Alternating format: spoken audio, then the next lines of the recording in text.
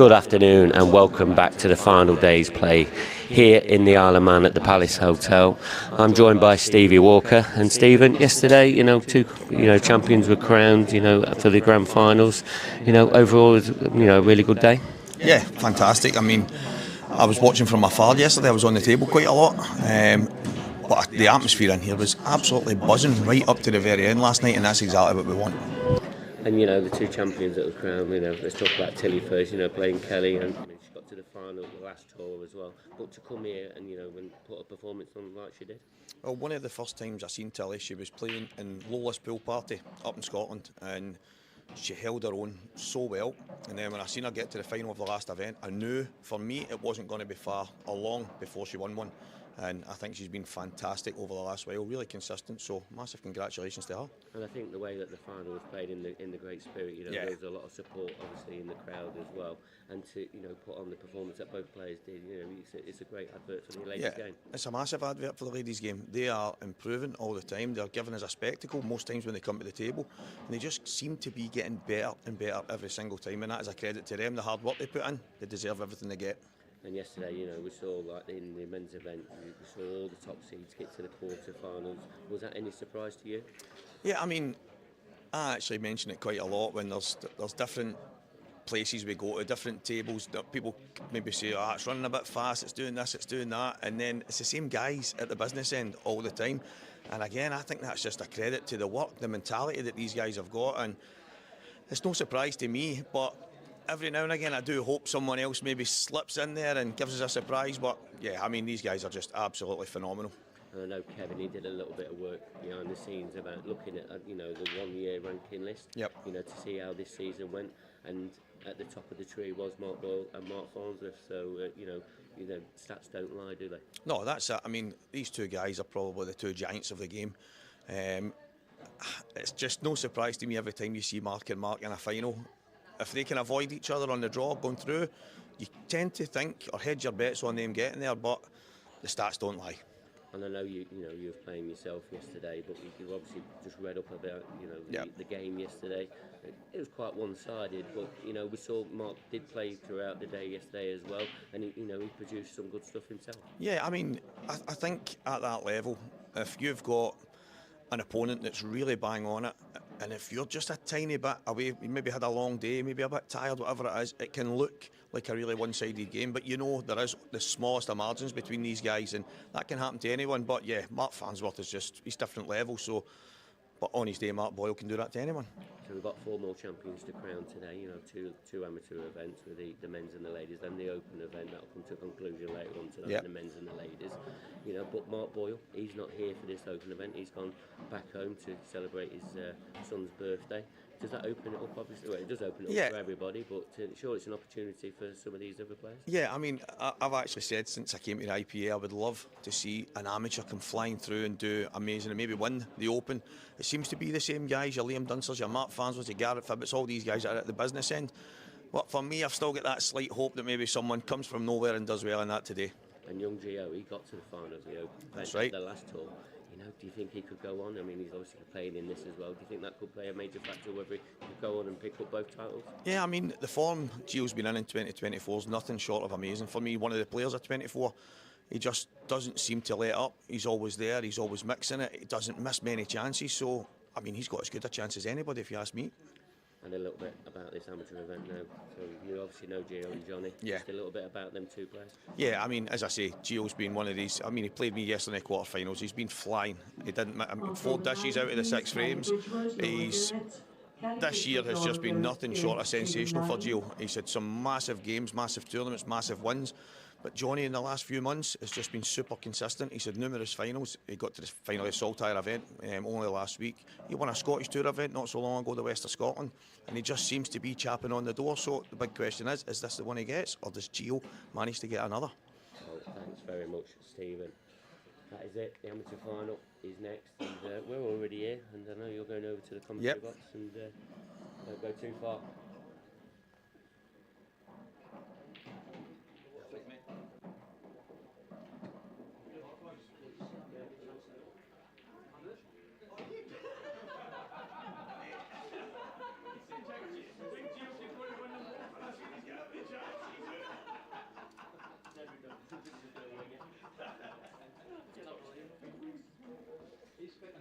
He's got it all right.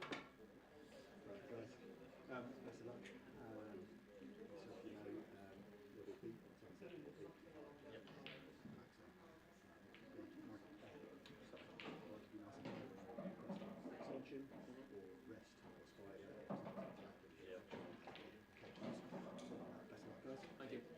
When you're ready, please like the break.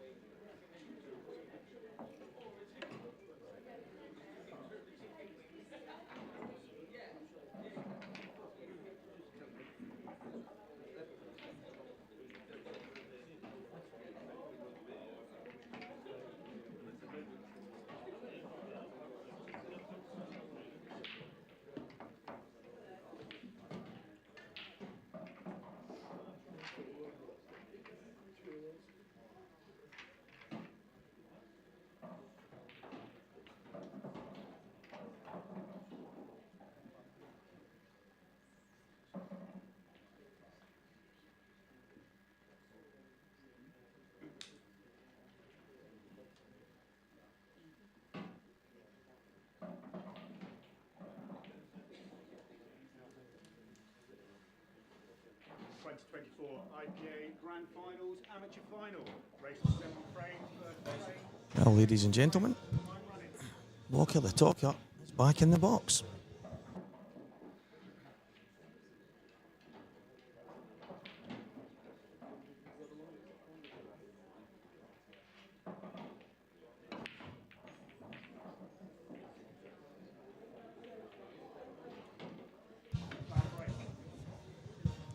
Sorry guys, an issue with the wires and the microphone there. But Gio Edgar, Johnny McDermott, what a final we have in store. Both of these guys, especially in 2024, Gio has been incredibly consistent. He's had numerous wins. He's always at the business end. And then we've got Johnny McDermott, who in the last 3-4 months has been absolutely exceptional. He's been so consistent. He's always there. And can he get over the line? And what is likely to be both of these players' last amateur, well, I say last amateur event, we've got the World Championships.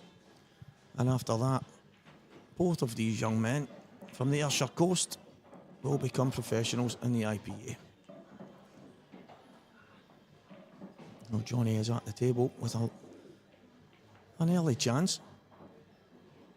And they're all there.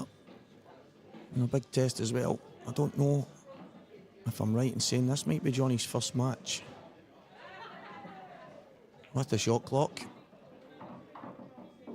And it's always a bit unsettling if it's not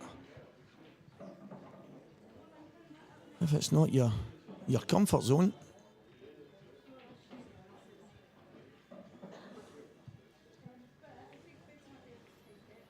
He's going to play a kick here. That's not come out the way Johnny would have hoped.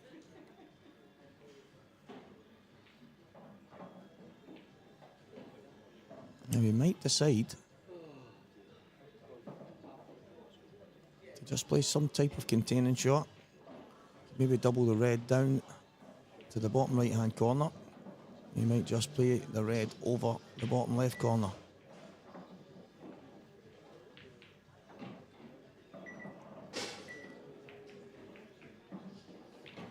And it's something along the line of what he was trying.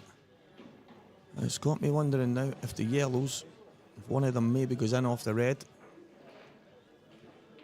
and would open that bottom left corner up, and then it's just a case of the black ball. Does this yellow slide inside? It looks tight.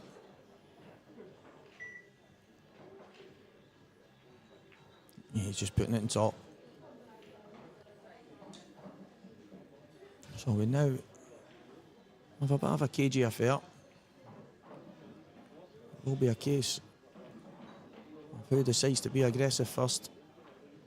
Right now there is no rush by any of these two.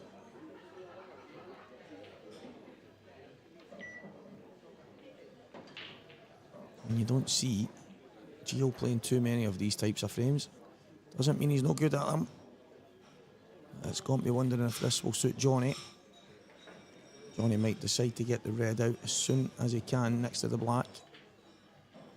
And that'll give him the chance to be aggressive.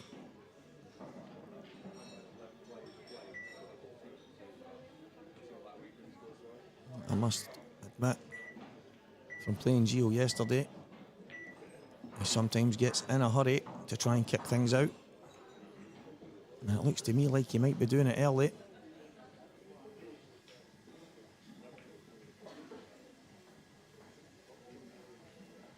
I'm going to try and slide this inside off the red, I think. And let's push that red further over the bottom left corner. Nice to put a face to the McCoy Soundtake Best English School. I would love to put a name to Best English School, but I'm going to assume that I met you this weekend. Or you've obviously just seen me on the TV. That's what it is. Must be strange saying that guy doesn't look anything like Alan McCoist.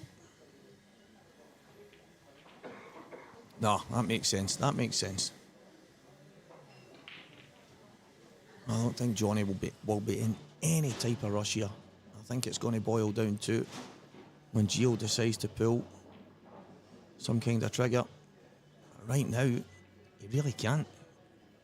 It's just a case of congesting this pocket. That's not a bad shot, man. That's not a bad shot.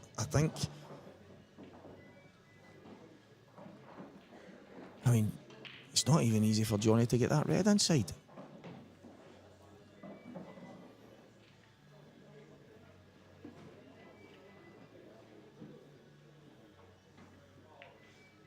Right, he can now. Clever stuff from Johnny. Just wants to make sure it doesn't drop.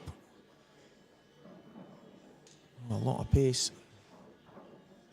Yeah, Johnny can go here. If that red goes in clean, Johnny can kick onto the black. The red it will clip the knuckle, may go towards the top bag, but if he plays it right, he might have a chance here.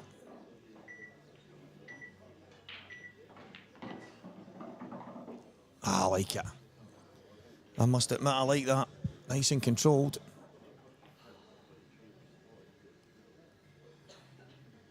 I think he's okay. I mean, I don't know if he's not on the one to the bottom right.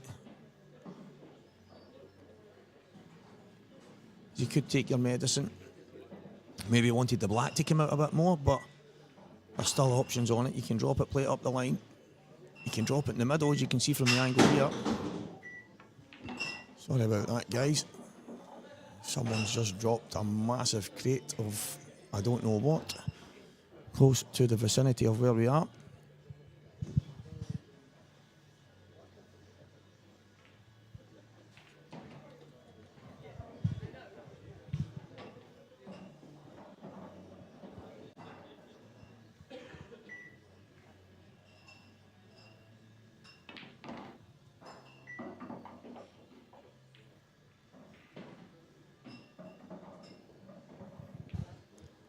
So he can play on it now anyway. He can just drop on it and he should be okay. I don't think he's got any major issues here at all.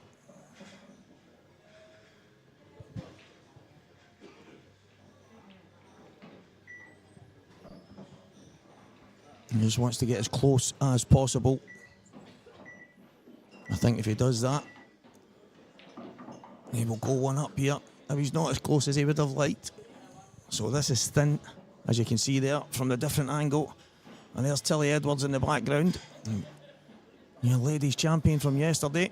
Massive congratulations to Tilly. She's been phenomenal over the last while and deserves everything she gets. And Johnny does get the first frame on the board. And remember, guys, this final is a race to 7. Definitely 2 form players. And you can see it's all still happening. Looks like Gav Robinson in the distance. And Corey Reese there. The ladies are up in the background. The ladies amateur still going on as well. is absolutely non-stop in here. I have to say, a big shout to the people of Isle of Man, especially the people that kept the food place open late for me last night. Scott Anderson, Norrie McLean, the newly crowned Scottish international pool player, Scott Anderson. Andrew Marlowe actually played him last night in the last 32 before playing Greg McMillan, and then Gio beat me in the quarters. There's Greg McMillan there, Liam Dunster, Sean Michael McGiff. This final has brought out the very best. There's one of our commentators in the background, Big Dan Fairway. As you can see, guys, in the background, it is all happening. Big day, lots of titles still to play for. But the one that's most important to these two guys is the final amateur tour event title of the year, the grand final.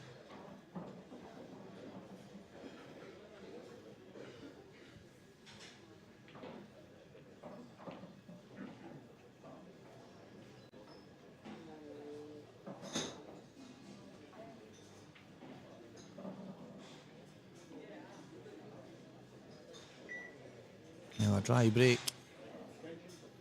I had 3 of them yesterday, and Gio wiped the floor with all, well, I think I had more than 3, but he wiped the floor with 3 of them. In fact, I didn't. He beat me 6-2. I had 4. And the one that I did get a ball, I won that frame. I lost 6-2 to Gio. He dished 3 of my breaks, 1 of his own. He was just ruthless. But you have to break well against anyone of that talent.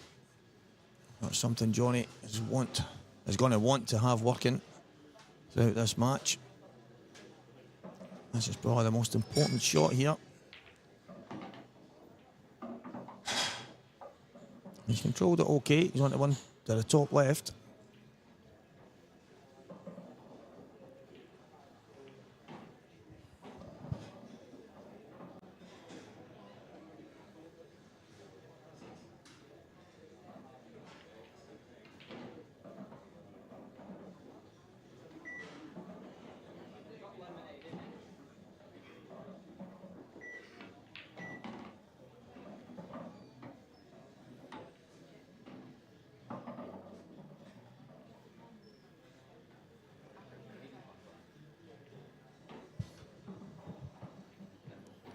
It's hard to see where the mistake can come from here.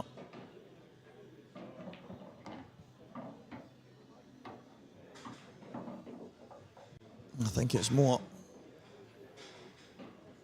just the red between the yellows at the bottom. Just needs to get to the left-hand side. The only question is, he needs to get the right angle to just push through for the black.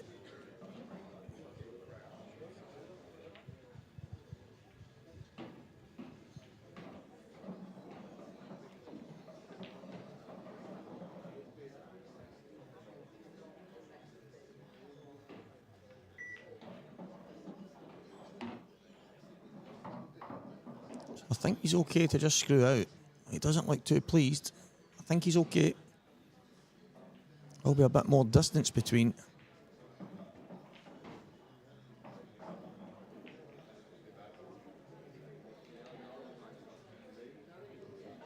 The cue ball and the black.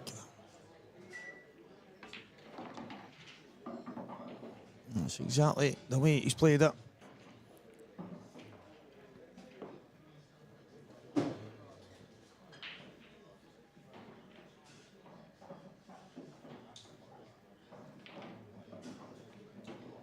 So this black to square things up here. And it is 1 frame apiece. Both players losing 1 each on their serve, if you want to call it that. It's on the break.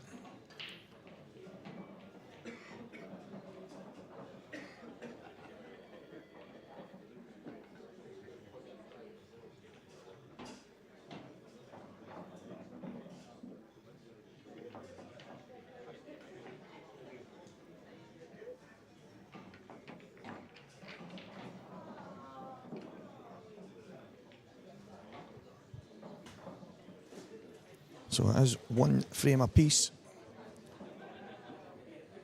Early on a Sunday, almost 300 people on watching. That's good stuff.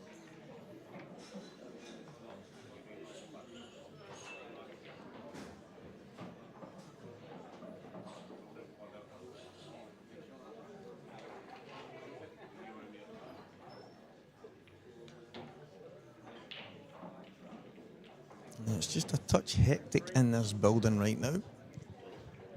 People coming from all over the place.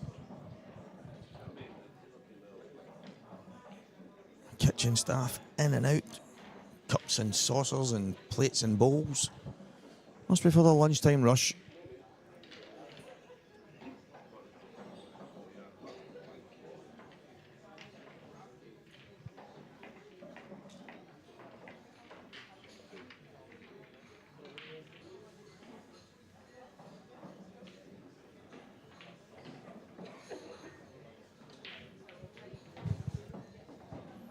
So how's everybody's Sunday going?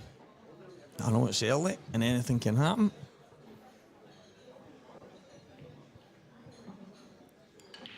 Well, if you want to go mental on the chat function, please feel free.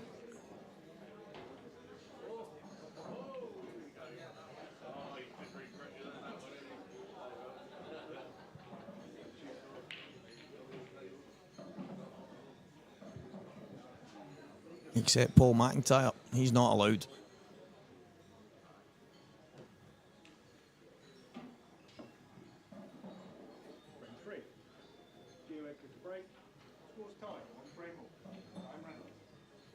So frame number 3, Gio Edgar will kick off with his break.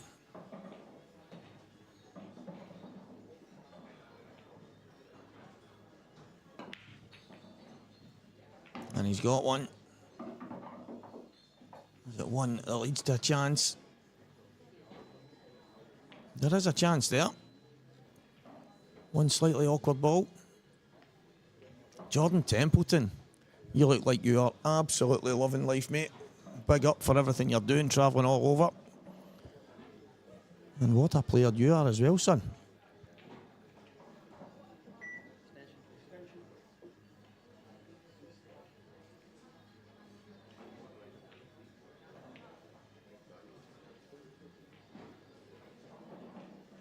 I don't imagine you get to play much on the boats, Jordan.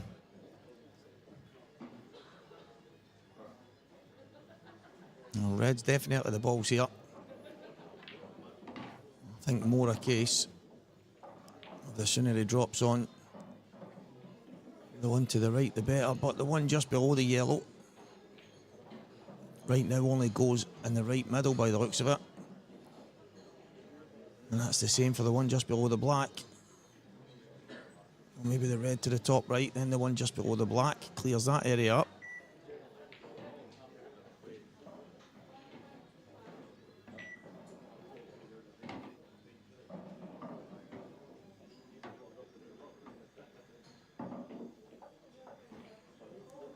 Still a couple of things for Gio to work out here.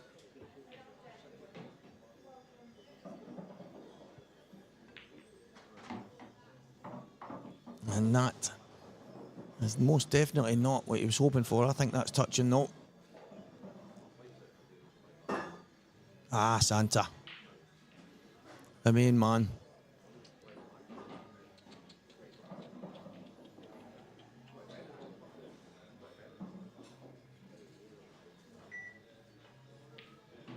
You can rest assured here, Gio will be having a go at this. He won't be going for a hit, he'll be trying to pot it. You see the pace he played it at. Wow.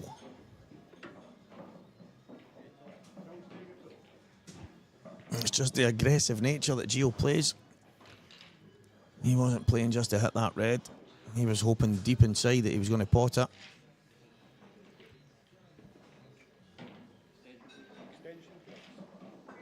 And he's got a fortunate rub, if you want to call it that. Spanner Austin watching from Ireland. Great to have you on, mate. Phenomenal. how far and wide people come and watch these events. Long may it continue.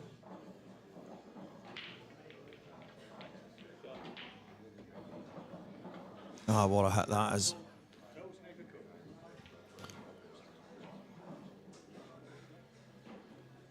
Good afternoon, mate. I will give you a message as soon as I'm up the road. It's just been a bit of a hectic weekend. I will give you a message, mate. And that's a great shot from Johnny McDermott. Absolute fantastic hit. I think he'd have just been happy with any contact and maybe the white going across. Something I noticed yesterday. I put G on a couple of snookers when we played. His angles to get out, even 2 and 3 cushion escapes. Absolutely different class.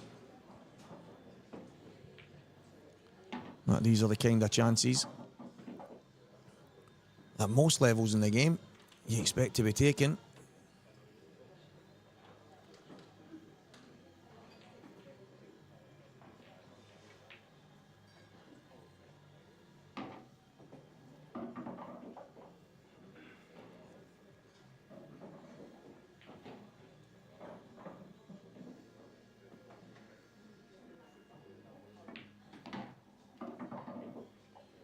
He's definitely not came as far as he would have liked there.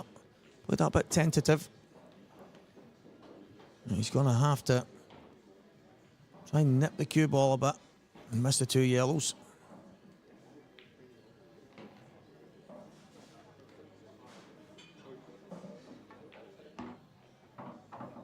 And it's good enough. And it's just going to be awkward. He's going to have to play it in off, I think, the left-hand jaw. I'm not sure he can get out. I think he might have to play a snooker here. He won't want to.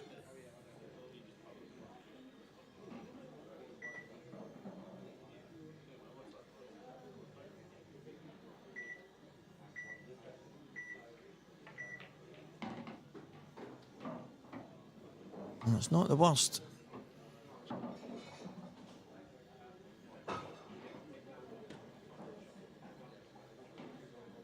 He can't do much with the cue ball here.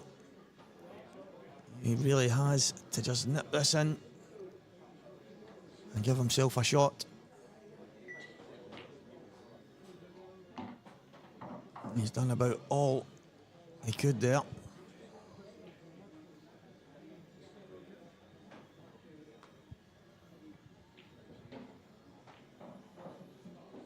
So a big shot for Johnny here. Those yellows were roll-ins. He did make it slightly difficult, but I think that's a good recovery. The last yellow and black, 2 cracking shots, and Johnny goes 2-1 up. Richard watching in Scotland. Cheers, mate. Fantastic. Patrick, the prize money, I could not give you the breakdown, but I think I'm right in saying the winner of this match gets $5,000. So, but as I say, I don't know the breakdown. I don't know if I'm in a small minority. A lot of you guys that are watching, I'm assuming that a lot of you play pool. Perfect.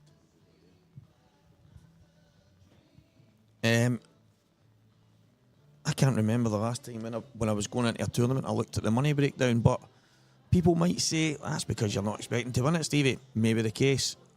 But I think all I've ever looked at is saying, I hope I win this title. I hope I win this. I hope I go far. And whatever comes is a bonus. But I do know, I think what I've been told is it's $5,000 to the winner. So, yeah, Stuart, it's absolutely incredible how far they've came. The hard work that they put in away from the tournaments, the practice table. I mean, I don't think anyone practices as much as Gio, and it is absolutely exceptional the hours that kid puts in, and you deserve everything you get out of the game when you do that. Johnny worked with me for a wee while, and I got to know Johnny a bit better and his desires. And is it not as big as 5k? It's just what I was told starting heading into this, and it was actually Johnny and Greg McMillan and that were talking about it, so I don't know where they've seen that.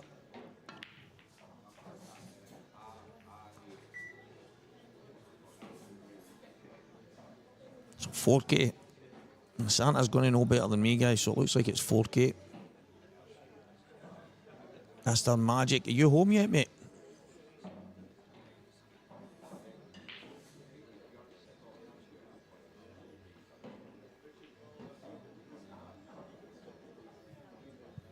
And if it's not 5K, I think that's terrible, Santa.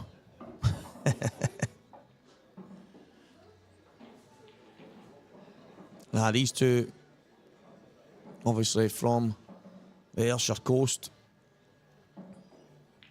two phenomenal talents. It's just the consistency that Gio's put in this entire year, and Johnny over the last 4 or 5 months has just been nothing short of exceptional. You need to have a desire and a desperation to get to a certain level to get any degree of success in both of these kids. And I call them kids because Johnny's only in his early 20s as well. They deserve everything they get out of the game because they absolutely put loads in. So I think a lot of credit has to go. I think there was a guy they learned a lot from, Joe Herron, I think his name was, taught them everything that they know.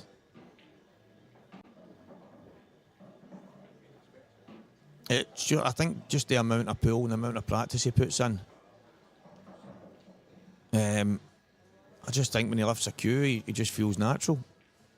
There you go. It's not even as much as that. It's only 3K. So it's dropped from 5 to 3.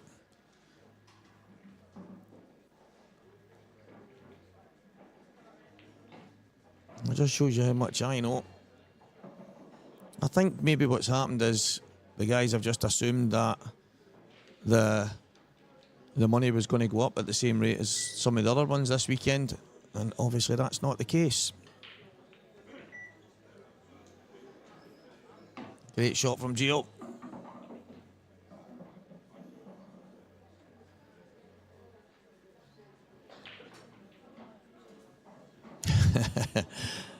Don't party. Don't waste yourself, kids. Get on the pool table.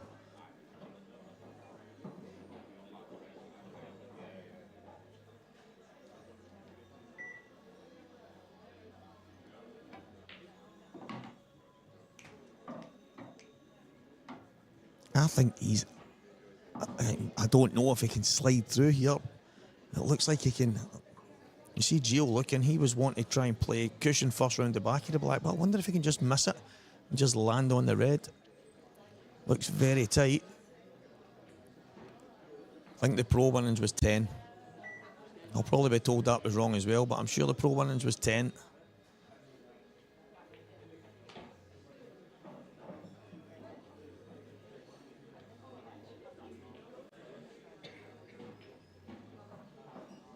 But again, there's more people on that can educate better than I can. Leon Sagopa, Master Leon from South Africa, and my horse is Gio Edgar. Well, I mean, that is exceptional stuff.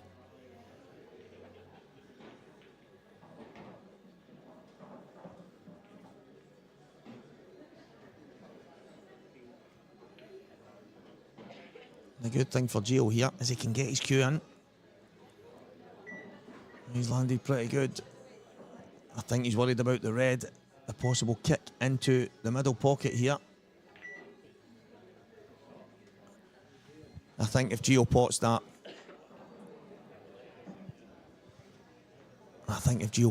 he's probably in off.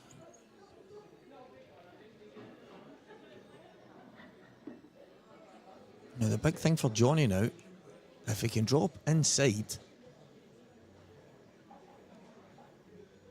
where the black is, and that obviously not as close to the black, but if he can get inside there, all these reds are in a decent position, and I think he's got the position to get on the top one right now.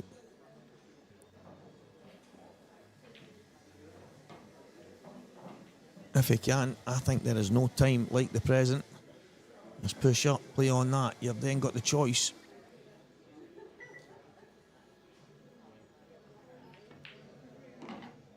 It's a slight angle. He's got it.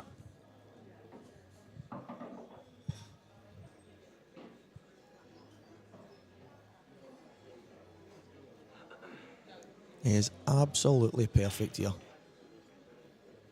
With the black hanging over the top pocket, it is not easy, no matter who you are. This is big pressure. He needs to cue it in, and he's done so. He's absolutely perfect. I wonder if he can just about drop it in.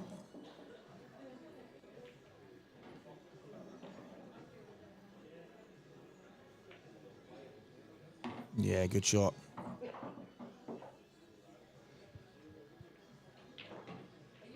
AJ, I fully agree. It's probably the reason why I have got no clue what the money is.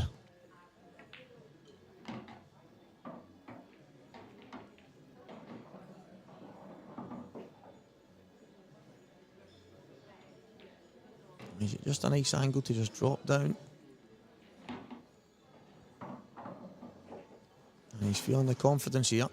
Didn't even chalk his cue. Johnny's going to go 3 frames to 1 in front here. Gio was severely worried about the in-off. And I actually remember Renzi said to me, maybe a year or two ago, I came off the table and I said, Renzi, I couldn't commit to it. I thought I was going to get an off. And he said, Stevie, sometimes you have to just pot the ball.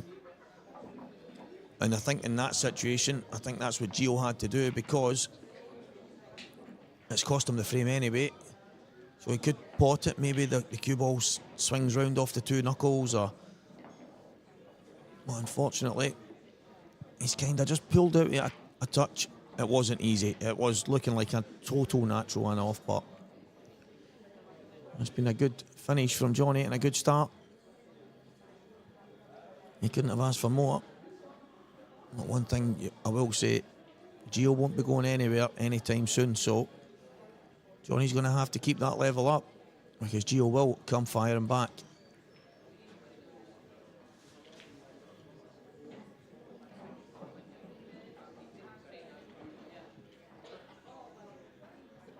Kevin Kirkham in the background with Gav Robinson.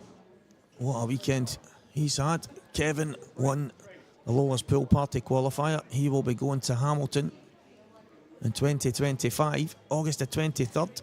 Pencil that in, guys. That is only the beginning. Gio gets a ball. Oh, the cue ball was so close. I thought it was going to follow that red in, but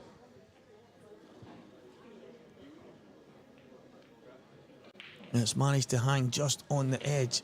But I don't see... Is there an opening pot anywhere? Does a yellow pass into the middle? It looks like it might.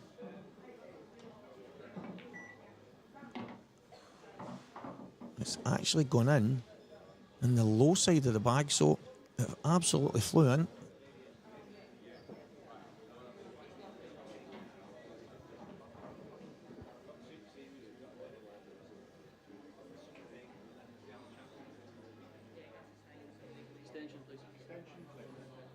Yeah, this is a tough shot. He's going to have to nick this. It's quite close. He has to give it enough pace, has to get the cue away. This is nowhere near easy. It is so thin. And the pace he has to put on it, he has to get his cue away from that cue ball as quick as possible. He doesn't want to be caught in any kind of double hit.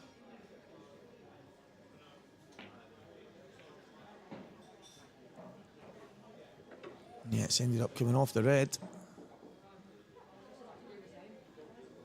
He's left nothing easy.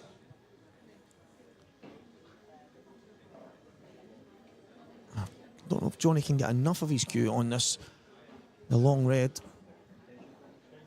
It looks like the red in the bottom will sneak in, maybe cushion first off the yellow to the bottom left corner, so there is a half chance here for Johnny. There's definite work to do. I don't like jacking up and digging down as much as that. You lose a bit of control. The cue ball will jump ever so slightly.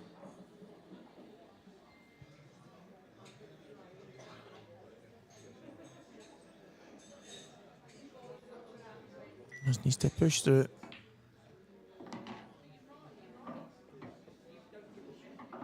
Now, can Johnny McDermott step in here and make this chance count?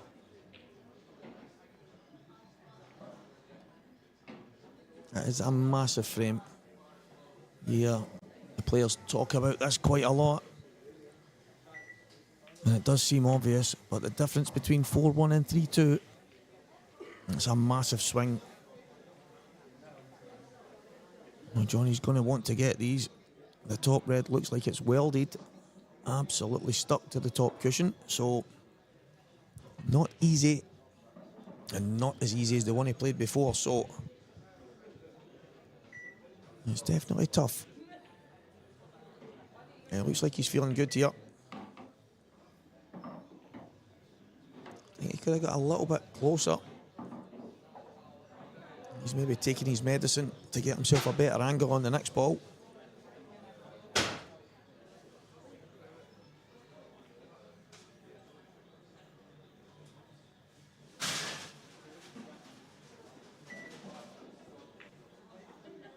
No, as I say, guys, that wasn't easy. I think if he was closer, it would have been a bit better in the sense of probably better taking your medicine on the next ball than that one across the cushion, but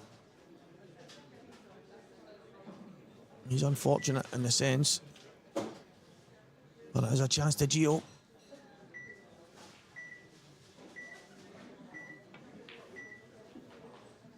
That's not going to drop.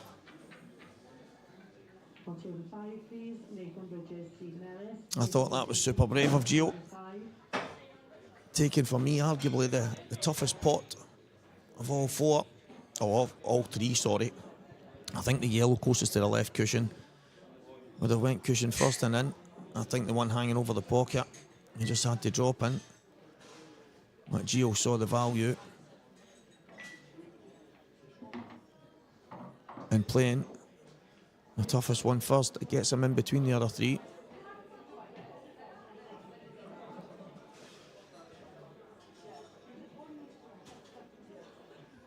A cracking crowd watching this final. Absolutely phenomenal. The buzz in this place. Johnny's played it well.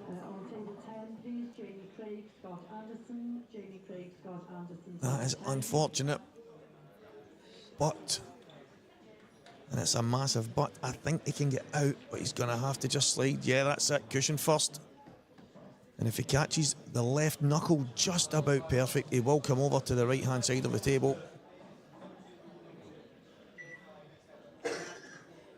It's not easy though. Oh, Johnny.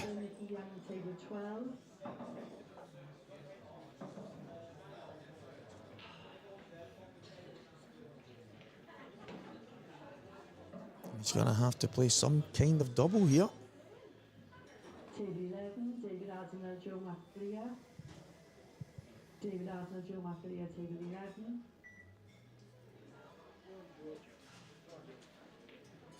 Massive shot. Tables around here. Table 5 for David Adner and Joe McAleer, please. Table 5. And the red goes safe. Table 11 for Nathan Bridges and Steve Merritt. And Gio will not make a mistake from here. Locals can support their locals. It's very rare that he makes mistakes. And he's already made one in this frame. He won't make another.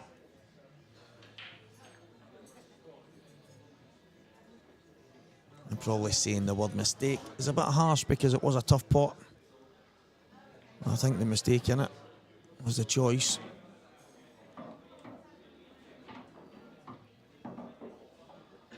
But Johnny Just not landing in the prime position.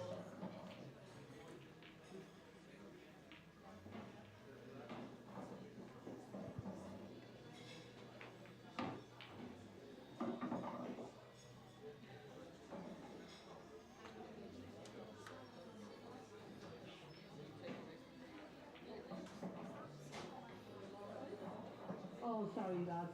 Yeah, he doesn't want the one right deep in the jaws as last, but I think he's going to have to leave it. I think he's going to try and get on, or at least close to the bottom cushion. Yeah, it's exactly what he's played. Just giving him enough angle. Well, one cushion up towards the centre of the table.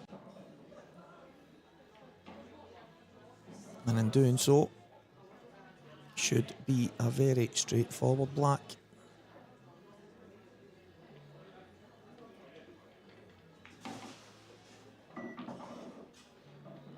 And you couldn't have put it better with your hand. It is 3 frames to 2. Gio hammering that home. On table 14, Dave Stratford, Adam Griffiths. Dave Stratford, Adam Griffiths, table 13. And as you can see, guys, it never stops. Matches on the outside table still going. All around this venue. And it has been like that from day one. From the minute it started here. The Festival of Pool in Isle of Man, the Palace Hotel. There's been team events, doubles events, there's been pool parties. It has been all go since early last week. And that can't happen without the players. So a massive shout to everyone that's been involved from day one. And trust me, it is a long week. Early mornings, late nights. You definitely need some endurance to do well in these events.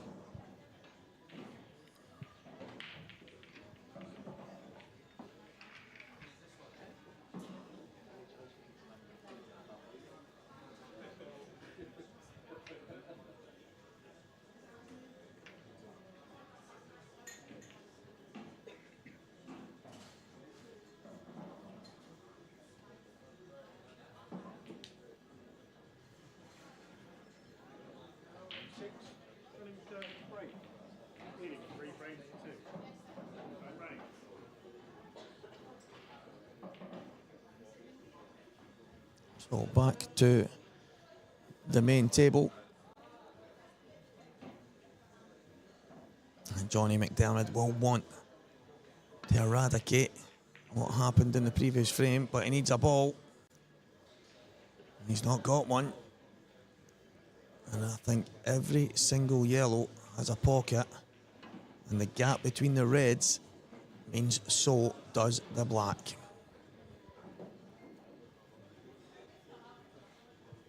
Now the yellow, the highest one of the two, is the only one that's slightly awkward. But the yellow below it, you can take in the top right and then take that yellow in the top left. So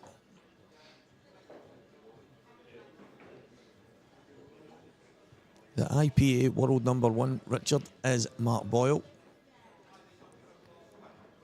And the amateur number 1 is Gio Edgar.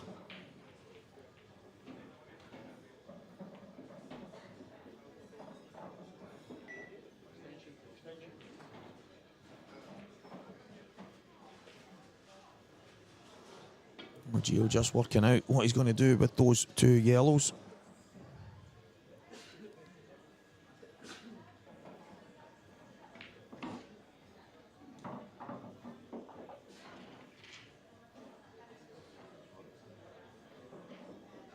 He's a bit straight here.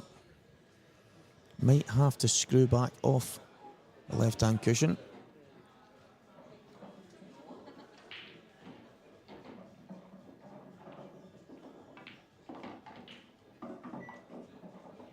Yeah, he's just about perfect there. This gives him a chance to get up on.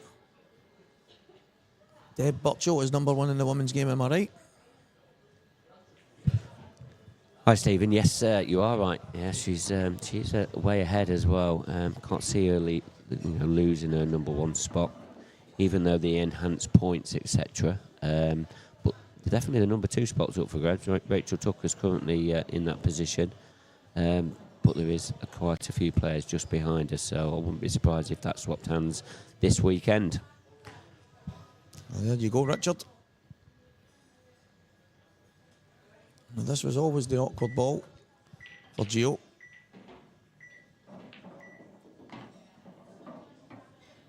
I'm delighted you've joined us, Mark. Yeah, I have, and just trying to plan the day really. I mean, this Sunday is always a little bit awkward. There's 4 tournaments going off. We're just trying to make sure that the stream runs, to schedule as good as we can, and just make sure that we're showcasing as much as quality as we can. And there's some brilliant matches coming up, Stephen. I'm going to announce them very soon. Anyway, I'll let you know. Yeah. It just takes a little bit of planning, and if you don't plan at the start of the day, you're sometimes chasing your tail. So it is important just to have that little bit of a timeout. But yeah, I'm pleased that I've just come back into the stream just to see how this amateur final unfolds. But it looks like it's it's going to be a close one. Yeah.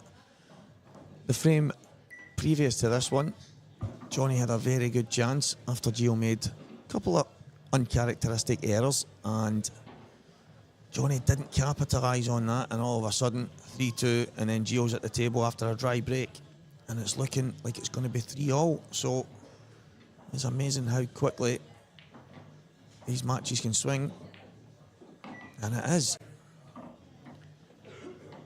Kept himself very still there, and that's what you've got to do with them longer pots. Anybody just learning the game, that was a really good example. Yeah. That's one of Gio's biggest strengths. Everyone that knows him knows he puts a lot of time in, and he gets all the rewards that he deserves. He's been going and playing a lot of snooker and doing fantastic at it. He's been playing American pool, doing fantastic at it, and I think that's testament to Gio's cue actions, how still he stands, how perfect he cues through the ball. So, and you see it right there, a perfect example of staying still, staying down on that shot. I don't even think he lifted his head until the black was already down the chute. No, he's got a very long cue action as well, which helps with probably playing multiple Cuesports is probably the best way of explaining that. So a lot of matches still going off, as you can see on your screens now. This is pretty sure last 64. Last 32 is going to start around 2 o'clock. And then we'll get into the latter stages, the important stages, and we'll keep you up to date with a lot of them results as much as we can. But if you want to follow them before we announce them, then see the links on our social media pages or our website, ipapool.com. There's plenty of information on there if you need to just go on there and find out anything. Or ask us on the chat. We'll answer any questions. We're quite approachable to answer any questions if we can.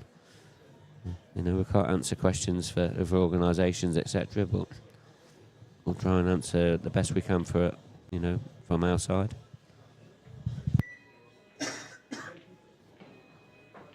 But yeah, this amateur final, we knew it would be tasty before it started, but sometimes you don't realise how tasty it is until it gets underway. And at 3-3, it's all to play for. Well, I wasn't sure if he could get through to that. Yeah, I mean, Gio's been phenomenal for the entire year. In the last 4 to 6 months, Johnny has just got better and better, and it's no surprise. I think this is 5 finals now in the last probably 4 or 5 months, and one that he won. And I think he's just chapping on the door so often now. The consistency levels have gone up. But he's going to have to be at his best here if he wants to tame Gio. It's just a yellow down at the bottom right. I'm not sure it goes. But when Gio starts potting, it makes me think it must. I'm sure he has a plan. Yeah, I'm not sure if you mentioned, Stephen. He probably already have, but he's come through the loser's side on this amateur. Yeah. So he's had to play a couple more matches, hasn't he? And, that can take it out of you. Yep. Yeah, he got off to an awkward start. I mean, speaking to him early yesterday, when everything was on the go, and he actually used the words that he was rotten. He's like, Stevie, I'm rotten. It was obviously just one of the matches he had, but it's tough to keep Gio down. He came firing back, had to play those extra matches, as you say. You know, Gio's been here since Wednesday night, you know, because he got involved with some of the festival competitions, which was great to see. You know, he's come down and tried his hand at a couple of the events, which is brilliant.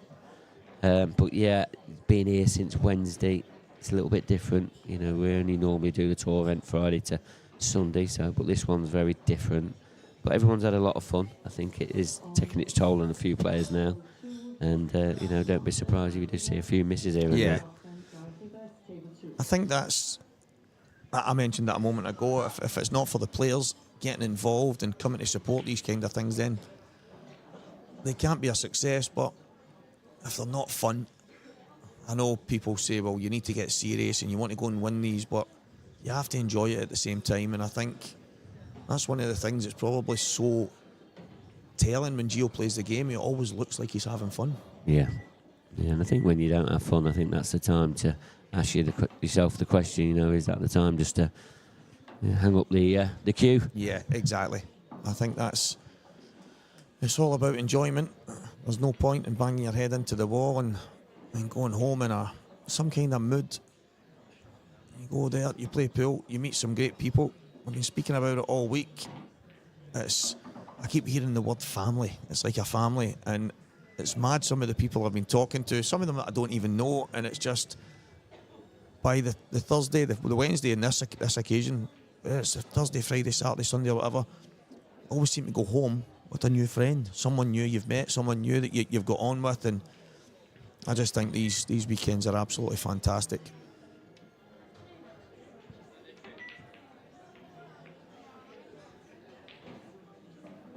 I think he was just hoping to make a bit of a mess there. But these are the chances that Johnny has to take, especially at 3-all.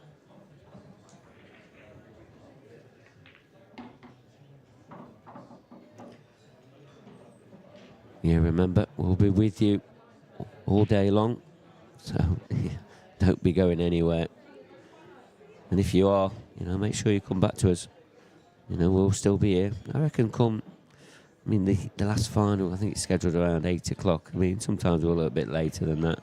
But hopefully around that time, you know, you will be seeing who's going to become the Open champions, and also who becomes the amateur champions. And this is one of the amateur events, the men's and the ladies. The ladies amateur will be played later on today. We've not got an exact time for that just yet.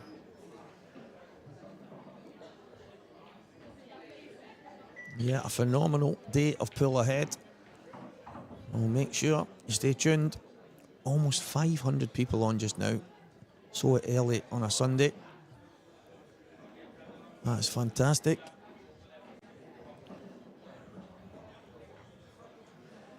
You actually think that Johnny needs this frame, doesn't he? Yeah. You know, trying to stop this mini comeback from Gio, and just, you know, set his stance out of, you know, how he's thinking. I was saying to the viewers that Johnny and we worked together for a while, probably the best part of 8 months, and I got to know Johnny really well. Probably the one thing that he would be quick to tell you that he can sit in his seat and beat himself up on things that have happened maybe 2 and 3 frames before. So I think it's something he's been working on. Obviously had a big chance to go 4-1 up. It's now 3 each, but this frame would go a long way to helping him forget about that mistake. I think Johnny, you know, he's come on leaps and bounds. You know, he's supported a lot of the IPA events, especially when we've gone up to Scotland. And, you know, it's nice to see him, you know, consistently playing on the tour now. And we're actually seeing him become a very top quality player. Yeah. You know, it's no surprise to you guys up there, but it's nice to see somebody else. I don't know what you put in the water up there, but it seems to be players coming through pretty much every minute of the day. I think we're just really blessed in Scotland with the amount of pool we get to play, the amount of tournaments. There's so many different tours running week after week, and it's It really is. It gets to a point where you have to pick and choose the ones you're not going to play in, because there's that many. It's not a case of looking to find a tournament to play. It's literally saying, right, next month I'm just going to leave that one because I've got X, Y, and Z after that. So we're just really, really lucky with the amount of organisers and people that are willing to give up their time to run these events. And yeah, we're pretty spoiled. Certainly are. Just looking on chat there. Francis Ryan. Is it Mugema? Mugema Francis Ryan? Says, can you help someone with a website for the official blackball rules? Well, the official blackball rules are on the WPA website. So go to WPA, have a look on their website. They have the official rule set because they're the official body that's in charge of the blackball rule set. There is a copy on our website as well, but if you want the top official one, that's where you go for that. Because we do have some slight changes to our rules here for our tournaments, which is sanctioned by the WPA because we're in them structures as well. Paul McIntyre, that's an interesting fact there. Look, it says Johnny's temperament has come on leaps and bounds, Stevie. Yeah, I mean, that's Johnny's father-in-law there, and it's very true. And imagine how much further it would have came, Paul, if he worked with me longer than 8 months. That's the difference of being with Walker the Talker. Yeah, listen, he's always been so talented. He just had a problem beating himself up so often. There was one match in particular, he was playing Davy Market, top player up in Scotland, and I think Davy dished 5 frames in a row. Only thing Johnny did was break dry twice. And Johnny was beating himself to a pulp. He was really, really... And you're thinking, Johnny, you've not done anything. You can't do anything. Just settle down. And he has worked so hard away from the table to try and fix those issues. And the consistency level over the last few months has just been incredible. Yeah, and he's got to take credit for that, because that's sometimes not easy to do. Some people just pretty much give up. Yeah. So he's obviously had the patience to overcome all of that. And here he's saying he might start seeing some rewards pretty soon. Yeah.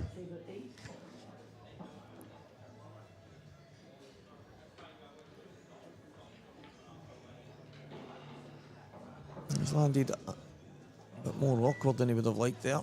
He was trying to get on that top yellow.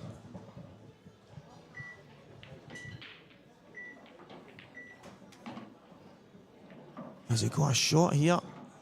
He's thin nicked it in.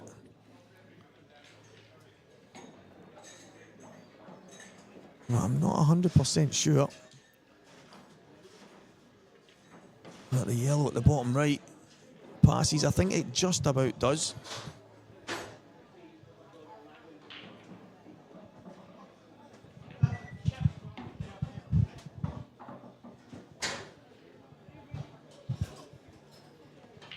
I think it just about drops in. You can see it there.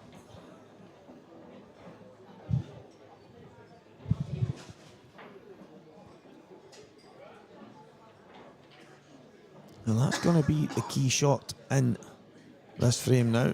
And I think it's going to be a shot for the black. I don't like kicking this yellow. I like the idea of screwing up just past it. Yeah, that's a good shot.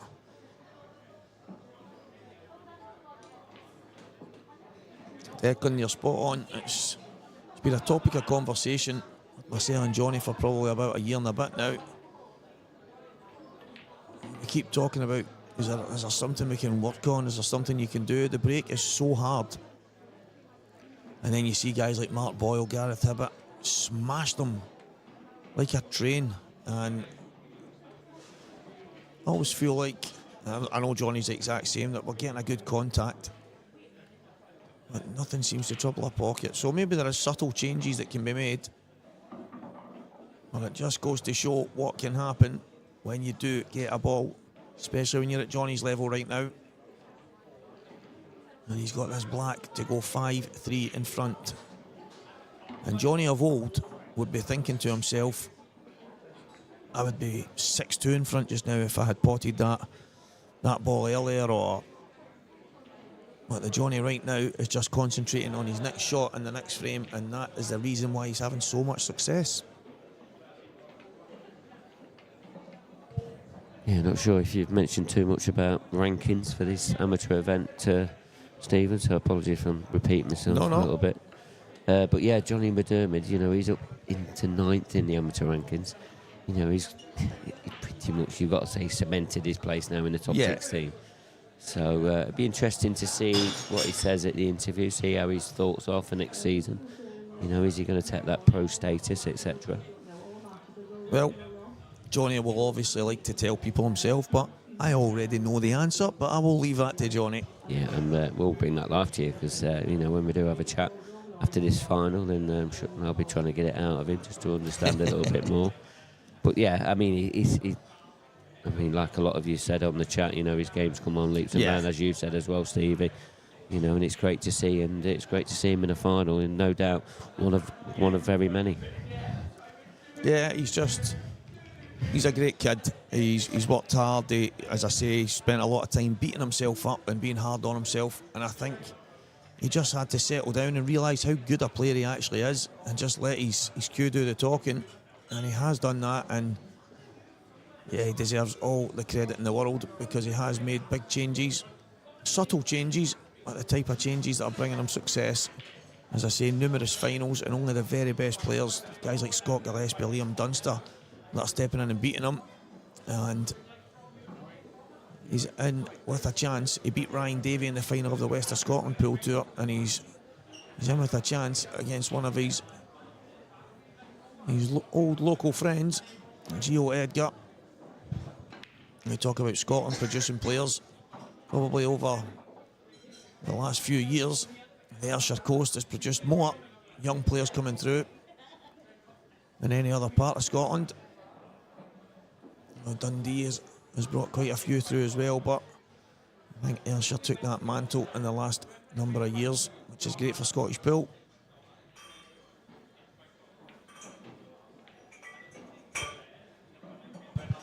Yeah, it'll be interesting to see how these amateur rankings end up because it is pretty tight there, all the way down to number 25, I think I looked at.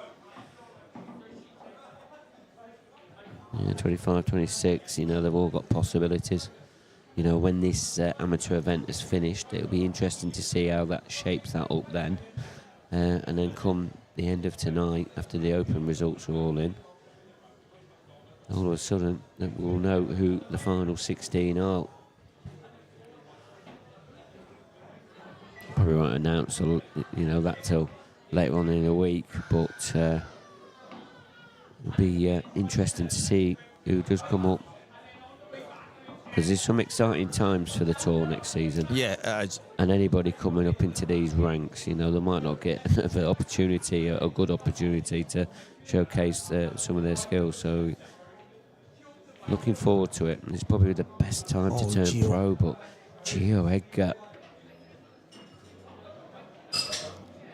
And that yellow of the two closest together looks like it goes into the bottom left corner. And if it does, it looks tight, but if it does go,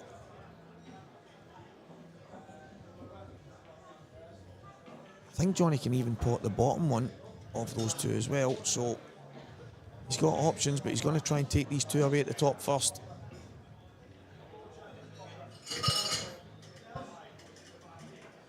What a chance for Johnny here.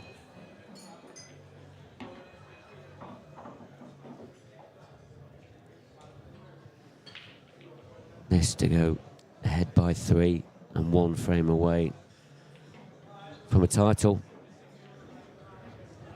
Yeah, and there is no doubt he will be feeling it, but he looks to me like he's right in the zone now.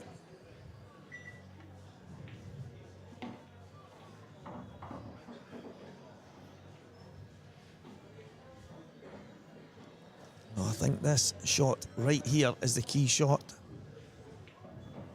He's going to play it in such a way, I think, that it's going to give him a choice of 3. He might just stun on to the yellow. He might just push through, give himself a choice. He has just pushed through. It's going to be the one into the right-hand middle.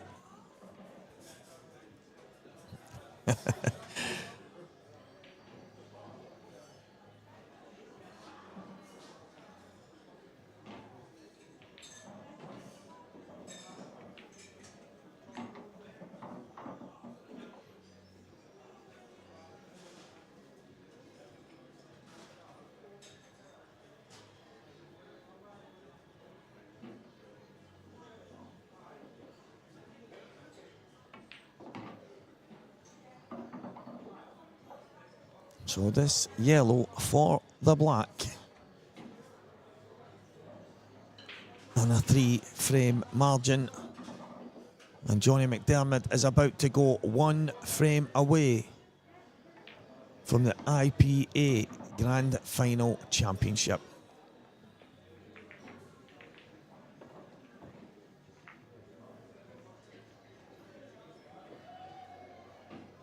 Mountain to climb for Gio. If anyone can, it probably is Gio.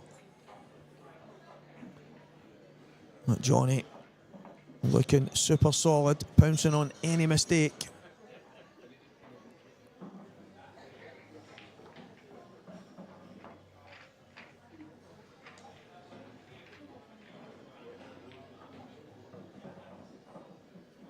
Can he get over the line?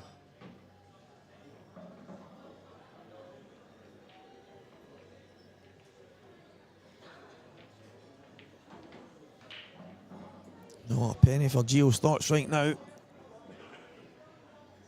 It's not like him to make some of the mistakes he's made. But he has had a long week.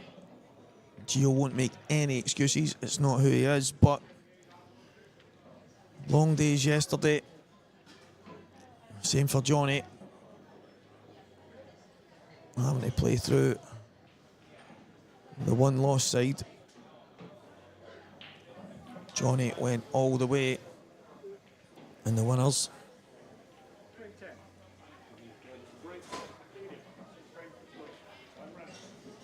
Oh, Johnny going down the middle again.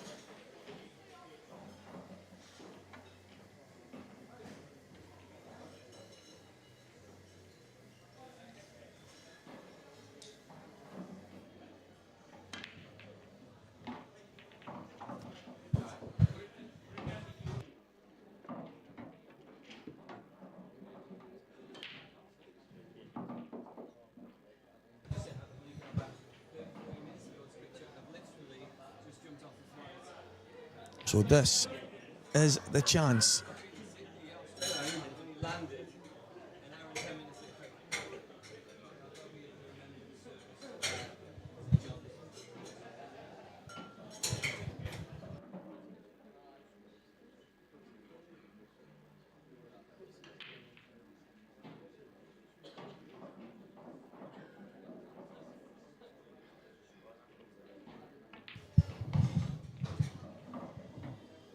Has he got the gap to get through to the yellow at the bottom? I think he has. And if he has, this is going to be the best chance he's ever going to have.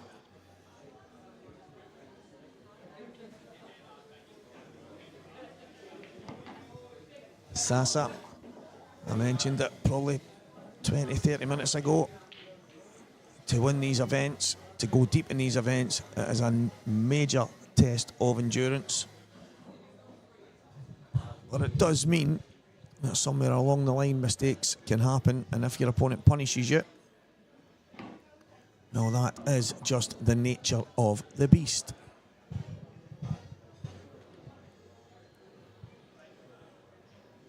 So 3 yellows in prime position. The black, not far from the spot. Is Johnny McDermott about to become an IPA Tour amateur champion?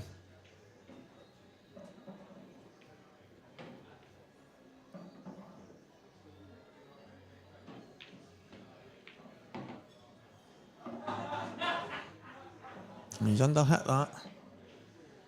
He just has to stay calm, just control it, and he will be our champion. He just has to stay calm, just cue it in, just nip it a little bit. Is he going to slide off the red? He decided to play onto the red. I don't like that. But he's got a shot to become the champ. Like I say, it's a bit more difficult than it had to be. He was maybe worried his cue ball was going to fly up the table, but I think he could have just nipped it in. But you'll fancy this. Is this the moment?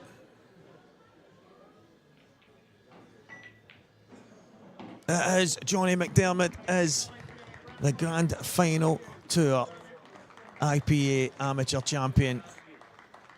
Like I say, guys, he's been knocking on the door for so long, and he deserves everything he is getting.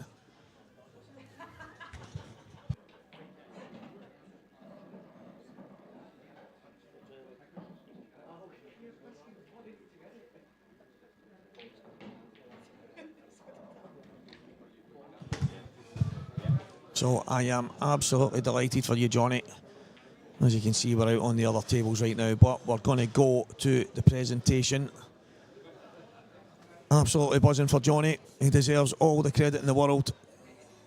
Commiserations to Gio. Unlucky, just one of those games. That Gio, let's face it, guys, he's going to be back. He's going to be on the Pro Tour next year, but the next step is the World Championships. But I'm going to hand over pretty soon, and I'm going to go and join the presentation party.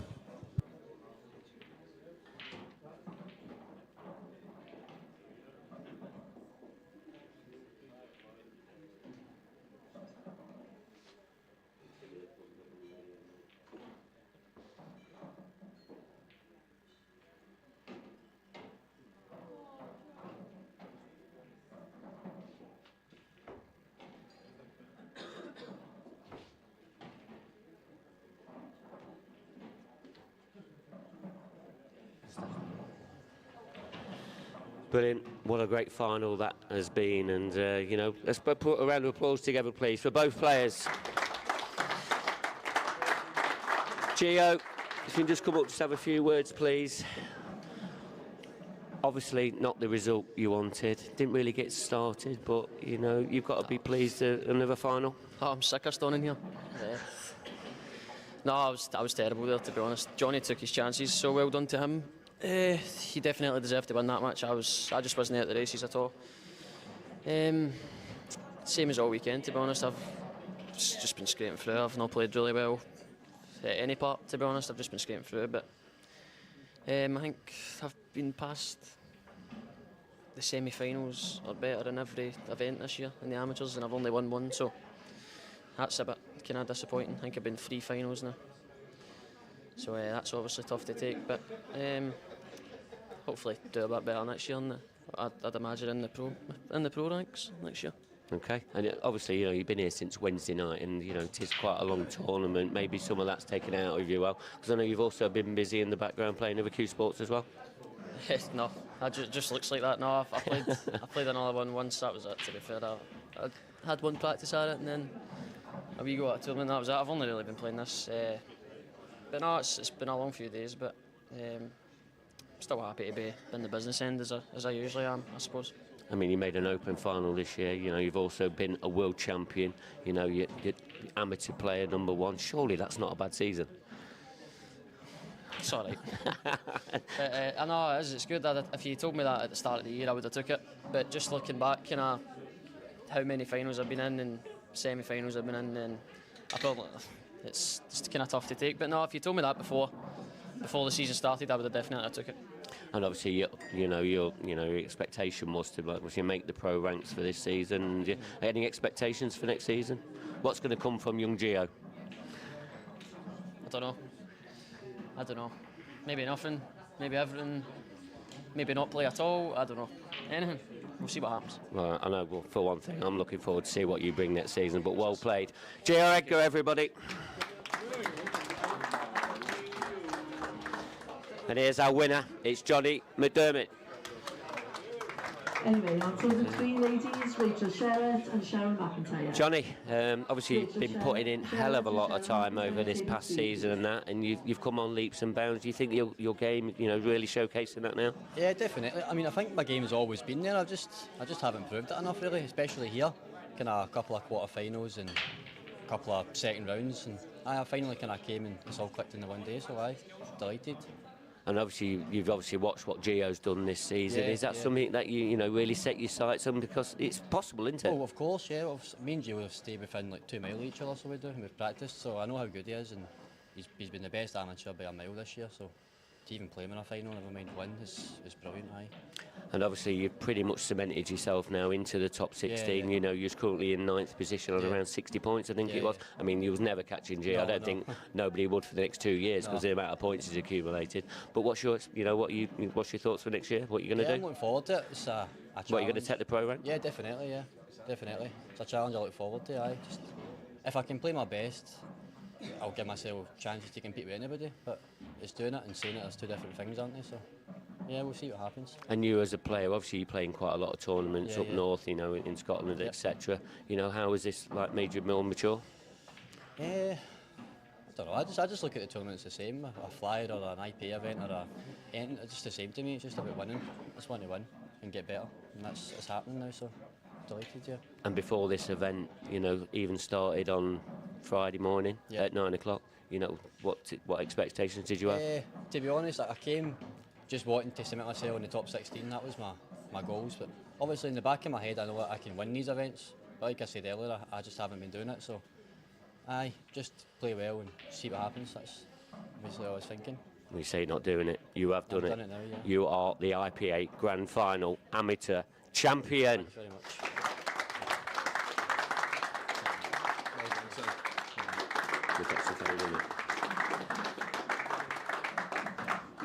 Well, Stephen, that's another new winner for the Amateur Champion. I mean, Johnny deserves the crown. Yeah, I mean, I mentioned it at the top of the show. His consistency in the last 4 or 5 months has been nothing short of exceptional. Numerous finals. He's won one, as I say, a tour event in Scotland. Just took the very best to beat him. And again today, he's went and beat the very best, the top amateur by a long way. And I think it's more than he deserves. And obviously, we always talk about these amateur players, you know, coming through the ranks and that. But these two, you know, they're right top of the best, aren't they? You know, and, you know, obviously going into the pro ranks next season, exciting times from both of them. Yeah, most definitely. And I think the temperament thing is massive. Gio's got it. You can see Johnny's got it now. The two of them have got the fantastic game, so they can compete. They can compete with anybody, and I'm pretty sure both of them will be looking forward to it. And obviously they've played so many times together, and no doubt we'll probably see them playing so many times even before the end of the year's out. But, you know, they've got everything possible for them now as well. Yeah, the potential in both of these is unbelievable. It's off the scale. How far they can go, who knows? That's down to them. It's down to the work, the continued hard work that they're going to put in. But as you say, I mean, they're only a couple of miles apart. They've grown up so close to each other, playing against each other, playing in similar teams to each other, and they're going to be going head to head for many years. Well, thanks very much, Stephen. That is the amateur event now finished, but now we're going to continue with the open event. So we'll be back in around 5 minutes. When you travel to the Isle of Man with us, the action starts the moment you step on board. Get fueled up, arrive fresh and raring to go. We take you there.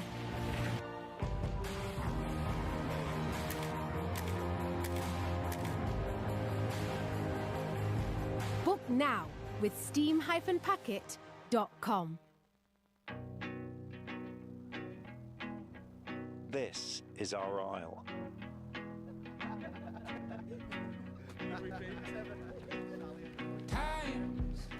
I'll rise.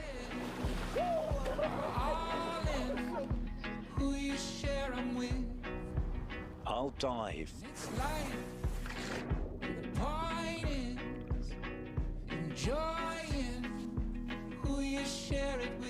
I'll breathe.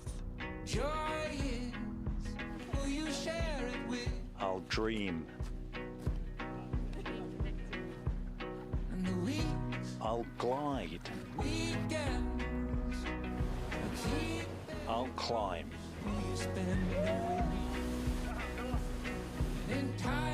This is our calm.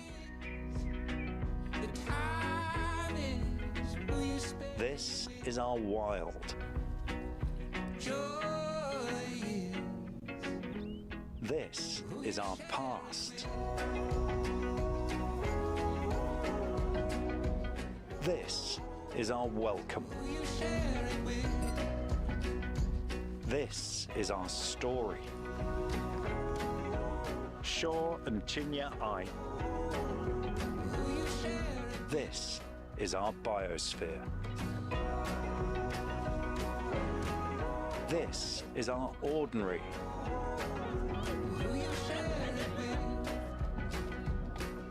And this is your extraordinary aisle.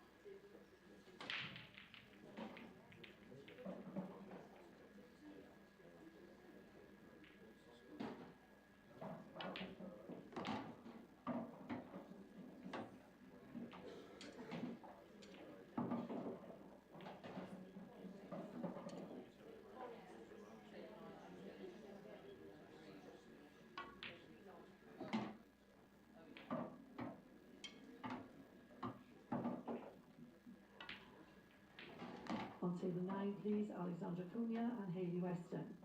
Alexandra Cunha and Hayley Weston on table 9.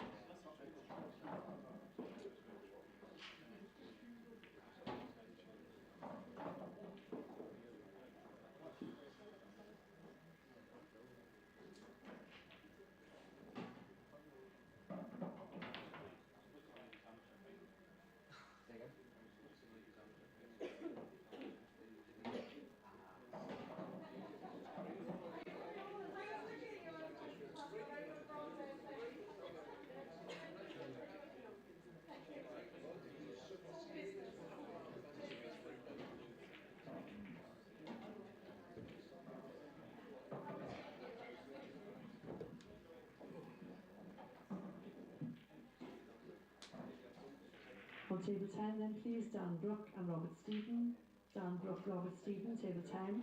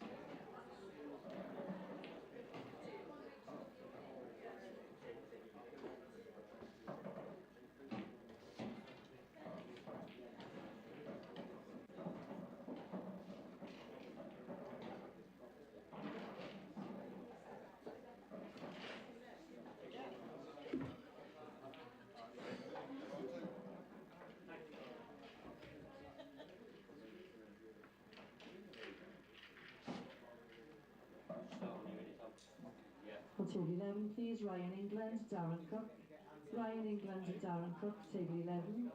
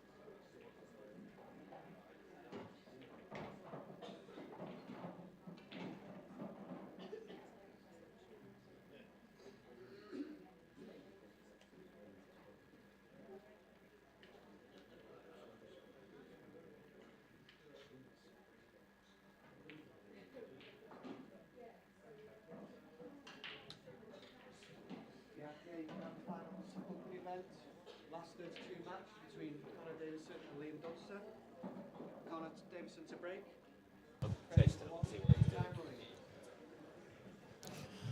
And welcome back, guys, after that fantastic amateur final. That was won by Johnny McDermott.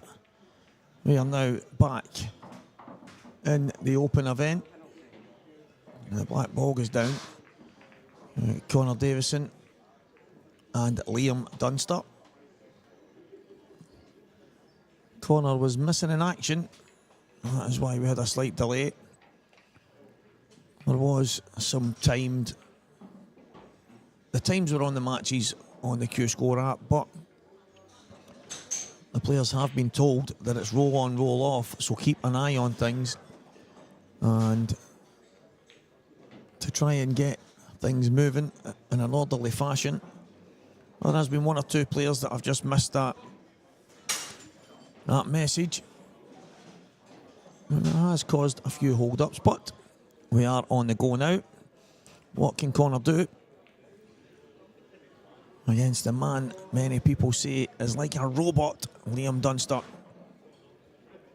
And I was talking in the previous match about Johnny McDermott's consistency over the last 4, 5, 6 months. Gio over the last year. You talk about consistency. Liam Dunster has to be in that conversation. And what has happened? He's knocked the black in his first break, which was decent. And now the cue ball goes in. So thanks everyone that has stayed tuned to watch this next match. I am Stevie Walker, or Walker the Talker, or AKA Ali McCoist, apparently. Without all of you guys tuning in, there would be absolutely no point me sitting here. I'm sure there's one or two people that would say, Stevie, you would probably sit talking to yourself anyway, but I don't know what was happening there. Oh, the time. Liam had to let them know that the time actually hadn't been started. I'll give you a little explanation and rundown of how it works. There is a button that refreshes the time. There is a button that adds an extension. There is a button that pauses for a timeout and stuff like that. They are very close together. I'm going to think that the timekeeper has maybe just clipped the pause button whilst trying to start the time. So Liam letting them know that the time wasn't moving.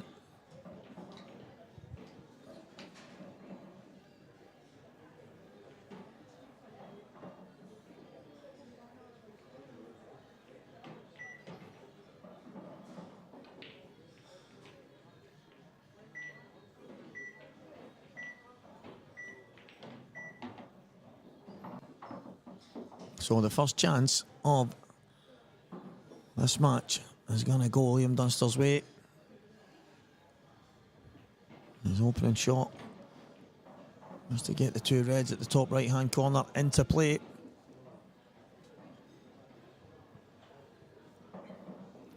He has done that. And there is slight awkwardness. He has to make sure he has a shot on the second red.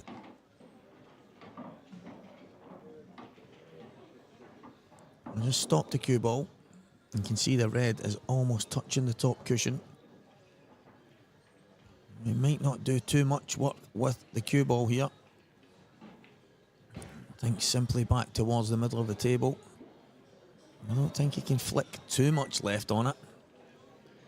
You want a bit of left-hand side, get himself over to the other side of the table. Can he put a lot on it? He can put enough. A good shot, Liam Dunster.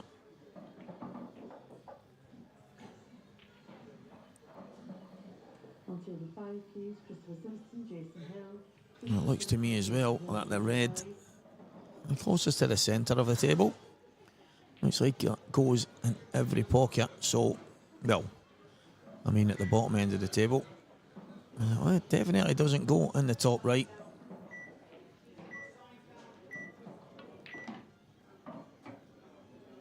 And what do the viewers think? Close to 300. Can Connor keep the pace with Liam? Or is Liam big favourite in this match?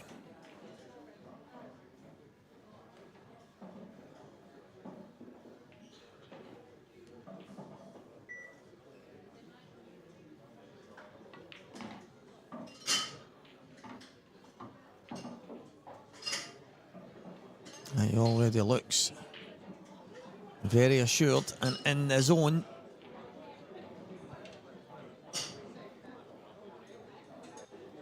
O'Connor's going to want to limit the chances.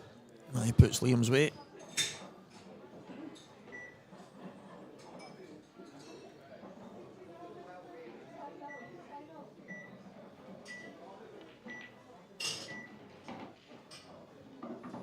And just about the perfect angle to come back up. The black into the bottom right-hand corner. He's came round the back of it. That's a good shot from Liam.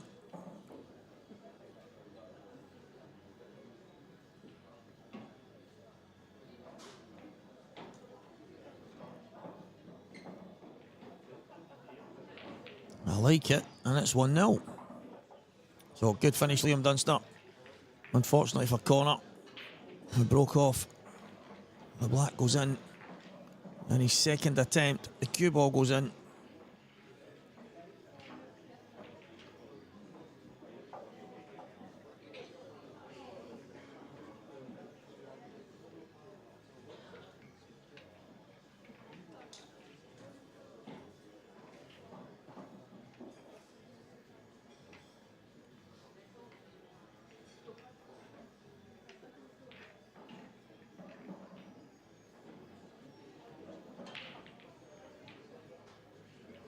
And it's all happening. A busy day ahead. What a shot that is, Lee Shepherd. And knocking the black down to the bottom half of the table, meaning he can take this top red and go all the way down, and he should have a chance at the finish. He was absolutely flying last night. You're not on that. And back to the main table.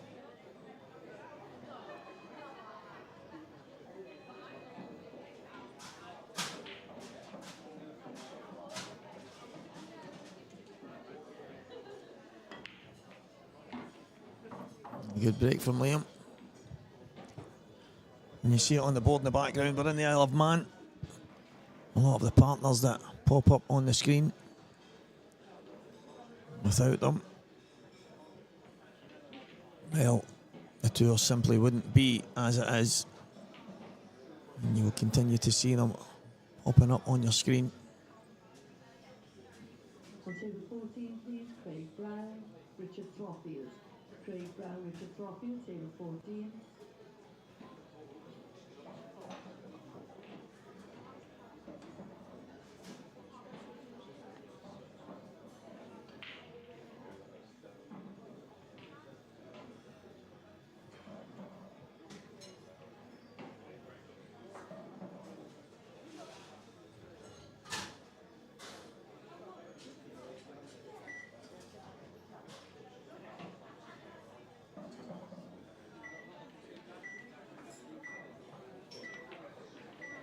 And there's that impeccable Liam Dunster time management.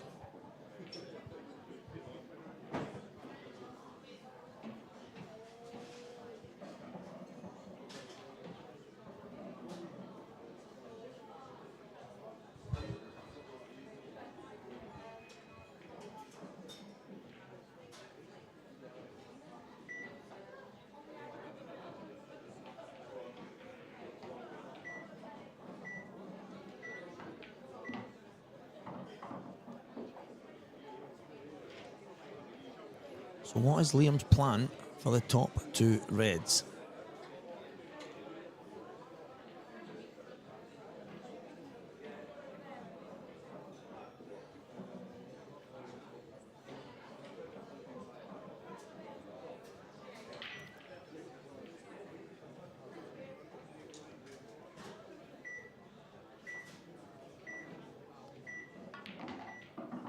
He had me wondering if he was going to screw up into them.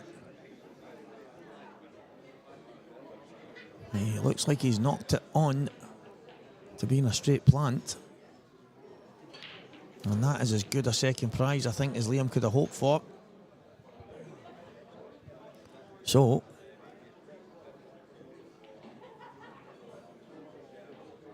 he's definitely got a chance now. He would love to have... Oh, is he playing the back cross double?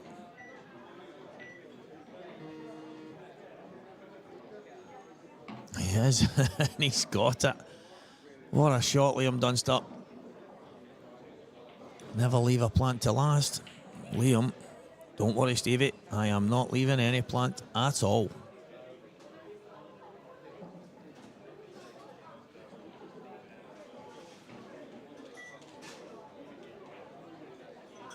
Absolutely incredible.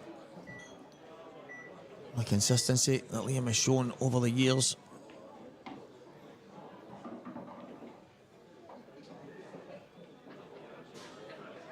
That ability to keep going over and over and over.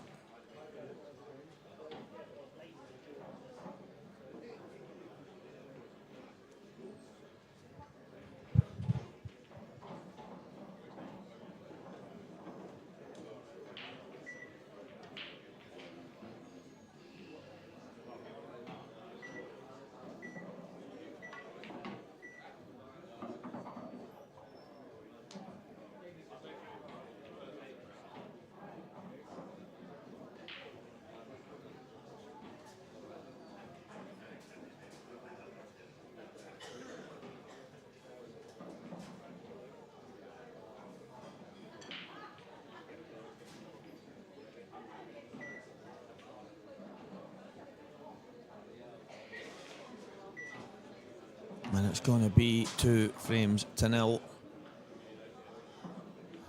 A reverse dish from a cue ball in off and a breaking dish.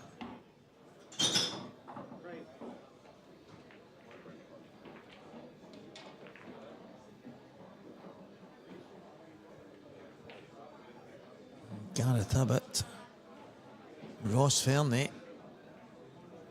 It looks like the Ross Fernie match is on the shot clock. See Alan Reynolds. I think it's Alan Reynolds. It's the only him I've seen with that t-shirt on, so looks like the Fernie match is on the shot clock. It looks like Sheppy is in the zone.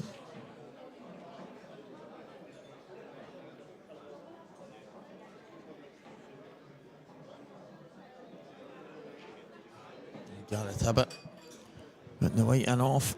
He's playing against Gary McLaughlin right now.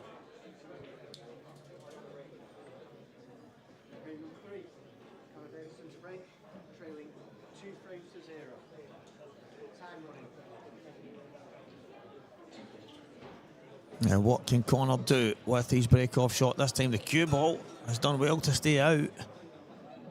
Well, this is dry.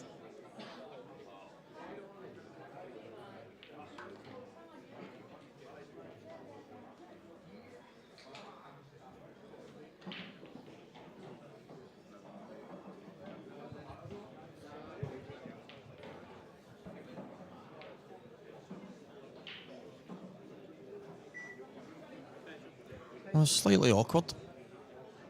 There's a few balls that aren't in prime position.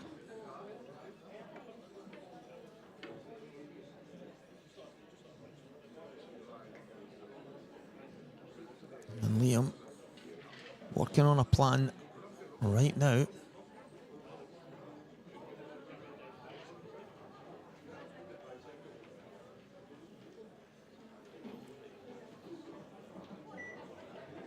There's that beep.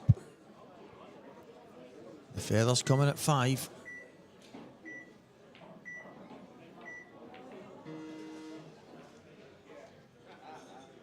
And striking on the 1 second.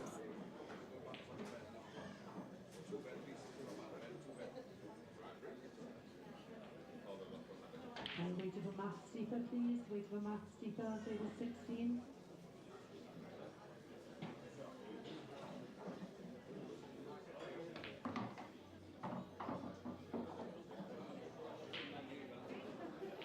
So a chance Connor's going to have to take.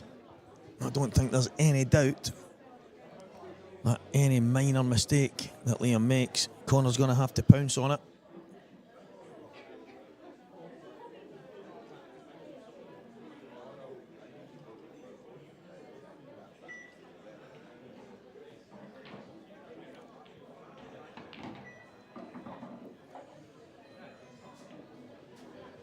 I think he's on the top red.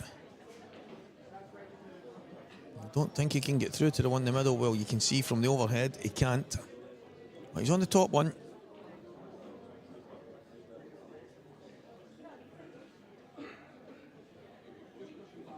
It's just the only problem he has is that red at the top was his connector to the one at the top left.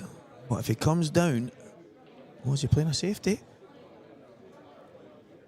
I'm just going to try and touch inside the yellow. Limit Liam's. He's given Liam a shot at the long yellow. I think he was trying to go slightly to the left-hand side there and limit what he left Liam. But it's definitely not easy.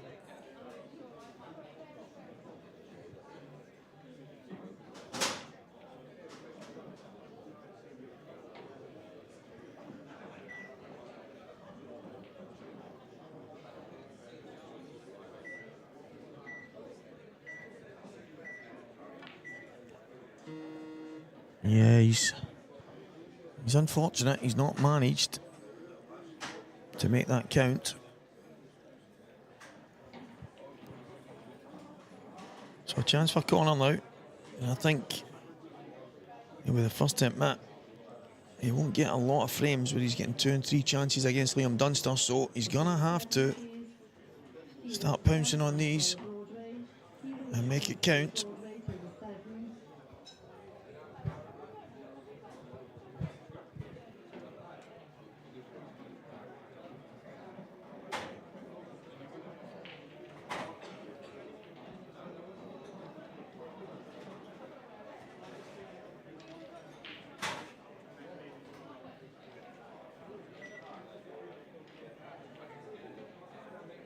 Taking the one into the right-hand middle pocket.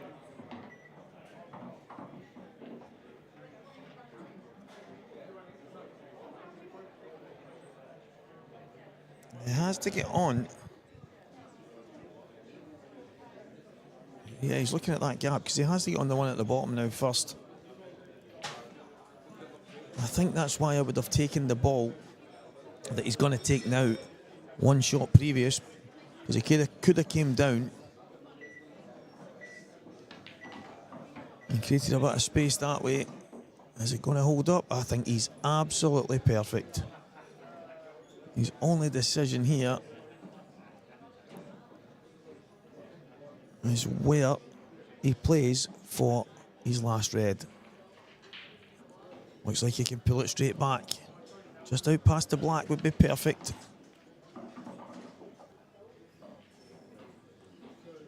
Now decided to screw into the yellows. Can he push on and off the cushion, back out for the black in the same pocket? The answer's yes. And it is frame back for Connor Davison.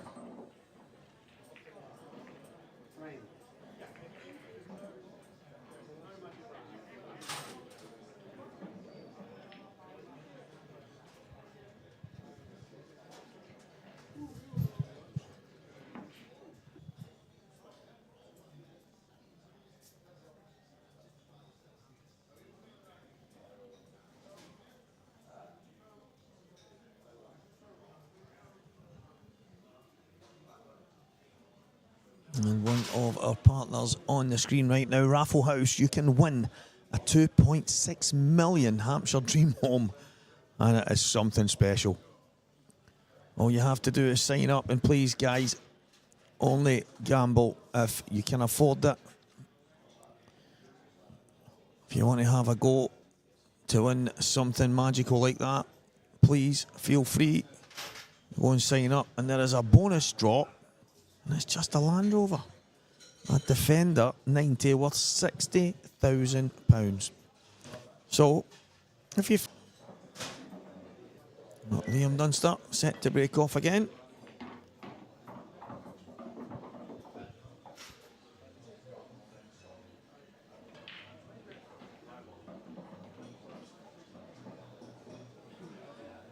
Okay, so on table 6 then please, Lauren Chancellor and Julie Bakewell. Lauren Chancellor and Julie Bakewell on table 6. Just a couple of scores while Liam has a look. Dave Stratford 4, Adam Griffiths, 6.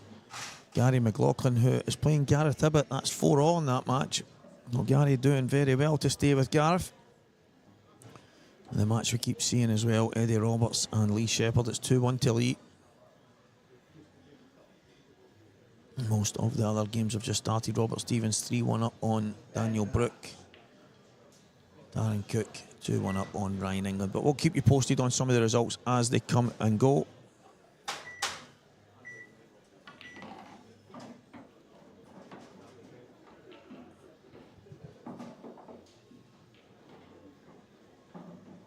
Yeah, the standard is absolutely incredible from these guys. There's no let up. And I think it's a big lesson to anyone, including myself.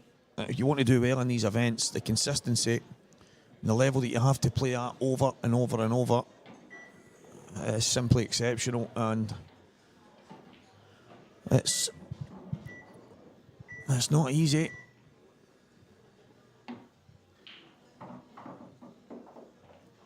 I mean, you look at this table.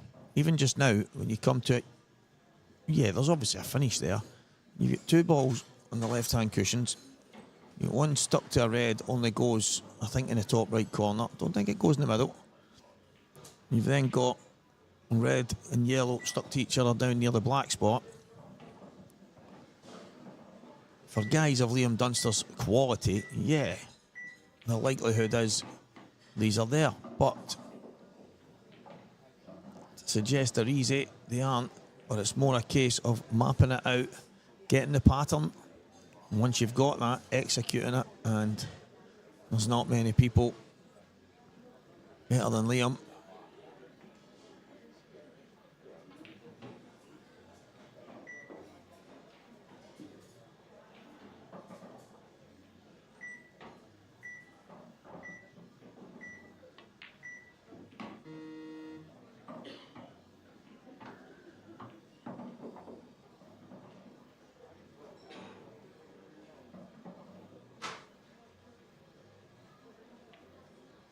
He's taking these out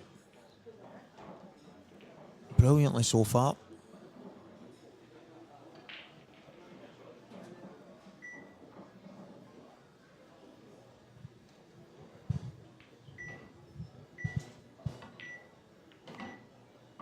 Just the right side of where he wants to be.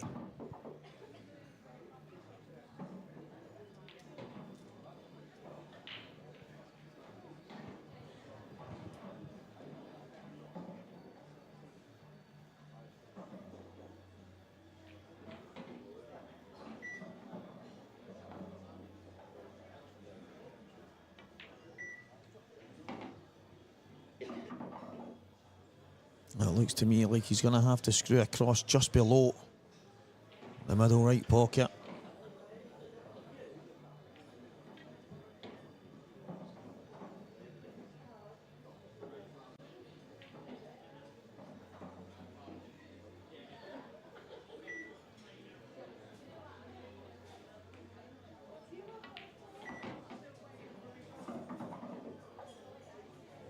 Probably slightly underhit it, but he's absolutely spot on. He's okay. There won't be many issues here for Liam. Delighted that Mr. Kevin Barton's just joined me. Is it afternoon or morning? Not quite sure. Afternoon? I think it's afternoon. And Liam goes 3-1 up in good style. Good finish. I don't know if you've seen the table beforehand there, but that was a really awkward finish and Liam made it look so easy. Yeah, it was just in the other room and very busy in there, very busy. And yeah, it looked a messy table, and then I sat down and it's just slotted the black. But I think you know, Liam is almost back to his best. Yeah, he's certainly heading in that right direction. He's been a little bit. I mean, he has had a great season. I mean, he's second in the. If you looked at a one-year ranking list, he's joint second. And he's only 20 points behind Mark Boyle. And you know, he was starting with 0 points. Yeah, that's right. This That's year, right. so he's had a phenomenal haul of points. Yeah, I mean, hearing people speaking about Liam being a bit off the boil, he's not been himself. I know he was finding it tough to practice at times, which was obviously one of Liam's strong suits. He always put the time in, but it looks like he's got that buzz, that smile on his face again. He's enjoying his pool, and that is a massive danger to everyone else. It certainly is. It certainly is, because when Liam Dunster is at his best, well, he wins world championships. Yeah, and, that's it. That finally against him and Gareth Ibbott, it's one of the best performances that anyone has ever put into win a world title. No, it wasn't the most dramatic, but in terms of complete performances, it's got to be up there. One of his biggest strengths is making the difficult stuff look easy. And trust me, guys, that is not easy to do. Most of us make a habit of making the easy stuff look hard. Yeah, I still don't think Liam gets the credit that he should be getting, because, you know, his style of play puts a lot of people off. But if you actually just watch him and how he goes about his clearances, he's actually one of the most aggressive players out there. Yeah. Because he uses his time, and he uses it well. I mean, his time management is impeccable. It's next level, if you ask me. He uses the buzzer, he uses the beeps. He uses it, he utilises it to perfection. And I mean, I've said that a million times. How can you be critical of a guy that has done so much? And he's an absolute joy to watch, I think, at times. And I guess to some people, it's not for the purists because he doesn't smash into balls and swing round the table. But yeah, I would agree. I don't think he gets the credit he really does deserve. Because his cue ball is so good, he never has to play a shot like that, and that is his strength for me. You know, his cue ball is, I would say, he's the best in the game. Yeah. At where he puts that cue ball, and his pattern play, you know, working out the patterns is in the top 1 or 2 in that category as well, and that's what makes him such a great player, such a danger. Yeah, it's tough to disagree. Connor Davison's going to have to be at his very best just to stay with Liam here. Yeah, Connor's had a pretty decent first year as a pro. It's always difficult, those first year. You know, you're always getting the worst draws, and you know, you've gone from winning matches in the amateurs to, you know, maybe not even winning a match over a weekend as a professional. But he had a good win against Rob Wilson in the first round of the pro event, and Rob's probably been the standout new pro from last year. He's had some good victories, good performances this year, so that was a good win for Connor. And I think he's definitely got the talent. You know, he just needs to tighten up in some aspects of his game. But I think he's only a young kid. You know? Yeah, that's that. He's going to learn, and I think he'll learn quick. I think that's the big thing. A lot of these new pros, they're getting younger and younger, and they're getting more aggressive. And I mean, I talk about Harry Pert quite a lot. I just think that kid is exceptional to watch. And again, you can probably think he's the polar opposite from Liam. But I love watching both. But these kids are just fearless, and I think Connor goes into that category. I think he's more than capable of holding his own. And as you say, he's getting the tough draws in that first year and trying to get some points on the board. But he's definitely a top talent. Yeah, you can see the way he cued that one. Under pressure, on the TV table, under the lights and the cameras. Cued it sweet as a nut. And nice clearance there. You talked about Harry. I think he's just beaten Rob Wilson in the Open. So he marches on. Yeah, I mean, he absolutely smashed Liam up to bits. I think it was the last tour or the tour before. Yeah, it was Newcastle. Yeah. He was going round the table, and every shot seemed like 2 seconds. It was one of the most incredible things to watch. I think he's and I actually said a few times, I wonder if he just slowed down a touch, if he would be even better. And then you think, well, he's got to where he is, playing the way he does in such a quick time. I mean, he's flew up the rankings, he's became a pro, and then there's me trying to say what he could maybe do to get better. I just think he's an absolute amazing talent and great to watch. Yeah, absolutely fearless. And I think he probably just needs a little bit of experience. He went on to play Mark Boyle, I think, after he beat Liam, and whilst he pushed Mark close, I think there was a few chances that just slipped away that he didn't do against Liam. So he just needs to, and that was on the TV table. That's so right. Just maybe a little bit more experience and getting used to those type of conditions.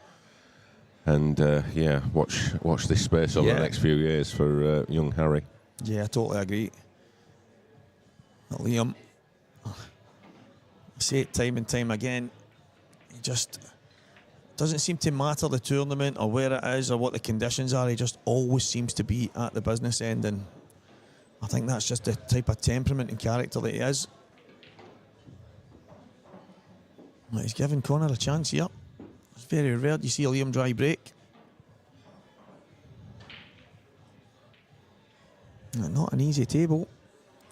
Yeah, and because there's a little tricky area, these are the sort of clearances that Liam would just work out and, make this clearance look so easy, even with, one difficult ball. It's as if he's got inbuilt AI. I actually quite like that. I think he must have something, because he does map out the finishes. I know he worked for a lot of years with Renzi, and that's all. Renzi goes down as one of the top pool coaches, and that's not just because he's Scottish for me, but his biggest thing that he works on with all players is pattern play. Working out the patterns, working them out early, and then working from there. And there was, I think it was maybe, you're going back a while, I don't know if it was Liam's 18th birthday or his 21st, but Liam left the party because he had a 2-hour session with Renzi booked. And he went away and spent 2 hours at that and then went back to the party. That is the kind of commitment that gets you the titles that Liam's got.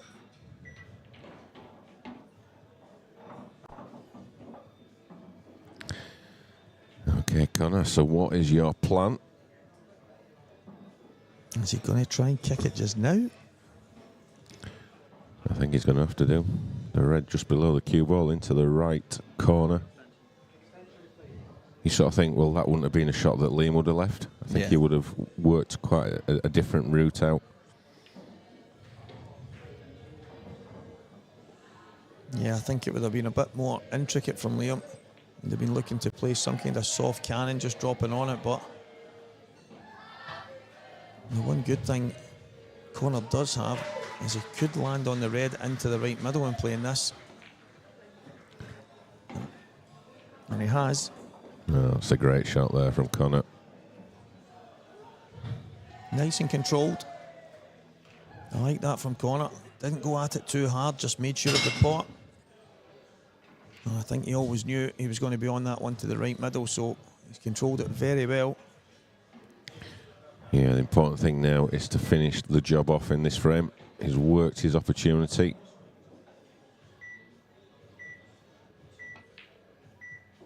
Oh, wow, look at the confidence. Yeah, taking it long. I like that. He's basically saying to Liam, look, I ain't scared of you. I'm coming to play my pool. not just sit and watch you. Yeah. That just shows. He might smash a double in. Hold the white. I think that's what he's looking at. Yeah, just didn't quite judge it right, but it was definitely the shot. Yeah, I think he was losing the cue ball, so the decision to play the double was probably the right one.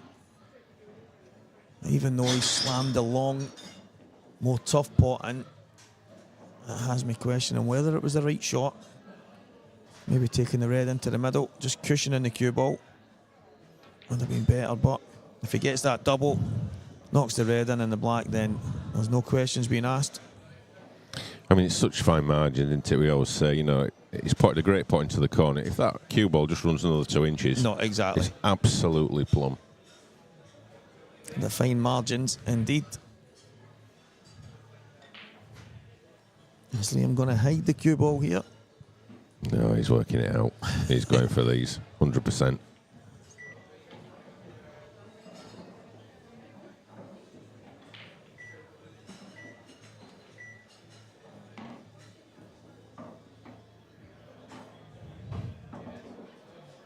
Yeah, you can rest assured Liam has these mapped out.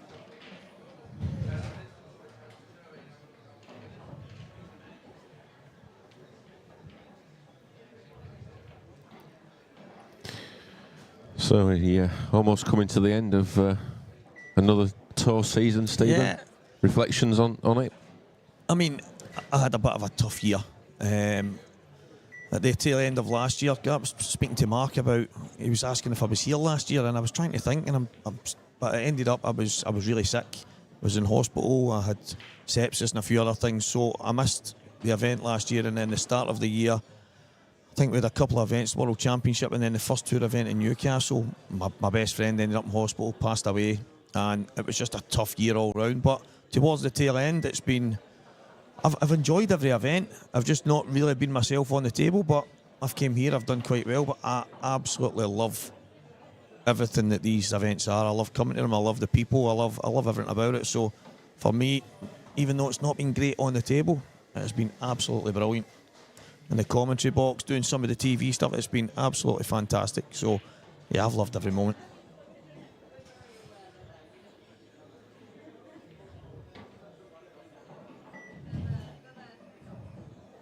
Checks in the post, Stephen.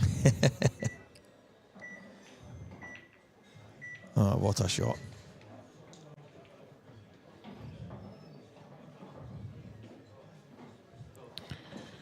He's got to try and wedge this cue ball in. I mean, if he can just get it as close as he can to the red, he might not actually leave Liam a shot. Yeah, I think he'll be aiming to leave Liam off the yellow into the middle, because I don't think there's anything else. Oh, it's just came out. Yeah, it didn't. It was way too hard. Yeah, you can see from the overhead that the yellow closest to the bottom left corner didn't go across the table to the bottom right, so he's giving Liam a shot here.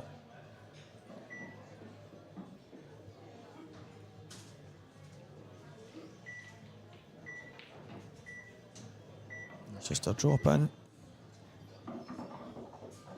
Yeah, he's perfect. And in terms of the men's rankings, obviously Mark Boyle way clear at the top, being the dominant player this year, won 4 titles. I think Dan Davis the next with 2 titles. What have they got to do to rein him in? Oh,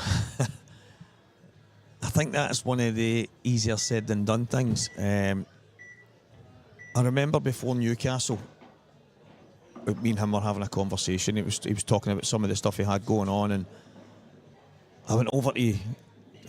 I remember going over to his house, and we were talking about some of the stuff that was going on, and his pool hut was it's always been just full of different boxes and this and that, and he was struggling to play the game, and he went into that tournament and he's like, I've not come here with any expectations, I'll come and play some pool and see what happens, and before you know it, he's won the pro event again, and I remember thinking, if this is him not playing and not feeling good, what chance has everybody else got when he is? But I think he's just a born winner. It's who he is, and it's up to everybody else to hang on to his coattails, and hopefully somebody can go and challenge him and chase him down. And I think, is it Mark Farnsworth that's number 2, but a long way behind?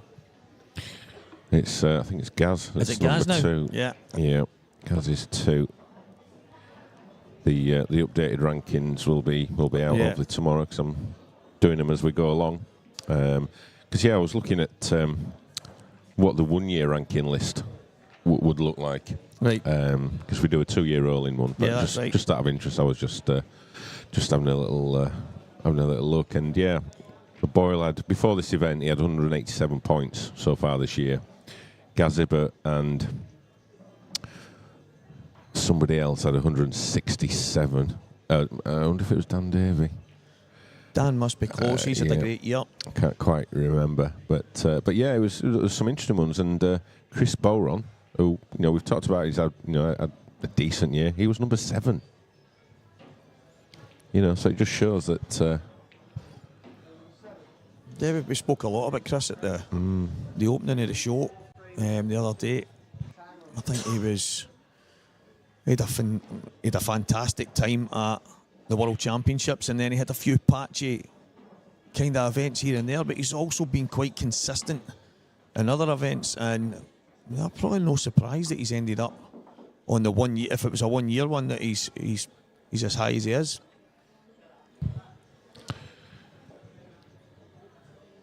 Yeah, interestingly as well, obviously Mark Boyle won the pro event last night, which is the enhanced points. But he actually did the double last year. He won the Open as well, and the fact that he's not here to defend that means he'll actually lose points. He's going to be 25 points worse off. But it's still a country mile ahead of Gaz. If Gaz stays at number 2, the one big thing missing from the Mark Boyle CV, of course, is the World Championships. Can he right the wrongs of the previous years? Never been past the last 16. Wow, that's a scary statistic. Is it maybe a sign that the sets format is a bit tougher than just a race? He did win the seniors world title, but the main world title is a bit different. Yeah, maybe it is. Good players great players are great players. Whatever the format. But he's had some tough battles, but that sets format is absolutely brutal. Yeah, it's ruthless. It's brutal.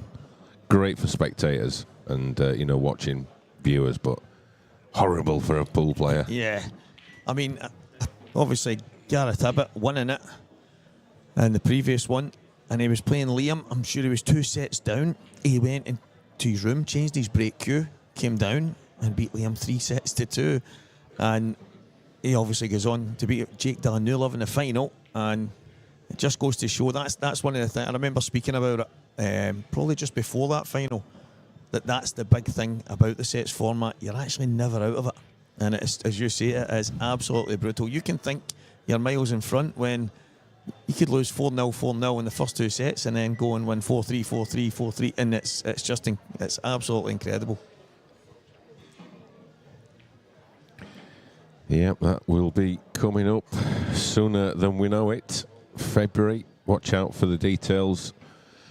The dates have obviously been announced, but all the entry details will all be available by the end of this week. Pretty much the same as last year. Nothing's really changed.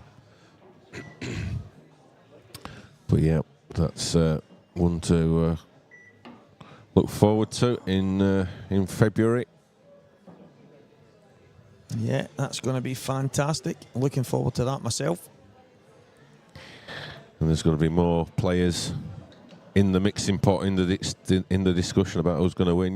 The likes of Dan Davey now is now in that conversation. Yeah, most definitely. For me, Dan's one of the players of 24. He's been phenomenal. He just seemed to have got better and better. He got that big win and just seemed to kick on. And yeah, I think he's been fantastic. Definitely one of my players of 24. Yeah, and even players like Gav Robinson,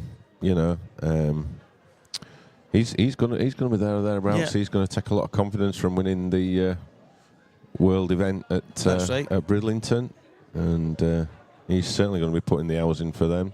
It's good to see Ross Fernie starting to show a bit of form again.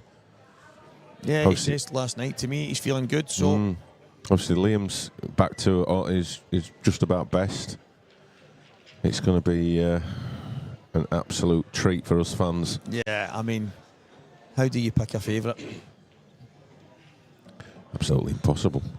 And then there'll always be a surprise, you know. Well, we call it a surprise, but, you know, Craig Brown, he's been 2 semi-finals. Yeah, he's been chapping on the door. Yeah,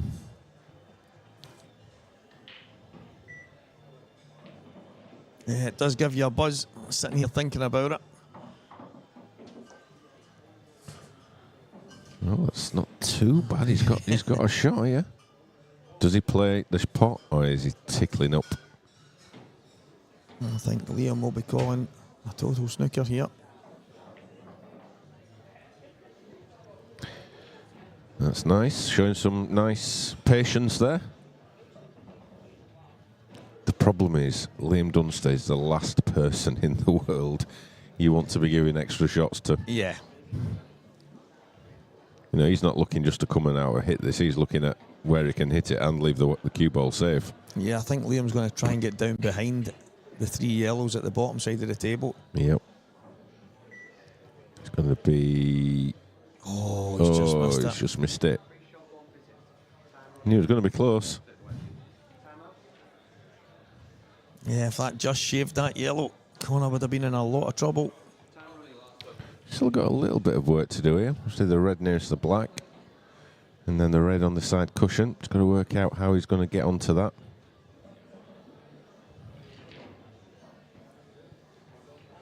Yeah, he's got me curious here. With the cue ball situation, yeah, I think that's better. As you said, the red closest to the right-hand cushion is a slight problem. I think he's maybe going to play towards it right now, maybe flick it out and then play the red. I'm thinking it goes to the top left corner. Looks tight, but it might go.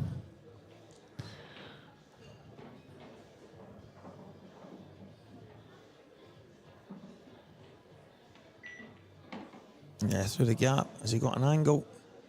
I don't think he has. Don't think he has.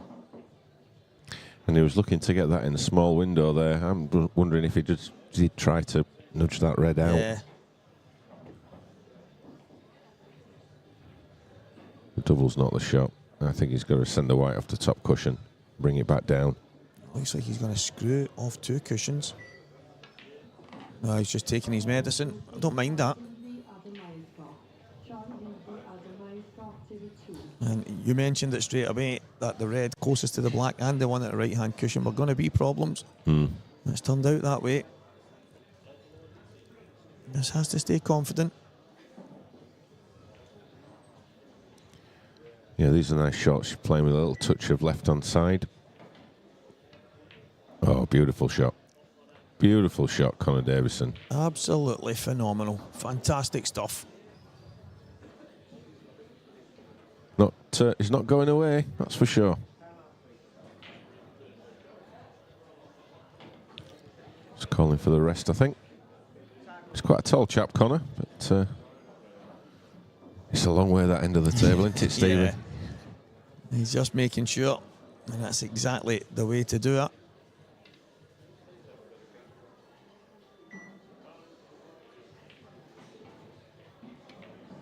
Yeah, good shot, good finish. A fantastic last red and a tricky black. And Connor's back within 1. Yeah, good stuff from Connor Davison there, showing some real metal. Some real metal. So it'd have been quite easy to lose that for him. Yeah, he's definitely shown that he's not going to be a pushover. Yeah, I like what I'm seeing there.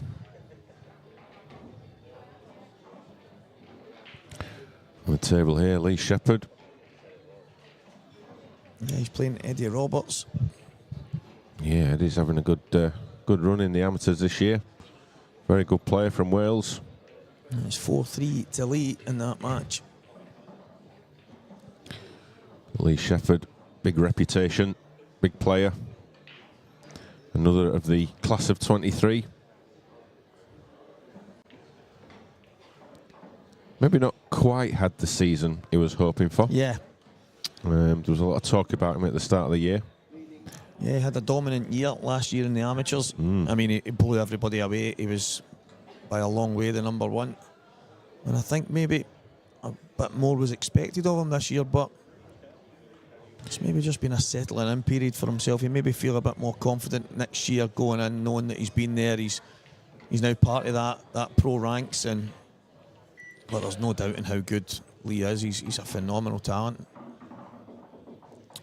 Yeah, I always say that it does take, it's your second year where you start to feel part of the furniture kind of thing, and you've got that first year out of the way where everything's different, and you feel part of the setup and a bit more comfortable as a professional player, because it is a completely different mindset. It's a completely different mindset. But yeah, I mean, if he starts to deliver on his potential, there's another one into the mixing pot as well. Yeah, exactly. And I think that makes perfect sense. It's not going to be easy. You're not expected to go in and just blow all the pros away because you've did so well the year before, and it does make sense to me. I do think he'll be a danger to most players next year. You see Ross Fernie as well there. If he can get back to his best, he's another danger to everyone. Yeah, I like watching Ross Fernie. He is. I remember watching him in the Champions Cup when he played Liam, and what a match. It just never took a back step.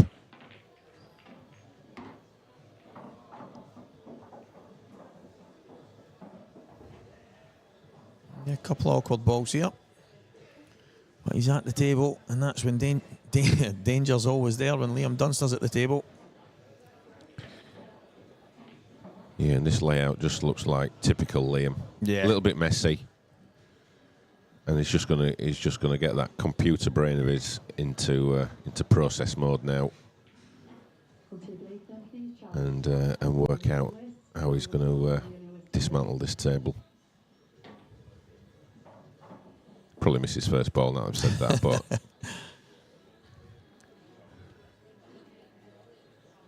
I was hearing about he had a practice session with Gio in the run up to this event. Unbelievable. A race to 50. Just a race to 50. 8 hours they played. I think it was 50 frames to 29 or 50 frames to 30, something along those lines. So almost 80 frames. And he played the 80th frame exactly the same way as he played the first frame. There is no doubts about it. He is. I couldn't imagine someone saying to me, "Stevie, you fancy a hat? We'll have a race to 50." It just defies the logic. But I have to bring me bed.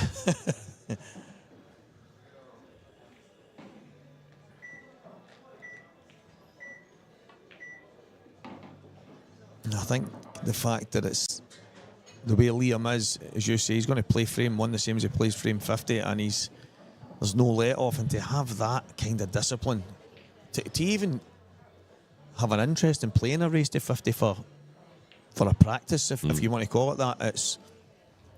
I mean, you see people playing races to 30 and stuff for crazy amounts of money, and obviously there's gold at the end of the rainbow, but I suppose Liam's gold is the preparation that he's putting in and the rewards that he can get from that. So, yeah, race to 50.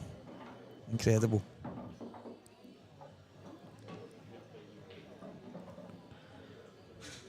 And you can see how his plans of how he's trying to take this finish out. Yeah, I wondered if he would take the plant on first. It didn't look easy. And it was a risk reward.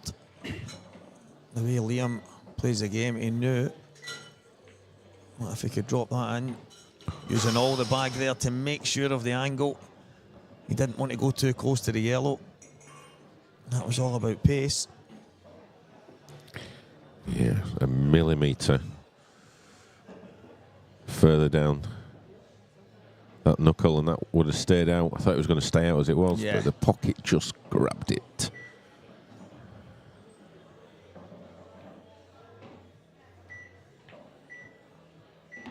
Yeah, this is Liam a Dunster finish.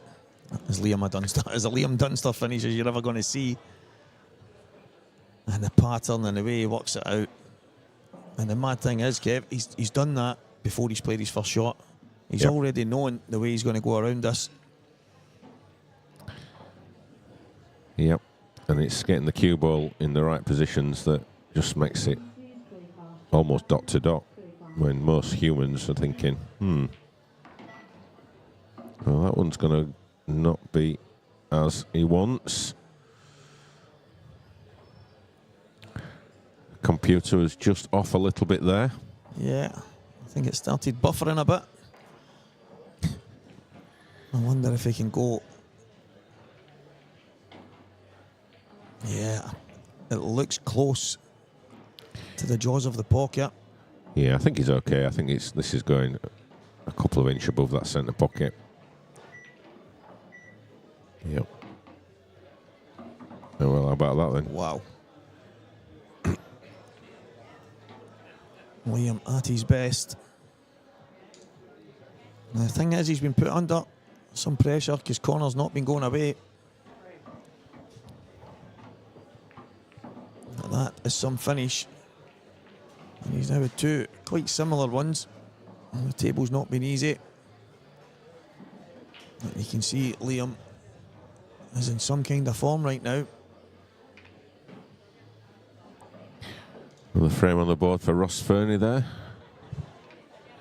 And Craig Marsh in the background, the unmistakable figure of Craig Marsh.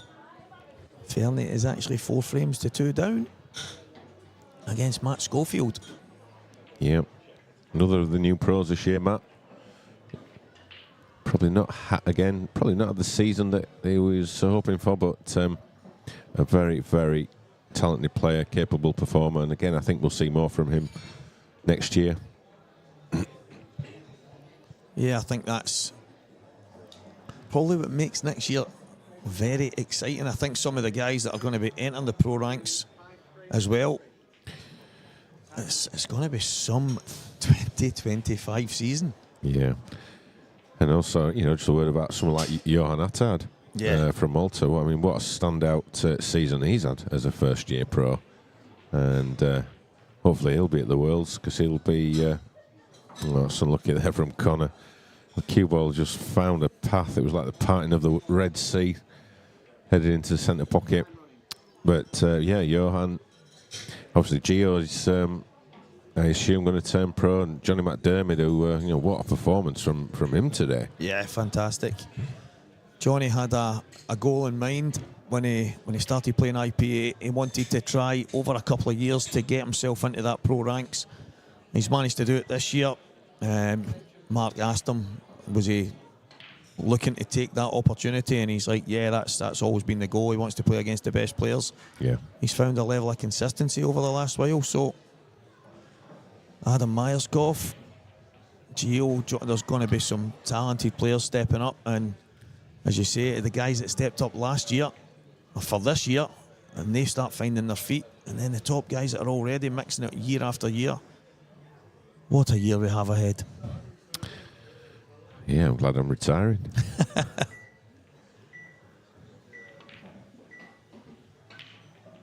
I'm getting a cold sweat just thinking about the talent on show.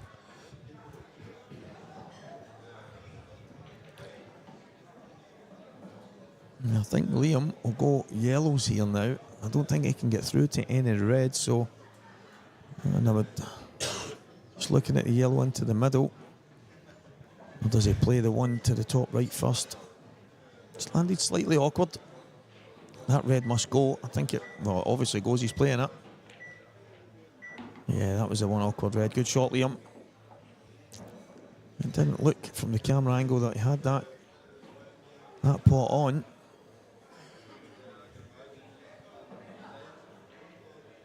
Well, it would take a miracle for Connor, for Liam to make a mistake from here.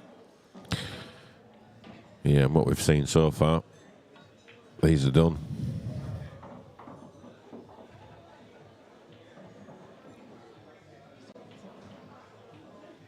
I did speak with Liam briefly yesterday, just after his match with Clint, which I'd actually thought he'd won, because they'd not updated Q score, and it was saying 7-6 to Liam, and then the next time I looked, they were, putting the Qs away, so I just assumed that he'd won.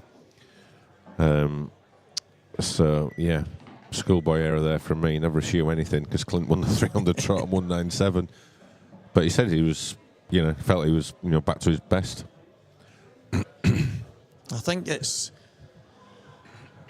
a lot of people take Liam like quite robotic, and they think he's always straight faced, but he's generally a happy-go-lucky guy. He's good to be around. He's good fun to be around. But I've seen probably more than I've ever seen over the last while that he's playing with a smile on his face. He seems to be enjoying it again, and maybe that tough period that he did have is long gone, because Liam Dunster right now is really enjoying his pool, and you have to be if you're going to go and play a race to 50. I don't care who you are. You have to be absolutely buzzing to play the game to go and do that. So he's definitely enjoying his pool, and when Liam's enjoying it, it tends to have some kind of success following it.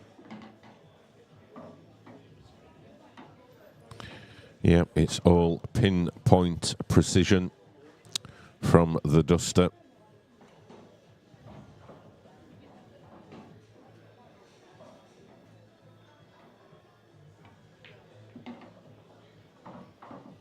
Yeah, it's going to be 6 frames to 3. And that's the second time in the match Connor's gone in off on the break. But unfortunate there. Balls flying everywhere, but the cue ball found a way in. And you don't get a second chance in those moments against Liam.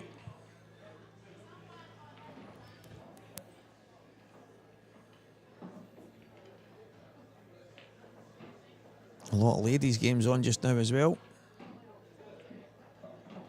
Heading towards the last 16, but there is still last 32 games.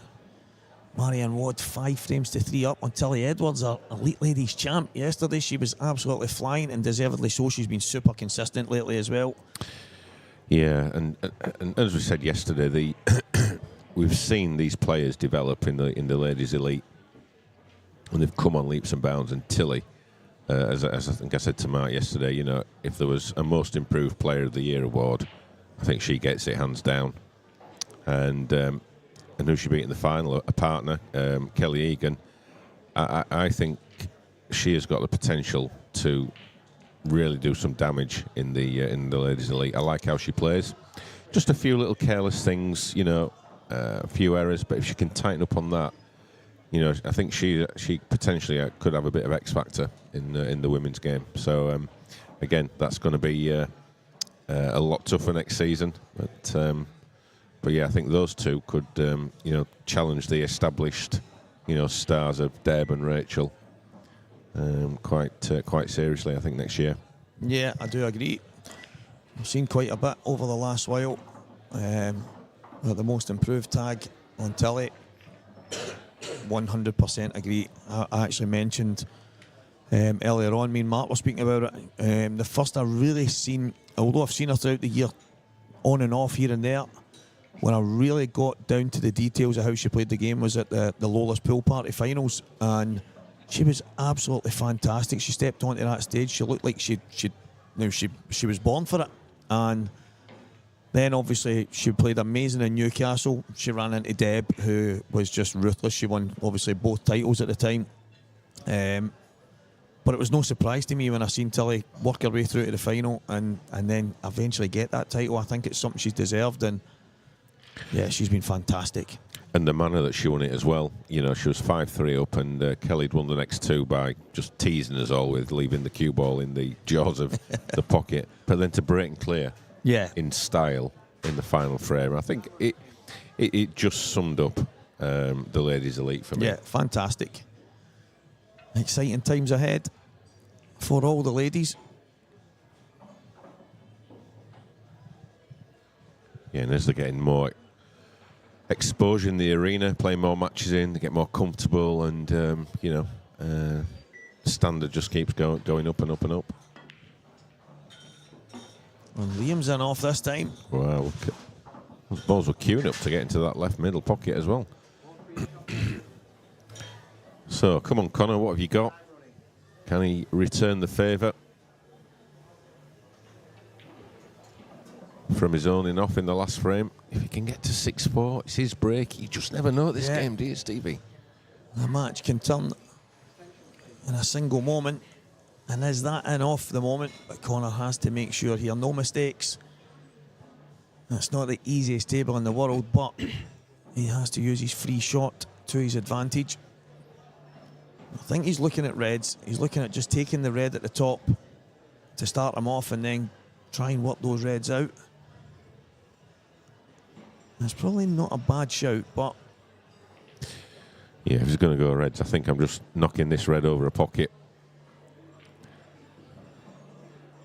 I don't think he needs to pot this.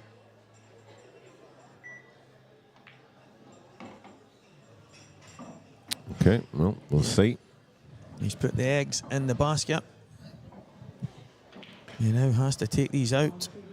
I think if you put it over the bag, it just gives you that little plan B if you need a plan B. Yeah, a little bit of security if positionally something goes wrong. And especially with the black at the top end of the table as well. Yeah.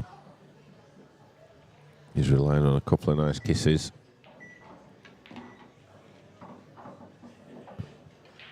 Okay, he's on one. It's not where he played it, but he's on one. It looks like at least one of the reds that's close to the black spot will go in the middle as well, but it looks like he's going to try and go around the angles here. A big shot for Connor Davison.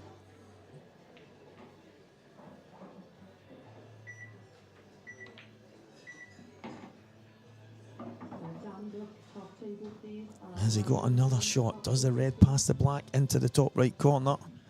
But he is chasing the cue ball here. If only they had a plan B. Yeah. If only they've had a ball over a bag that he could have. Yeah, exactly. That's...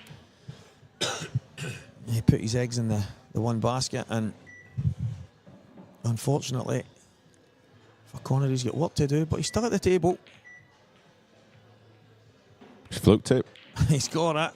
And he's got a gap. Yeah, he's got another shot. I think he's got a gap.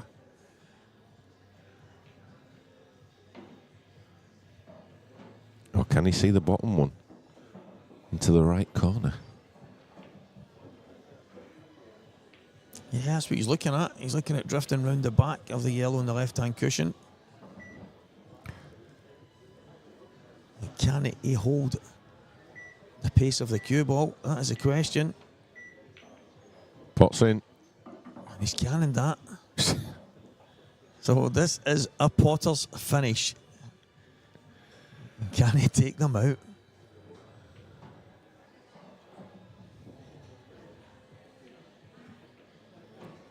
If you can see the bottom red, I'm not sure if he can clip that one in. Yeah, it looks like he can. Glance off the second red into the same pocket. Just a bit thick. Oh, I think it's gone wrong. Yeah, he's got a... Just needed a bit more pace on it. He's looking at playing that gap. I wonder if you look at the left-hand side, the bottom left-hand side of the table, he would have the black into the top right corner. But if he finds this gap, it is one hell of a shot. And he's got a shot. He's used the yellow. Fantastic stuff. Wow. Connor Davison. He's putting on a show. Yeah, this is this is a potter's finish. It is the polar opposite of what you would see Liam do. And that is Connor showing us there's more than one way to skin a cat, as they say. Finish the job, Connor. Come on, Connor. Oh, what a shame. Just couldn't pull the trigger. Yeah. He just landed slightly awkward. Like probably the four reds before it, but he just fell at the final hurdle, and it looks like this could be curtains here. Yeah, what we've seen so far, this is going to be the closing stages of this match. But certainly a lot of positives for Connor. Yeah. To take from the match, take into the new season. He's had 2 frames here where he's gone in off on the break. One he broke and the black ball went in and he had absolute roll-ins. The balls get replaced, he breaks again and the cue ball goes in off. So he's lost 2 big frames by going in off. And then maybe here when he had the chance when Liam went in off, just didn't take it, but he's not done himself any harm at all. He looks comfortable. Just sometimes it doesn't go for you. Yeah. Just as you say, just an in off here and a pot there, and it could be 6-4 up. Yeah, exactly. And I think that's probably one of the toughest things for most pool players is to take the positives. It's quick to see the negatives and what you should have done better and stuff like that. But I think there's plenty for Connor to take here.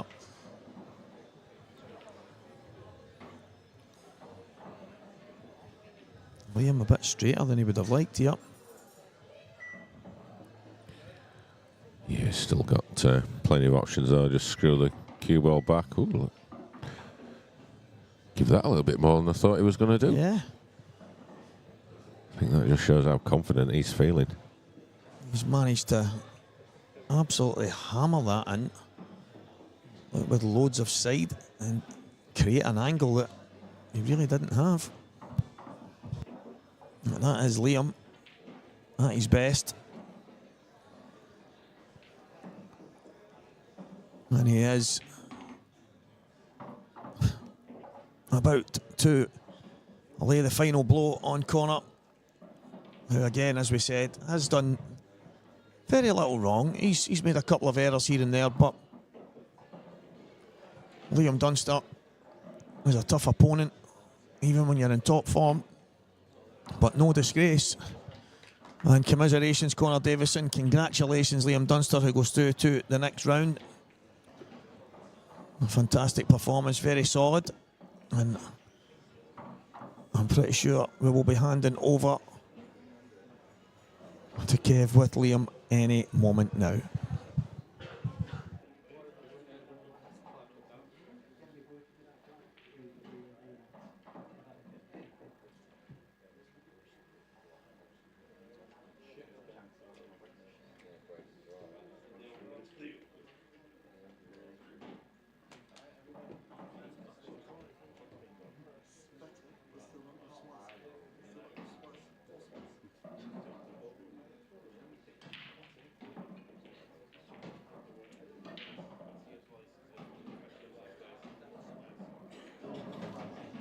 Thanks, Stevie. I'm down here with Liam after a pretty tough battle there, Liam, against Connor. He certainly wasn't going away. Yeah, I think I messed up a few chances, to be fair. Again, his break wasn't working for him. Obviously, the first match I played him in the pro event, his break was terrible and it wasn't much better there, to be fair. So I think that's again the difference. Broke quite well, to be fair. So I think that was the difference. From an outsider looking in, it looks like your game is getting back to the sort of place where you want it to be. Is that how it's feeling at the moment? It did up until yesterday. Been playing really well all weekend, and then I played Clint in the quarterfinal and just don't know what happened. Just chance after chance after chance after chance. Just kept on missing, run out of position, and I've just not felt the same since. I know you like to analyse stuff, and what do you put that down to then? To go from. Don't know. Good days, bad days. It's just on the bad days you just got to grind through it. I don't feel like this is going to be a good day, but I've been in this position before where the first few games I've not been feeling great, and then I've gone to win the tournament. So I hope it's one of them days. Don't get me wrong, but at the minute I'm just not feeling great. But overall, your season, you're one of the top point scorers. If you looked at a one-year list, I think you joined second, probably a couple of 20 points behind Mark. Pleased with the season? You sort of comeback season kind of thing? Yeah, done okay. I had really high expectations of myself in the professional event yesterday. Like I say, I was feeling good, playing good. Really felt like I was going to win it, and then just so many chances wasted. So I just hope it's not one of them days again.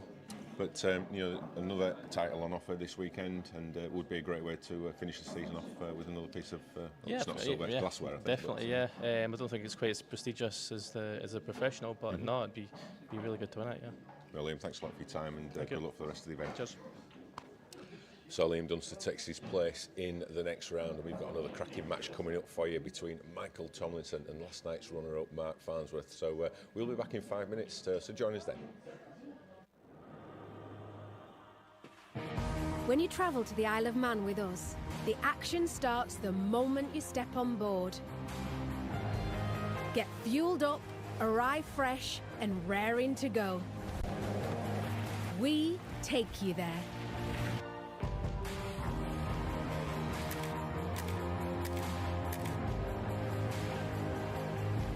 Book now with steam-packet.com.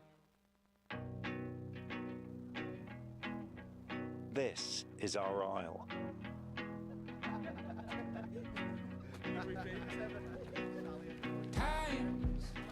I'll rise.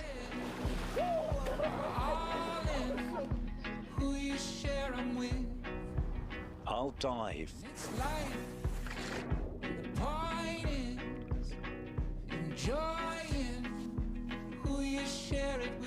I'll breathe. I'll dream. I'll glide. I'll climb.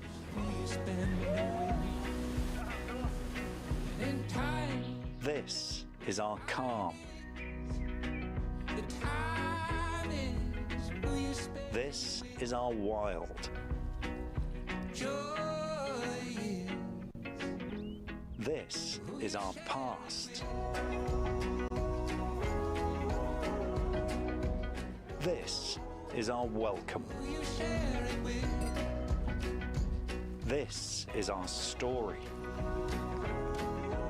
Shaw and Chinya I. This is our biosphere. This is our ordinary.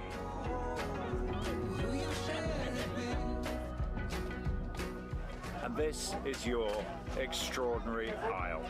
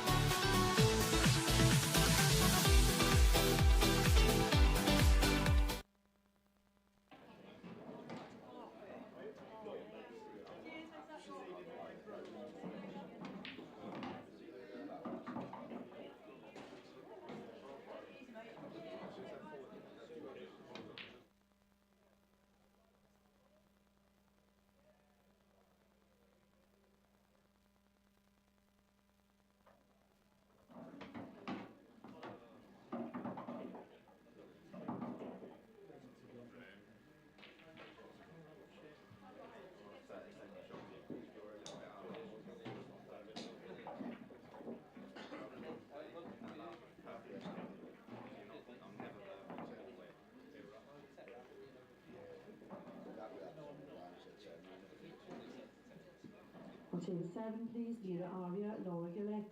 Mira Aria, Laura Gillette, table 7.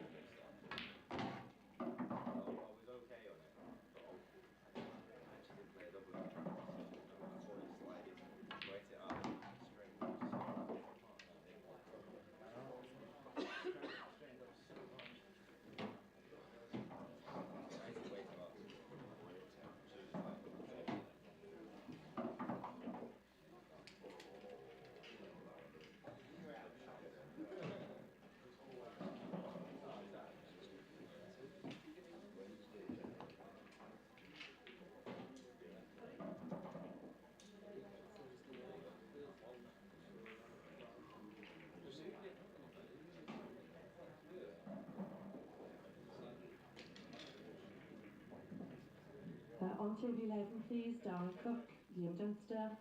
Darren Cook, Liam Dunster, table 11.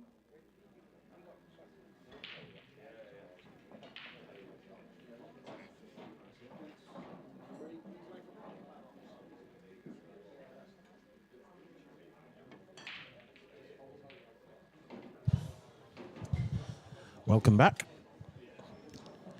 It is day 3, the final day of the grand finals here in the Isle of Man, and I'm joined in the commentary box for this match by Rob Wilson. Good afternoon, Rob. Good afternoon, Dan. How are you doing? Yeah, not bad, not bad. So we've got Michael Tomlinson up against Mark Farnsworth. A bit of a battle of the northeast, this one. Any predictions for us? I think you've got to favour Mark, haven't you? But yeah, I think Mike is capable of beating him. He's capable of beating anyone. But I think Mark's got to be a worthy favourite, so... It's hard to look past him, isn't it? Yeah. Whenever he plays, really. I did see a social media post from Mark this morning. After his battering by Mark Boyle last night, he said he hopes he can upset some people today. So, yeah, I think he'll be up for it today, even though he don't look it, but he will be. Yeah, I mean, if he can find his groove, he's so hard to stop. Cue ball's so good. So have you gone on this weekend, Dan? Any good? Let's not talk about that. Do you want me to ask you the same question or not? No. No? No. Let's just pretend it was great, shall we?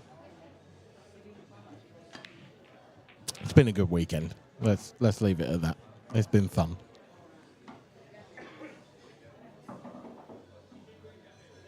Good break there, I think. Yeah, it's not a bad opener. The 2 yellows in the balk end are a bit awkward. Yeah, I think once he puts one in the left, though, the other one goes in the right. Yeah.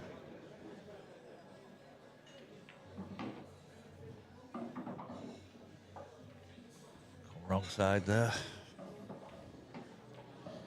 Yeah, there's whichever way he plays this is going to be a bit of distance for his next one. So the extent to which he's leaving it, I don't blame him for that, actually. This is his strong point, though, his potting, so...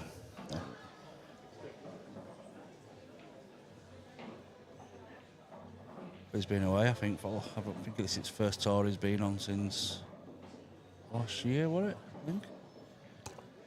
I don't know for certain, but I must admit I haven't seen him for a while. Yeah, I think he's missed definitely all of them this year, barring this one.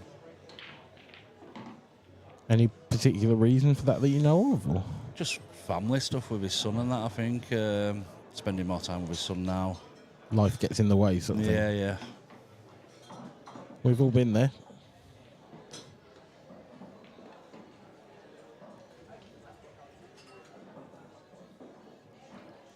But he'll be up for this just as much as Mark will be.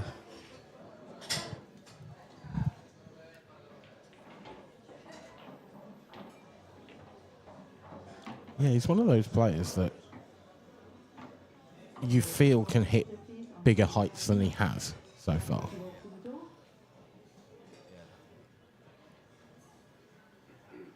I remember he sort of...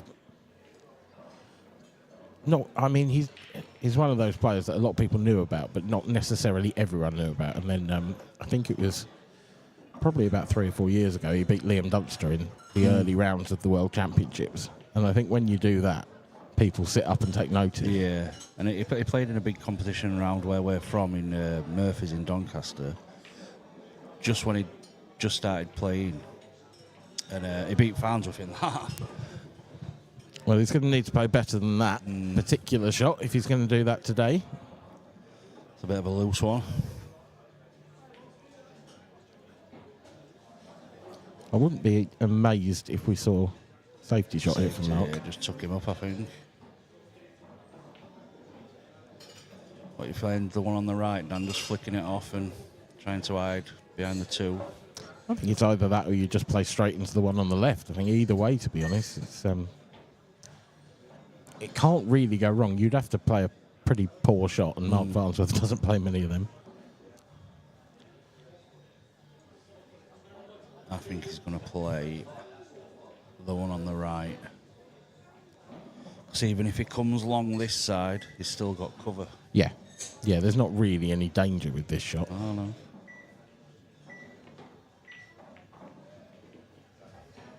Okay. I mean, I can see the logic. He hasn't left a total snooker here as well.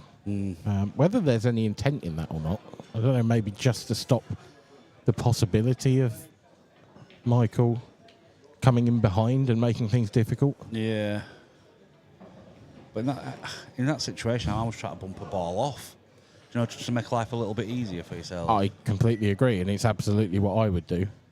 Whether that's Mark just absolutely backing himself down the rails. Yeah. Either way, it's done the job. Yeah, it should be 1-0 to Mark now.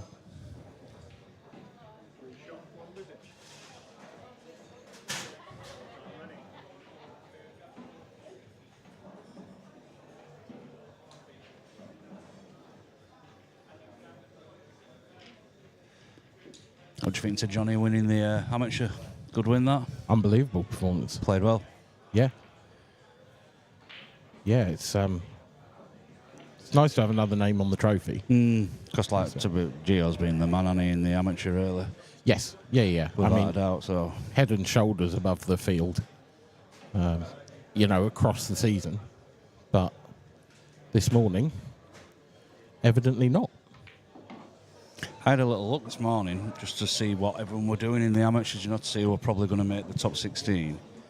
And Gio's basically doubled. Yeah, he's absolutely miles ahead. It's unbelievable. Yeah, he's been so consistent. I thought Sheppy had Sheppy obviously had a really good year the year before. Yeah. But Gio surpassed that. I don't think we've seen a more dominant amateur probably since Mark Boyle came through the ranks. and that was way back, 2017, I think. Is that when he won an amateur and an open in the same weekend? Yeah, so he actually made the finals of amateur and open in both of the first 2 events. And he won both opens. And I think he lost the amateur finals with Ryan Clark. Yeah, well, yeah. Back in, I think it was Bradford. He's going back now. We're back in Bradford, though, aren't we, for Worlds? We are, yep. Cedar Court, I believe, which is a lovely venue, actually. I really like it there. It's a little bit of a result for me, 20 minutes away. Yeah, I don't get results like that. I think my closest venue in the last probably 4 years has been 3.5 hours. I feel for all the Welshies, me, coming over. Yeah, there's a few. Jim as well, or Darren, the referee, comes from Devon. I think he's probably got the worst out of everyone on the tour. I don't think I'm that far behind him, actually, down in sunny Eastbourne, to be honest. You can see France from my house on a good day.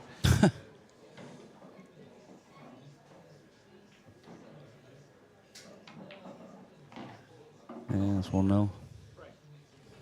Yeah, and very early doors. But a bit of a statement of intent from Mark Farnsworth. Didn't give up a sniff in that one. Yeah, especially when Mike had first chance as well. And a good one, too. That's I think, the key. It was one that he would have expected to get. It's one that we would expect him to get. 100%. Is this your first time in commentary on the IPA? No, I did a couple of matches at the last event at Newcastle with Stevie. Oh, yeah. I think you were at a wedding, weren't you? That was Coventry. I think I was at Were a you there wedding. at the last Maybe one? that's the Newcastle? one. I'm sure I was. Yeah. Were you? Which one? Well, the Coventry, the one where you were doing it, and then you went. Yes. You come on the Friday, and then went. Yeah. I thought it was the last one. Travelled up for my sins, put the lights up, and then went straight back home. Someone's got to do it.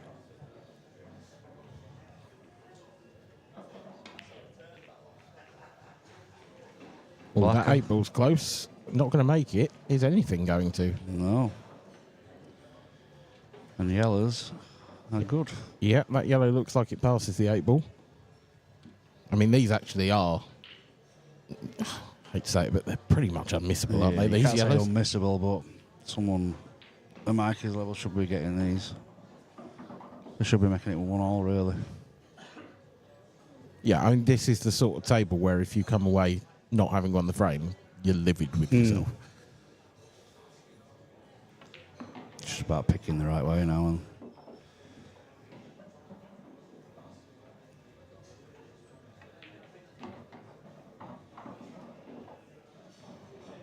it's maybe a fraction short of pace. A bit like the previous frame, he's just finished the wrong side of one. he's got to get this right, or else, because if he lands high on the one in the middle, he's struggling to get down for the bottom. So I'm presuming that he's leaving the one near the black second last and the one over the middle last, like where he's gone. Yeah. I have to say, I don't know how you feel, but I feel like the tables are playing a little slower. Yeah, it's on this tour. It's the cushions. The cushions of since the new tables come in, the tables are beautiful, and like the cloth were really fast, but the cushions just seem to be a little bit dead. Not they weren't dead cushions; they were just sluggish. Yeah. Yeah, I've seen a few players struggle with the pace. He's not made easy work of this, has he? No, it's because he's gone the wrong way for me. I agree. I mean, do you at this point take your medicine, just drop this in and take the yellow down the rail? Yeah, but I think even if he drops it in, I don't think he can pot it clean. I think he has to pot the black off coming cushion first. Unless he can screw. I was going to say, I think he can get into this and probably wants to leave it on the balk line next to the red. I'm going to say, don't want to hit wow. the knuckle. Rushed. Quick one. Put a quick one in. Yeah, but, I mean, he had 20 seconds left on the clock. You've got to... That's poor. That is. It's not like I practice with him all the time. Yeah. And they can go days without missing. I watched a bit of the Conor Davison match against Liam Dunster, and I saw him play a couple of shots, and I was just.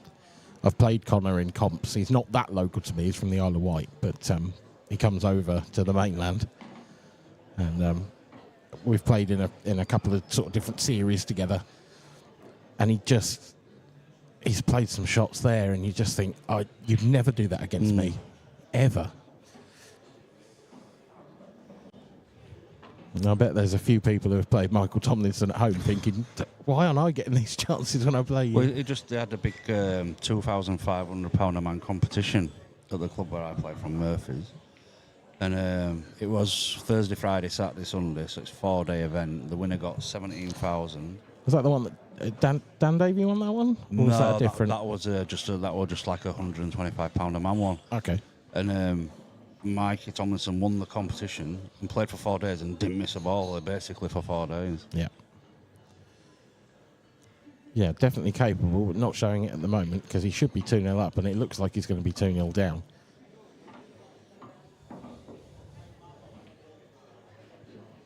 Yeah, he beat Jake Newell in the final, did Mikey?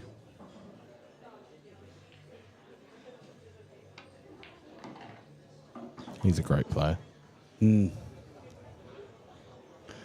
always a bit of controversy with Jake, though, isn't there? Yeah, well, yeah. Yeah, it was Gareth Hibbert, wasn't it, in his post-match remarks at the Worlds after the final. Well, it's his choice, isn't it? Could be pro if he wanted to, and he's not wrong. It's such a difficult decision for players to take, I think, but... I mean, obviously, you took the pro status, were you? Well, I had to tackle it. You were forced into it. Yeah. Would you have taken it anyway? Or? Probably not, no. There you go, you see. But my reason, it's not the money side of it. It was because I've done it all before anyway. Yeah. If I'd have never done it before, I'd have took it anyway. Yeah. Yeah, I wouldn't turn it down if it was offered. But I think it's a fair comment. If you've been there and done it, it's perhaps not quite the... Yeah. And I think one of the main, especially for the young ones coming through, like Gio, Johnny, people like that, they'll only get better by playing them players. Whereas I don't think I can ever get any better now because of just my age. And I don't know. It's a weird one. There's some really good youngsters coming through, but I do feel like people hit their prime in this game sometimes in their 40s and even their 50s. I think it's different strokes for different folks, but you see quite a lot. I mean, if you look at the players like Mark Farnsworth, like Gareth Hibbert, you look at the seniors and the Masters Worlds entry list, and you think, actually, that's most of the top players are in that. So I don't know if age is as much of a barrier in this game as in others. No, you just got to look at snooker as well. There's absolutely, Ronnie, yeah. John Higgins, Mark Williams. Yeah. I don't know whether that's like a temperament thing or, just an experience thing, but I do feel like it's rarer to see a player coming through and winning stuff really young in this game than it is in most other sports. Yeah. You're not getting your Luke Littler in pool, are you? The only person that I've seen do it, because obviously, when I played years and years ago, Mick when he first come through, he was. I don't know if this is 100% right, but I think he played for the England juniors at 18, and then went on the tour as a professional, and won something like 3 or 4 pro events in 1 year in his first year, which is freakishly unheard of. Yeah. Especially, I think when he come, they were the likes of Lee Kendall were established, Brewer. They were all still really good players, and he just dismantled them all. Yeah, I mean, there's certainly a few. Oh, that's close. That's a good cue ball. Oh, was it? I think he's got a yellow. In the middle might sneak in. Yeah.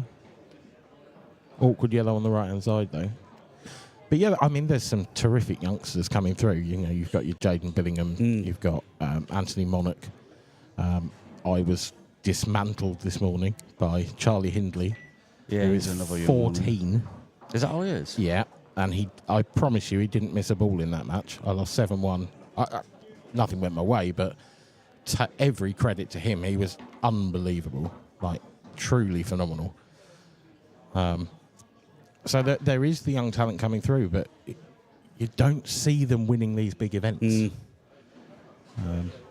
And maybe they will. Maybe they will obviously have their time. It's just whether they'll have their time when they're 19, 20, or whether it will take until they're, mid-20s, late 20s. I think you've got to be like exceptionally good to like, especially with the people that are in it now. Like you've got like some Boyle fans with Gazibert. Yeah. Like Bliss, Corey Rees, Gav Robinson. It's so hard to win one of these, and especially when you've not got as much experience as them. Yeah. I think that's what will just carry them over in like a crucial game. I mean, I think... Oh, nearly. I think Dan Davies is a great example as well. Yeah. He's sort of late 30s, Dan. He's getting towards the senior stage, if you like, where seniors is over 40s. Whether that should be the case is a different debate. But nevertheless, and actually he's not been in the wilderness, but he hasn't won anything for a long, long time. It was 2016 his first title, and then this season he's gone on to win a couple, and he's been big in other. You mentioned the Murphys comps. Well, he won that. It was the Murphys Open that he won, wasn't it? Yeah. That was a massive competition. A lot of top players in that, and he took down the field. I think he had to beat Mark twice. He did, yeah, and I think one of them he won 10-1. For me, I don't know. We don't do like an award thing for best players or best newcomers. For me, I think he's best player this year. Yeah, and he's missed 2 events. Yeah. That's the thing. I find that hard to disagree with. I mean, Mark Boyle obviously as well. Yeah, it's between them two. But if I had to vote and he did a vote, I'd say I'd Dan Davey for me. Yeah. Yeah, I think I'd have to agree. And you're speaking about that competition that they did at Murphy's. There were bookmakers were doing a book on it, and they had Dan Davey at 33-1. Jesus, I mean that's ludicrous, and that's after he had a really good season as well. I mean, I think he made a few people happy winning that. Yeah, I know he did. I wish I was one of them. Had I known, I definitely would have. 33's absolutely, yeah. Yeah, he shouldn't have been anything above 10s, probably. No. It's always a hard sport to bet on, I think. When we had the bookies taking bets, it is a really difficult sport to sort of pick a winner because there's so many in a field. Talking of a field, there's a house in a field and you can win it. Won't mind winning that, we'll do, Dan. I wouldn't at all, no. I will be getting an entry into the draw this month, and you can too. Go to the IPA Facebook page and find the link, follow the link, and if you want to win that house, and who wouldn't, then go and buy your tickets. Would you win that? Would you move to Hampshire though, or would you just take the money? I'd just take the money. You? Yeah, no, I can't move to Hampshire. I'm not that far away, to be fair. But I like where I live. So yeah, it'd be the money for me. If I could move the house, I might. If I could just buy a field in Sussex and just, pick it up and put it down, then maybe.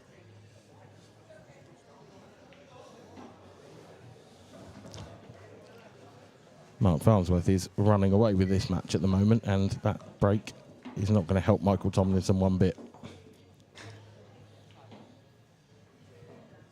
He's 3-0 up, and I think he should have been 3-0 down.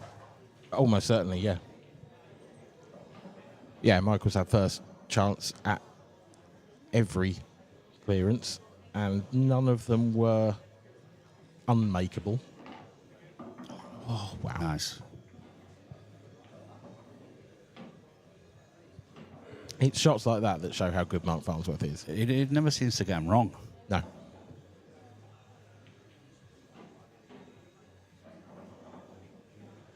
Someone said in the comments, apparently you can choose where the house is built.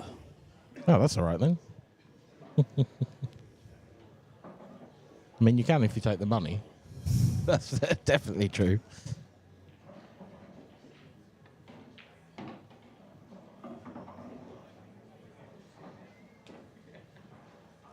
think this is the last time we're going to be here now, then, isn't it? In this hotel? I believe so. I don't think anything is absolutely signed and sealed yet. But yeah, I think there's a new venue next year. It's still the Isle of Man, though, isn't it? Yes, yeah, definitely. We love the Isle of Man. I really do love it here, actually. To the point where I'd like to come back and spend some time here. Yeah. Not at a Be ball nice event. to come in summer. Yes. Yeah, maybe with a bit nicer weather. It's not been bad this time, but it's still chilly.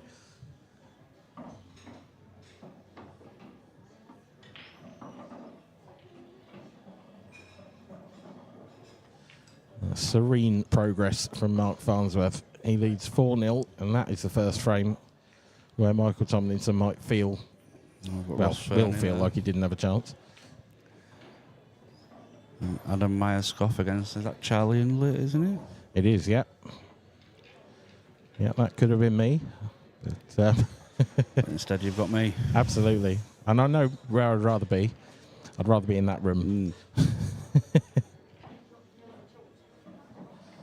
He's had a terrific season, Adam, actually. He's one to watch, I think. I think what is second before this event in the amateur rankings? Yeah, somewhere along those. He's certainly up there. Yeah. But I think no matter where, it told me no matter where he finished, he was taking the pro status anyway, so. Yeah. Yeah, he wants it. He really wants it. I've spoken to him at length a couple of times about it, and he really, really wants it. He's enjoying his pool. He's playing well. Right.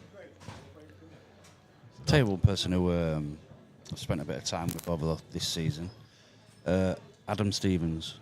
Yes. He really wants to turn pro. I think he's made it now. But he's dedicated to playing every event that's come, even the Grand Prix. So I think people like that deserve the chance. I agree. If you put in the hours in. Yeah. I played Adam in this event as well, actually. I've played him a few times. He's one of those names that I seem to draw quite a lot. I think he's beat me a couple of times. I think I've beat him a couple of times. We've had some quite good battles, actually.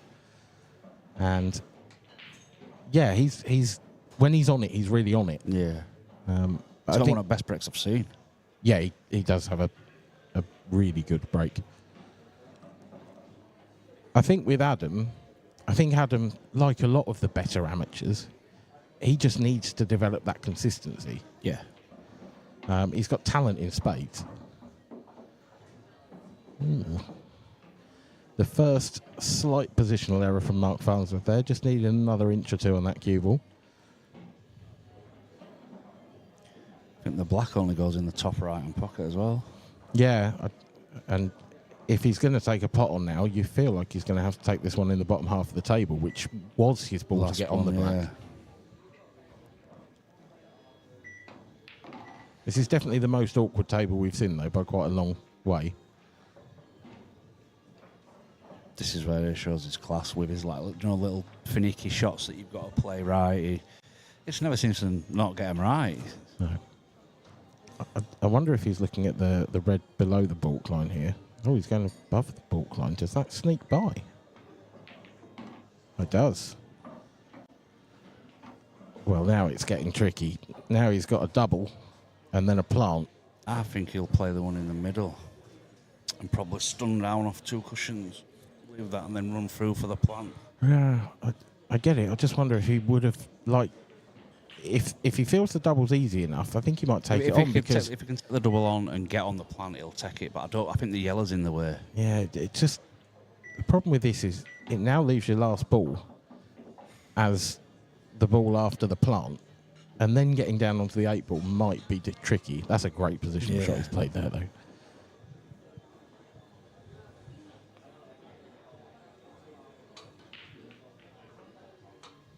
I think after his first shot, to be fair, wherever he ended up taking the 8 ball, it wasn't going to be easy. I think he's going to try and leave the plant now and then leave an angle so he can come down off two cushions and get behind the black. Or he might go into it. Yeah, I mean, we're about to find out. He could play that either way, to be honest. I think where that red's going to end up, he'd have a good chance of going into it. I don't think he's that kind of player, though. I think he'd rather back himself to leave it long. Oh, this is too straight. I think he's going to stun down towards the bottom left. Yeah, and try and leave it in the middle. In the top corner, sorry. This will be some shot.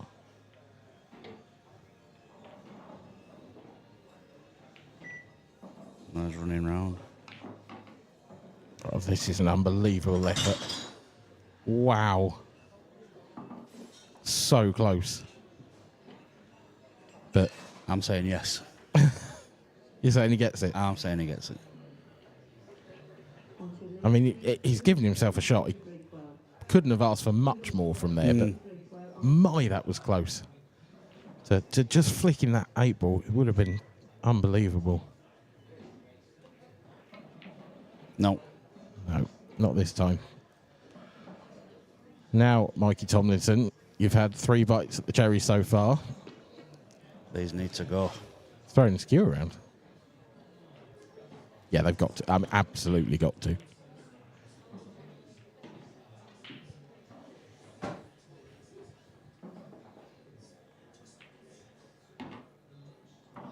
So go on then, Dan. Who are you picking for winner of the comp? I'm picking Mark. Mark Boyle obviously has taken a day off. Well deserved, of course. Took the money and run. Yep.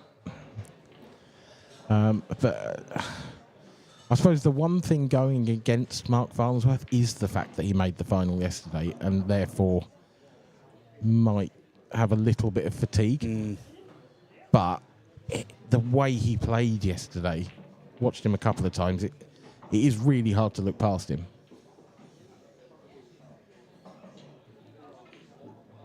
I'm going to go Liam.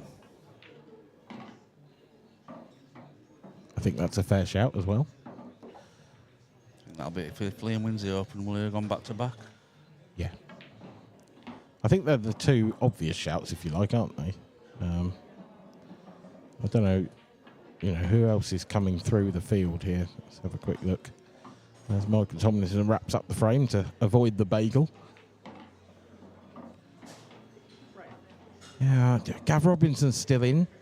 He's come on leaps and bounds in the last couple of years, and he'll be in the mix, you would think. Marsh is still in. I mean, a slightly outside shout, but Lee Shepherd as well in the top half of the draw. Yeah, can easily win it. He's been great the last couple of seasons, to be honest. Gareth Hibbert still battling away. It's a good win for Scott Anderson against Stephen Ellis. 7-3. Yeah, it is, yeah. It's like Marsh didn't take long, 7-1. It's a slight long shot, but there wouldn't be a more popular winner in the house than David Adden. And he's still going, isn't he? Yep, he's still going. He's 2-0 up on Adam Griffiths, but he will play the winner of Harry Piatt and Gareth Hibbert. But Dave on the Isle of Man tends to have a good run. He didn't have a particularly good run in the Pro, so I wouldn't be stunned if in his home event he did well here. And people behind you give you that little bit extra as well. Yeah, and everyone is behind him. It's a different atmosphere when he's playing here compared to everyone else. It's good to see as well when it's in the Isle of Man that you get a lot of people from the Isle of Man actually playing in the competition. Yeah, it's one of the reasons I like it so much. It is so well supported by the locals. They love their pool. They're, obviously motorbike racing is probably number 1 on their passions, but I think pool might be number 2. There is a real Cuesports scene here. And they've got some very good players as well. It's not just Dave. There's a couple of other players who have taken big scalps this weekend. Matt Steeper beat Corey 7-3. It's a big win for him. When Matt played him, I think I don't know if it was beginning at when he was... Oh, yeah. 8-1 up or something? It was 7-1. I think it was race to 8, and Matt was 7-1 up and lost 8-7. And Corey, just somehow came back at him. So I think Matt's owed him one for that. Yeah, that might just get a monkey off his back.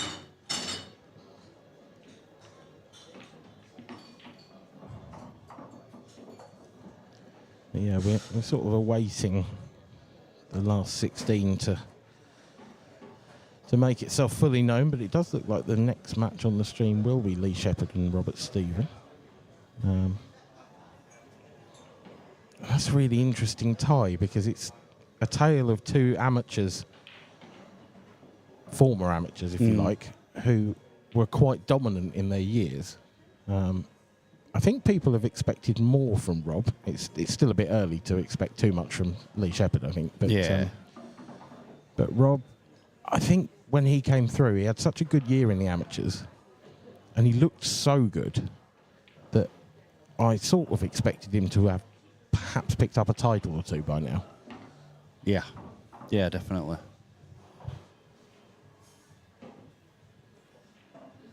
Michael Tomlinson has once again left himself with some real work to do. He needs a couple of real pinpoint positional shots now. That is good enough. Yeah. It's not great. He's got a shot. Yeah. He's got a shot, but the shot on the 8 ball is going to be tricky.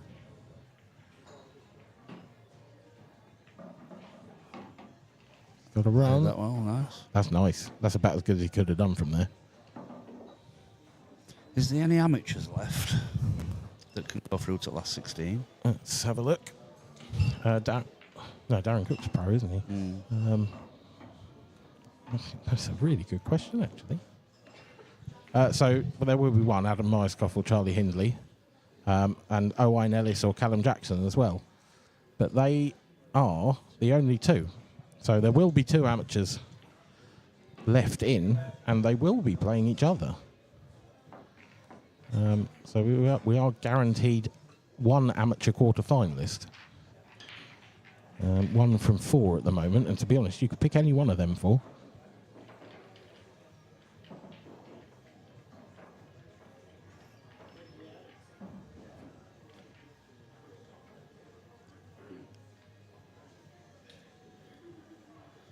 Ross Verney's going to pull one back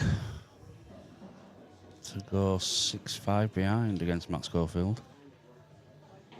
Again, he's a player that seems to love it here, Ross Verney. Has multiple wins on the Isle of Man. I think he's deceit. Oh, nice. What's happened there? Our scoreline showing Matt Schofield as 6-4 up. But well, unless they've missed a couple of frames off and it was 6-all and that was a decider. We will find out the result of that as soon as possible. Mike is just going off. Yeah, that's a bit of a reprieve from Mark, because 4-0 to 4-2, and then if there was a break dish in this one, these races to 7 are short. Is it still the same? Because I know they've lengthened the pro and done the amateurs first to 8 or 7. 7, I think. I don't know actually. Do you mean for this event or no, for next year? For next year. I'm not sure it's been absolutely confirmed what's happening. Right, because I'm just wondering if they're doing out with the what it's first to in the Open as well. Yeah, I don't know. I think I'm right in saying there's not going to be any double elim, but I don't want to say that without absolute confirmation. For the it's not double elim anymore. Yeah, it's just So same for the ladies as well. It's possible that the races will be lengthened then, on that basis. Yeah. I think it would make sense. You're going to save a lot of time by removing the double elim. Yeah. There's been I've had a few people talk to me about the lack of double elim and whether they'll stay on the tour but I sort of try to keep reminding them that actually double elim suits the better players. Yeah. If you're an amateur who's kind of like on the cusp, you're a good player but not a great player,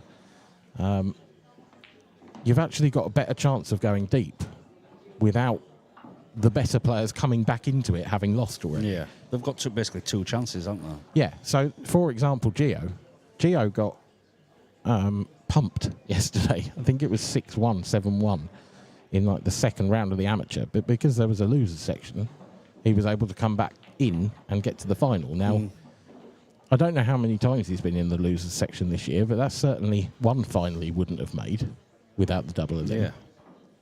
And, you know, that would have opened it up to someone else. So you probably would have seen the rankings being a little bit closer, actually. Yeah, and he wouldn't have had that big lead. But because he can afford to get away with one. So, yeah, I think double elim feels better and it feels like value, if you like. But actually, it's probably better for the competitive nature of it not to have it. And there's always the case that they're not getting more pool out of it for the money, but yeah, I was of that mindset for quite a long time, to be honest. But I've sort of changed my mindset, and I think actually, if you are, you know, this is supposed to be the pinnacle. This is supposed to be the best. So, if you're here hoping to play more games, then you should be winning. You know, you've got to keep winning to do that. And not rely on playing more games because you've been beat. Yeah. Yeah, I agree. Like, granted, it can be... It's difficult if you get a really tough draw. You know, in the amateur section, especially, particularly this year, for example, had you drawn Gio in the first round, then I can sort of understand why you want double elim. But having said that, your best chance to win it is to beat him and then go on to improve that way. So, and I always think it's probably better if you're looking at like winning one of the amateurs, or you think you're good enough to win one of the amateurs. It's always better. I think it's better to play one of them players early rather than in like a semi or a final, because the flow in then and they're used to table. Right, catch them cold, and then it could be you that makes that run instead of them. As it showed when Gio got beat the other day. Exactly right.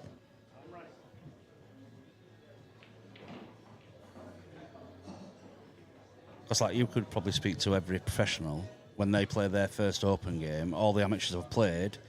The professionals are cold because they haven't played a game sometimes. Yeah, I mean, I think I'm right in saying that was one of the reasons the tournaments were swapped round, because the pros were playing absolutely not at all before they got to play their first amateur. And now, of course, we start with the professional event. So with the professional event starting first, all the pros are sort of, at least for the weekend, in the swing of things. Yeah. Just trial and error. A few things still need like tweaking in and there, but you're never going to get there in a day, are you? So. No, and to be honest, you can't please everyone either. That's the other thing. You know, there's always going to be winners and losers with decisions like that. And ultimately, as long as the tour is the winner, then that is the important thing.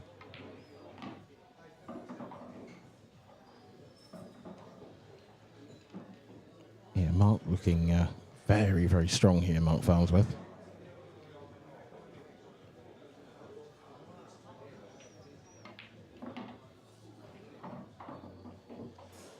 I think that's one of the good things that he's over the last few years, and he'll agree with me.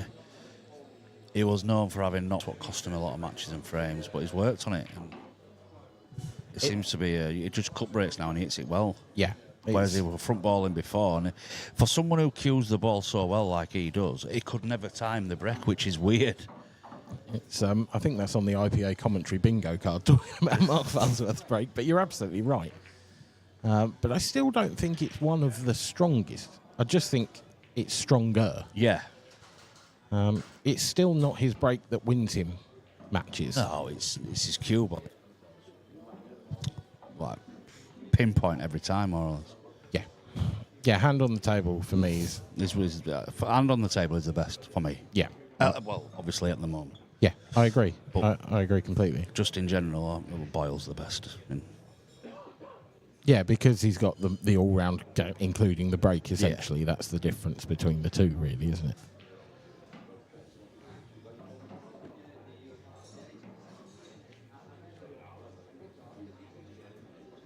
I think in terms of sort of longevity as well, you've got Boyle, Farnsworth, and Hibbert. I think stand above. I think Hibbert's unbelievable, for his age. Clint Jansen's probably in that bracket as well, actually. But Clint's still young, though, isn't he? Is he early 30s? I actually don't know his age, but yeah. Comparatively young, yes. I think that's fair. He certainly looks after himself well. Mm. It's a great break from Mikey. All he needs to do, no miss pool now to win.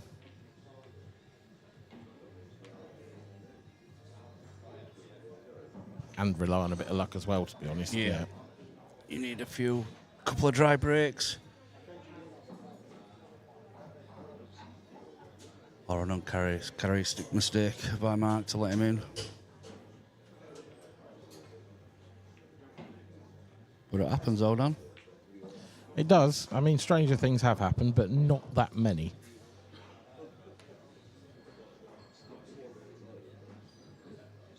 Mikey just needs a nice nudge on this second yellow here. I think this is perfect angle. Oh, he's played it off the red. Why? I don't think he has. Do you think he's just missed it by that much? He's just missed it, yeah. But do you think that was because he was trying to nudge that yellow away a bit more then? There's an extent to which he's got away with it. It's certainly going to make... It's given Mark something to think about. A little bit of work. He's just got one shot to play, and it's when he pots the red just to the left of the one near the middle bag. And if the cannon comes out, I think he wants to do it as soon as possible, though. Maybe after this shot, he could pot the one that's in the middle of the table in the blue spot and leave an angle and then go into it, because then he's always going to leave himself the top two at the top. Yeah.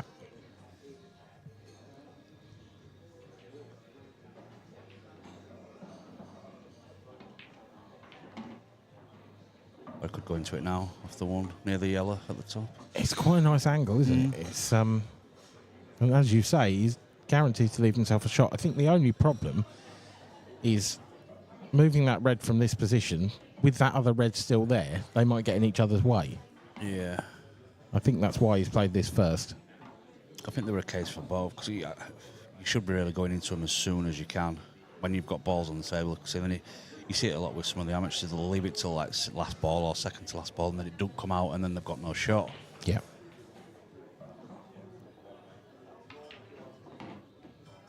That's very nice. Yeah. That's probably frame and match winner, that shot.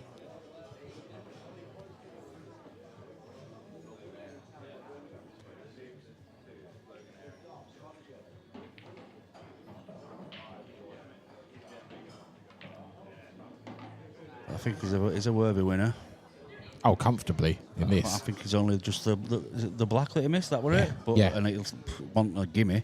I mean, even then, he did well to give himself a shot at the black in that frame.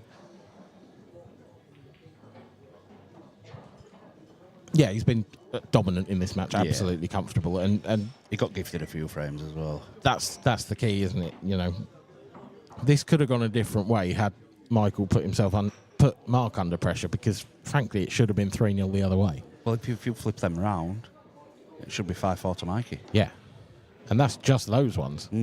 Let alone, you know, the other chances he's had since. He's actually probably the whole scoreline could be flipped. Yeah. But that's what makes the top boys better than everyone else. They don't seem to make their mistakes.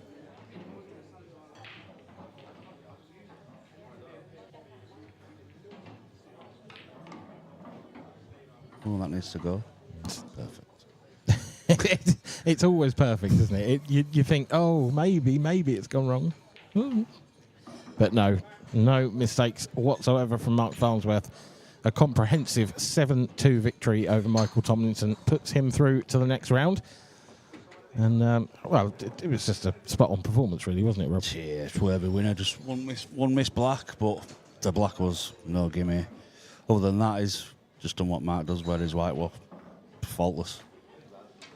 Just have a quick look at what's going on the outer tables. Gav Robinson, Scott Anderson, the other last 16 match just got underway, and Liam Dunstad leads Darren Cook by 4 frames to 1. In the battle for the amateurs to get through to the last 16, Charlie Hindley trails Adam Myerscough by 4 frames to 6, and Callum Jackson is through. So the winner of Adam and Charlie will play Callum Jackson in the last 16. Ross Fernie did beat Matt Schofield 7-6 as well, but before that we'll head over to Kev. He's with the winner Mark Farnsworth.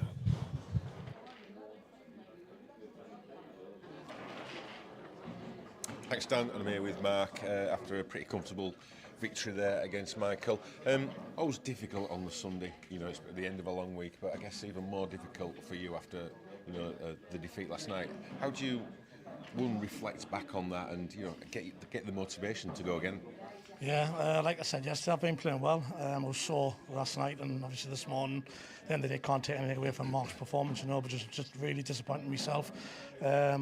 Missing them 2 chances early doors, you know, but like a day, I was hurt by it, but I was still hungry, you know, and obviously probably the last couple of scenes I might have spat the dummy out, went on the drink, or even went home or something, you know, just like in a huff.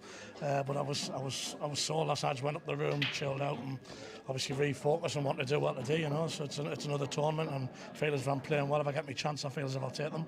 Yeah, and like you say, it is another tournament. There's all those ranking points available. Are you have you got half an eye on February in the World Championships and the seedings? Does that sort of come into your mindset at all about building those points up? Not so much the seedings. I think at the end of the day it is important. Like at the end of the day, but I've got a fair bit coming up. I've got a match on the end of the month, you know, so which I'm gearing towards, you know. So that's obviously this weekend's a big focus. Then I'll be moving on to that, you know. But like you say, I'm hungry for tournaments again. You know, I missed a couple of events, and you do miss them when you see on Facebook people's travelling the events and how the results are going, and you're sat at home twiddling your thumbs, you know, and you think to yourself, you don't know when the time will come when you can't be competitive, you know. So at the moment, I still feel as if I can enter the tournament. If I didn't feel as if I could win the tournament, I wouldn't enter. I would be sat at home, you know. So at the end of the day, as long as I feel as if I can win the tournament, I'll turn up and try my best. Yeah, and certainly, you know, pretty good performance there. I know Mike didn't put you under too much pressure, but good to see him back anyway, back in the IPA events. Yeah, Mike, he's such a fluent potter. He's dangerous, you know. And even when he was having like the 3-minute knock, he was bashing them off the lampshades. I'm thinking to myself, he's one of those players that, like, if he gets a bit of a lead, he's difficult to pay back. He just lost the white at the end of the day. Players who haven't been on the stream a lot, and people don't realise. They're probably sitting at home and thinking, oh, he's made a lot of mistakes, but they don't realise when you're on the 30-second shot clock, the table plays slightly different. Obviously, few people watching, but I know people's watching at home. It does make a big difference, you know. And even for the talent that Mikey's got, he did miss up a couple of balls and play some positional shots, which he would never ever normally do. But it just shows you that it is difficult sometimes to play when you're not used to it. What do you have to do then to adapt your game then to the slightly different conditions under the lights? I think anybody who says they don't feel any pressure is complete and utter lies. You know, it doesn't matter how good they are, whether I can speak for, obviously, if you speak to Mark or Liam or any of the players that play the game at a decent level, everybody feels pressure. It's about trusting your own ability, trusting your own judgment, not changing your shot selection and stuff like that, and keeping focus. You know, once the self-doubt creeps in, obviously you're capable of missing anything. You know, so it's just when you're going through that spell where you're struggling, everything becomes difficult, whether you're on the outside table, but I think it's multiplied when you're on the stream table. You know, so it's just trying to keep your composure and confidence, really. And you talked about this, you know, renewed appetite, and you want to be competitive, and like you say, you don't know when the next victory is going to come. Looking ahead to next season, then after a pretty good season this year, you've said before it's taken people who've been playing well to beat you. You know, what are your sort of aspirations and drivers for next year? Yeah, it's going to be difficult, but obviously I want to try and get back the number 1 spot, you know, because like I say, I haven't got long left, and obviously Mark's a million miles clear, and I think Liam's came back in the really, really tough play to beat and consistent, you know. But I think even obviously I went through a spell, I think it was 7 or 8 seasons undisputed number 1, which is I'm proud of that. But at the time, I probably didn't recognise it was such a good record to have, you know. So when you slip down the rankings through obviously bad attitude and not putting the time in and losing the will to win, sort of a little bit of gets frustrating, and obviously trying to climb back up. It's difficult, you know, but at the end of the day, like I said, the hunger's still there. I don't play as much as I used to, but when I do play, I think I've got a little bit of a fight about us again, you know. So hopefully today, at the end of the day, if somebody plays well against us, fair enough, you hold your hands up. But if I get my chance, I feel as if I can take them. Mark, thanks for your thoughts, and we'll let you go rest for a little bit before your next match, and good luck for the rest of the tournament. So Mark Farnsworth goes into the next round, and coming up next, I think we've got a last 16 match. Should be an absolute cracker between Lee Shepherd and Robert Stephen. So we'll be back in 5 minutes to bring you further coverage from here at the Isle of Man. So we'll see you in 5.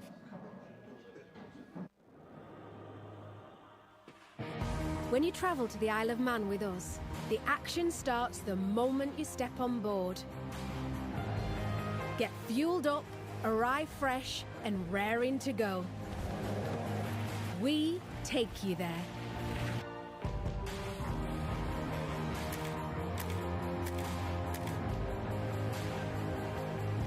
Book now with steam-packet.com.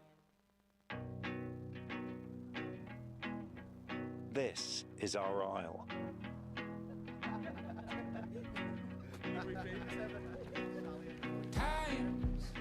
I'll rise. Who you share 'em with. I'll dive. It's life. The point is enjoying who you share it with. I'll breathe. Joy is who you share it with. I'll dream. And the weeks, I'll glide. weekends, keep I'll climb. who you spend the week.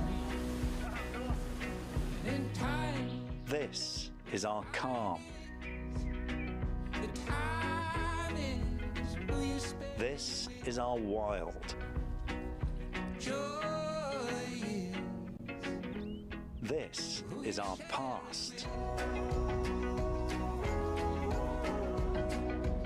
This is our welcome. who you share it with.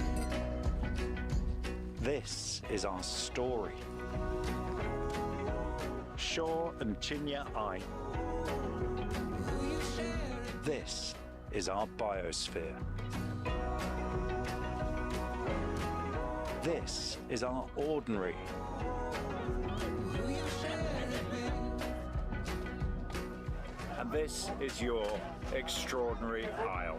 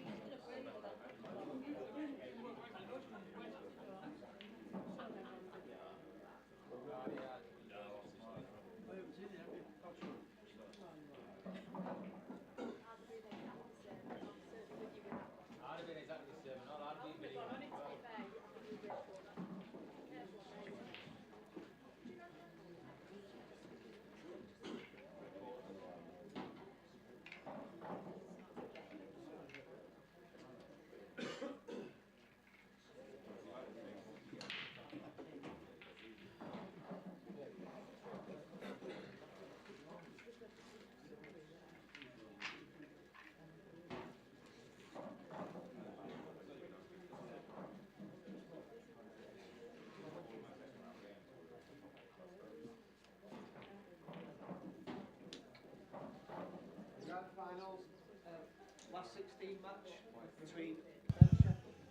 table 15, please. Karen Jackson, Charlie Hindley. Karen Jackson, Charlie Hindley, table 15. I think we're going to go to the main table here. There we are. There we go. Yep, welcome back, everyone. This is looking dry. So, into the last 16. Lee Shepherd and Robert Stephen. England versus Scotland in this one, and England versus Scotland in the commentary box. Yeah, Robert's actually, he was speaking to me earlier saying he's surprised at how good he feels today because he had a bit of a wild night. But I think Lee had one of them himself. I saw Rob. I'm not going to say anything else. But yes, he definitely had a wild night. Yeah, he did say he's feeling good. And I think Lee is in the same kind of bracket. So this could be a really good matchup. Yeah, both of these two, I spoke about it in the last match, both of these two were amateur number ones at the end of their respective seasons. This is Lee's first season as a professional. He's had a good season, semi-final. Was his best result so far. He'll be looking to improve on that. I think Rob has flattered to deceive slightly since turning pro. I feel like he should probably have done better than he has for the level of ability that he has. Yeah, he would be the first to say that. I obviously know Robert really well. Me and him became practice partners, good mates, and spent a lot of time with each other, but he's had a lot of big changes and a lot of stuff happening in his life, and it really did pull on the kind of back burner, and you started to see the evidence of it on the table. He really didn't find the time to get on the practice table, and you could see when he was turning up to tournaments, he wasn't really there, if you know what I mean. He was maybe there in spirit, but he wasn't really there competing and stuff. So he was talking about the plans for next year on Thursday night, and I think he's got hopes that 2025 is going to be a better year for him. Yeah. Well, the best way to start that would be to make the end of 2024 exactly a better year, and that's not great. I wonder if he was hoping to miss the black there and just come off the cushion and out towards the yellow, but he's looking at plant here. This is a huge shot. I mean, if this goes in, not there. Hasn't got the legs or the direction. So Lee Shepherd will have an opportunity in this opening frame. And these are the type of chances that when you get them, you must step in and take. You'd say Lee's massive favourite to go and take these out. He's not going to miss these a lot of the time, but no, the 8 ball on the rail could be a little bit tricky. There's no obvious ball to land right in nicely behind it. You know, there's probably a little bit of positional work to be done there. But yeah, huge favourite. I think next year's a big year for Lee. The first year on the pro, from what I've seen over the last few years, seems to be more of a finding your feet type thing. And as you say, Lee's had a semi-final. He's had some decent performances. Probably again would have liked to do a bit better, but I think next year will be absolutely massive for him, and I actually think he could do pretty well. Yeah, I couldn't agree more. I think he's... I watched him, I think it was here in the amateur final last year. It may not have been. It was one of the amateur finals last year. And it was just one of the most accomplished performances by anyone I've ever seen on the tour. He was absolutely unplayable. I'm sure it was here. I think he played Eddie Roberts. He's, I think the one in Coventry sticks out to me when he actually played Craig Martin in the first round. And the thing that stands out most is I was coming out the lift for my match and Craig was getting into the lift. And he says, that guy just blown me away there.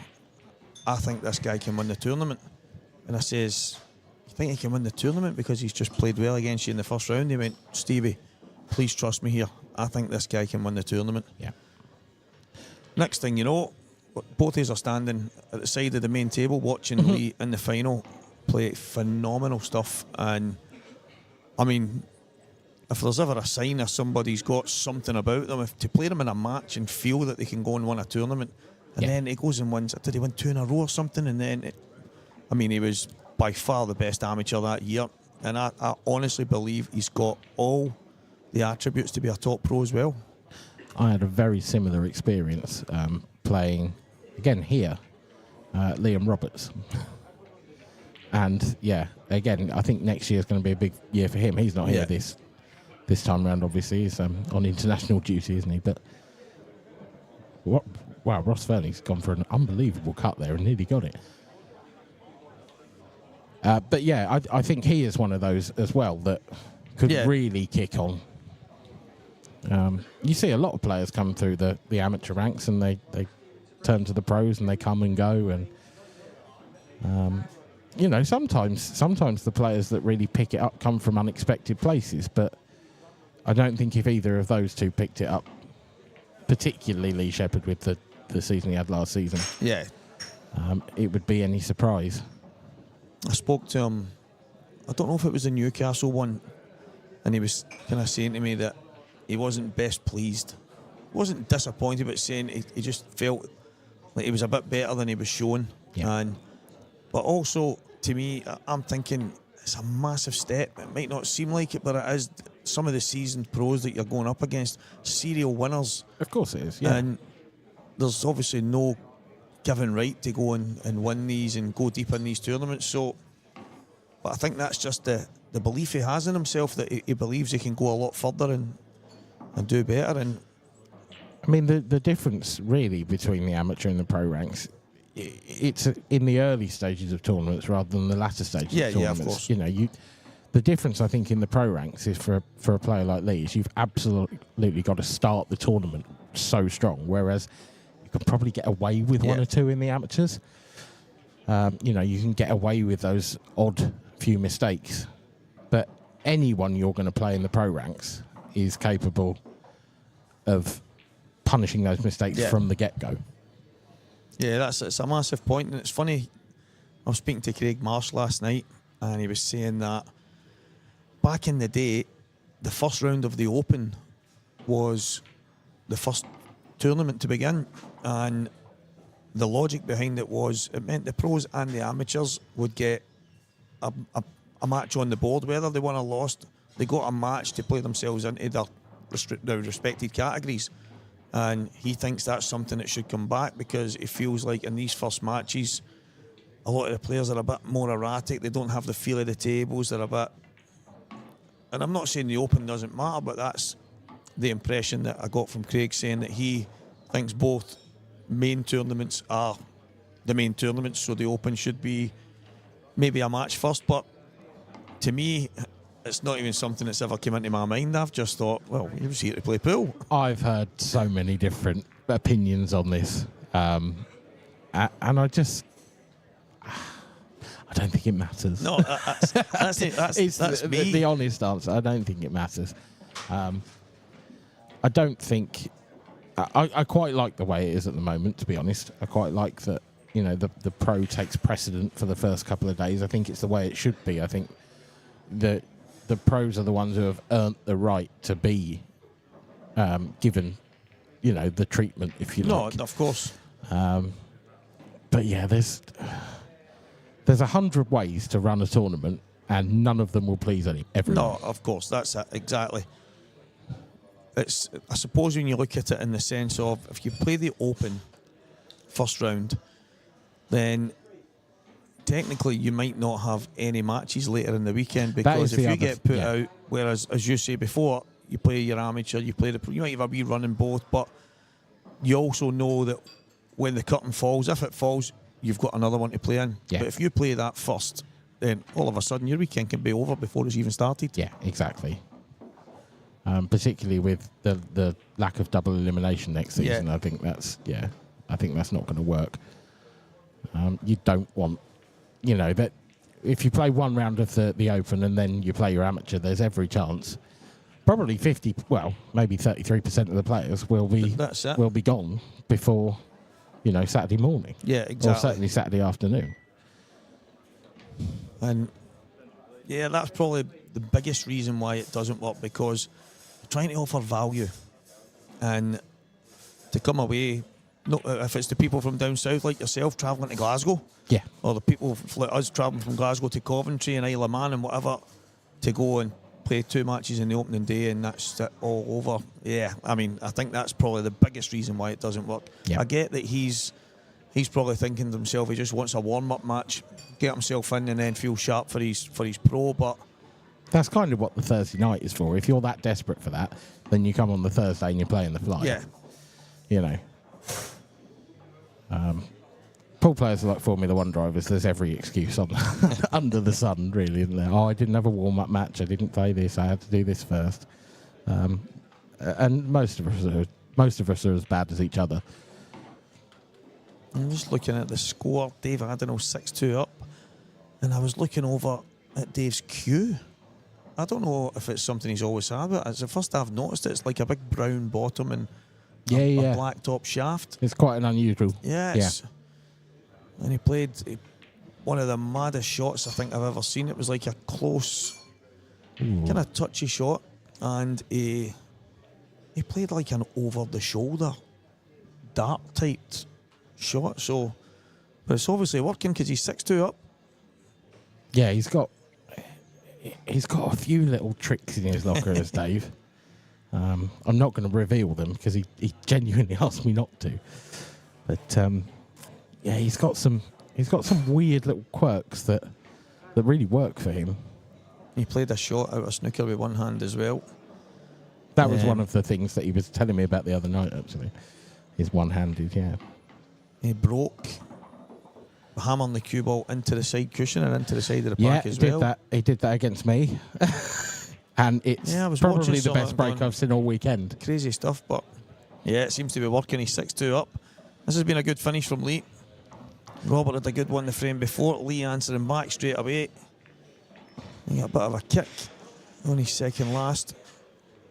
As you mentioned, David Adenall 6-2 up on Adam Griffiths, and that is the last of the last 32 matches. So we almost have a completed last 16 lineup.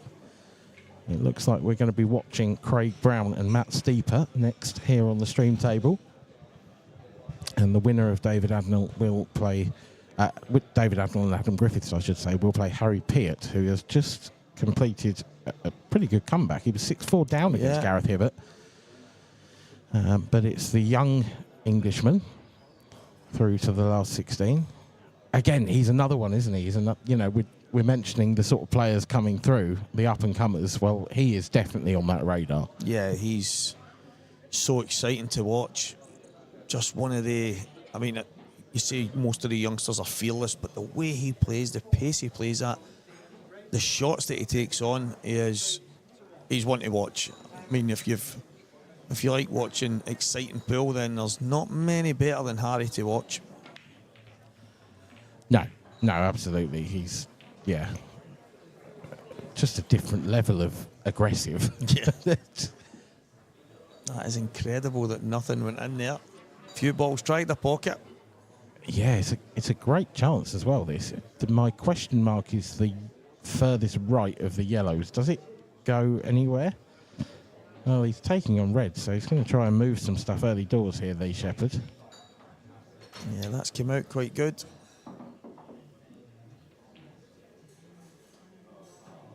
I'm assuming the red will just pass the other one into the opposite middle, but he might have to go. I don't know if it does. It's tight, that, isn't it? Not sure if it just drops past, but it might be a bit too tight for Lee, so he might go upstairs. I don't fancy the plant. If it goes, then he'll be going for that. It's one of those where it's probably just going to slide off the jaw, I suspect. Yeah. No, he doesn't fancy it. It's tough to get out from here. Throwing the cue ball around the angles. How's your luck? Not bad. Yeah, that's okay. He'll take that. I don't think it's exactly how he was playing it, but I think he'll be happy with the result.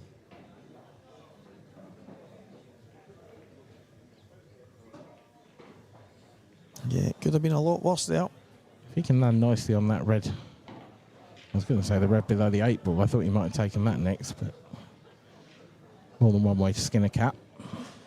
Yeah, it looks like that might become either last or second last now. I think he's going to have to take the one below the top red doesn't go, so he has to come back now.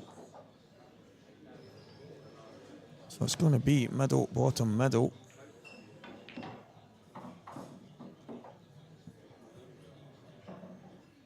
I think he was hoping he could cheat the angle there and leave the one down till last, but he's okay. He just needs to drop this in. I think he can just come round the back of the black. He's got options here. Yeah, this is just on the side of missable, isn't it? It's one of those awkward ones.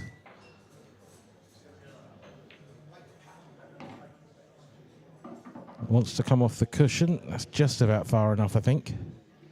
Can get to the bottom of the cue ball now. Yeah, I think he can. I think he can just squeeze it back past it, can't he? Or is he going to play into it? Played into it. Good shot. Good controlled kick on the black.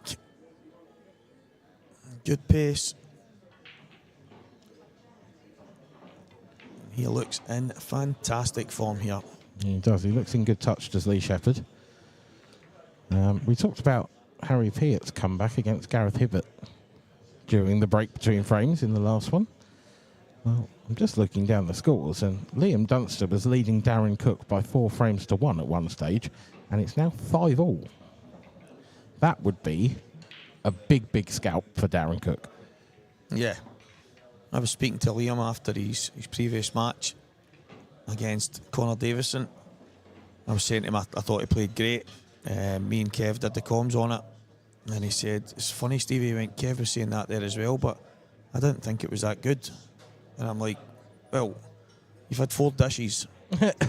You've also took a couple of really unbelievable finishes that were, if you looked at the table, it just looked like a mess, and all of a sudden you were just picking balls off, clearing areas, and he's like, maybe it's just, he said the match last night against Clint really took it out of him because he felt like he was playing flawless stuff until eventually losing late on the match. Yeah.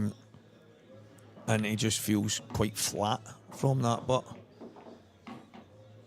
what a break. What a break from Lee Shepherd. And that yellow coming across is the only thing that makes it quite awkward. I feel like he's got to play a plant on that first shot. It's either that or you go reds and you can use the red near the left centre to get it out, but if you could play the plant first shot, if it was easy enough, I think he'd be playing it. Yeah, it looks like he really needs to make it. I don't think he'll play that plant for that reason, because he might give Robert a big chance. Yeah, it's very all or nothing, that shot, Yeah. isn't it? But you want to leave that red next to the left centre then, which is why he's going all the way up table first. And the risk here is that he's kind of forced himself to clear the top end of the table first, and then that might be his last red. Which, if it does pan out that way, when you're moving in a ball and you need to get on it, it can go wrong. Yeah, you want to have some security somewhere. I don't know if there's an option maybe to leave the one near the right centre. He can maybe play it right now. That's what he's looking at. One cushion down inside it, then he's going to have options of the 2 over the middle. I think this is a shot here. Yeah, it just needs a good contact on the yellow either way, whether it's off the back rail or onto it. It's gone straight back. Wow. I don't think he's on anything either. No, you couldn't make that up.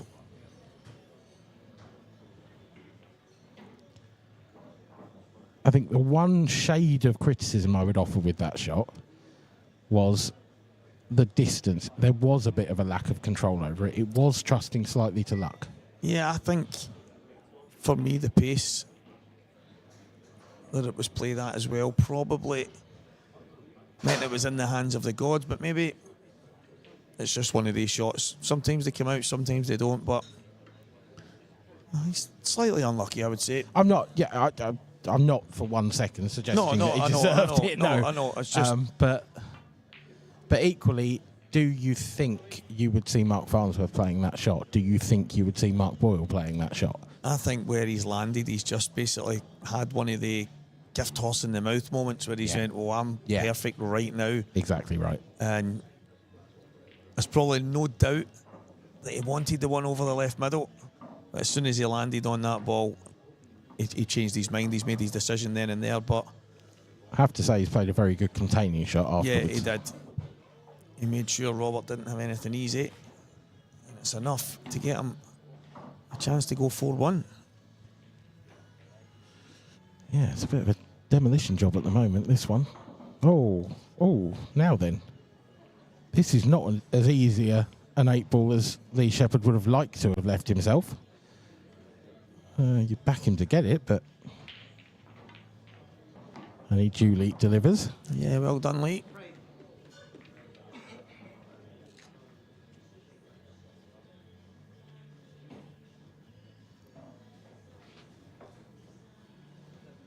Now we're moving towards the outer arena, or the opposite arena. That's a great shot there from Alexandra Cunha. Over on the far table in the ladies' event. And so you can see Ross Fernie and Mark Farnsworth stalking the tables. Let's just get some scores from their matches. So Mark Farnsworth 3-0 up on Craig Marsh, and Ross Fernie 2-1 up on Jason Hill. Yeah, Jason was just telling me that he's been trying to retire, but these current pros just can't seem to retire him. He's like, Stevie, I keep telling them, you need to beat me, wipe me right off the table, and then that's me finished. He says, but they're just not good enough. The thing is, that makes sense. It does, but do you know what? The level that Jason plays at, whilst not the level of a top pro, with no disrespect. No, of course.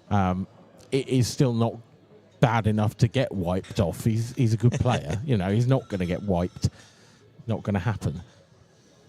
Anyone who has earned the right to enter the professional ranks is, by definition, not going to get wiped. Yeah, exactly.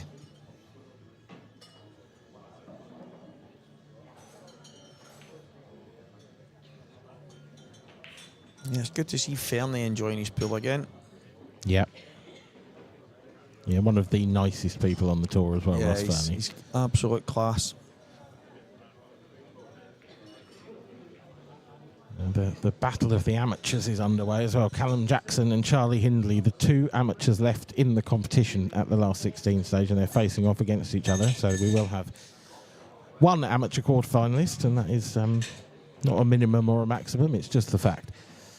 This is dry again. And the one thing, they are opening. Yeah. Yeah, again, there's... Well, your choice here, really. Either way, you've got a difficult red. Yeah. Or yellow. Yeah. I suppose, arguably, all the reds actually do have a pocket, but... Getting the cue ball down for that red near the yellow towards the bottom left, getting into a position where you can get that is not easy. Yeah, as you're looking at using the yellow to clear the pocket, maybe the red at the top is the right ball to go. The other big consideration here, of course, is the 8-ball. That is in about as bad a spot as it gets on a table. Yeah. I think reds are the balls. I think the one over the middle, if he could somehow leave it to last, would be the one for the black, but there's a lot of work to do to get to that situation. Getting in that position won't be easy.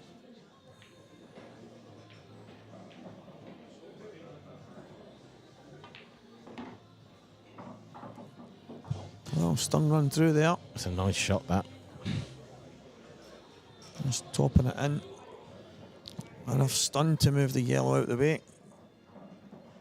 Now, you mentioned it last frame, gift horse in the mouth, getting into a perfect position. He's landed with a lovely angle here to try and drop on that red I mentioned earlier. Yeah. Or he's going to take the one to the right first and come around the back. That's the plan. That's pretty good. Yeah, he's just about perfect. It's just about the weight.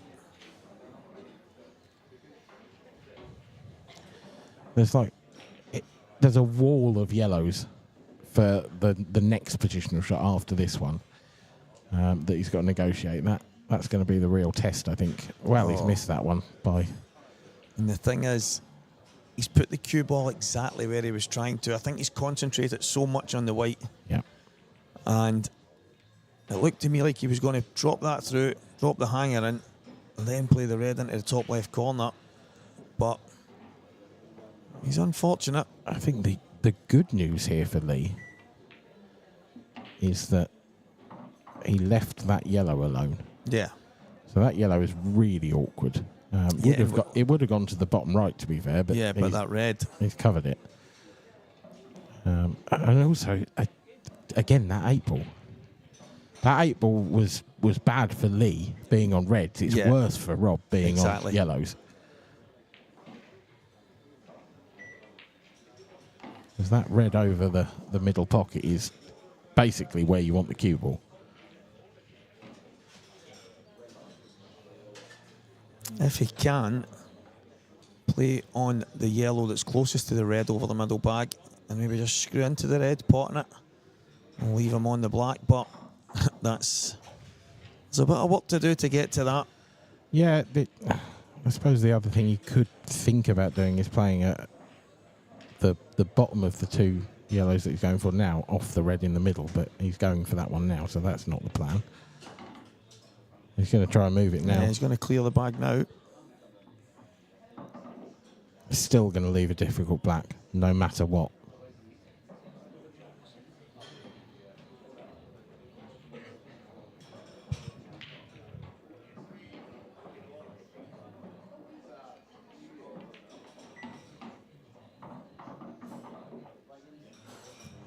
This isn't a perfect angle. Yeah, I think he was hoping to maybe half ball it and come out, get his cue on the table, but he's got a shot.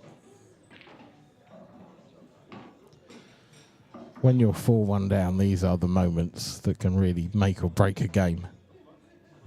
Does he have an angle to move it here, or is he trying to screw past the red? He's tried to move it. Oh, that's unlucky.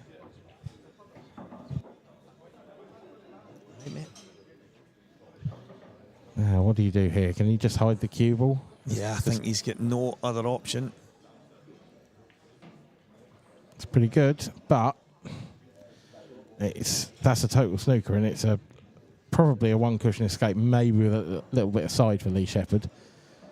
If he can find a way to hit the left of those reds, then he's definitely not going to leave a shot. Fancies this one instead. He wants to come off the left-hand side of it.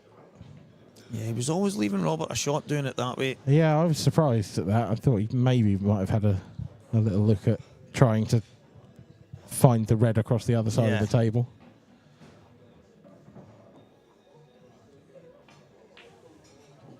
That's a fantastic black. Outstanding stuff. A well-needed frame there for Robert Stephen. Still trailing, but just by 2 frames rather than the 4 it would have been. And Liam Dunster back in front against Darren. Liam was saying he was playing Darren Cook, and I says, is that the guy that looks like Jimmy Fallon?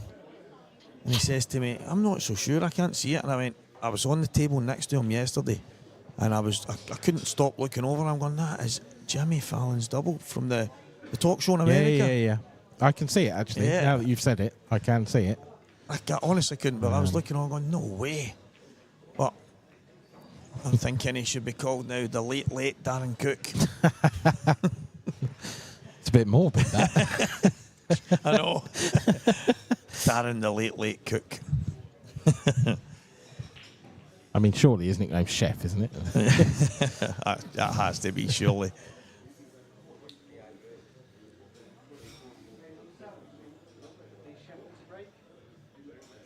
Matt Farnsworth 4-1 up.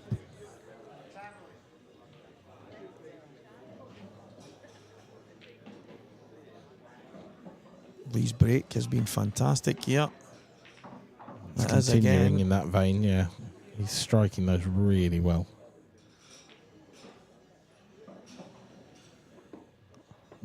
Options available here, but the yellow and the red in the balk, I think he'd love to take that yellow, but if you take the yellow to the top left first, position getting out from balk again is going to be really difficult because you're running into that red. Yeah, I think he would have to take the yellow and close to the dead centre of the table. Yeah, leave himself a better angle on it. Does it go? I don't know if it goes, that yellow. Yeah, I think it does. Yeah, I think it must. Yeah.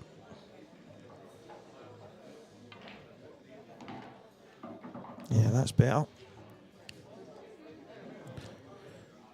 It is. He's still the wrong side of this. Yeah, he yellow still for me, came though. a bit further than he would have liked, but should be able to just push on and off the cushion. Oh no. Didn't have to play it at that pace. No, there was a part of me that thought that he might take another yellow before he then took that angle because he'd left himself that way. What do you do now? Can he play yellow off of red here into the centre pocket? Yeah, that was my thinking previously. If he just comes on and off the cushion, even if he's not a perfect angle, he could screw off two cushions over to the side and play this same shot. Hasn't quite got that. A little bit too thick. What's he left, Rob? It's not a great shot, whichever way you're going about it, this one. Yeah, he's not left too much. He's not left anything easy at all, but the alternative for Robert was that Lee took out a finish. Yeah, so absolutely. You're just happy to be back at the table. Ooh, 6-all Dunster Cook as well. What a match. Oh. It's going to be really interesting to see who comes through that. Unfortunately, it's about as far away from our cameras as you can get on table 11. Great shot from Rob. That's not a great result, though. Yeah, all he could do was just pot the ball there. I mean, he can take the one down the left rail now. Yeah, just drop this in.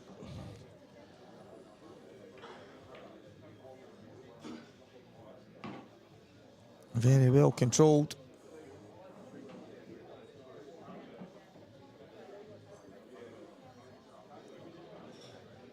On table 5 then, please. David Arsenal, Harry Peart. David Arsenal, Harry Peart. That's a confident stroke. Yeah, he's powered that in. You would think he had some kind of snooker background the way he played that. Oh, no. We've now had two mistakes at the top end of the table. And again, I think both through just a little bit of adrenaline, maybe. Both players hit their shots very hard. Yeah.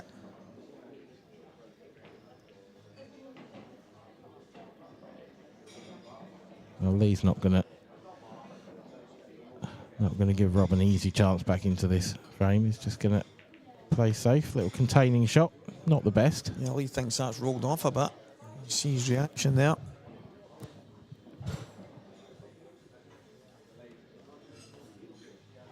No harm done.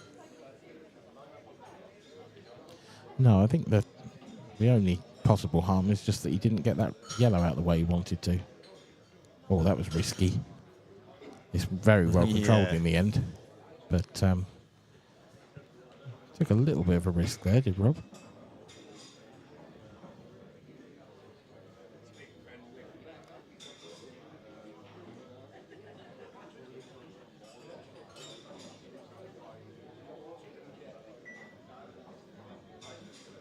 Well, this is a big shot. Nope. Just asking the question of Rob Stephen. I thought that Lee might try to get his yellow out there and find safety in the bottom half of the table. Because there's an area you could land in around that other yellow where he wouldn't have left Rob any shot.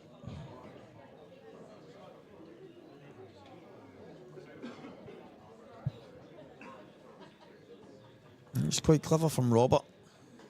He's basically keeping Lee away from touching the ball at the top. Oh, that cue ball's close. Oh my word, it stayed out. Wow. He's very lucky there. Look at that. It looks in, doesn't it? Wow. And the thing is Rob, is he snookered? It's possible. What, George? Yeah, possibly. He can certainly only see the one. Yeah, I think he's called total here. Top half, yeah. Oh, now then. Yeah, that's okay. Just wonder whether Lee might consider doubling the yellow at the bottom of the table and trying to get cover. Yeah, could maybe double that up to the top left. Yeah. That's the shot. Wasn't going for the pot there. He'll be pleased with that. I think he'll be pleased with that. I wonder whether he might have wanted another half inch on it. Yeah, he would have done.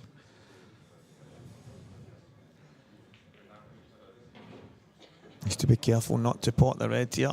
He's played that well.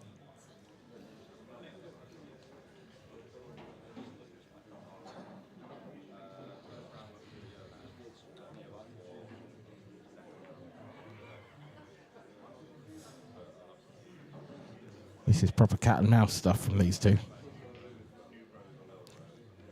It's amazing how what looked like quite an open frame from the break can turn into this. I don't know if Lee can try and take a pocket of his own here. The yellow next to the 8 ball. Does it slide past the red and get in front, or is the 8 in the way?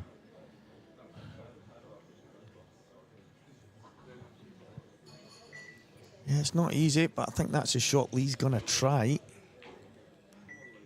And he's played it. Wow, he's unfortunate. The thing for Robert as well here, he won't want to put another red inside. No, absolutely not. He might have a go here and screw up the table. Yeah, it's taking the option. What a shot this is. What a shot that is from Robert Stephen. Beautifully controlled. Yeah, that is absolutely fantastic. Sorry. And he's got a nice angle as well. Oh, now then. I'm surprised. It's not yeah. I thought he could just draw over for the black into the bottom right corner, but I'm not even sure what pocket he's played for there, to be honest. Either way, this is a test that he didn't need to give himself. But it is a test that he passes with flying colours. Rob Stephen pulls another one back. 4-3 now to Lee Shepherd, who will be disappointed. Lee will probably feel like he should have taken those last two. I didn't expect Robert to miss that there, but he slightly baffled me there with the way he played the last red. That Lee will feel like that's another one that slipped away. But the one thing is, he can regroup. There's a lot of pool to play.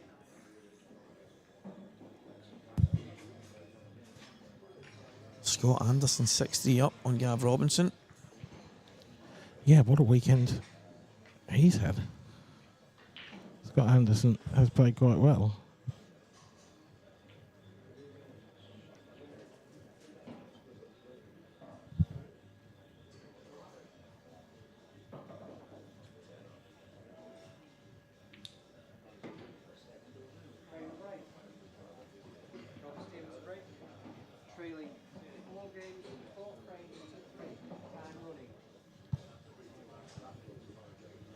Rob's break has not been working terrifically well in this match.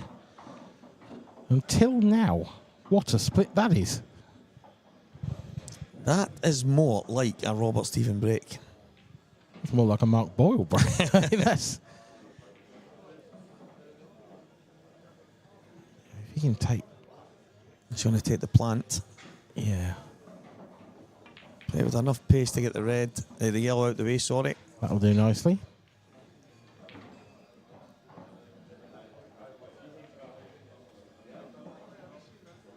Yeah, it's a good chance here.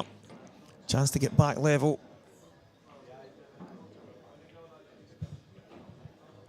Still a lot of pull to play in this match.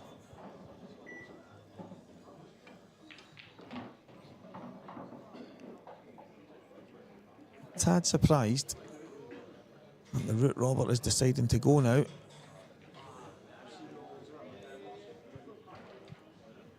I think the two at the top of the table and the one in the middle, the one in the bottom for the black might have been a slightly better pattern. At the table, relatively clear. And with the potting ability, he'll still fancy getting these. Just a bit more awkward than it had to be.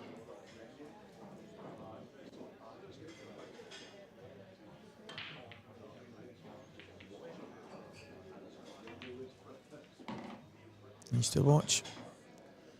Yeah, it just slows up enough. Yeah, it's pretty good, but the centre pocket could come into play here. So he's probably going to have to dig down at this a little, is he? Or can he just avoid it? Oh yeah, it's well low of it. Yeah, good shot.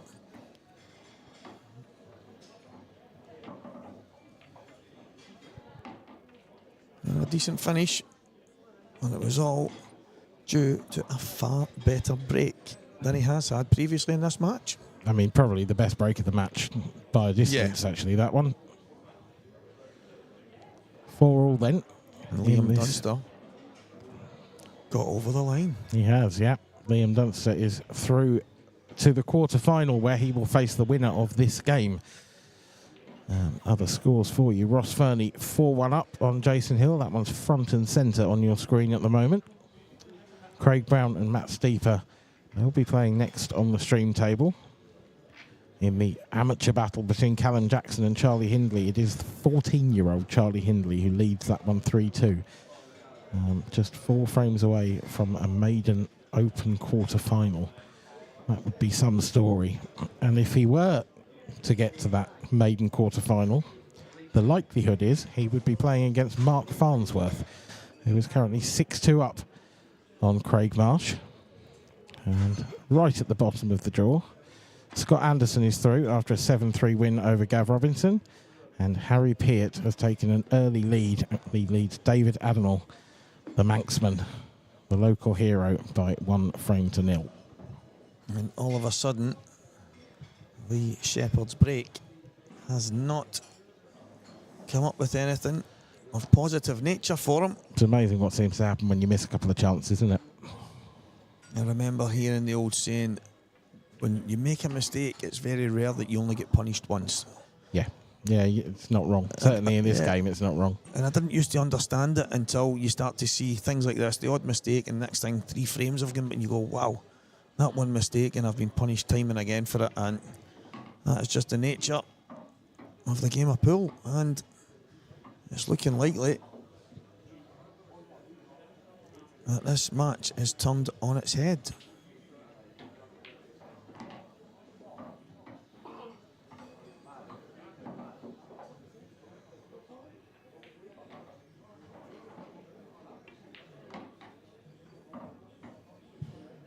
Just a fraction straight there. Can he just hold this for the long red? Yeah, I think that's got to be the plan. Be the plan. Just stun down towards it slightly. He's perfect. Absolutely perfect. Yeah, it's made mincemeat of these.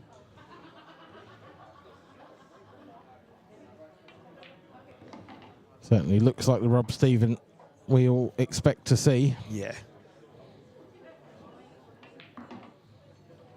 I mean, the finish was there, but the long red there was the longest he'd taken on any shot in that frame, and that was 8 seconds. So he's definitely speeding up a bit, which tells me that Robert Stephen is feeling it. He is feeling good right now. Yeah, growing in confidence as the game goes on. And Jason Hill keeps in touch with Ross Fernie, an important frame that. 4-2 now.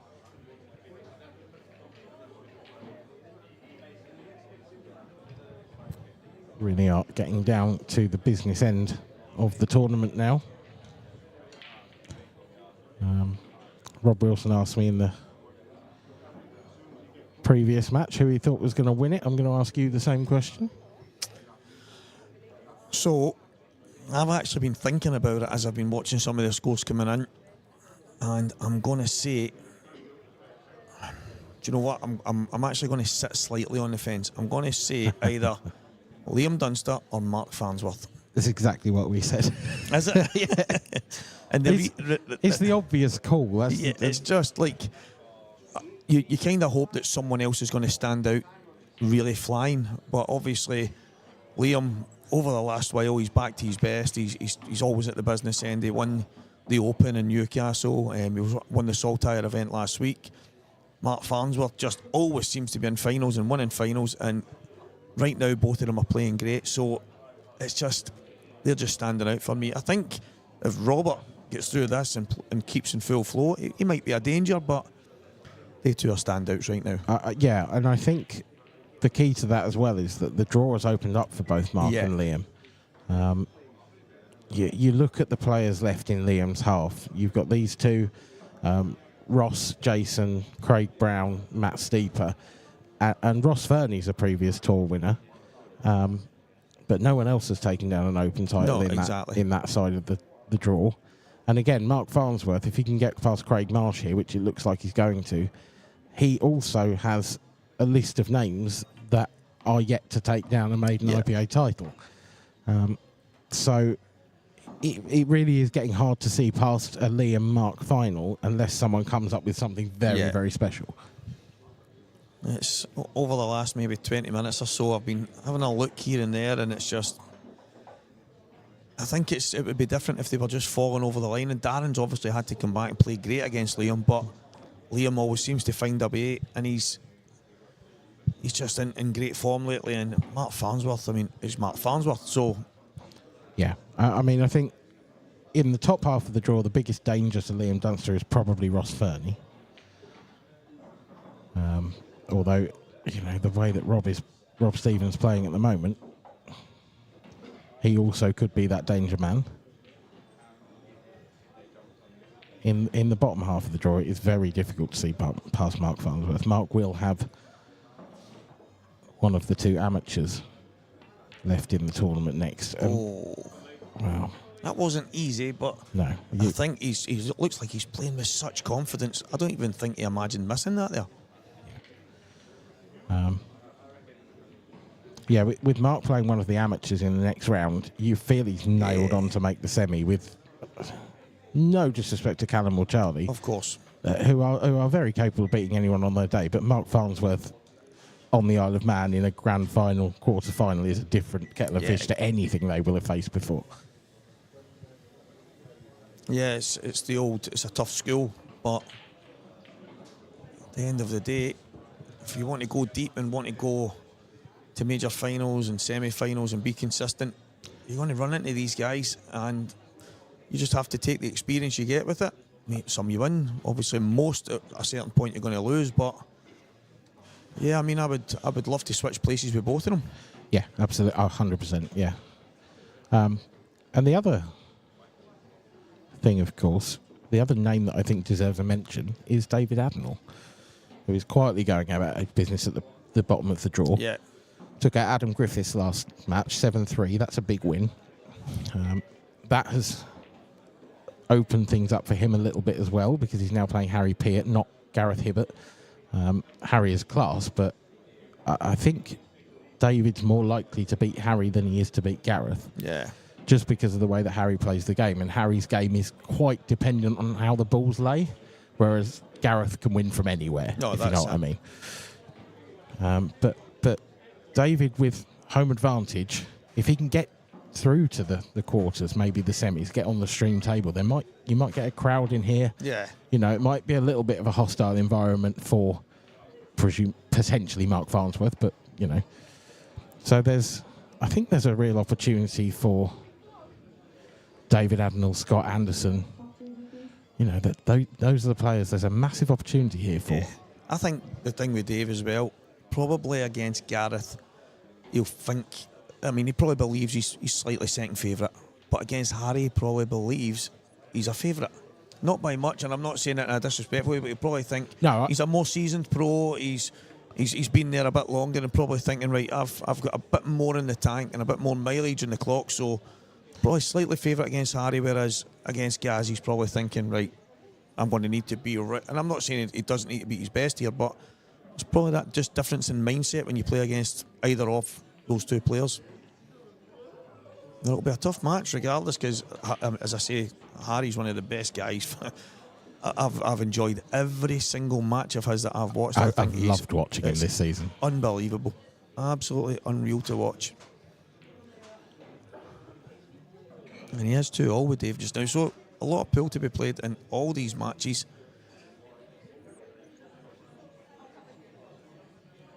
Rob's trying to swerve this and make the pot, and he's done it. Yeah, I actually fancied him to get that there. Yep, that's a great shot as well, because he's come out as good as he could have done, really. If he can roll this red along the rail and land nicely on the red to the centre, which is pretty much plain ball, you would think it's going to be 6-4, and, well, this was 4-1. Yeah, I think the hardest part here is just holding the white, but anywhere on line, oh, he's been up and down. What? Okay. I thought he could maybe just a little bit of run inside and go towards the kind of black area, and even if it's a thin cut. Leave yourself a thin one, yeah. That's surprising. Can he cut this back? I don't know. I mean, he can't double it. So I think he's kind of got forced to have a go at this, isn't he? Or a treble of some kind, maybe? Oh, the treble. That's not going to get the legs. And it's landed. Exactly. Well, Lee would have hoped. It's no not pressure now. It's not the first time in the match where Rob has just played one where he's really put the beans into one, and it's not worked out for him.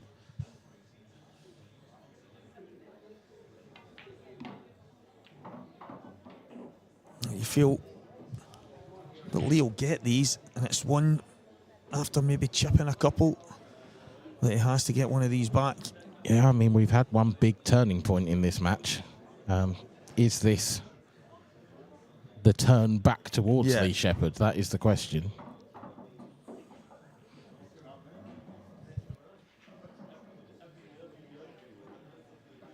So there won't be any mistakes from Lee. I'm not going to say I can guarantee it, but I do not expect them. And it will be 5-all. And we'll have a best of 3. I think we deserve that here. Yep, I agree. And it will be a best of 3 to see who faces Liam Dunster in the last 16. So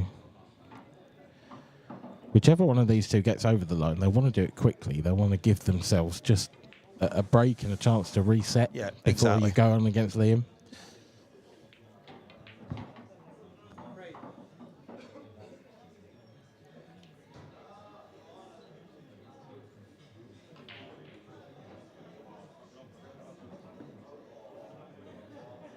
Charlie Hindley 4-3 up now.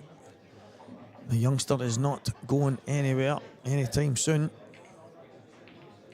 I think he's just found another gear this weekend. He was doing well in the amateur as well. He's found about 8. Yeah, it's honestly, I sat and admired earlier. Like I said, he just didn't miss. And it was quite something to watch from a 14-year-old. Yeah. If slightly depressing. Yeah, he's a super talented kid.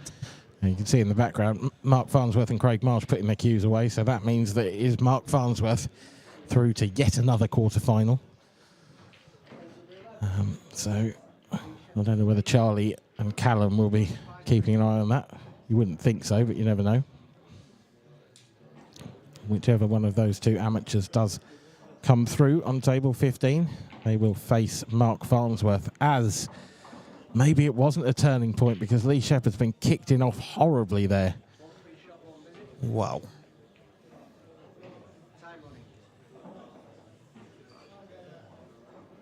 He just has to try and work these out. He needs to get the black. And then the yellow. He might decide to smash everything out in one go. I can't see it, but it's just that top right-hand corner that's going to cause some problems here.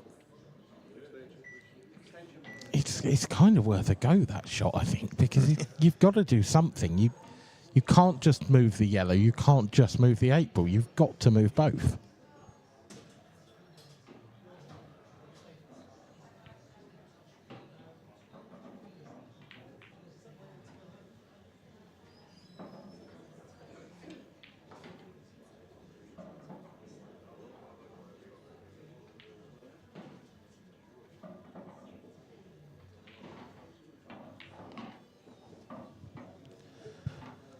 It looks like he's managed to leave himself the plant here. If this comes out well. Yeah, that's okay. Yeah, not great, not terrible. There's a big shot to be made.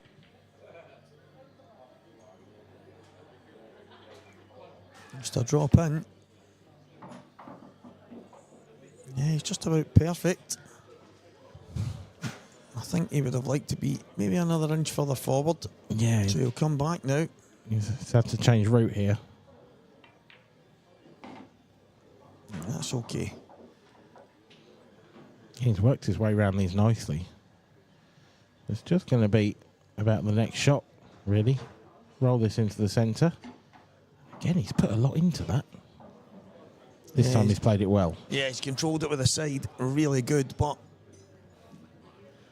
that wasn't easy. But something tells me he could have dropped it in. Oh, that was close. Wow, that was close. And landed in the same position that he ended up. Yeah, I completely agree.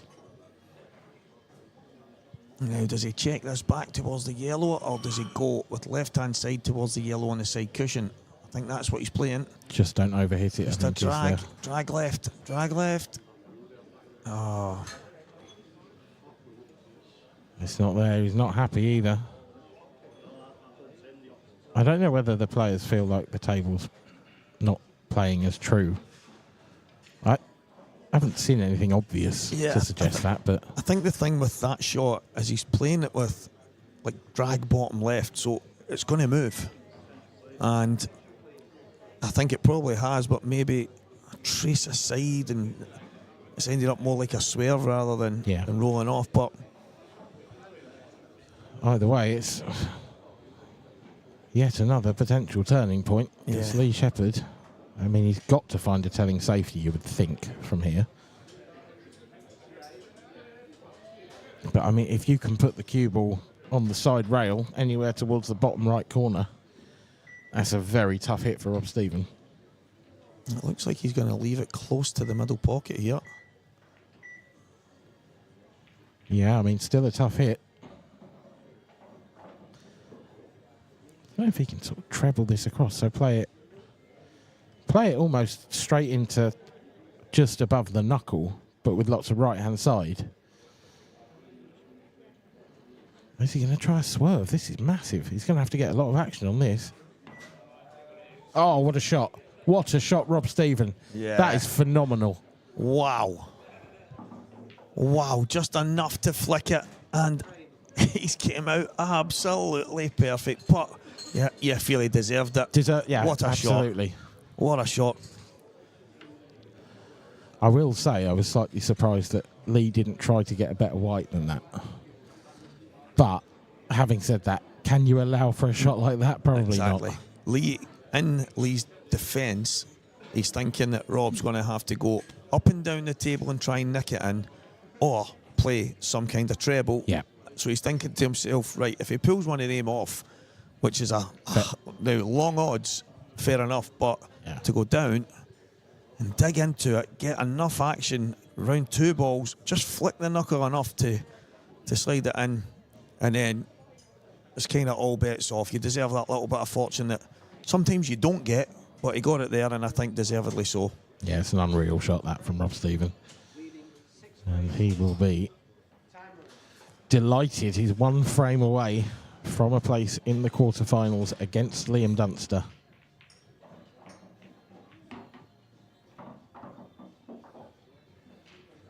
And is he about to put himself in that quarter-final?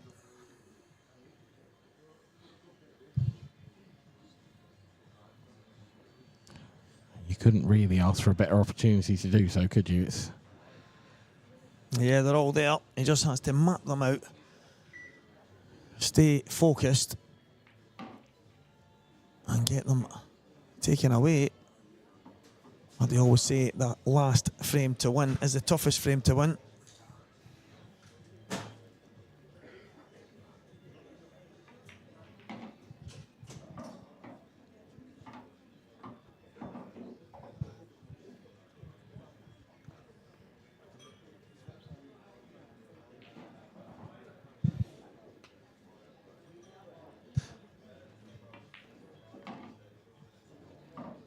Oh, that needs to slow up. It has. Yeah, just about okay.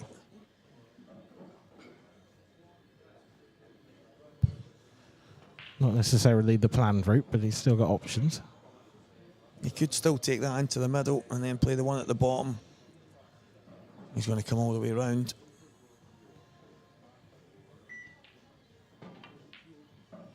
Oh, wow. That is decided to screw it. I think if you still take the one into the middle, come down, take that, go back up to the one just above the black, drop it, and then you've got the bottom one, come round for the black.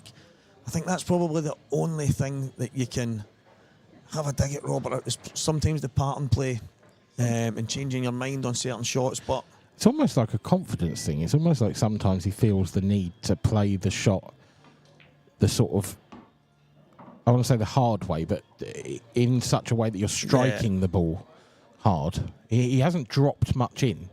No, he's always cued it, which can be a downfall. Sometimes you just need to just let the pocket do the work.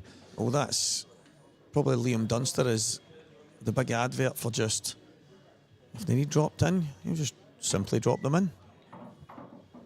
Yeah, how's that shot gone for Lee Shepherd? Is he covered? I think it probably just the bottom goes left. I think it goes, yeah. But it is a bit more awkward than it had to be. And this is a big shot now.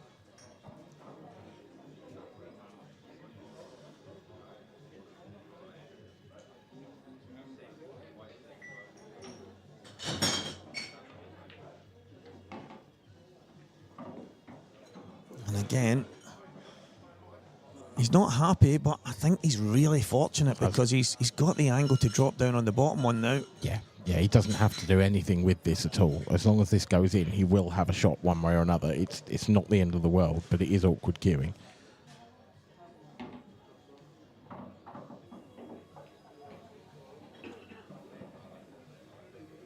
Well, this is a key shot now. Don't want to leave yourself too much work. We are still assuming that the red passes, but if it does, I don't know that it's an absolutely full pocket. So you want to be right behind it. You know, that black will be looming large if you've got an angle on this last red. And he does have an angle. Eagle's probably going towards the yellow as well. Yeah, is he going to screw it on and off? Oh, he's used the yellow. He'll live with that. You'll take that.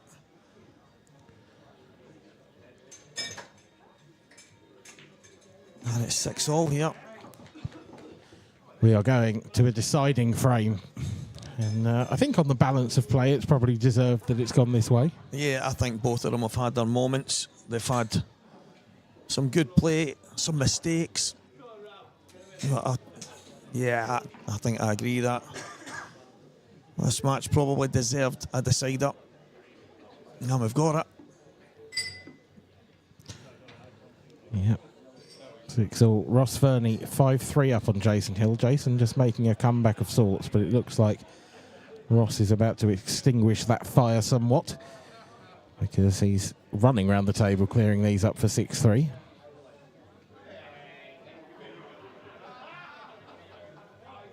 There we have it, 6-3 Ross Verney. Other latest scores.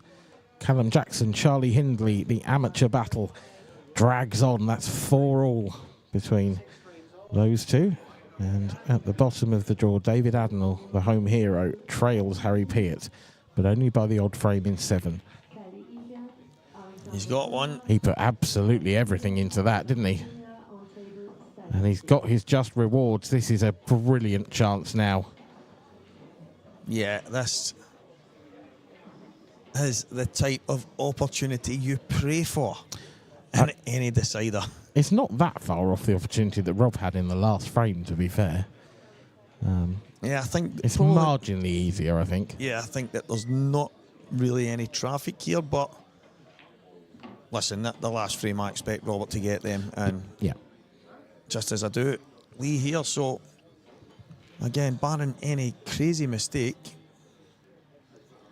this time the match really could be over, but a lot of yellow still on the table. Lee has to stay composed and make sure. I have to say, that's one thing I quite admire about watching Lee, his composure. He tends not to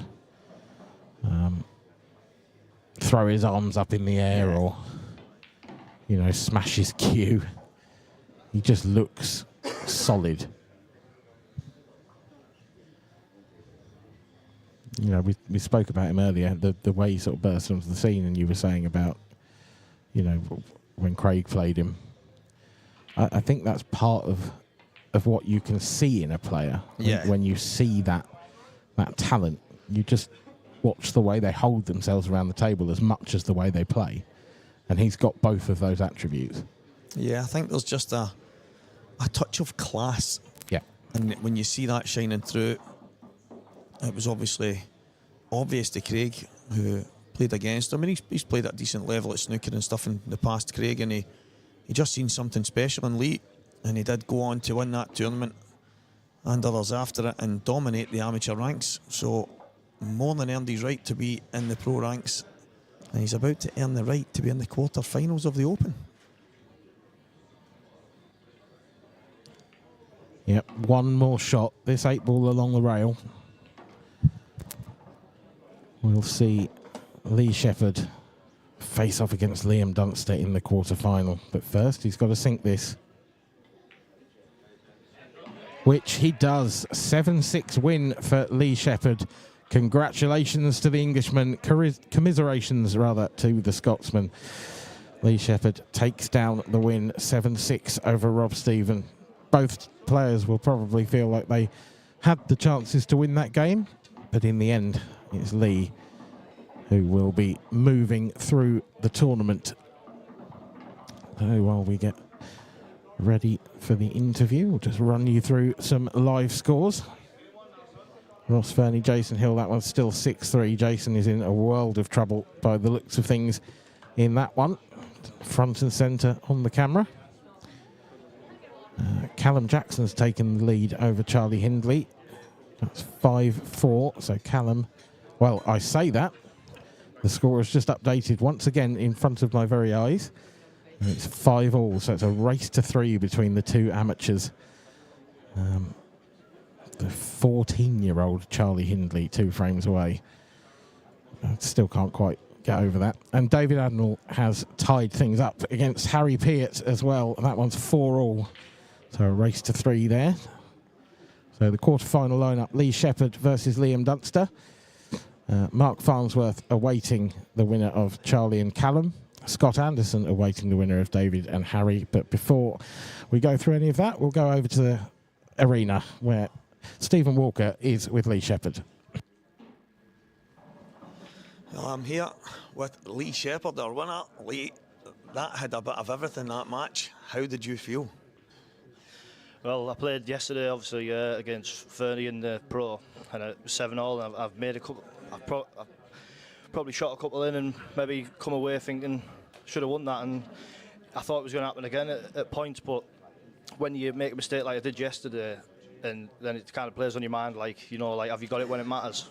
And I think I just proved to myself there, like, it's there when I need it. So yeah, I think that there was a point you kicked on in the match, and then a couple of minor errors. Robert managed to punish you, get back in the match, and then at 5-4, there was another turn where you got back into the match. And then did you feel like when you got to that stage, I think I've got him here?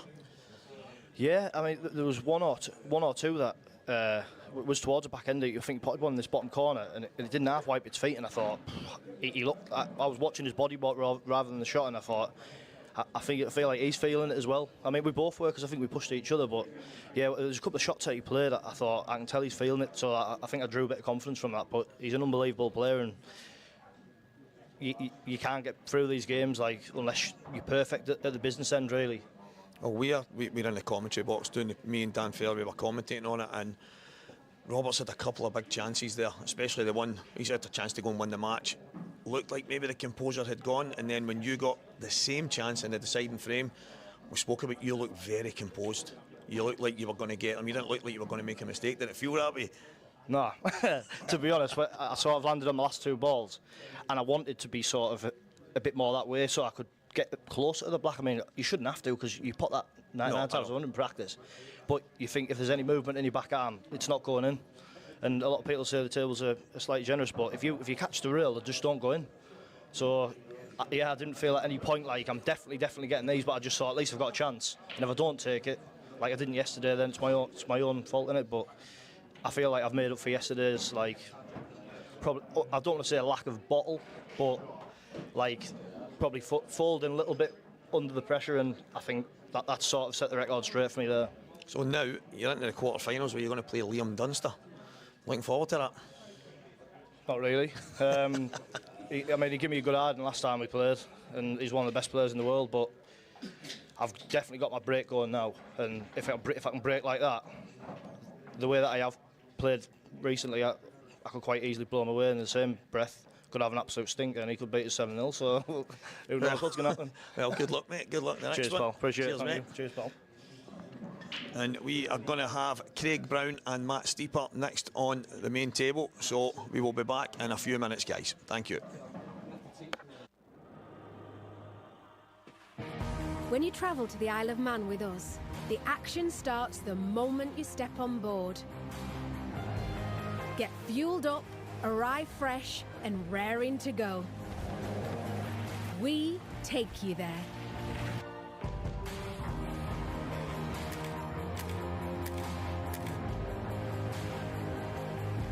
Book now with steam-packet.com. This is our isle.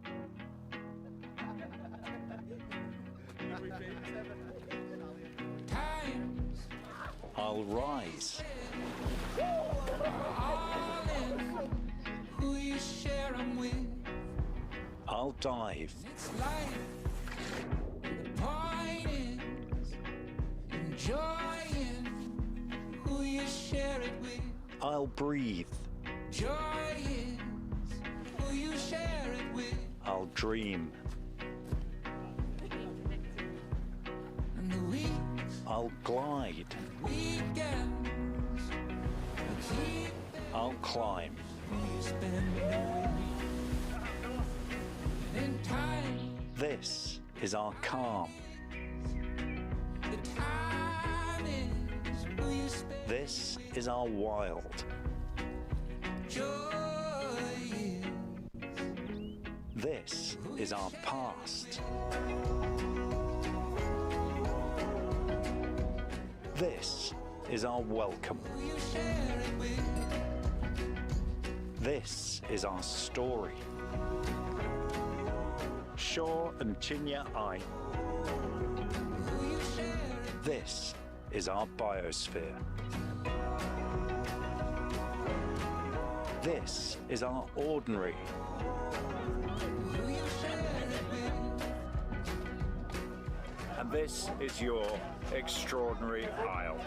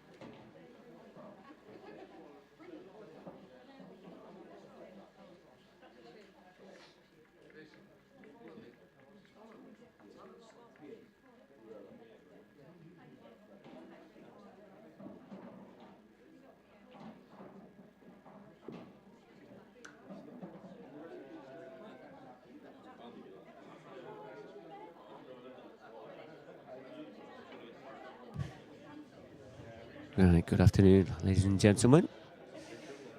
Looks like this match is just about to get underway now.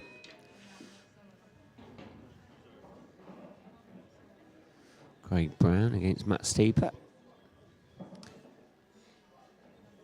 We've changed our camera angles around a little bit. Just put a camera up into the main room now, because this is where all the play is going to happen. All the ladies open, all the men's open, and also the ladies amateur final.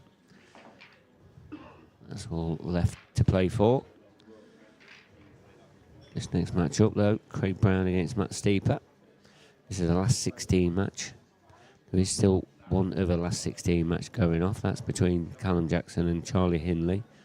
You can probably see him on the right hand side. Callum is dressed in black, just down at the table now on table 15. And that's currently 6-5 to Charlie Hindley.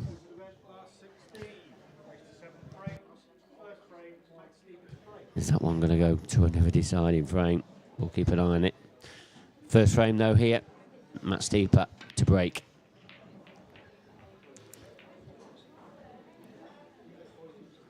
Connection, put nothing down.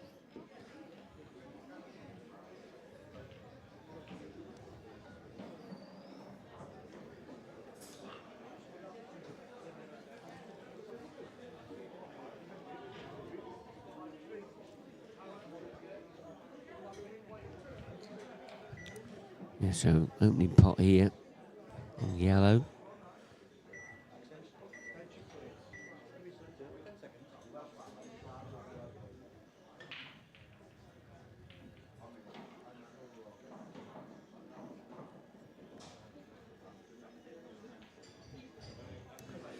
Yeah, with these yellows, you don't really see an issue.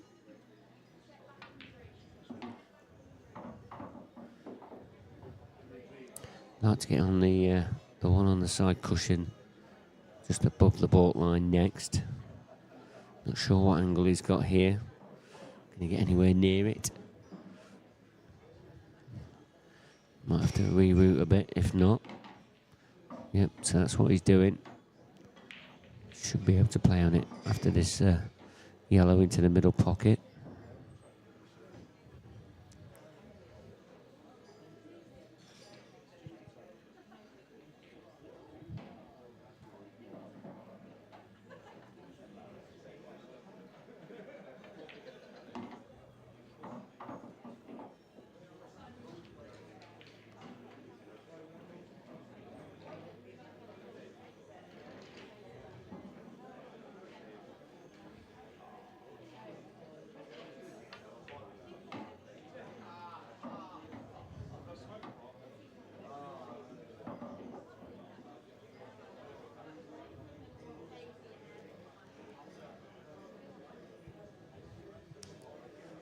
Yeah, so taking that one out in the top half of the table now. He's got all his balls just down at the lower end of this table.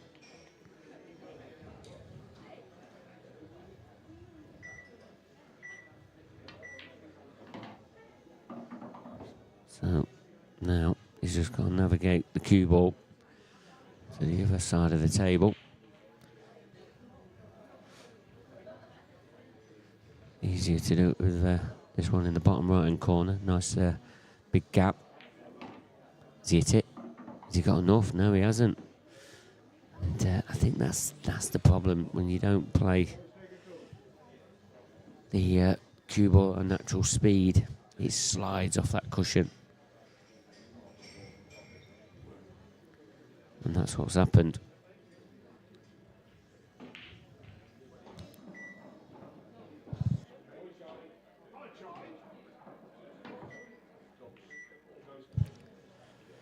He's hit the yellow.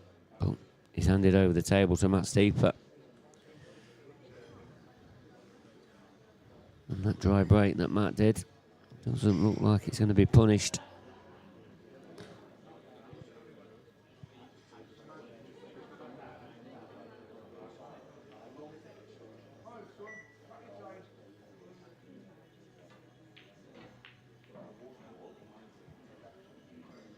Yeah, nice opening double there from Matt.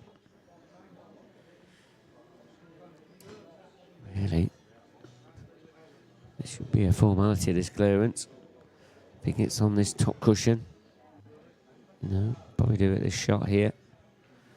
And just trickle that along the cushion to pot it. It's a little bit shorter pace though. I'd love to be on that one on the top cushion next. But still a good chance.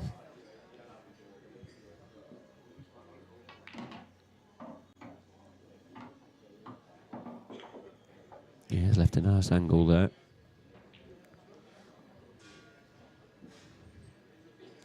After he's potted this one along the top cushion, you know, he needs to make sure the pot here, the cue ball, is naturally coming down in the angle that he needs. And now this should be just dot to dot.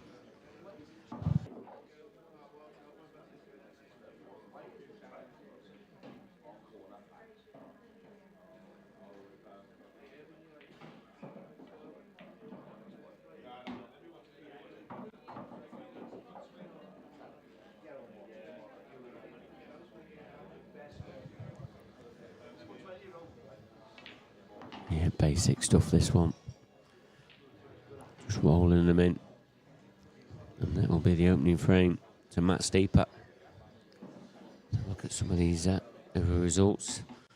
Looks like that Callum Jackson, Charlie Hindley is still 6-5 to Charlie.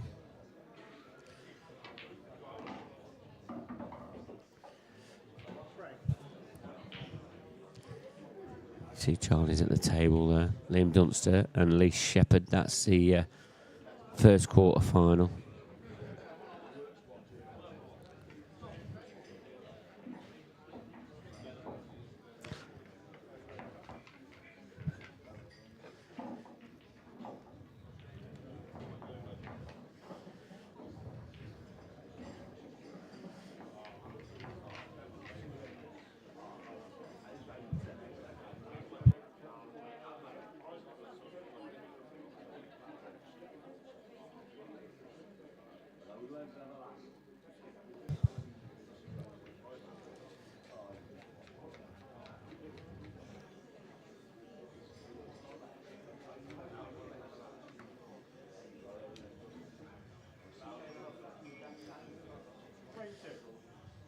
Just looking at the scores for Callum Jackson and Charlie Hindley. So that is into the decider. So frame number 2 here. Craig Brown to break. Generates a lot of power there, Craig.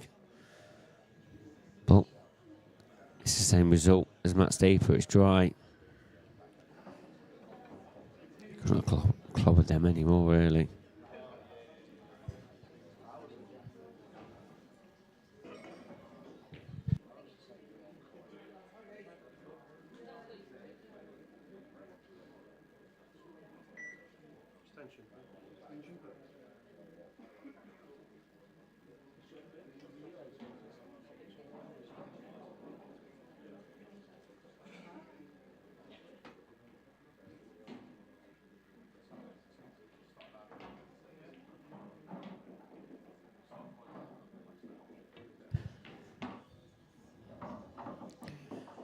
So I suppose the yellow below the middle pocket on the right hand side. That's going to be the key shot. I think where he's just placed his cue there, he's probably going to play it as a double. I mean, surely he'll get a chance to knock it out. No, he's definitely playing for the double. That's where he wanted it.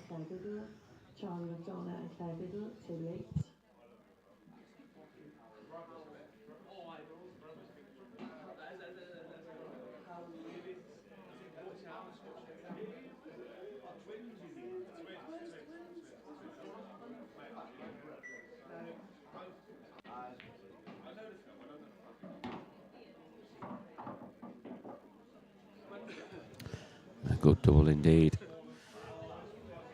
So now once he just gets this yellow, just needs to navigate that cue ball around them reds and track up table. He should then have a good chance and then extend his lead to 2-0. Tracking up table. Does it come out? It's not come out bad at all. It's a nice little kiss. Great direction of the cue ball though. So once again though, it's all about making sure he leaves the right angles. Because getting on the ball that's in the middle of the table to the black, it's imperative that he gets on the right angle of that one. So, yeah, contract this along the cushion.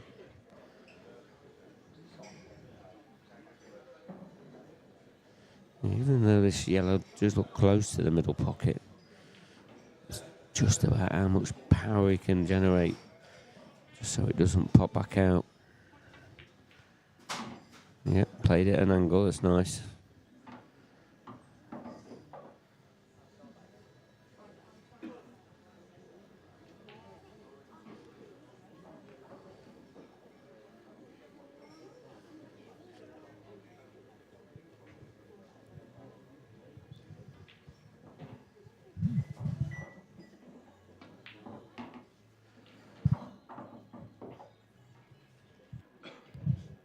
Yeah, that only just went in, but it's in. This has been a good clearance here for Matt. 2-0, he now leads. Let's have a look back at that Callum Jackson, Charlie Hindley match. 6-6 it says on here. Is it coming to an end? Callum is at the table. Don't look many balls left there. What's he on? Is he on the red? If he is, one big shot. And he'll be into the quarter-final, where Mark Farnsworth is awaiting the winner.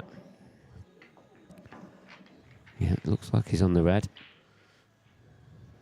It's not easy.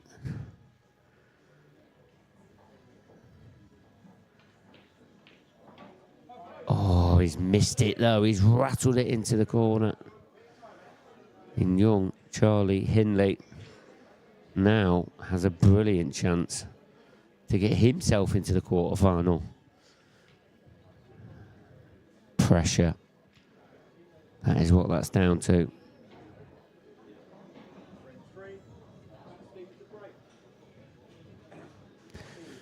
Keep you up to date on that, no doubt.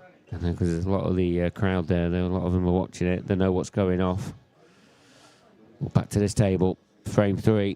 Matt Steeper breaking again. He's got a ball this time.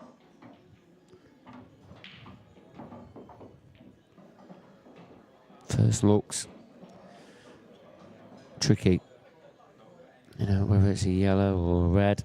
You know, them two balls that's on that, I was going to say top left-hand cushion. That left-hand side cushion just there. They're glued together. Tell you in that first quarter-final as well, Lee Shepherd and Liam Dunster. It's Lee Shepherd who's leading in that match by 2 frames to 0.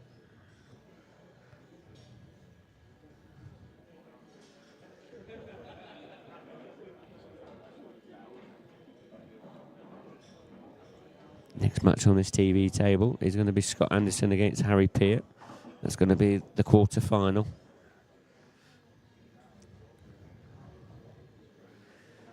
I think we've probably got, after this one, 3 more matches. One quarter-final, 1 semi-final and 1 final. And that will wrap us up from another fantastic weekend.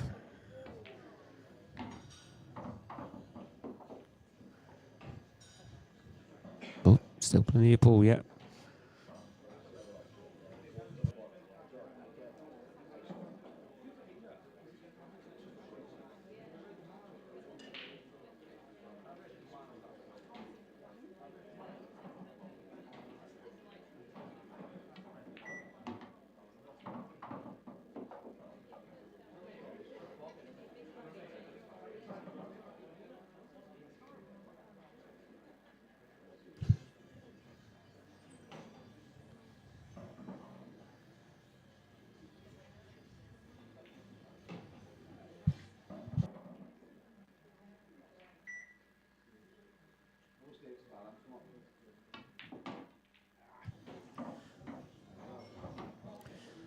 just swinging that cue ball right round the angles. I think he tried to obviously dislodge that red and yellow that's on the side cushion, because that would have definitely have helped. Any chance of clearing these up. That's how he does it now. Callum Jackson, look, he's back at the table. He's got a shot at the red. He's got a now chance to clear. Well, I think he has. It looks like he was tracking towards the black there. Has he got a shot? It's tricky. Is he looking at cutting this in? He does look a little bit close to his work from camera angle that we're looking at. So, is this for the match? Is it easy enough? It's on its way. He has plotted it. Callum Jackson into the quarter-finals. He's playing Mark Farnsworth. That'll be going on pretty much straight away as well.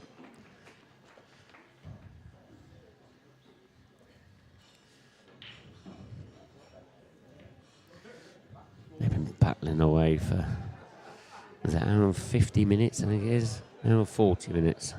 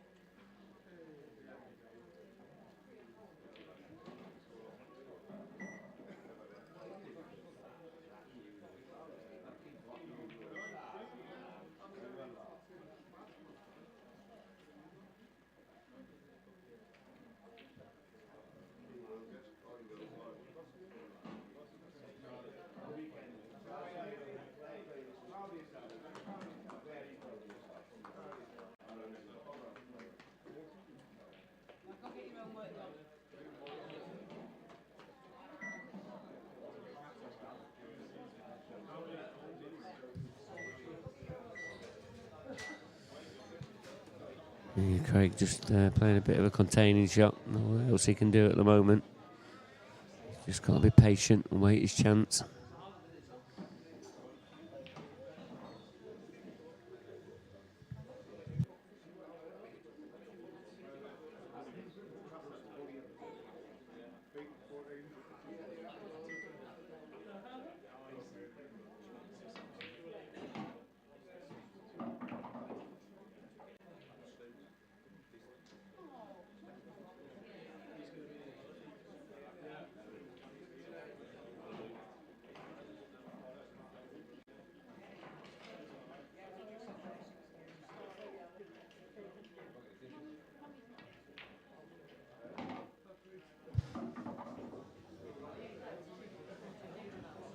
Yeah, but you know, with Craig waiting for a chance, Matt's not giving him any chance.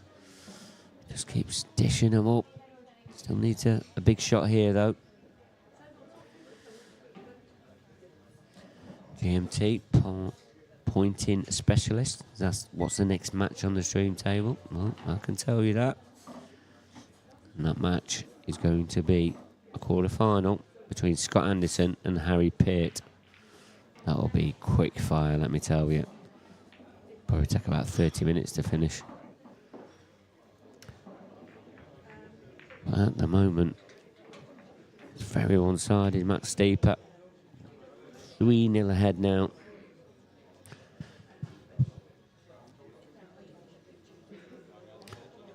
Liam Dunster match there. He's now trailing by 3 frames to 0 there. Lee Shepherd has got off to an absolutely astounding start. Oh, Liam's at the table. We know what a gritty competitor he is. And the other matches that you can see there. You see in the top left of your screen, you'll see B Porter. She's 5-4 ahead against Caitlin Heptonstall.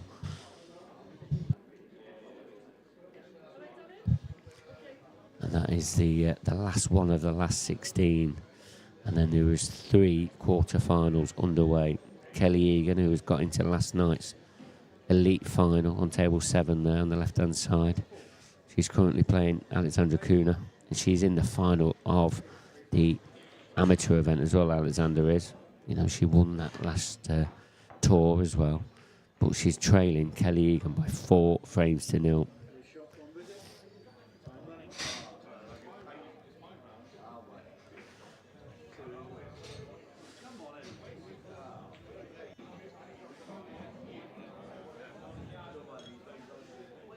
Another dry break from Craig.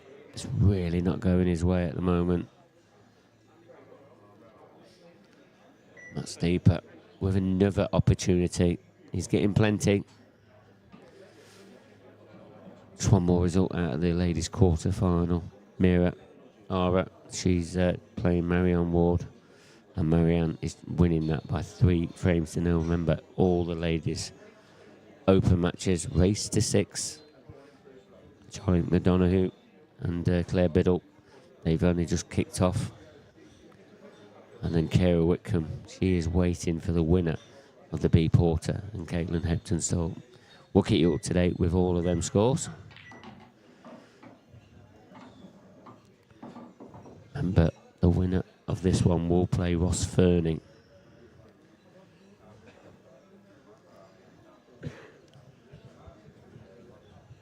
And Matt's had an absolutely fantastic start. Winning 3-0. Well, leading 3-0, should I say.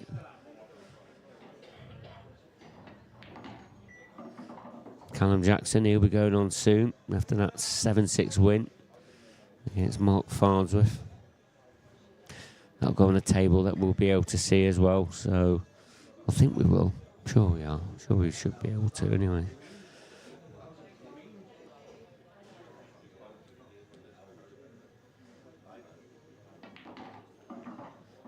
It's a nice little cannon there from Matt. Been a little bit disappointed that the black's a little bit closer to the cushion than he wanted. But it's another opportunity for him.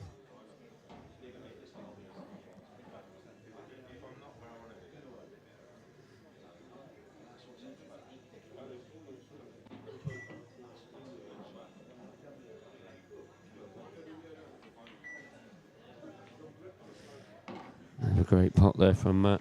It's not a bad cannon. Needs to take that yellow into the same pocket.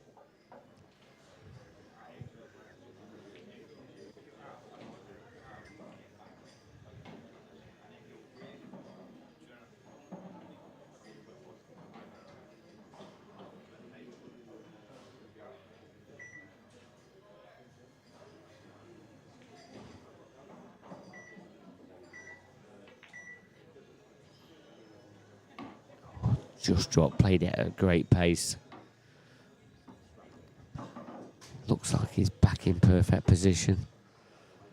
What's he thinking about the black? Is he going to try and remove it after this shot here? Or does he just leave it and just play on it? I think the top players wouldn't even cannon into this. They'd leave it. But Matt, he thinks otherwise. And now he's out of position. You got to say, I don't think that was the best selection of shots, sir. You know, should have just believed in his potting ability. Just play that yellow and just make sure you got the right angle on the ones in the middle. Still pull this around though. That's a nice shot.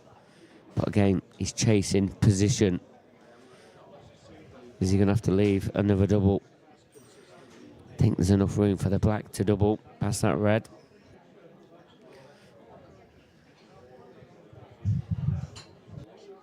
I can tell you, Liam Dunster, he's pulled a frame back. 3-1, he now trails.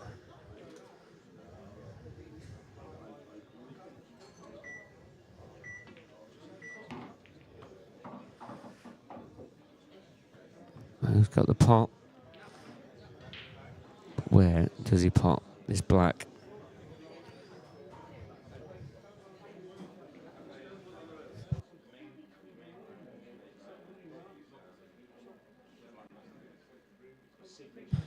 You're gonna say he needs to find a pocket. What's he coming up with?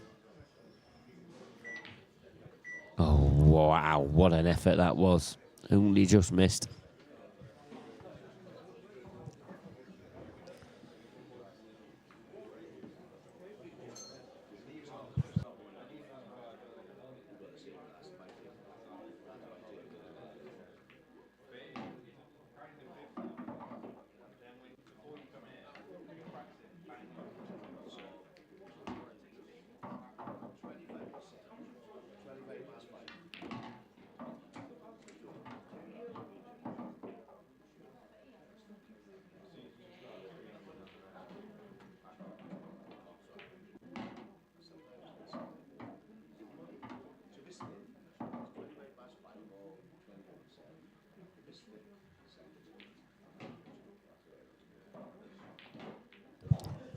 Yeah, surely now Craig gets his first frame on the board.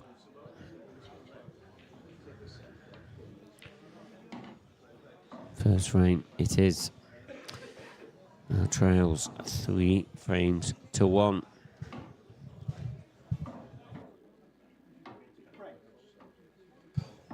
You can see there, look, Mark Farnsworth and Callum Jackson just starting. So yeah, we'll be able to keep an eye on it.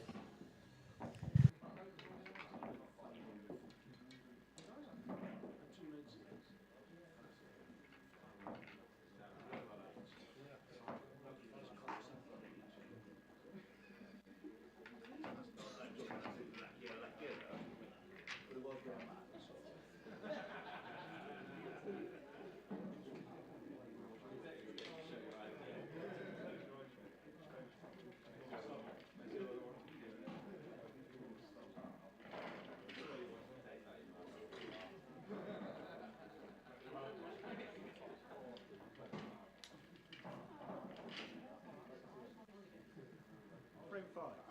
Max deep to break. Leading 3 frames to 1. Time ready. And frame number 5. Again, great generation of power. And he's got a ball.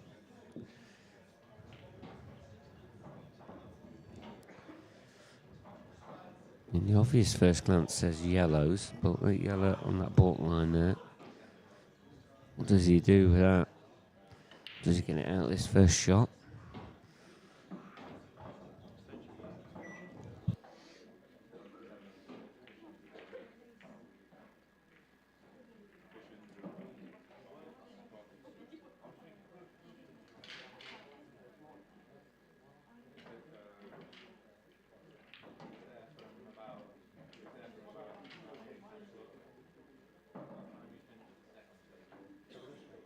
Time out.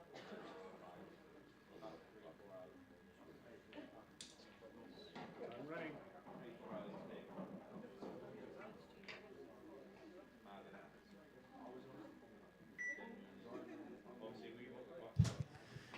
Yeah, big shot this.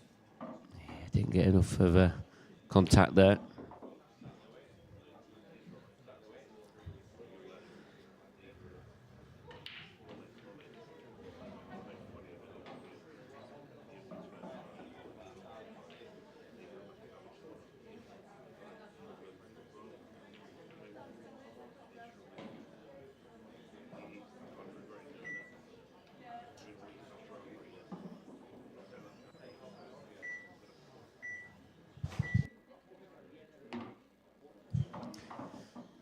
Matt's still potting here, but he's in trouble.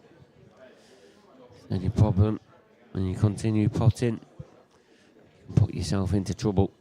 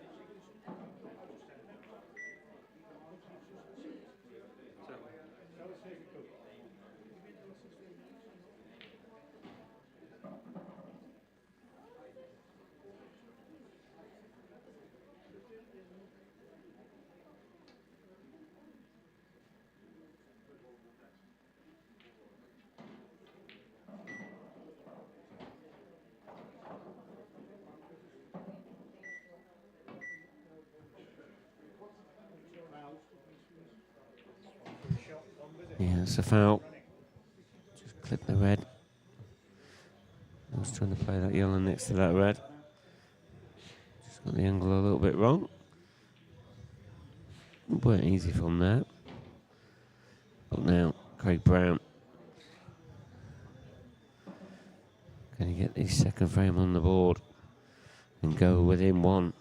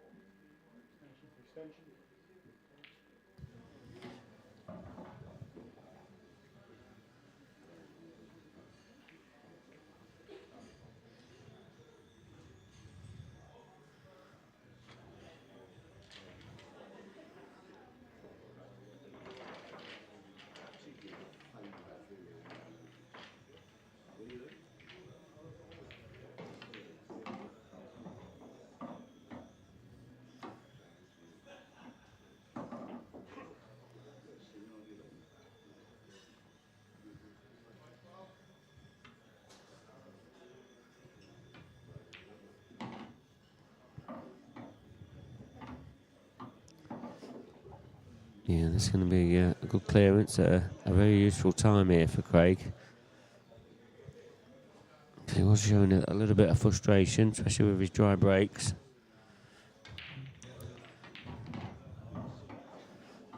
Nice shot.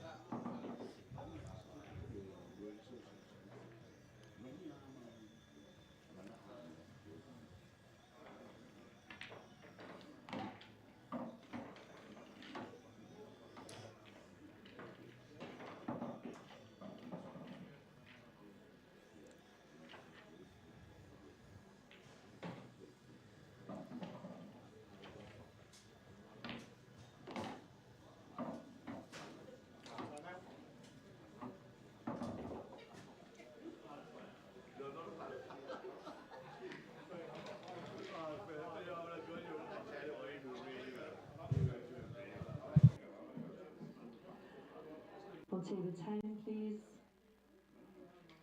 Kira Whitcomb, B quarter. Kira Whitcomb, B quarter, table 10. Yeah, it's been a good clearance, this one. Craig Brown is looking like, and he is, gone within one frame. So look at these latest scores then.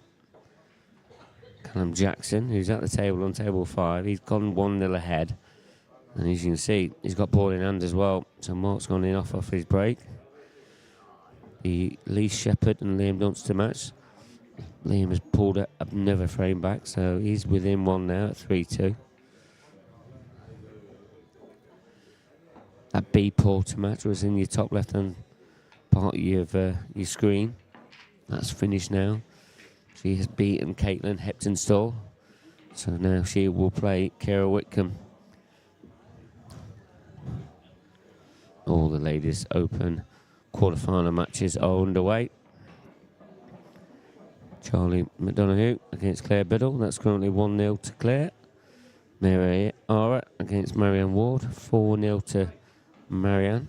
That's Marianne just walking out of the arena now. So it's now 5-0. She's one frame away from getting herself into another semi-final. Kelly Egan, she's also one frame away against Alexandra Kuna. 5-1. Sorry, 5-1. 5-0. She leads that one.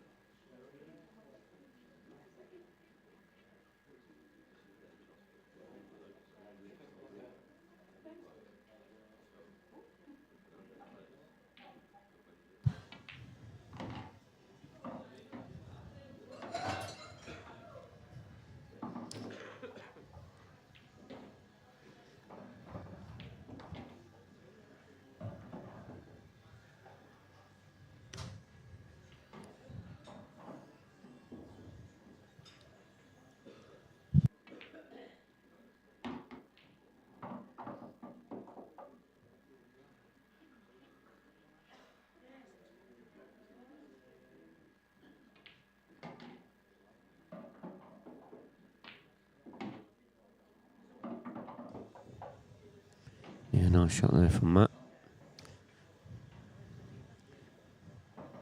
Might have liked it a little bit more, but it's not bad. Still should be alright from here. Played that gap nicely. Very nice.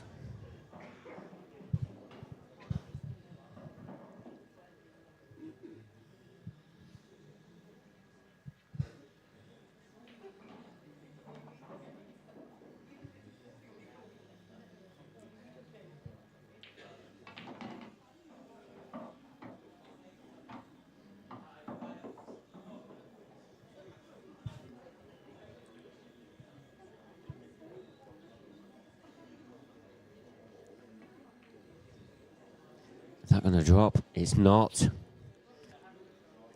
Careless there from Matt Steeper.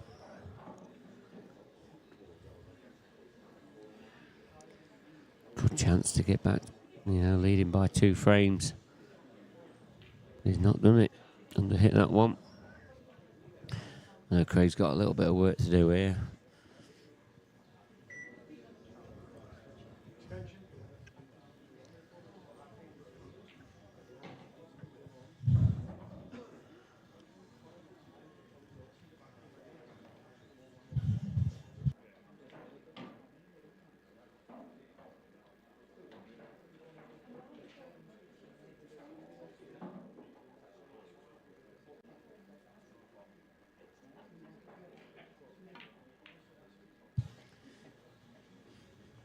Yeah, chance missed there from Craig.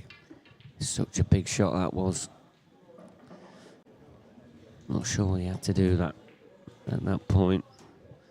Well, he might have tried to just hide the cue ball.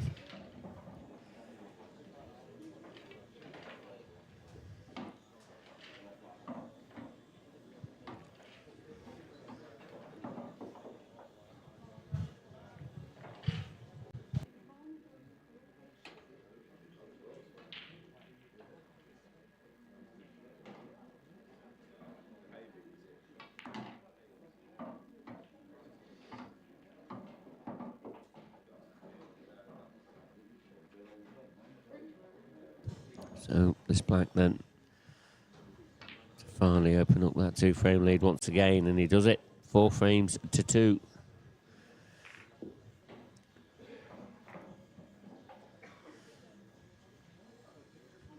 Liam does the match, still 3 frames to 2, but Liam's at the table. Maybe he's looking like levelling that match up. Callum Jackson, though, he's 2-0 ahead.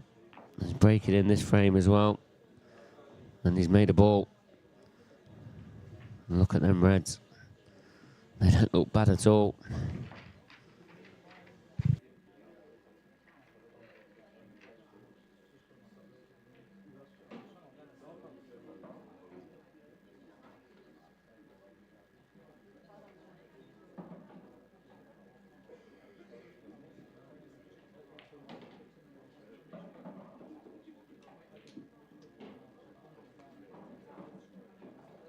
Frame 7, Matt Steeper to break. 4 frames to 2. Time running.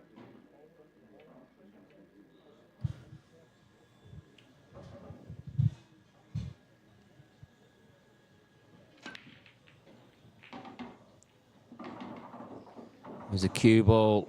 Oh, he's just hanging on. He's definitely had a little bit of the rub of the green.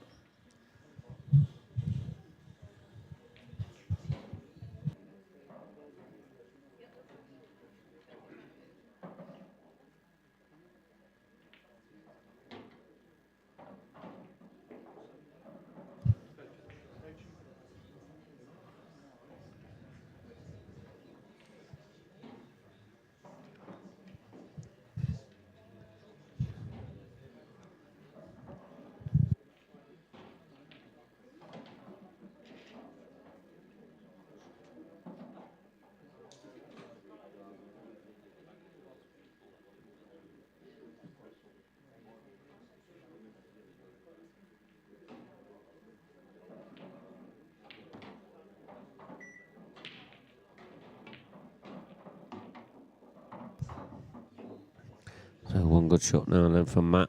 He's to track back up table. He's looking at playing this off 3 cushions, maybe 4.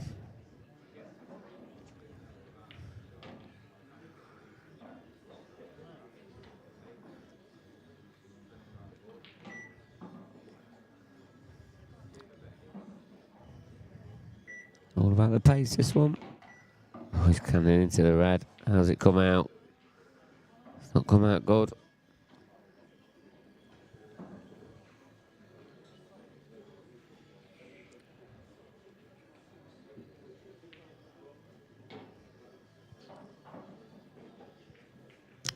Tell you, Liam Dunster's levelled that match up now. 3 frames apiece now.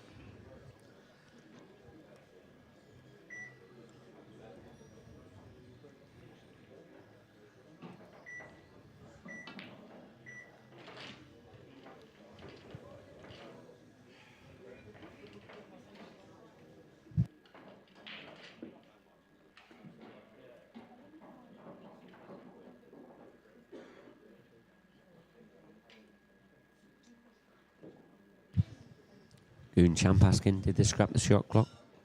Can you see that on your screen? It's on the scoreboard. Shot clock is always here.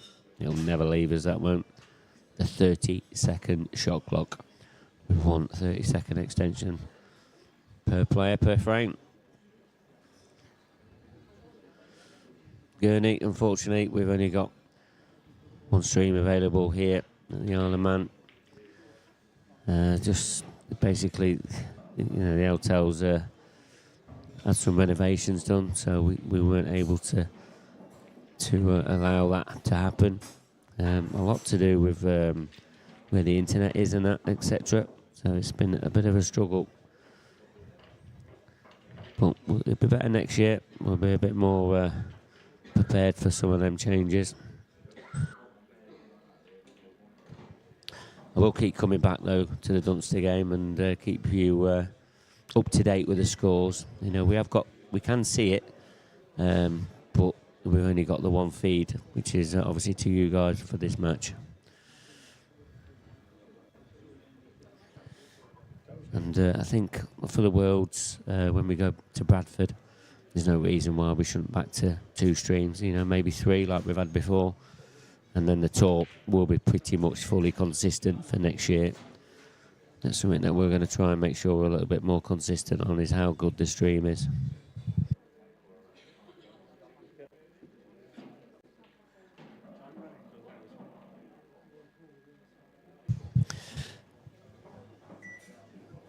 Just another thing that's also very consistent is Stephen Walker on the comms. I know we didn't see a lot of him on Friday. He was being a bit selfish playing and that all day long.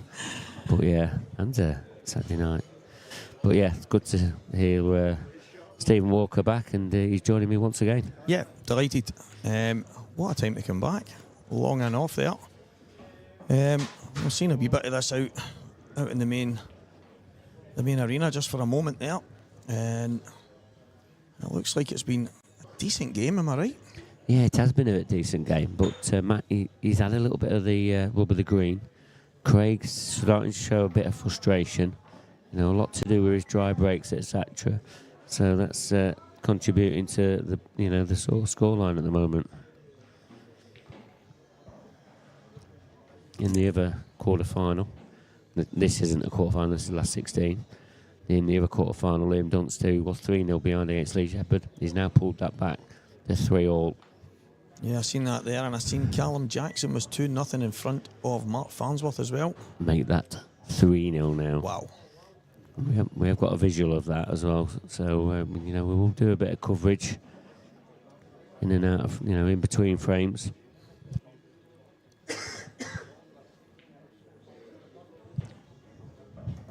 So has Craig made the decision to just put the ball over the bag? I don't think so, because it's given Matt a chance here. Yeah, the black's tough. Yeah, he's got it wrong. He's tried to get into the black at the same time there. And in doing so, it's led to him missing the pot on the yellow. But from what I've seen, Craig is going to have to take this chance. Try and get a bit of a feel Some confidence up.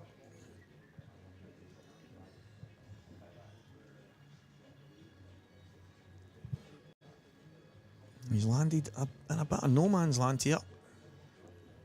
I think the top left might be the best option, as the yellow's not in premium position.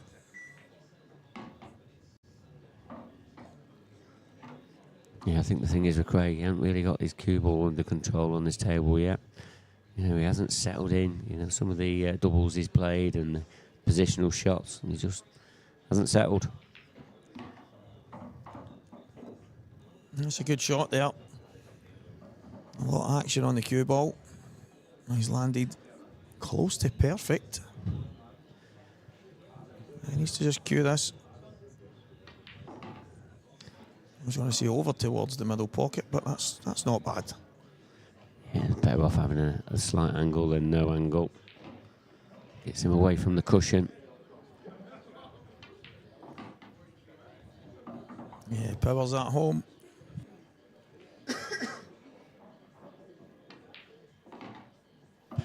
Yeah, good finish. Yeah, Power's at home. He does 4-3.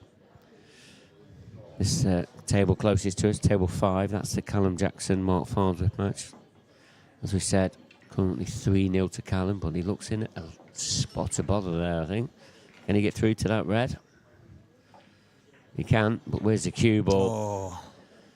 So that's looking like Mark Farnsworth's going to pull a frame back.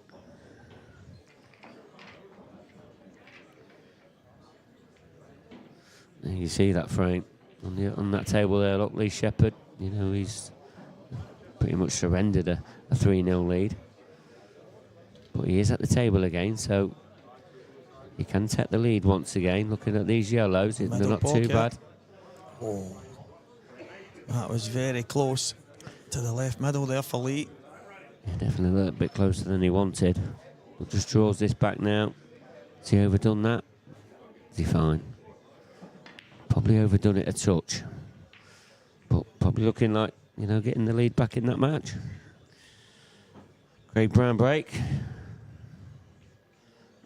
He does. Yeah. It's dry again. Look at these yellows as well. They're there for the taking. Yeah, I wonder if he'll take this in off the red first. Oh, try to. It's another chance missed for Matt Steeper. Craig's getting the chances. He's just not taking them himself either. But he's only one frame behind as well. Yeah, you feel if he can find a bit of form here, this match might be there for the taking. He just has to map these out, work it out. They're all there. It's not easy.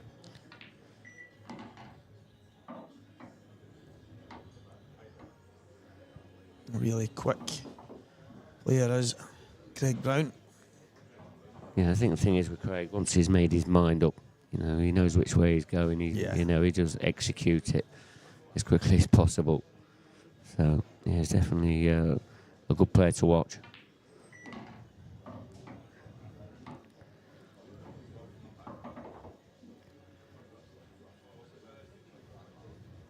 He didn't look too pleased there, but I think he's okay.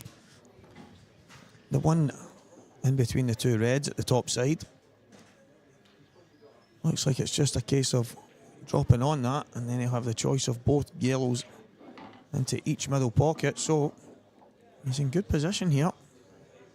Yeah, even though the yellows look a little bit close together and a little bit cramped, you know, they've all got pockets, so it's just about him working them out here. But he should be fine. Yeah, there's a few reds in the way, but you know, they can be moved.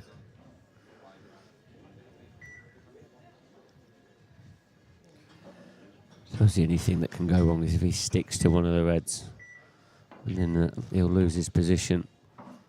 This is probably the key shot now. I think I liked a touch more angle, so he could maybe just push the red slightly out the way as he played the shot, then take the one into the right middle first. But if he screws back, maybe just 3-4 inches, it could be absolutely perfect. But this is a judgment shot. That'll do it. He played that as well as he could, really. And now these should be pretty much dot to dot, just drop them both in. And he should have a really good chance at the black. And he'll level this match up.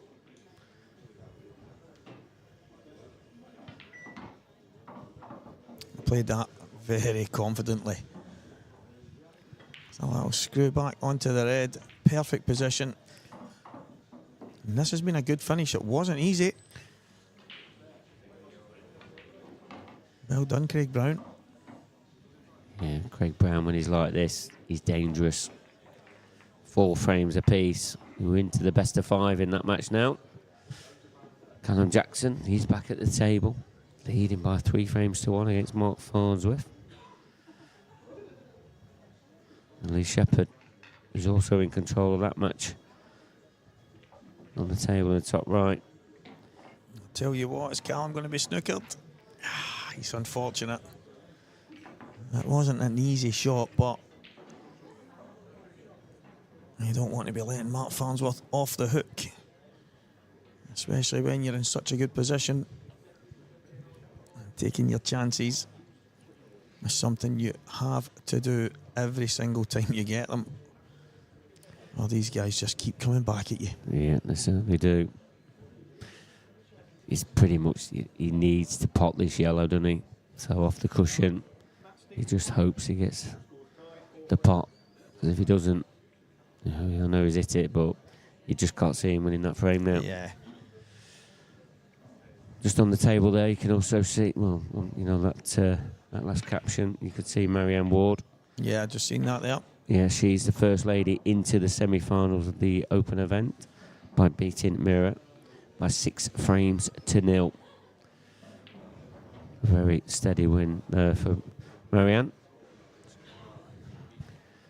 Kelly Egan still on the 5. She only needs that 1 frame.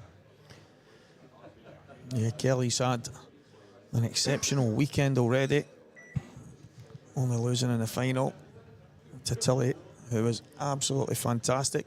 Breaking dish in the decider. And Kelly looking to try and get to another final and maybe get over the line this time. A lot of ladies standing in her way. Yeah, 2 of them ladies are in the amateur final there as well. Claire Biddle and Alexander Kuna. They're already in that amateur final. That'll be played, well, I mean, the Open takes priority today. So we'll have to wait for them to be eliminated from that before we can play that event. But at the moment, Claire Biddle, she's looking like she's on for a double. Needs to slow up. Yeah, it's okay. I think the yellow goes into the right middle. I think he's coming to have a look just now. Yep. Still work to do.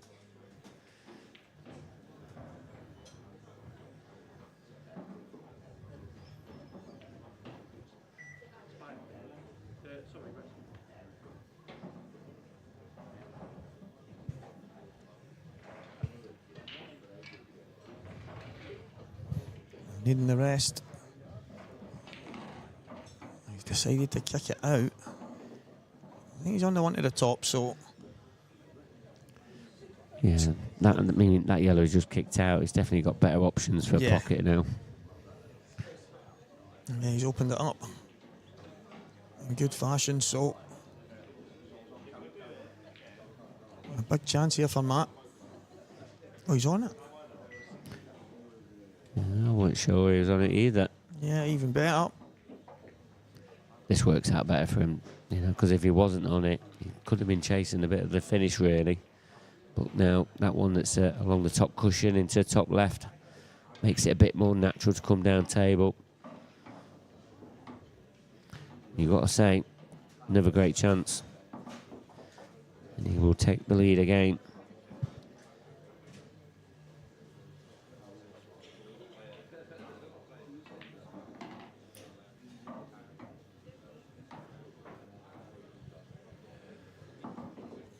So David W. asking his next season's Newcastle and Coventry again with Bradford and the Isle of Man.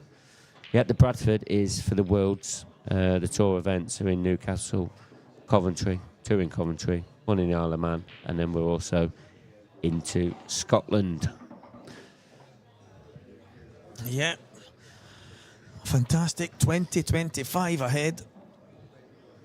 I must admit, I'm looking forward to every single part of it. Normandy Hotel, is it? Yes, the Normandy Hotel. Yeah. That's a good pot on the black there from Matt Steeper. He's been put under pressure there from Craig Brown, but he's still battling away. Yes. 5-4 he now leads. Fantastic finish from Matt. Matt to fire back. And Lee Shepherd 5-3 up on Liam Dunster. I've just seen that coming up on the screen. Somebody else on the comeback. Mark Farnsworth, he's at the table now. Table closest to your screen. 3-0 he trailed. He's at the table, and it's 3-2 at the moment. That's looking like that's going to go level. Lee Shepherd, he was pegged back, wasn't he? He was 3-0 ahead in that match against Liam Dunster, but now leading 5-3 and at the table. Is he going to open up that 3-frame lead once again?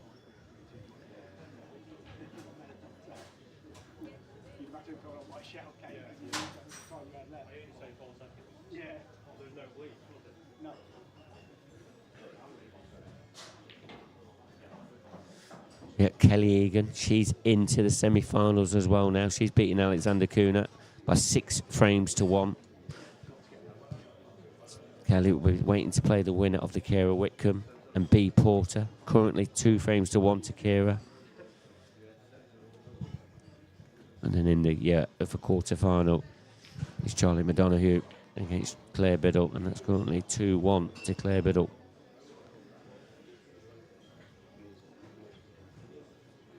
Things are hotting up. We're getting closer and closer to crowning these champions.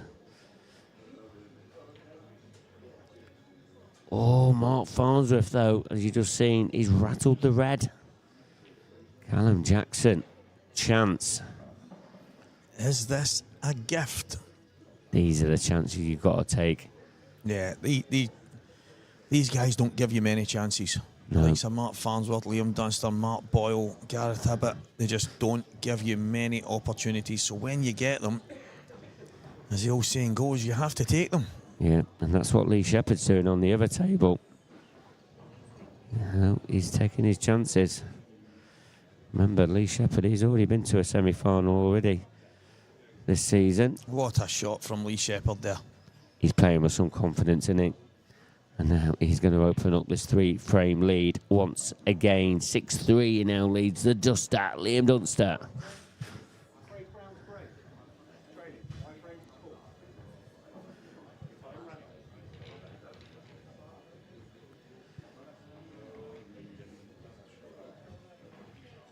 But Liam, he's going to be breaking in frame number 10. As is Craig Brown. He's finally got a ball off his break, but look where the cue ball's gone. These yellows don't look nice either, do they? Yeah, looking at the reds, they don't look much better. Oh, yeah, not sure if he's got an opening on the red. Not sure if he can pop that red into the centre, just below that baulk line. Yeah, I think that just about does go, but there is so much work to be done. There's not really a good safety on either. You just feel like he needs to select his colour set. Yeah. And then maybe sort of run and hide if that's what you're thinking. Yeah, he's probably feeling hard done by. His break hasn't been going great. And then when he does get a ball, this is the opportunity he's handed.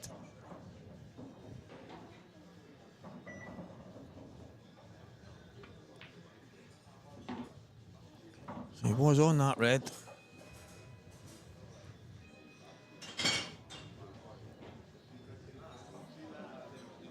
And it doesn't get any easier for Craig here.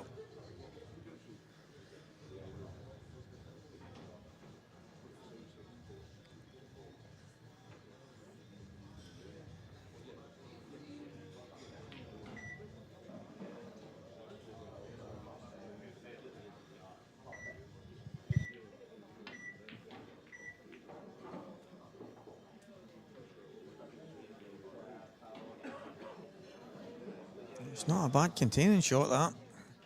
Trying to get the Reds into play in such a position that Craig can strike next.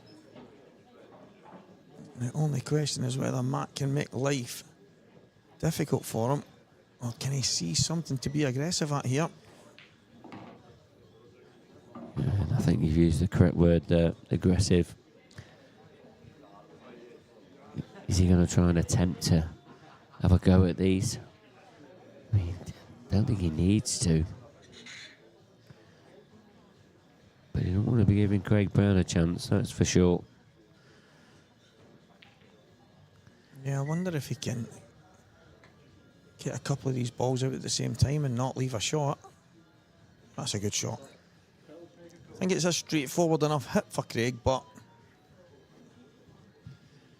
it just gives Matt some more time to think about his next visit.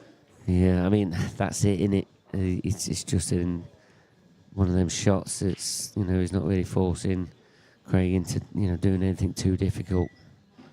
Because Craig just needs to make sure he hits the red here, and then it's pretty much the same situation, which he has done. I don't think there is a good place where Matt can hide the cue ball, but I'm with you, Stephen. He's got to try and develop these yellows as well, because Craig's under no pressure here. If he could somehow play a shot to get the yellow up over the middle pocket and leave the white in that kind of, doesn't leave many options, but I think is he going to have a, I like that.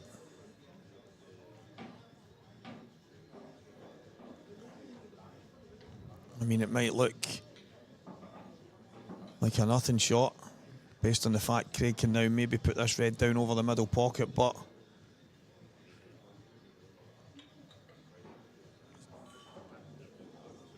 slightly surprised at that. Yeah, it's like he didn't want to play that, did he? Yeah. He didn't want to, you know, risk either under hitting it or over hitting it.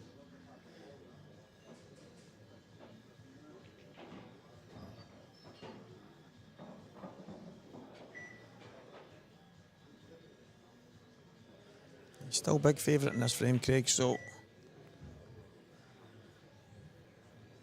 well, that is the risk that you do leave when, I mean, I can only really refer to it as a kind of nothing shot from Craig. There wasn't really any substance to it. It didn't seem like, maybe he didn't really think what, maybe didn't have a plan, so just touch the ball and then wait and see what Matt does next, but it's just changed the complexion of this match, or this frame. Matt might have a chance to get these balls into play now. And I think that's what Whiskey needs to take here, because he is, you've got to say, second favourite at the moment in this frame. But as soon as he gets these yellows out, oh, suddenly things can just change just like that.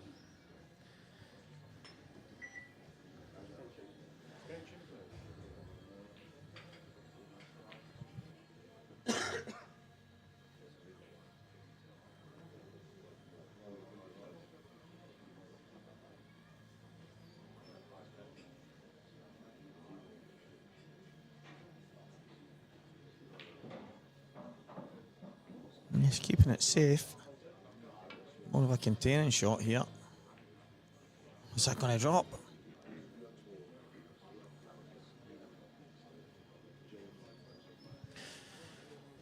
Yeah, I'm not sure if that's come out okay for him. I mean, Craig, he'll be looking at trying to clear this top right-hand corner. Whether he can do it at this shot or the shot after, I feel like he's got to try and clear that top corner. It looks like he's going to do it off the plant here. Oh. Cue ball. Oh. Wow. It was a bit wild though, wasn't it? It really was. It was travelling there. But now Craig is taking another red ball off the table. So you've got to say Matt is probably favourite now, because his yellows are in a better potting position than pretty much ever in this frame.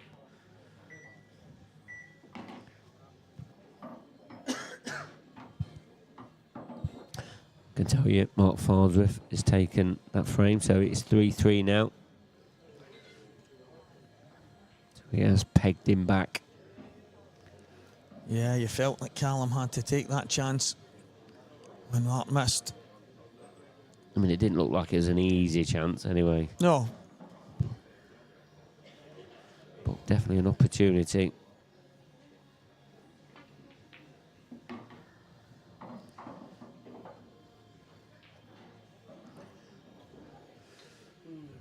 What's Craig seeing here then?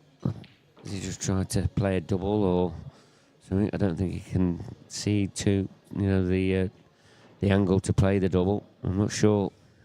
Yeah, I think he's going to try and give himself a shot on the double into the middle.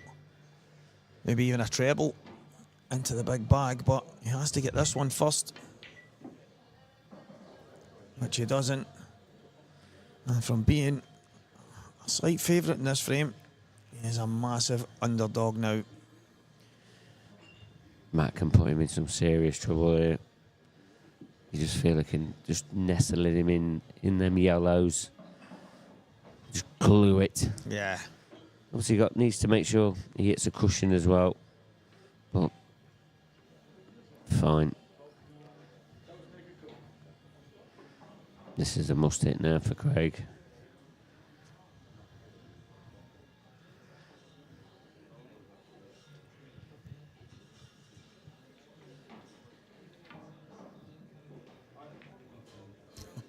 That's a fantastic hit. Such margin for error there. He's judged it superbly, hasn't he? Yeah, that is a fantastic shot to go straight across. Yeah, looks like Matt, he's not in any hurry in this frame. He just wants to keep control. Again, got a good cue ball. This is very similar. Not much room for error. What can Craig Brown do?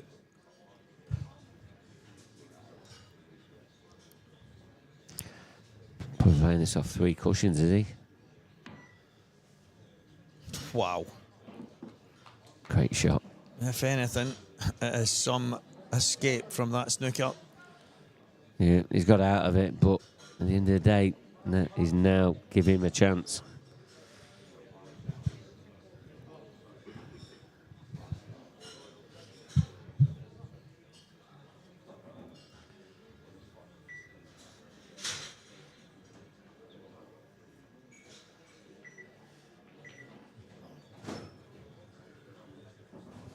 Luke Lund asking if Gaz Ibbott is still in. No, he's been beaten by Harry Peart. 7-6, I think it was. And then Harry's still in. He's got a quarter-final match against Scott Anderson, which is coming up straight after this match. Which, yeah, it'll be quick fire, won't it? I reckon, yeah. I reckon it'll be done in about 30 minutes, do you? The way those two play. Yeah. Harry is lightning fast. Scott really chalks his cue when he's on a finish. Ultra attacking players. It's a clever shot from Craig, but not sure if it's going to do him any favours.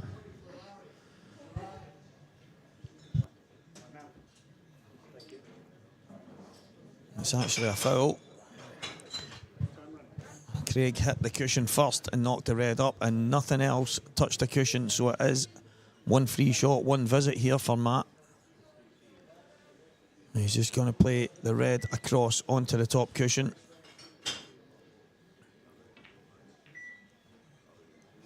And now it's time for Matt Steeper to take these out.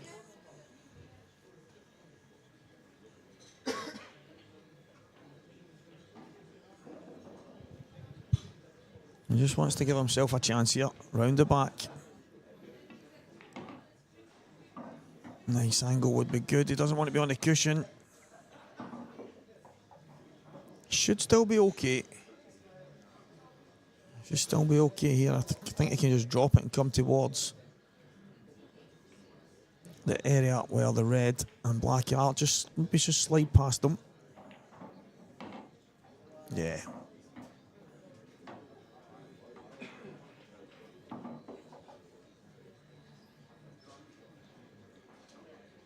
So it is looking like Matt's going to go 6 frames to 4 in front.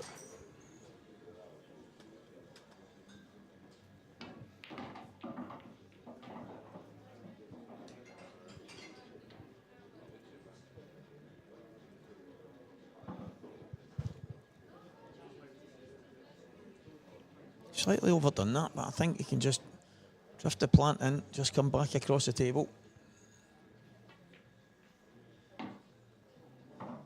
Yeah, perfection. Good shot, Matt Steeper. Yeah, Farnsworth is still in at the moment. He's playing against Callum Jackson. The scoreline in that match is 3 frames all.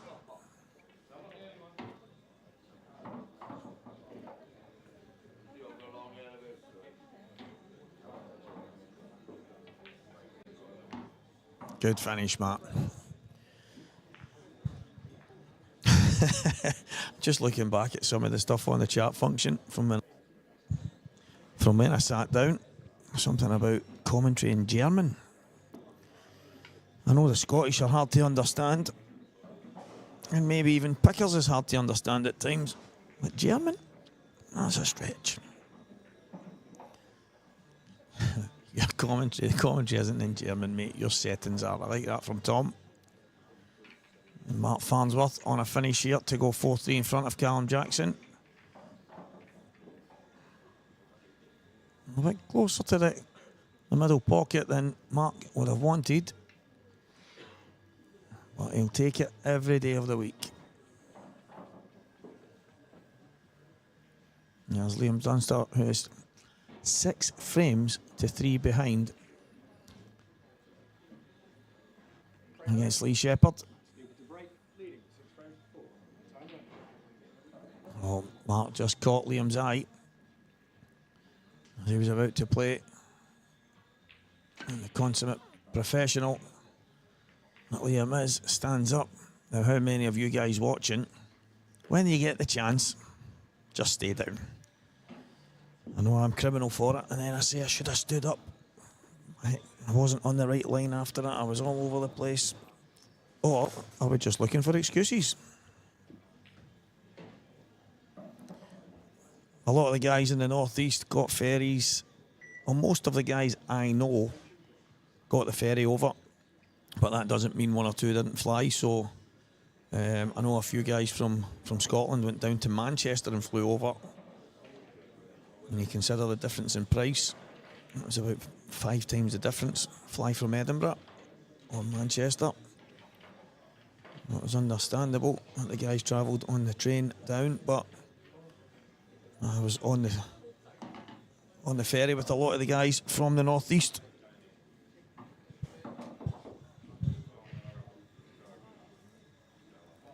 This is one Craig has to get. It's the type of chance that is usually nice and straightforward for Craig. Even though he didn't get that there, trying to kick the yellow on the left-hand cushion, I think he's all right. I think he's all right here. I think what Craig can do, just bring the white back. Yeah, he looks a bit dejected, Craig. He is 6-4 behind in a race to 7. He just needs to keep the head a bit.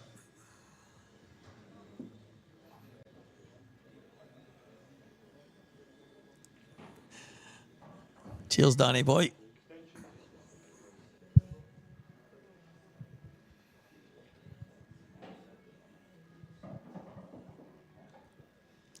Yellows are still probably the best balls here.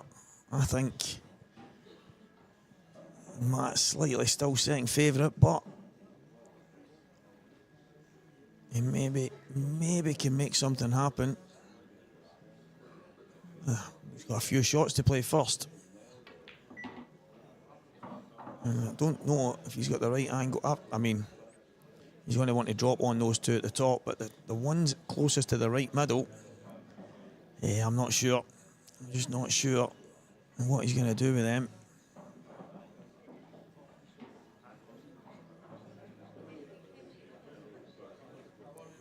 Possibly 2 doubles. We're going to find out. That much is for sure. I tell you what, you would rather be the guy at the table when sitting in your chair. So Matt Steeper is the man at the table, and he's the man with a chance of winning this match.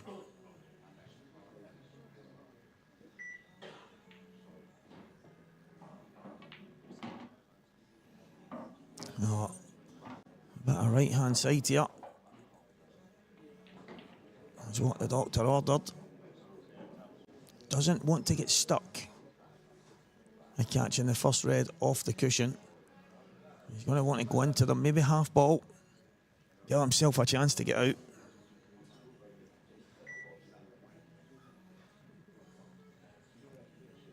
Massive shot.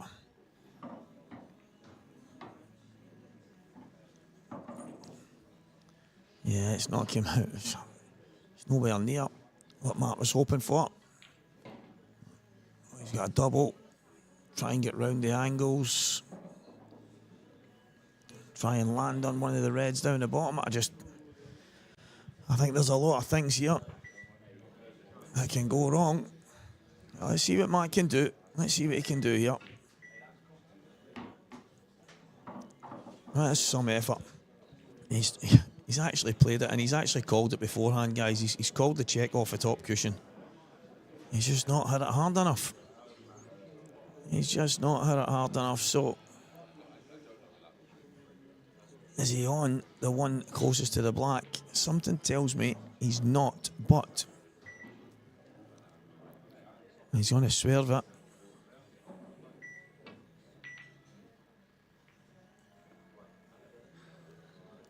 Now, Craig Brown, can you stay in this match? And if you're going to stay in this match, these are the kind of chances you have to be taking, mate.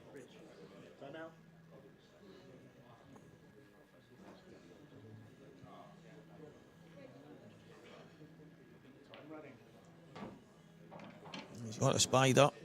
There's quite a distance between these balls.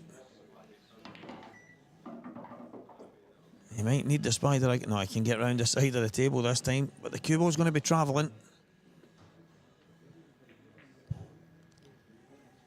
So this shot is absolutely massive.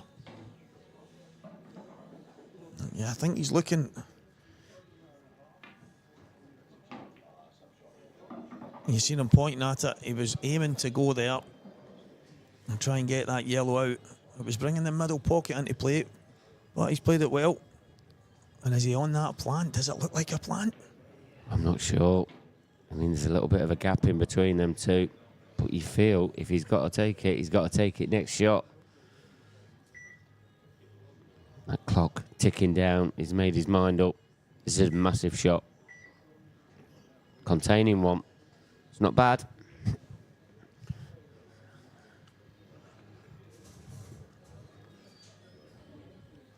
I mean, if it wasn't makeable, that plant, it's got to be more makeable now. There's a bit more of a gap there.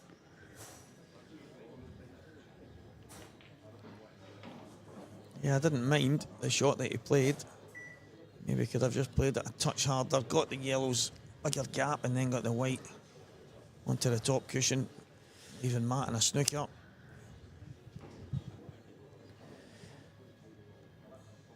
He's going to have to try and cover a pocket or something here. That's what he's trying to double, but he's lost the cue ball.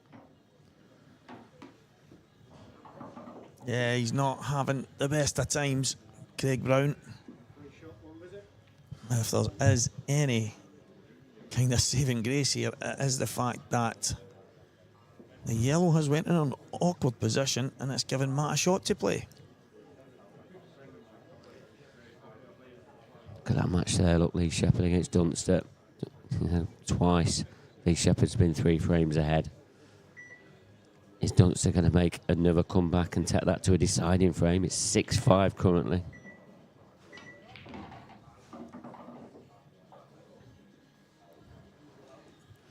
You know, Matt's got away with that because he can now play a quite straightforward snooker.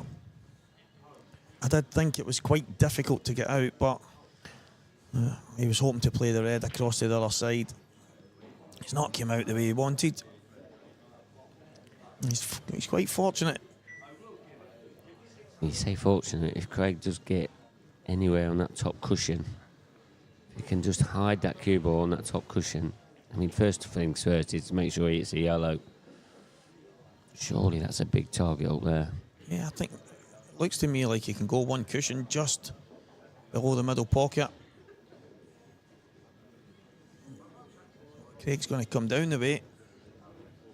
Yeah, he's wanting the top. He's wanting the ball at the top, which makes sense. If he doesn't get it, he was in trouble, but he did. Left him a pot though. I think there's a shot on here for Matt. There is a shot. But can he get position from it? Can he miss the black? Work his way around.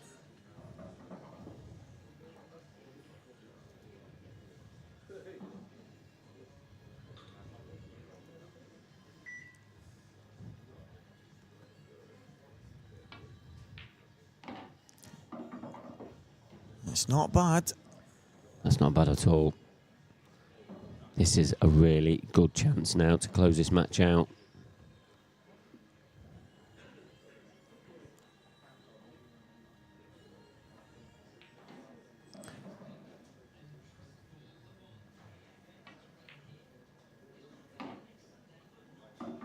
And I think Matt is going to close this out. He's got this black for victory. And he does indeed. Matt Steeper is into the quarter-final. I'm sure this was a last 16 match. It was the last of the last 16 matches. So Matt Steeper is going to make up the quarter-final 8 against Ross Fernie. So they will be handing over to Mark and Matt any moment now at the after-match interview.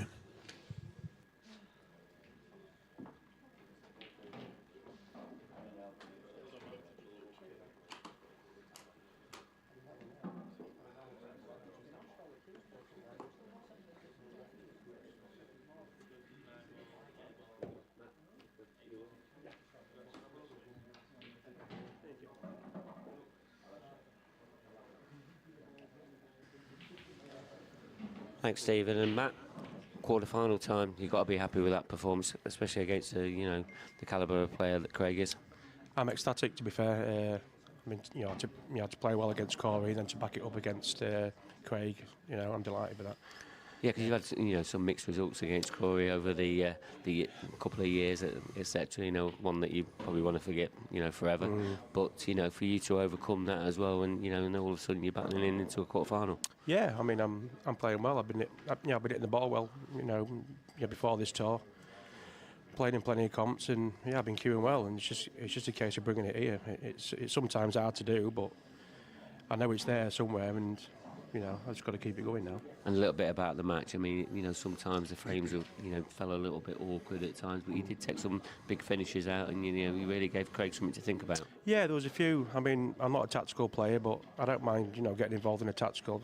Sometimes I go for it too early, and I think it was second to last one. I thought just keep snookering him and just try and get you 2 shots and just make sure they frame. And in the past I've just gone for silly finishes, and it's caught me out. So yeah, I'm delighted with that. And Ross Fernie next. Have you had any battles recently with Ross? I played him in a comp at Murphy's not so long ago, and I got the better of him there. So in a decider. So I expect a tough game. Obviously, it's going to be tough now. So, but yeah, we'll keep on going, keep battling, and see where we go. Well, good luck with that one. I know you're going to be straight back on, so we'll let you get ready for the next match. Well, Matt Steeper into the quarter-final. And next up is going to be another quarter-final. It's going to be Scott Anderson against Harry Peart. So don't go too far. We'll be right back.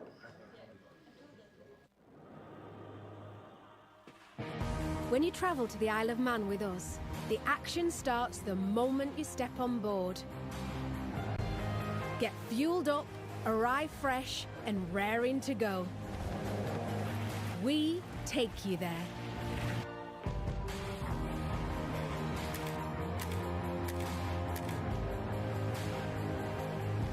Book now with steam-packet.com.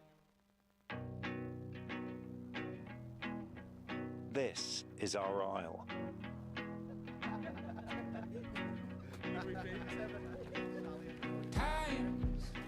I'll rise. Who you share 'em with. I'll dive. It's life. The point is enjoying who you share it with. I'll breathe. Joy is who you share it with. I'll dream.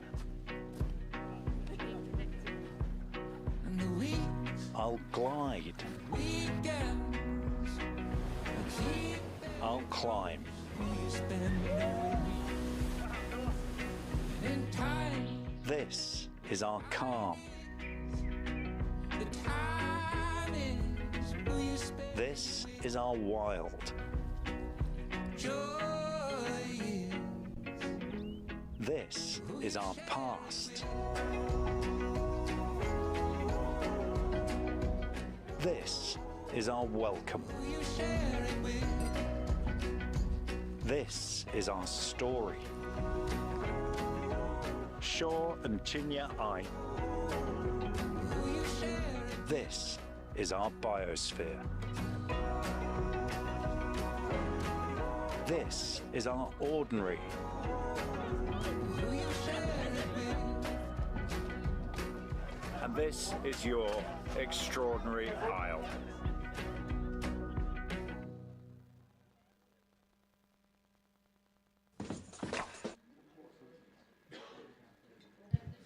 So not too many moments away now from getting that quarter-final underway, but there is some other quarter-finals that have started a while back. You can just see them on your screens now. Bottom left, Callum Jackson is at the table against Mark Farnsworth. He was 3-0 ahead there, but now he's trailing by 5 frames to 3. It looks like he's got a good chance in this frame. So it's one that he's definitely got to take. The longer he can keep Mark Farnsworth away from, 6 frames in a race to 7, the better it will be for him. And then in that game on the right hand side of your screen, Lee Shepherd was 3-0 up, was 6-3 up, but Liam is pulling him back to 6-5. We'll keep you up to date with them scores and the outcomes. Shepherd's at the table there, but does look a little bit clustered around the middle of the part of that table, so I don't think there's anything too easy. Callum Jackson here, he's got a chance. Just where that black ball goes. Going to be an obvious double, I should say.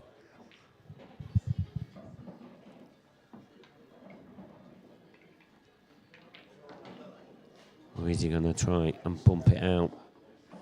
What does he do? Or is an element of risk when he goes cannon into balls? Does he come off the yellow? Is that what he's looking at?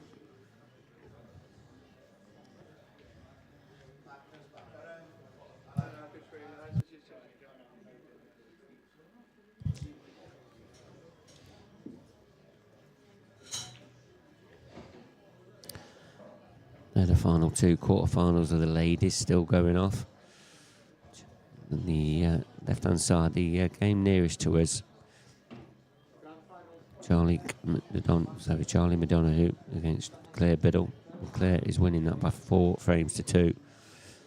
And the same scoreline is in the Kira Whitcomb and B Porter, where Kira is leading by 4 frames to 2. All right, let's get this quarter-final underway. Harry Peer breaks off in the opening frame, but breaks off dry.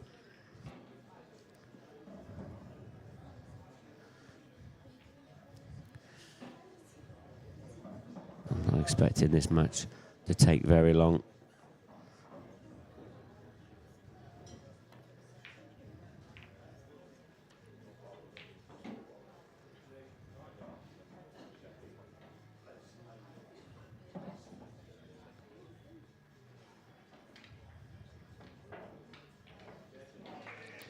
Callum Jackson has won that frame, so 5-4, and you can see on the other table Lee Shepherd is cleared up, so he's won that match by 7 frames to 5.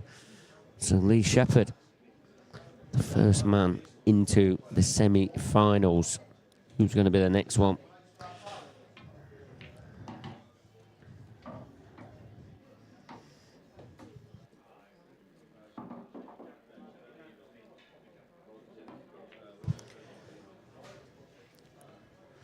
Scott has left that one over the pocket. Sorry, not Scott, Harry. He's in control of a couple of pockets here.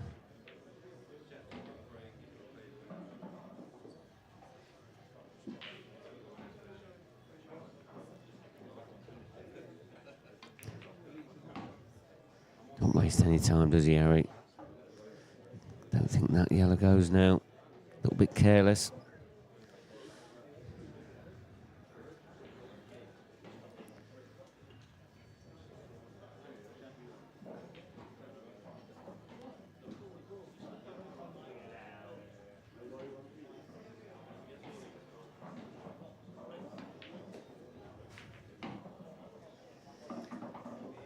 Nice shot, though, to generate that yellow in. Didn't look like it went from our camera angles, but all of a sudden, well, great chance now to take this opening frame, especially when he had a dry break.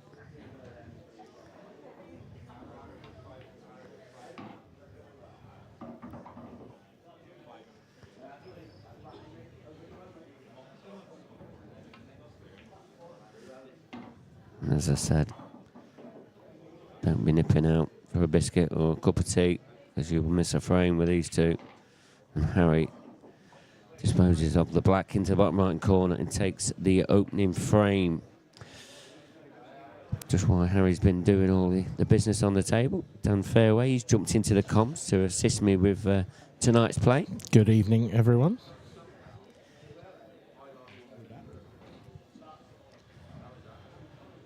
Yeah, Harry Peart doesn't hang around. It's a fast start from the youngster. Mark Farnsworth, he's in a battle, isn't he? That's, I'll be honest, a closer scoreline than was perhaps expected. Yeah, well, he's 3-0 down, and then Mark's took in the next 5 frames. And now Callum, he's just had a good clearance in that one, previous one, so he's back within 1 now. Mark needs a good clearance here then, really. Yeah, he does. He wants to be not getting, he don't want to let Callum any closer. But there is a man already into the semi-finals. Lee Shepherd beating Liam Dunster 7 frames to 5. 3-0 up he was, 6-3 up. So another good matchup. Yeah, Liam was hoping to make it 2 opens on the bounce, but that won't be happening.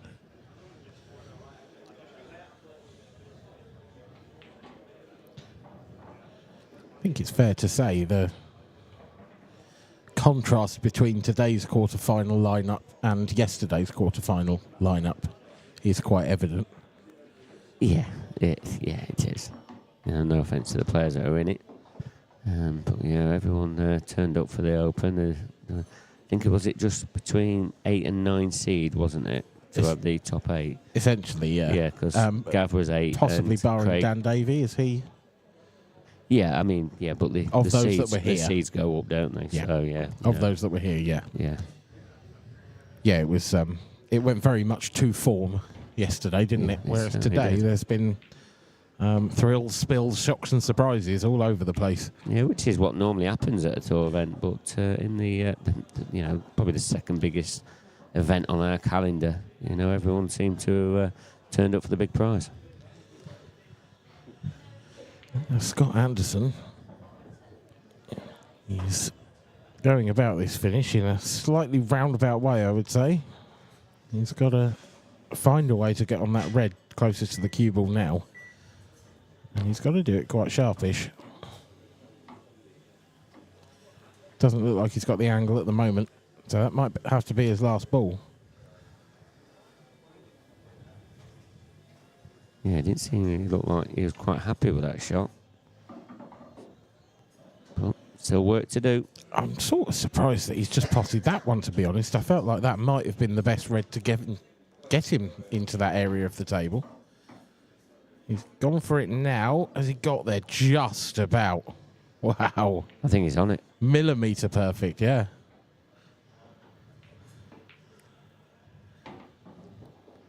Don't hang about these two, do they? No, it's going to be quick fire one way or the other. Which is not bad news for those of us that have work to do after the tournament ends. Well, I said to Harry when I saw him at the bar, I said, if this match takes over 40 minutes, I said, don't bother turning up to next year's talk.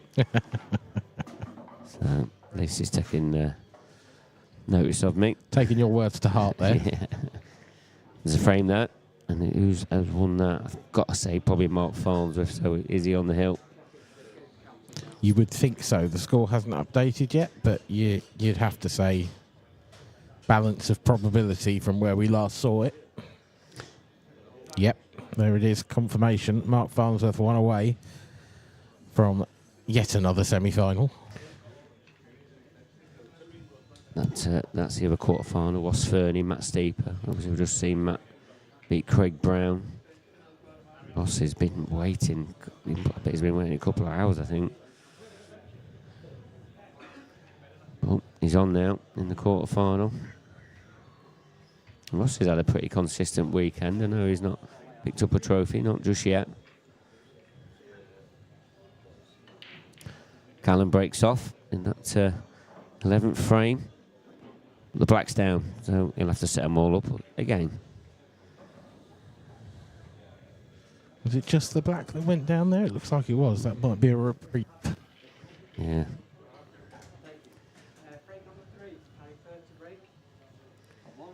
So back to this one.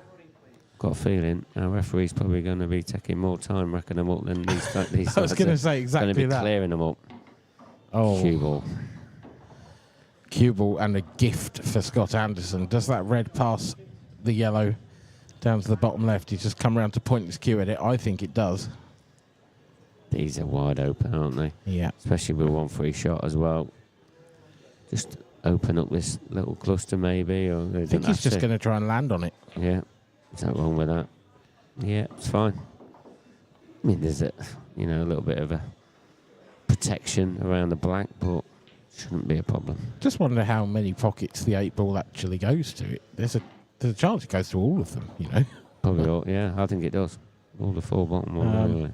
Bottom right is possibly blocked by the yellow. We're probably going to find out in about 20 seconds. Yeah. Not even choking his cue. No, he doesn't need the bottom right anyway. He's coming down the right-hand side of the table. Yeah. I wonder if Callum Jackson's broken off again yet. So what did I say about, obviously, Tom Goddard? That's all he's going to be doing. He's getting under pressure to...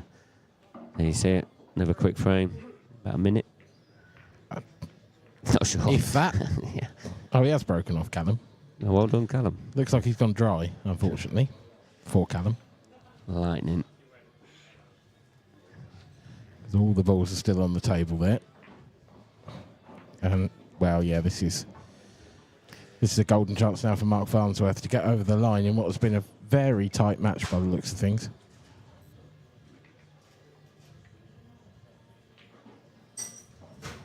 Book his place in the semi-finals against... Who's he playing? Is it the Fernie game?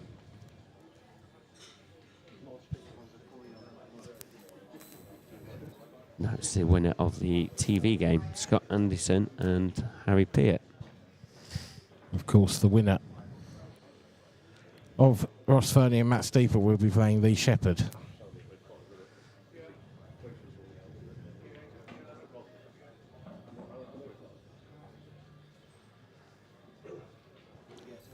From Mark Farnsworth there. Yeah, it's looking like it's game, set and match now. He's taking this one out the top half of the table, and he'll take all these reds in the bottom half.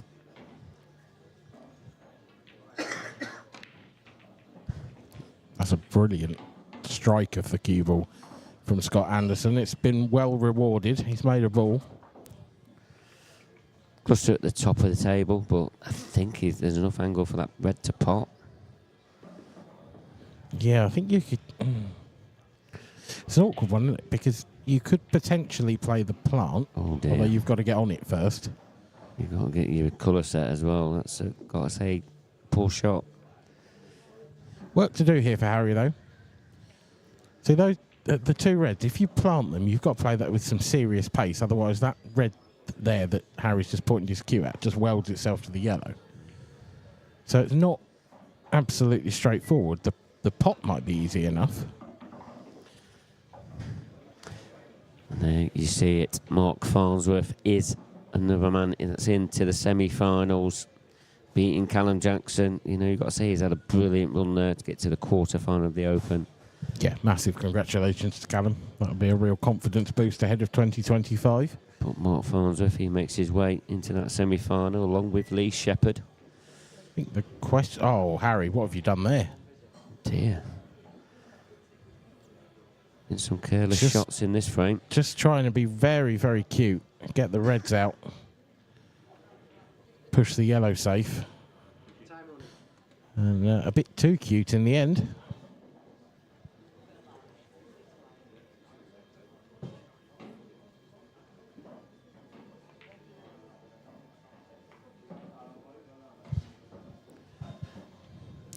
Shot from Scott. So overrun that a touch. Might choose to play yellow off the red now.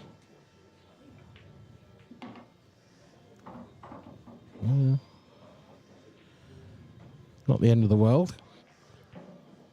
It nearly went wrong though. Yeah. That's why I thought he might play it off the red. Yeah, to avoid that. But I think the yellow next to the cue ball will still pass to the right centre. Although he's nowhere near it. Does it go long? It does. It's a handy camera angle to have. Clearly goes, doesn't it? Yep.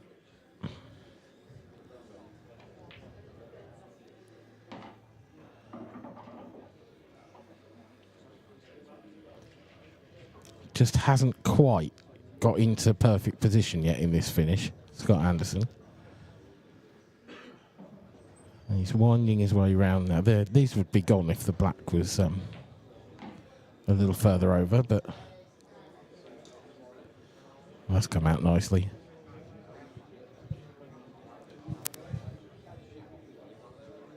Yeah, it's come out pretty well for him again.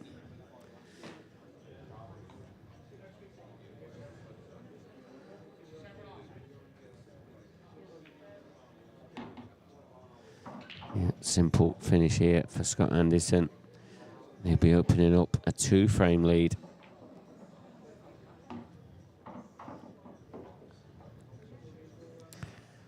(3-1) it now is.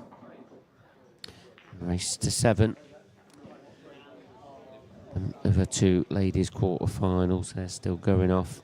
Charlie McDonough against Claire Biddle. Charlie has pulled a frame back, so she now trails by 4 frames to 3. And then Kara Whitcomb against B Porter, and I can tell you B Porter has pulled 2 frames back to level that up at 4 frames apiece in a race to 6. Marianne Ward, Kelly Egan already into the semi-finals. They're just awaiting the winners of them 2 matches. That's not far away though. Who's it going to be?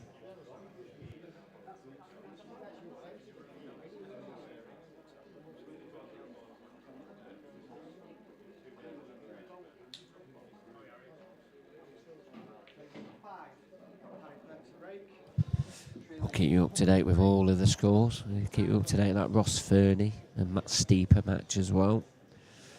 Currently 1-0 to Matt Steeper. And you heard him, you know, when I was talking to him at tableside. You know, he's already got a good result over Ross, so is he going to get another one? Harry Peart cut breaking to get himself back in the heart of this match. It's got an awkward yellow down towards the bottom left. Does have a chance to move it now. He's gone for it. How well has that worked out? That's a beauty from Harry Peart. Yeah, this lad's got no fear, has he? Created a bit of a problem in the middle of the table, but before I can explain how I think he's going to solve it. He's already done exactly what... Yeah, it's a waste of time, isn't it? Even trying to predict all these shots that Harry's going to do, because the time you've got it out, he's already onto the one after. Yeah. Alf Garnett says this kid's the best potter. Now then. He has seen. He might be the best potter you've seen, but... His positional play's not that good, not after that shot. No. Is he on that yellow? He's asking for a total snooker, is he? So you would assume not. I mean, that overhead suggests that it's not a total snooker. And with our referee, Tom Goddard, really spending a bit of time with this, it's tight. The ref is in the best position here for this. You can't tell from the overhead, not really. The overhead does lie. It does. Because, I mean, there's a technical... It is in the middle of the table, so the further you get away from the middle of the table, you can actually look out. Not sure what... Is he given total? I don't think he has. I am unsure. Yeah, I'm unsure. May not need it.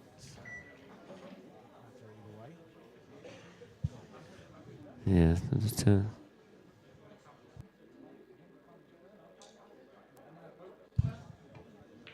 yeah, sorry if you can't air down fairway fully. He's just got a bit of a loose connection, but he'll sort it. Mentally, or? Well, don't want to go on about too many of your personal problems on the stream. I'm sure no one's that fussed. Hey, Phil, how are you doing? Glad you're watching our free stream.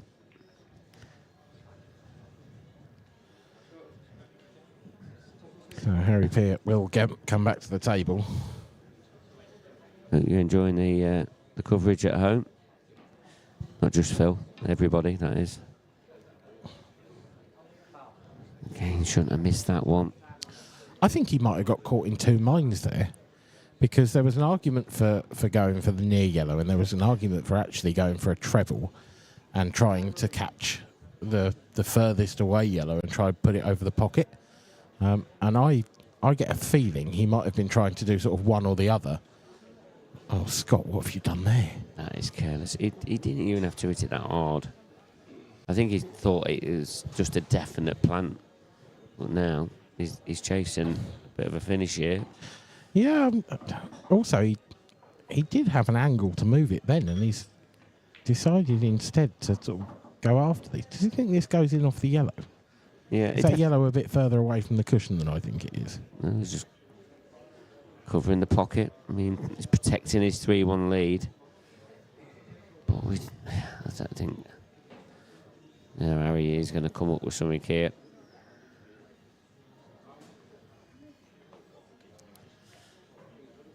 Yeah, that's a good shot. Scott may be forced into moving this red now. It was a surprisingly negative shot, that, from Scott. Yeah. Previous one.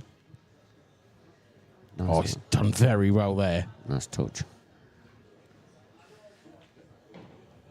Harry will be trying to put him back in a similar spot, but it was a lot more difficult from there. Now, Scott presumably can just move that red away here and not leave Harry a shot. However, he has left Harry a shot. That's really careless. Yeah, he's not thought about that at all, has he? No. He's just gone, right, I'll get the red out. And Harry's got a shot. And how well is this going to work out? Just about as plumb as it gets. I think if you was putting the yellow anywhere, after cannoning into it, you'd probably put it there. Again, it's a loose shot. In between everything. No need to do any of that. We're all seeing some careless shots here from these two. They need to tighten up the game. But he's made sure of it. And he's back in this match. Yeah, I mean, Harry can put off lampshades, and frankly, it's lucky that he can. Yeah. Yeah, Phil, I thought you'd gone to Blackpool, do the back toe. I was going to ask that question.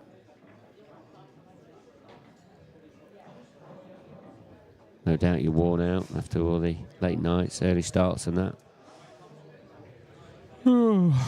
Should come to the Isle Sorry, of Man. I was all nice and relaxed thought here. you were talking to me then.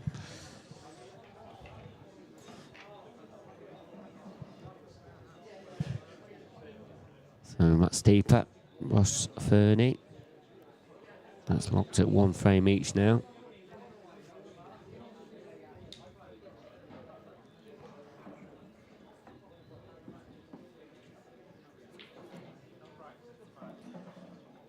Matt was going for a finish there, I think, but didn't really get a bit like a stun off the cushion to glance past that red to give him a shot, but I think he's in trouble. Let's have a look. I can tell you, Kara Whitcomb, she's taken another frame and she's a frame closer to getting through, as is Claire Biddle. She's now 5-3 ahead against Charlotte McDonough. Both Claire Biddle, Kara Whitcomb, 1 frame away from getting into the semi-finals.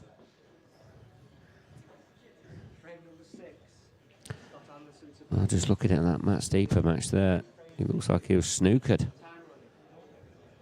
Oh, he's got out of it. I don't think he's got away a foul. Yeah, not sure whether he got a kick or whether he just played a really bad positional shot. Now are they gone dry? Good connection again from Scott, but he's dry. Yeah, it's not an easy finish this though. There's problems everywhere you look. You've got a yellow covering a red at the bottom half of the table and the opposite at the top half of the table, which doesn't make a choice of colour a particularly easy decision. No, and they're not got any easier after that shot either. He might have an angle to move that awkward red now or play onto it. He's tried to move something and that's not worked. He's absolutely lethal when the balls are all there, Harry, but I do feel like when they're not, sometimes I just want him to take a beat. Yeah. Yeah, don't dwell on too much, does he? Really doesn't. I don't know if the cue ball's too far down table, but I just wonder if Scott can play a double here. Like, no, he's not going to. Sort of almost off both reds.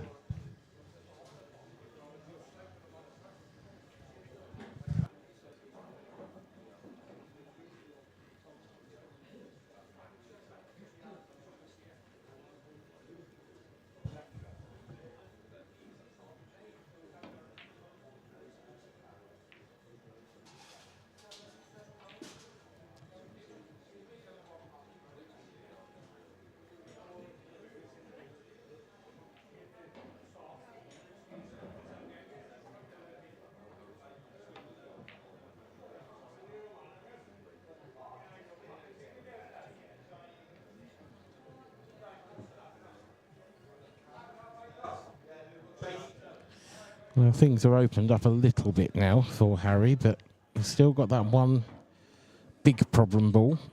He'd like to be straighter on this one to the centre as well, actually.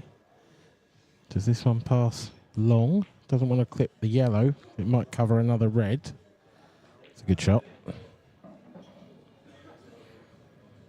But Scott does have the perfect angle. On the yellow to the bottom left, he's not taking it.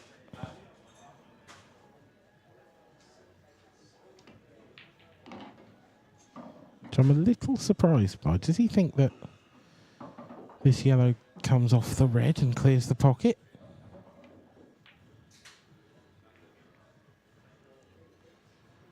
Oh, again, we're going to say it a lot in this match. Very quick, that, wasn't it? Very quick for what had to be quite a precise shot. Yeah, it did. It was just too far away from the cushion, but if it did go along the cushion, it'd have covered the pocket. But you've got to say, still in good control of this frame. What does Harry do here? He is, but Harry's one good shot away, I feel. I think he can play. I think it's actually an easier plant than it looks. If you can get that red in between the gap between yellow and cushion, I think the red is bound to follow into the pocket, and I think the other red will come out now as well. So, oh, what a shot! Well, no, it's not. He's left a plant.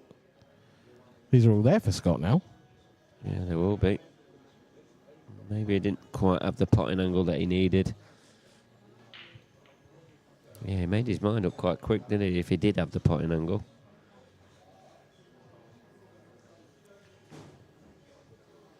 Never seen these two play so many safety shots.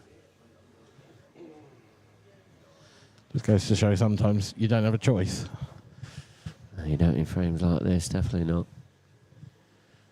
Yeah, it won't suit these two's momentum, frames like this. One of the quickest safety battles I've ever seen, I've got to say. Yeah. Now, Harry's a long way behind in this frame. I wouldn't be surprised if he attacks.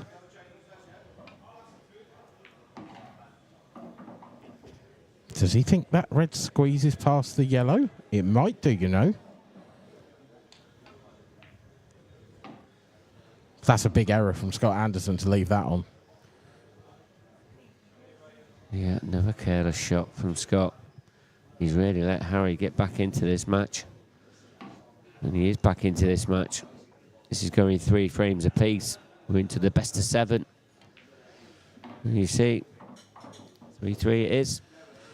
Yeah, Scott was so far ahead in that frame, really. It was hard to see how Harry could get away back into it, and yet it's 3-all. Bogdaz says, can't see Farnsworth losing this Open now. Lee Shepherd, he's playing some good stuff at the moment. Yeah, still got Ross Fernie in against Matt Steeper. That was a nice shot from Matt. One of our partners, Raffle House. Would you like to win that dream home? All the details on their website. Buy the tickets to try and win that house, and there is other prizes available as well. But always, and I mean always, gamble responsibly. You'd have to buy a ride-on lawnmower for that one, wouldn't you? Yeah. Be a good excuse. We'll get it gravelled. The whole thing? Yeah. You Philistine.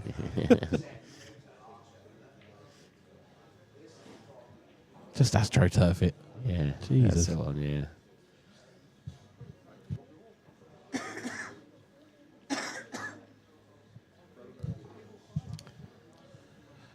Chance for Harry. Yeah, it's a good break there from Harry. Seemed like it was a bit more controlled. Yeah, just that red on the side rail. Needs a nice angle on that red to the right centre to be able to move that. Has he got it now? It's what he's played on. Has that yellow just inched into the way? I fear it may have done. I think he'd have played the shot already. So, oh, that's risky. It's risky, but it's worked because he can now come off the back and into the back of the red.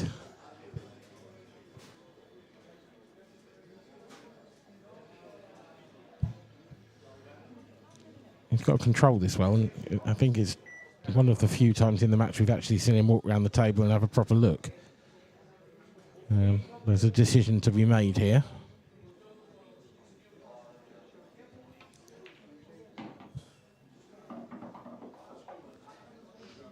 Nicely controlled shot there.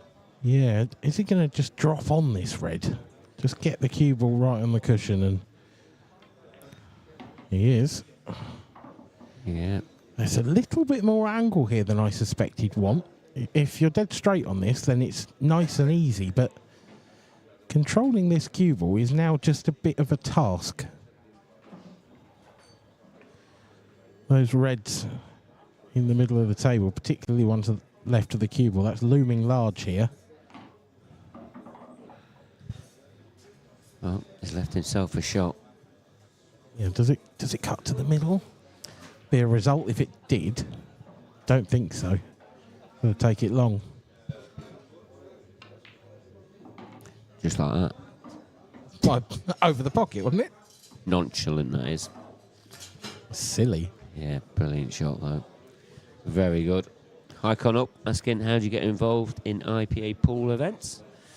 Well, it's quite simple, really. Just go to our website, ipapool.com. I can tell you, though, there is not many spots left for the 2025 tour.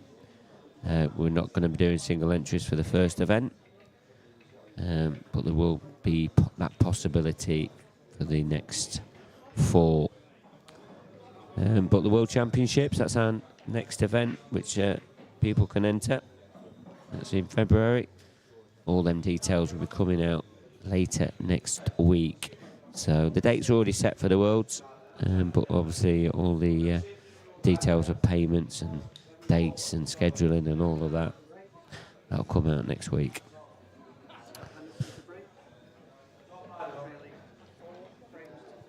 I know all you guys at home, obviously thinking that this is this is our last tour event, but it's not our last event this year. You know, we have got the Masters event, which is coming up in December in McGoldrick in Scotland. Yeah, my last event of the year, though, so, you know. It is most people's, because it is a pro event. But we do have amateur entries as well. It's a brilliant event up there. Still time to enter that one? Yeah, there certainly is. Always taking spaces for that, no problem. Gav Robinson won that event last year. Played some brilliant stuff. I think Scott is just... I suppose being... So the Masters is at McGoldrick's. It is, yeah. Glasgow. Yes, that's correct. So, you know, opportunity to do some Christmas shopping maybe at the same time. Yeah, they have some great Christmas shops up there, and like Christmas markets and that, really good. Oh, Harry, what an effort.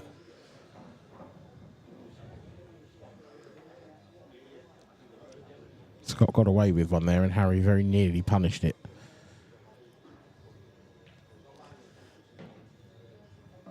Another chance here for Scott. I do feel like he needs to be taking this one. They don't want Harry to get too far ahead. That was a nice shot. He'd have liked a couple more inches movement on the cue ball. Now got to take this to the middle. It has recovered well. But is he on... I think he's on that one into the... just on the baulk line. I think it's either that or... He can cut that back in the middle and hold the cue ball on the yellow, can't he? I mean, you're going into the side of the pocket, but I think he could have done. Not going to. Yeah, I think he's got a bit more control with this one. So, and especially the way that he's played that. He's got the pace to perfection. Yeah, that is a beauty. Yeah, this is a better shot, better sort of, you know, like take out here from Scott. You know, he has been a little bit careless on shots recently, but he needs to put them to the back of his mind. First of all, take this finish out. Give Harry something to think about. Oh, no. Well, that's just very poor, I'm afraid. Well, there's no excuse for that. No. And the good thing is this is quite easy as a double goes off the cushion, and he's missed it. He's actually missed the ball. Oh, wow. Now, has he jawed Harry here? Because if he has, that's one of the luckiest shots I've ever seen in my life. He hasn't. But he's still left a tricky one for Harry. That is very good. Yeah, but it's a careless shot from Scott, and he's giving Harry another chance here to open up a 2-frame lead. It's not good enough. No, that was an awful shot, I'm afraid. You know, Scott will know that. There's no point dressing it up. He has to do better than that. You have to take those chances. Yep. Alan Yates is online, one of our partners. He obviously... Well, selfish, he should be here. Yeah, I know. He should be. But yeah, he supports the event with... obviously, the Smart Rack. It was the first organisation to launch that.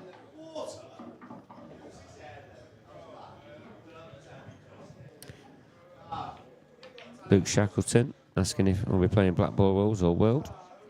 We're playing blackball rules. We have done for years.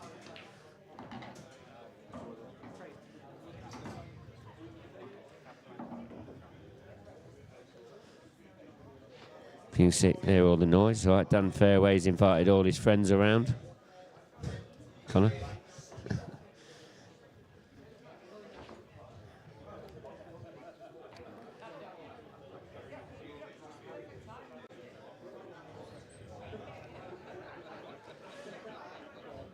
Have a look at some of these latest scores again then. So, Ross Fernie against Matt Steeper. That's the other quarter-final left to play. That's currently locked at 2 frames each, which you can see on your screen now, just in the top right-hand part of your screen. And then in the ladies' event, still 2 matches still yet to finish. Kara Whitcomb is 5-4 ahead against B Porter. And Charlie McDonough has just pulled a frame back again. She now trails Claire Biddle by 5 frames to 4. And I think I've just seen Charlie have ball in hand as well. So maybe that is going to go down to a last frame decider. What was that about my friends? I just said that you've been on your phone. Have I got friends? Messaging, well, there's 2.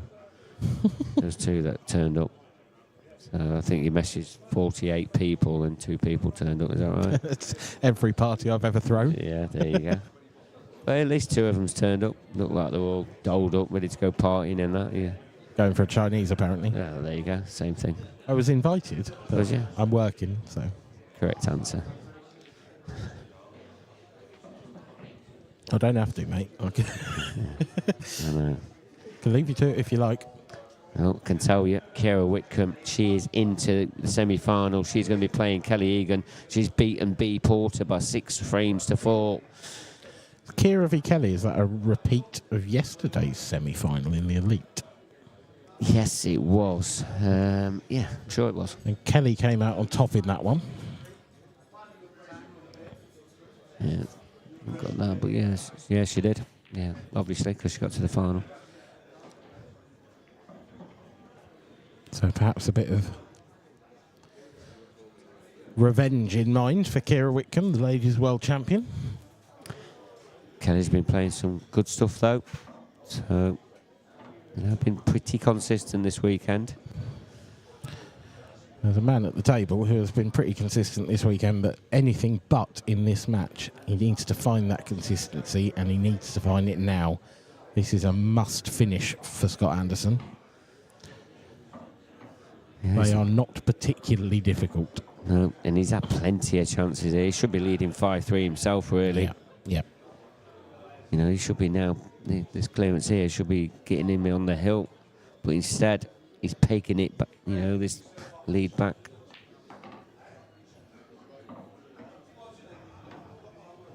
Key shot coming up, you would think. There's some traffic to negotiate here. And the shot after this one, getting around the back of the red, getting into the middle of the table, and leaving an angle also to come down for that final yellow. Big shot, this.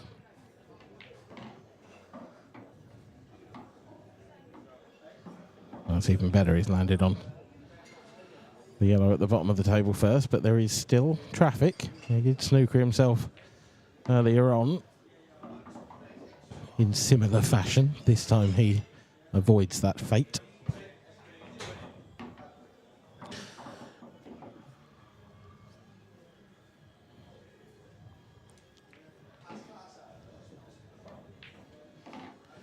Four, 5-4, sorry.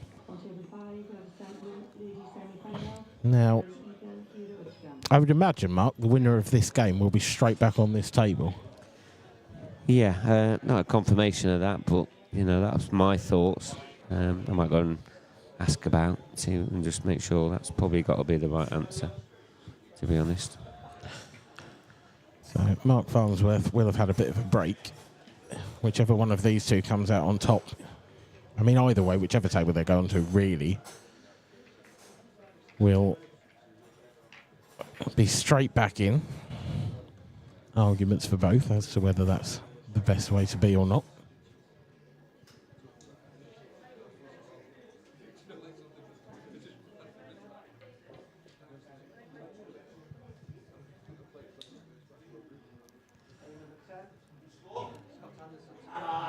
Scott waiting like a coiled spring to break. Finish in the last frame puts him right back in contention. He really is hitting the break nicely.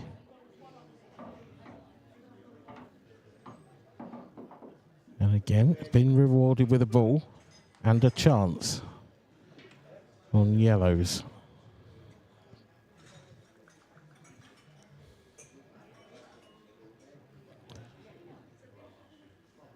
They've all got a pocket.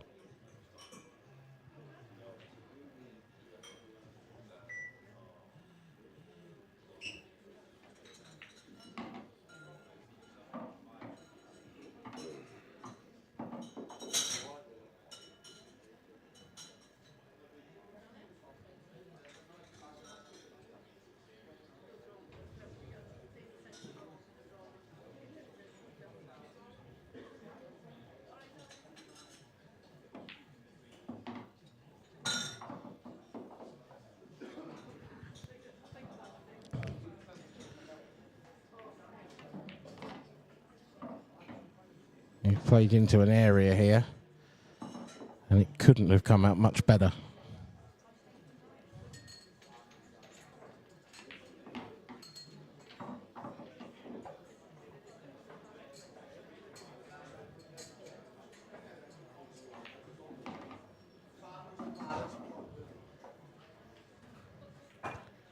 Very quick fire stuff, this from Scott Anderson. He was on the ropes a couple of frames ago, but 2 visits and 2 finishes later, we're back at 5-all. Yeah, 5-all it is. The crowd goes bananas. Yeah. All in the other room, aren't they? But, yep, we're on for the semi-final, and it will be Mark Farnsworth against the winner of this match. That's the ladies' semi-final just getting underway there on table number 5. Kara Whitcomb playing Kelly Egan. Kelly's had quite a bit of a long break there. Who is going to beat the other ladies' semi-final? Marianne Ward is awaiting the winner of Charlie McDonough and Claire Biddle. Can't really quite see what's going off on that table. I mean, it is 5-4. Looks like.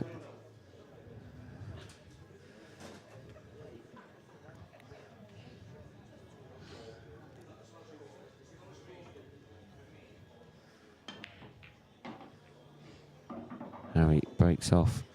Frame number 11 makes a ball. Can't say this is a chance. And he's only going to have the possibility of the yellows. Don't think he's got an opening shot on red. No, I don't think he'll mind that, to be honest. I don't know whether either of those yellows remaining in this half of the table after this one goes to the centre pockets. That would be very useful if they did. Well, if they don't, he's in trouble, frankly. Yeah, if that goes to the right centre now, it is a result. Because he is right behind it. But it doesn't look like he's got all the pocket. No, this is very tight. That near jaw is going to be in play here. Tried to sneak it through and made it. Something. What a shot that was. To be so accurate. He's done that. Where's he gone now, though?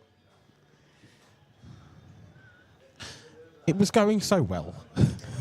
Yeah, he obviously just couldn't get an angle. You know, he couldn't leave himself an angle that he needed. Can he find a safe place on the table? I mean, he can see enough of that yellow, you would think, to to clip off it and try and get in behind the yellow, but that's a very, very delicate shot. Oh, it was a total, was it? That's not going to matter. No, I don't think it was. That's why he had to play it at that sort of pace. Can tell you, Claire Biddle has beaten Charlie McDonough, so she is into the other semi-final against Marianne Ward.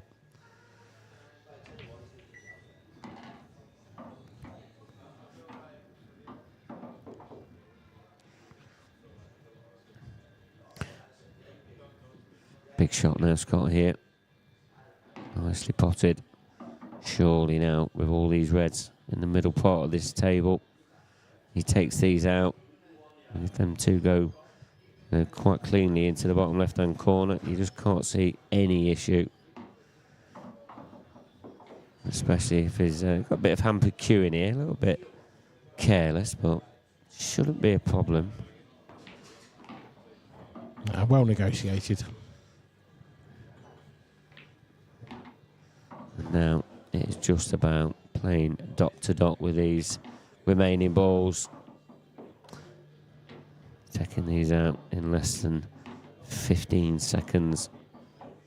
This black then to go one away from getting himself into the semi-final is Mr. Black. Scott Anderson. Oh dear. What on earth was that? You don't miss that out of 1,000, 100,000 times. That's madness. What was going through his mind? What's Harry going to do now? Tried to come down for the double. I think he might be too straight on this. I think the double kiss is in play. He's going to have to pump this. There's going to be another twist, isn't there? There is another twist. Where's the cue ball? Scott Anderson, you are a lucky, lucky boy. Wow. I've never seen someone get away with a pot of, as easy as that. I can't believe he's missed. I just can't believe he's done that. It's horrendous. Been so many twists and turns in this match. It's had absolutely everything. Marianne Ward just getting ready for her semi-final against Claire Biddle. Going on to table 7, so we'll be able to keep a close eye on them two matches while they're going off. Other match, the other men's quarter-final. Currently Ross Fernie 3, Matt Steeper 2. It's been a bit of a long match, that one, hasn't it? Yeah, Not been too many frames taken out. I'm still getting over that Miss Black. It's honestly one of the... he needs to sort of just take himself aside and just whip himself into shape after that one. That's like... He's been very fortunate to find incredibly lucky to get away with that. Yeah, I mean, is that going to ignite him into playing, faultless pool now, all the way through? So Scott Anderson on the hill to break in frame number 12. Good split. Has he got a ball? No, he hasn't. That is ballistic. Nothing's fallen there. I think we're going here to decide it. I think this match has deserved the deciding frame. Yeah, I think so too. Reds. Just as long as he doesn't do anything careless. Nearly did then, because he didn't want to put on both in the same shot. He didn't, but it wouldn't have mattered too much, you would think, looking at where that red is over the centre pocket. Yeah, but he can now navigate his way down the table a little bit better from here. Nicely done.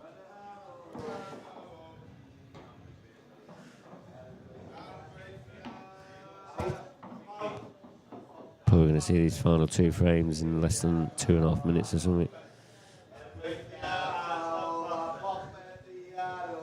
As I said, I mean, both of these players play in quite a similar fashion. They're both lightning quick. But sometimes the cue ball's just in a different postcode, isn't it? Yeah. It's a nice little plant.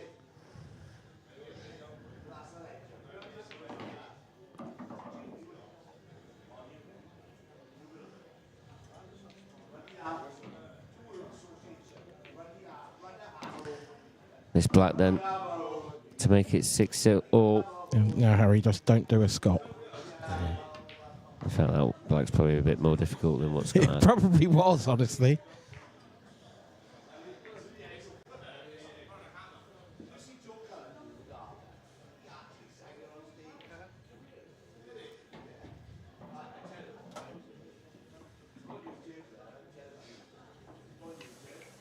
Clarky says, evening.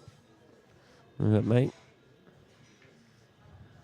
Thought you'd be on to Mr. Yates about that.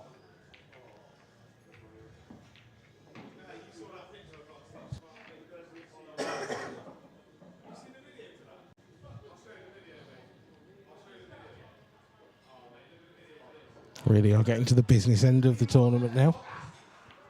Both of these tournaments. Kira Whitcomb there in the ladies, of course. Up against Kelly Egan. And she's left Kelly a chance. Yeah, Kelly seems very focused. She'll know she'll have a difficult match up there against Kira. Current IPA world champion. Now this is one of the trickier layouts of the whole match, actually. But, stay chained to your chairs and glued to your seats, because it might not be long before we're crowning the winner in this one.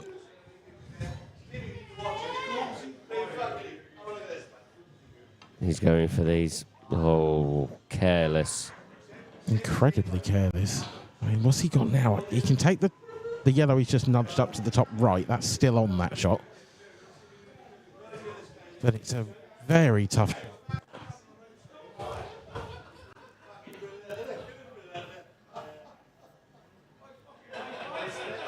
He's done it. He's nailed it. What a shot that is. That is a brilliant recovery.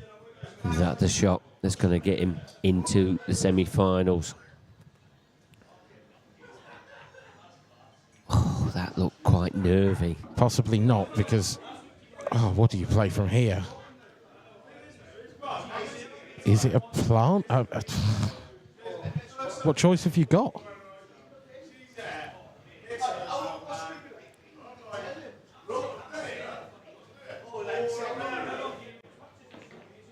Gone for it. He hasn't got it. Has he got a snooker? Is that what he played? That's a terrific effort if it is. Yeah, it's one of them shot to nothing, isn't it? Scott, he needs to really hide this cue ball. But yeah, he's played there like that. He's really forcing Harry. You know, if you're going to win this match, Harry, you're going to have to win it with some spectacular shot.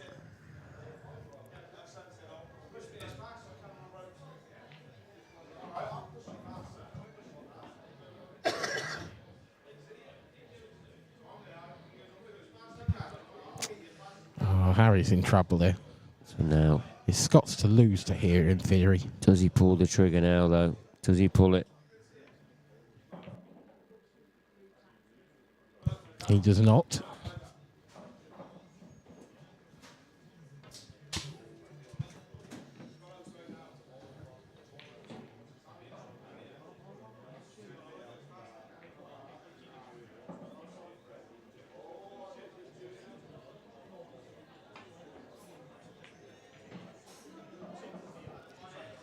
Harry's just biding his time, essentially hoping for a mistake from Scott now.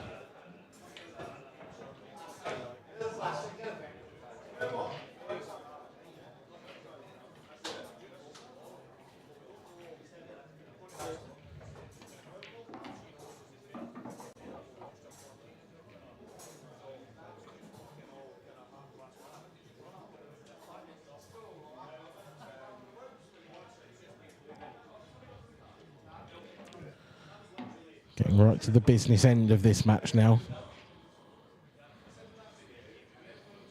And Scott landed on that awkward red. No, I think one more shot. Tried to move it. Has it gone wrong? He's just going to nudge into this. He's got to be very careful. This is ultra tight.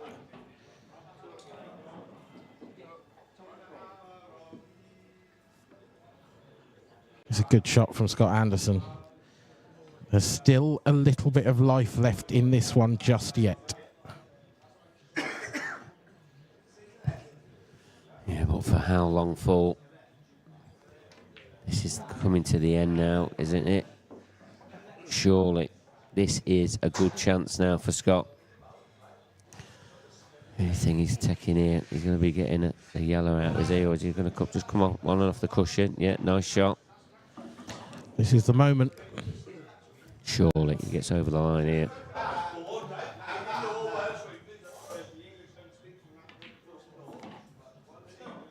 That's a confident way to play it. It was. It's down straight away as well. And he's done it. Scott Anderson moves, I wouldn't exactly say serenely, but he moves nevertheless into the semi-final. A fantastic performance from him in the end, littered with the odd mistake here and there as well. But it's a brilliant run to the semi-final for Scott Anderson. He will face Mark Farnsworth for his place, for his maiden place, I should say, in an IPA final. Harry Peart, commiserations, gave it a good go, but again, he can look to 2 or 3 pivotal moments in the match where he could have played better shots. Ross Fernie and Matt Steeper were hard at it. Matt 4-3 up in that one. And looking at that table, probably favourite to make it 5-3. So Ross Fernie is going to have to dig in there, do some good work. But for now, we'll have a quick word with Scott Anderson. Pickers is in the arena. Thanks, Dan, and wow, that match had absolutely everything. Scott Anderson, any thoughts on, or give me a little bit of an insight of how you thought that match went? I thought 7-6 probably fair either way. I let him back in at 3-1, didn't I? I've made 2 absolute howlers, and then suddenly he just went crazy, didn't he? I think he missed the silly part, and then I've got back in. So I think that was all right. A bit fast and furious, wasn't it? Yeah, I think it deserved a deciding frame, but the way that you started off really strong, didn't you? And then Harry came back to you, but it was definitely a game of missed chances as well. Oh, 100%. It was like, I knew it would be. It's either going to be potting or it was going to be like a bit scrappy. It had a bit of everything in that game, didn't it? So, well, I don't know. And your thoughts, obviously, it's a semi-final spot for you as well. How are you feeling right, man, at this minute? A bit shocked actually, because I didn't think I was going to, with the draw I had, I didn't think I'd get this far. So, see what happens now, isn't it? Yeah, 2 more matches to go, and who knows? Come the end of the night, you could be picking up the trophy. Yeah, it'd be funny for when I got called washed up a few weeks ago. So, and now I'm in the semi-final of Open of the IPA. So, honestly, I'm looking forward to it. Well done, and good luck for that semi-final as well, because I know you'll be straight back on. Well, Scott Anderson into the semi-final. I know he's going to be staying on this table as well. I'm not sure if he knows that, but he's going to be playing Mark Farnsworth next.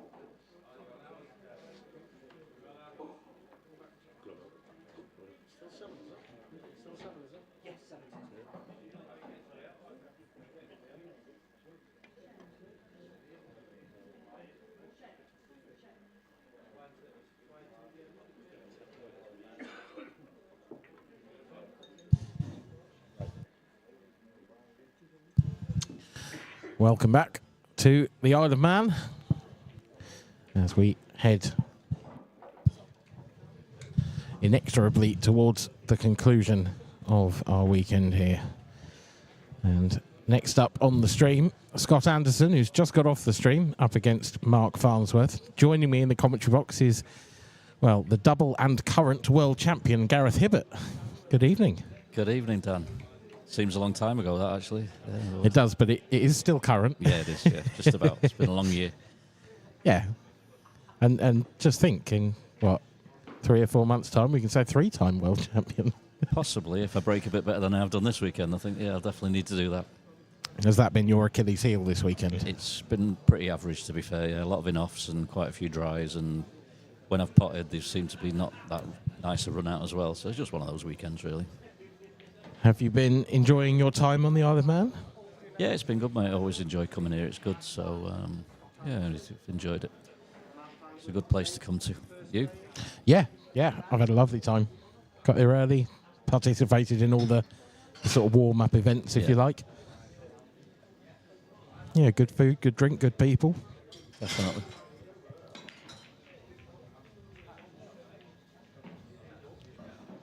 And an early opportunity in this one for Scott Anderson. Yeah. Very wide open set of balls, really. He's got a jabby little yellow first shot. I think yellows are slightly better. It's just jabby little shot. So he's just come off this table, so he shouldn't. If this was your first shot on the stream table, it'd be a bit of a nasty little one, but it was fine because he's just come off it, because it's usually a little more reactive, this one. Yeah, it's a good opener. I think Scott's got to play a match here where he's probably really, the break's got to go his way, and he can't afford many mistakes, really. No. You know what you get against Mark. I was going to ask you as well, because the last match, I mean, you just described it to me before we started as 100 miles an hour, and it absolutely was. It was absolutely the right way to describe it. I just wonder if Scott might slow things down. I wonder if he'll sort of take a lead from his opponent slightly. Possibly, yeah, because I played Harry earlier, and you do get caught up in his style of play a little bit, and you end up, it can catch you out. If you start playing in his rhythm, you can make little mistakes. I think that happened to Scott in the last match, actually. Yeah, I would agree. I mean, Scott's always been ultra aggressive as a player. But I don't think I've ever seen him play quite that fast. No. I didn't see that much of it, but yeah, he did change his rhythm a little bit. A bit careful with this one. Just try and get as straight on the yellow on the line as he can. Yeah, he's fine. I think if you cut breaking and hitting them pretty well and don't get one, it does tend to leave easy layouts for your opponent. Obviously, if you get one, you don't. If you're hitting it good, you don't get as many clusters, in my opinion. It just seems to be a lot of open finishes like Scott's had here. Oh, it's not his best, but no, again, that's just a bit careless, especially with the 2 reds there. This is very awkward queuing. You just don't want to put yourself under pressure when you're feeling it a little bit. It's probably one of the biggest matches Scott has played in his life, so you don't want to really put yourself under extra pressure that you don't need. You just want to keep it as simple as possible. But it's a nice start for him, reverse dish. Yeah, it's not unfair to say that this is unfamiliar surroundings for Scott, being in an open semi-final. Big puff of the cheeks there. As we cut across to the outer tables, Matt Steeper racking up. Now, our scoreline suggests that is 6-5 to Matt Steeper. And again, that would put the cat among the pigeons a little bit. Yeah, I've been stood near that table. It's been a nip and tuck match, really. Never been more than one in it, I don't think. So Matt had a couple in off the breaks early on, and I think Ross has had quite a tiring weekend, so he's doing well to hang in there. Played a lot of pool.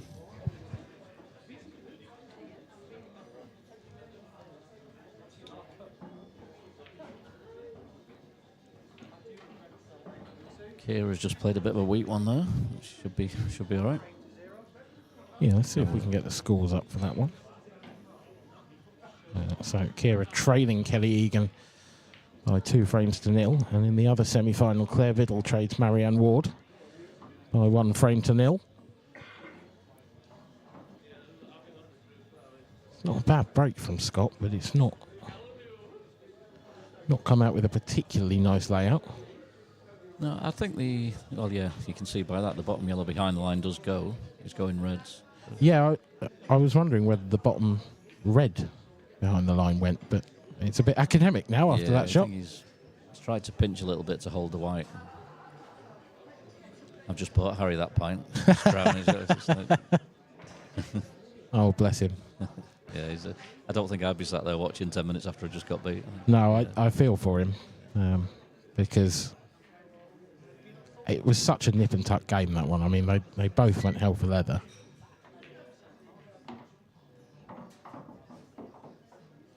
Has he just got there? Maybe just... Borderline.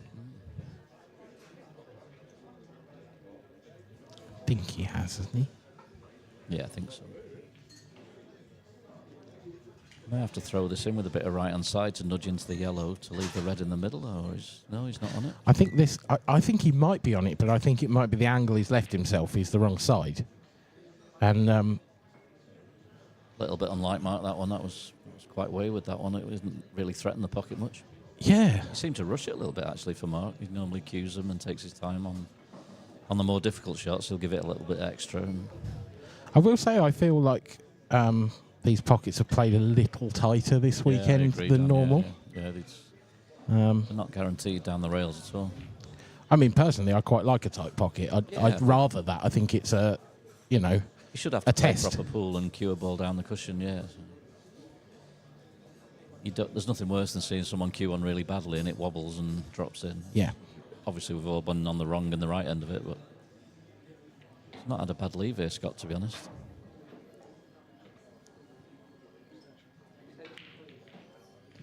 No, I mean, Mark can clip this one in, but this is very tight. He might skilly the yellow, possibly.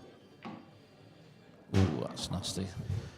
Skilling the yellow was the plan. The fact that it stayed there, I mean, he's on the red that needs that pocket, so that's a bonus, but this is horrible cueing. Yeah, I don't think he can get past the black, to be honest, with that angle. No, you'd have to play it with some pace as well, wouldn't you? He's playing the right shot, but that leaves the red he's nearest too tricky for later on as well. So yeah, I mean, in or over would be good here, I think. And he's got neither. And Doesn't Scott seem quite tuned in yet, Mark, to be honest. He's missed his 2 balls by quite a long way.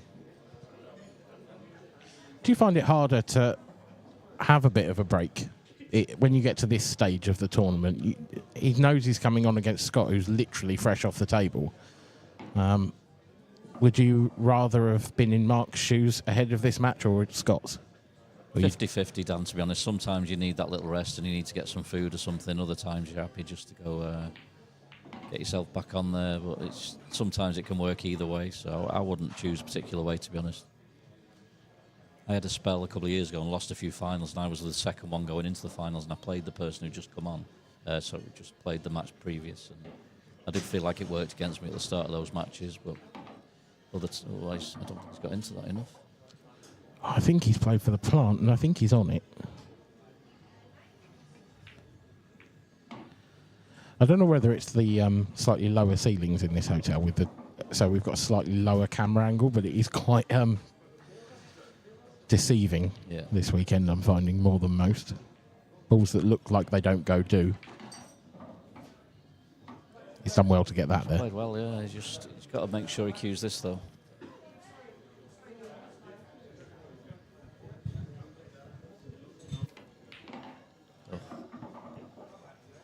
I mean, he's got away with it to an extent. I don't know why he didn't screw back. No, I can't believe that stayed out either. No. He's played a couple of loose shots here. You got to put it. Mark's missed 2 balls in this frame by quite a long way, and I think he's his favourite for the frame was when you can't let Mark off. He normally doesn't miss 2 balls in a tournament, and you just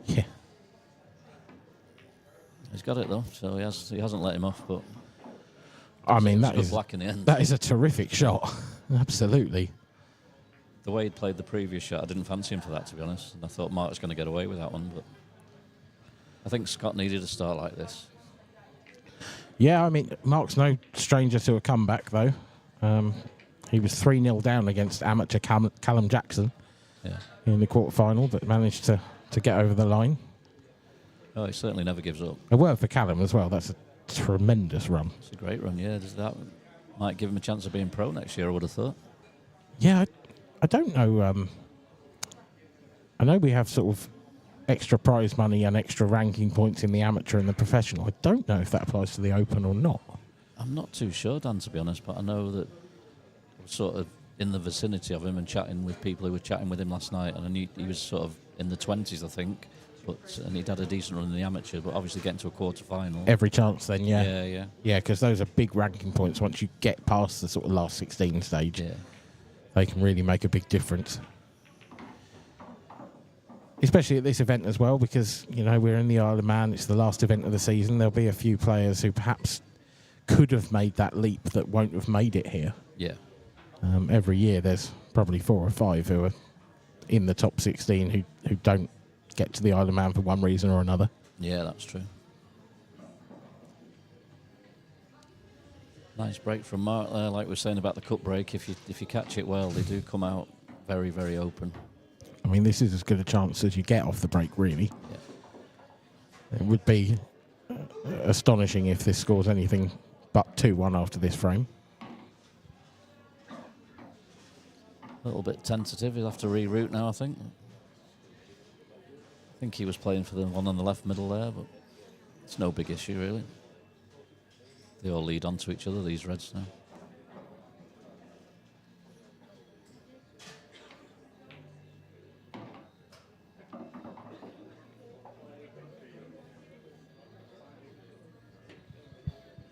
Yeah, I imagine he'll just drop this in the middle and take that red that will be above the cue ball long. Yeah, probably. I think he'll maybe try and nip it back half an inch. Get as straight as he can on the other one. Oh, he looks to be topping it, might have a slight angle. That surprised me a little bit, Dan.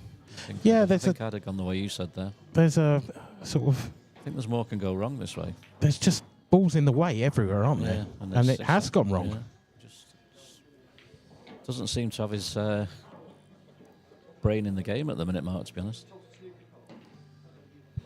No, and now, I mean, he's got to get out and pot this. And even then, if he just drops it in, it's an awkward black. I fancy him for this, to be honest. Yep, got it. And this is not too bad, actually. It's probably a bit easier than I was expecting. I think if he caught the red a bit thinner... Yeah, he potted it quite thick, didn't he? And the whites just run through nicely.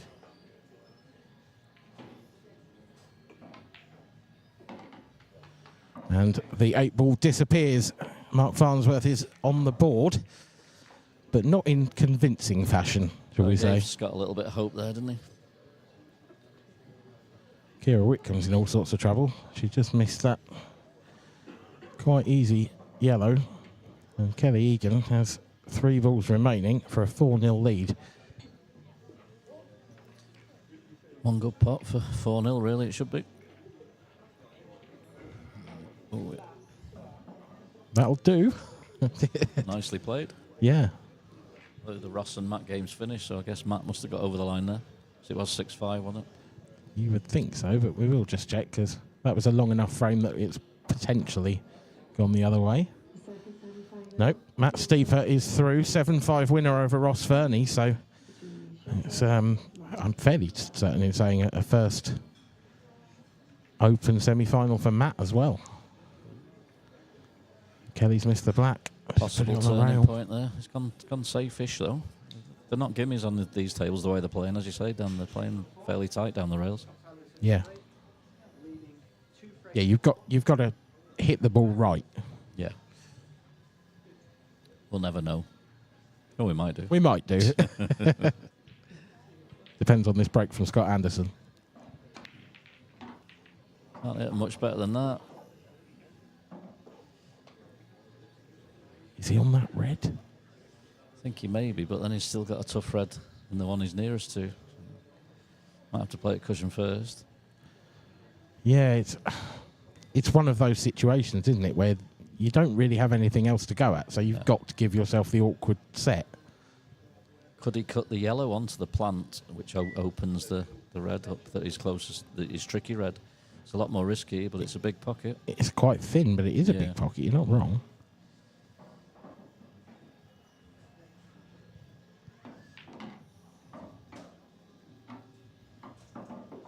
I don't know if he thought he could get out that cleanly.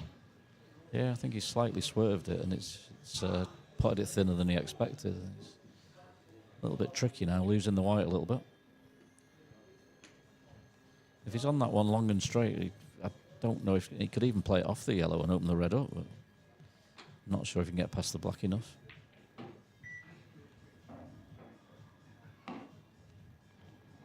It's quite a tentative shot, that.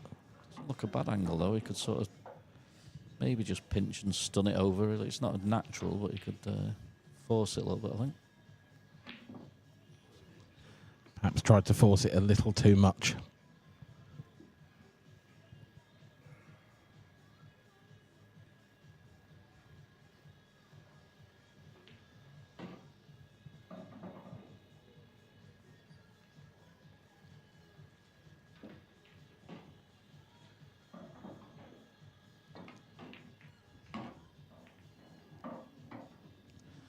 Not quite the kiss that Mark wanted, but he'll take it. Yeah, I think he'll take that.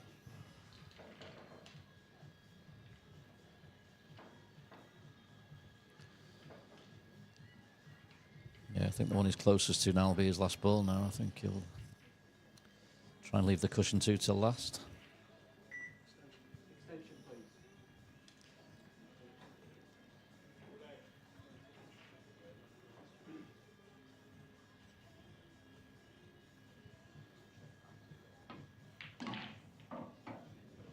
Do you think fatigue will play an issue for Mark Farnsworth here? Obviously, he had a hell of a run yesterday, I think getting he to the probably already final. has done, to be honest. He's missed a couple of balls in this match that you wouldn't normally see. So, Oh, that needs to slow down.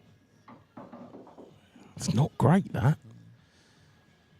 I don't think he really needed to move balls in that finish, to be honest. Normally, when he's confident, he'll just take them down the rail, no problem. Yeah, I mean, he's now queuing off the rail. Getting round for the next ball here is not simple. Needs a bounce. Played it well. That is very, very good. Just got there. It's perfect. I think because they are playing slightly tighter down the rails, that's why he's moved that ball. If the last tournament, he'd have probably just left the two on the rail till last and just queued them in.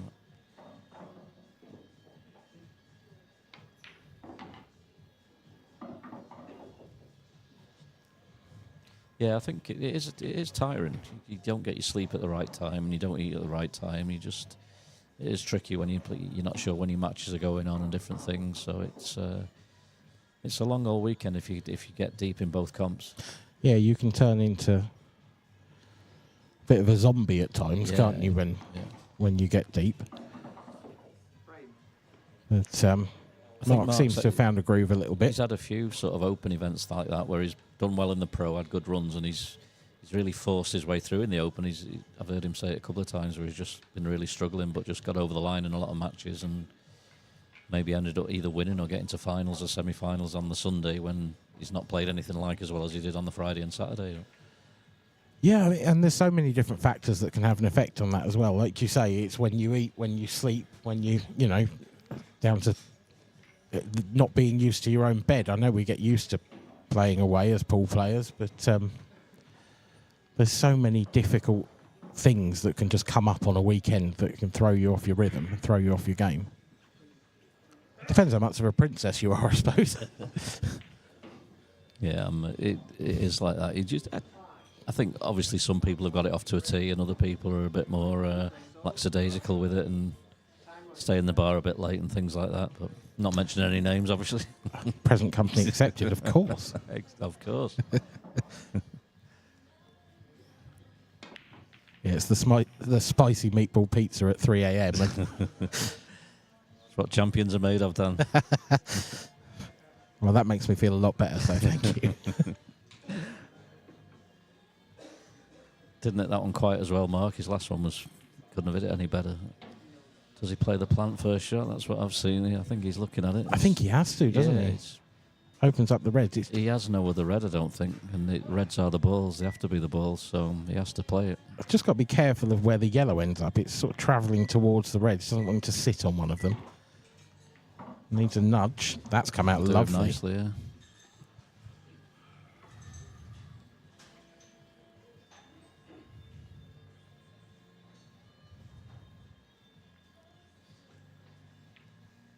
Maybe could play the one nearest the black and drift across to the right-hand cushion one now, I think. I was doing it the other. I don't think he needs to take a missable pot in this stage. This is missable, and it's just... He's missed it. Yeah, there's just no need to take a missable pot. The finish he had there. Still in control of the frame, really. Mark's got to pull something out here, but... You want to keep this game as simple as possible, like we all try and do, and he's played a pot there that was... maybe a 7 out of 10, where all his pots in that finish should have been 9 out of 10s. Can Mark get through to this yellow in the bottom right corner of the table? That's the question for me. I don't think he can he? I don't think he can, and even if he can, there's not much after it, really. No, I just thought it might give him an opportunity to play a better safety or something along those lines. Behind the red and yellow on the bottom cushion here. This is an effort. It's a great effort. It's all he had. He's done well. That's kept him in the frame. Clever shot.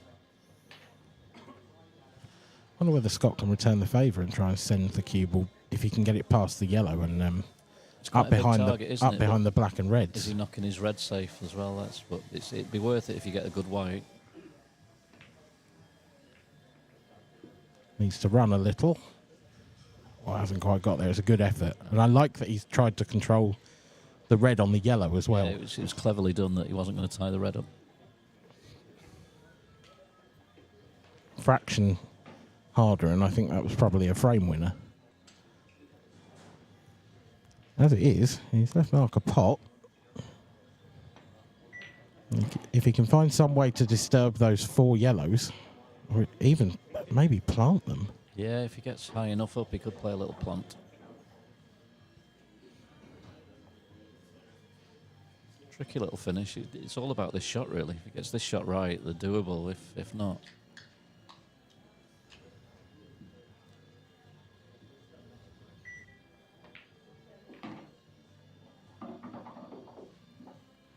Yeah, is the plant an option now, or has he come a fraction too far? He's going to be catching that first ball thin. Yeah, he could push 2 yellows together here if he's not careful. I think he has to play either the cannon or the plant, doesn't he, at some stage? If he could run into the red and the yellow goes through the gap, which I'm not too sure if it does, that'd open things up.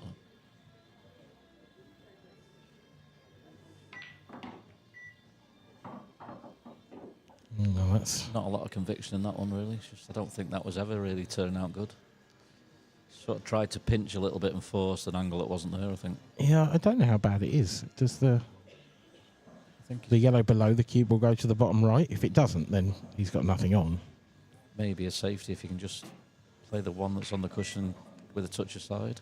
Oh, he's got a cut across. Yeah, it does. Yeah, so how this comes out could be pivotal. Not bad. No, it's a thin little clip into the centre, but it goes. He's got to drag it with a bit of right, I think, really, just to try and kill the white and keep it away from too close to his other yellow.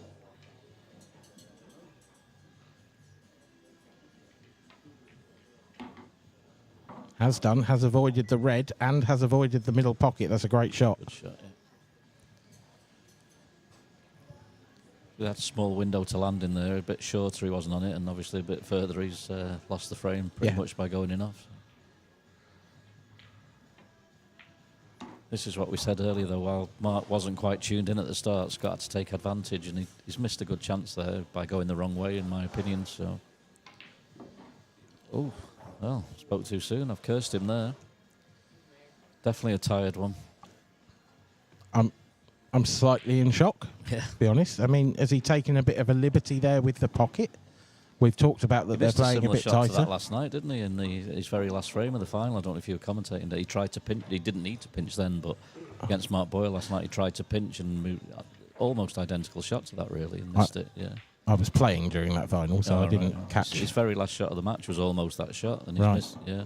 But he had a reason where he had to pinch to get on his last ball last night. There was no reason to pinch this time.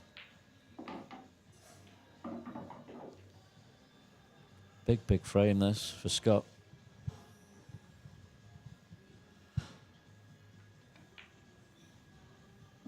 Yeah, I think if you're playing someone like Mark, you've always got to feel like, you know, you're in control. And I think going from 2-0 up to 3-2 down would have been a big psychological boost for Mark, but also on the flip side for Scott.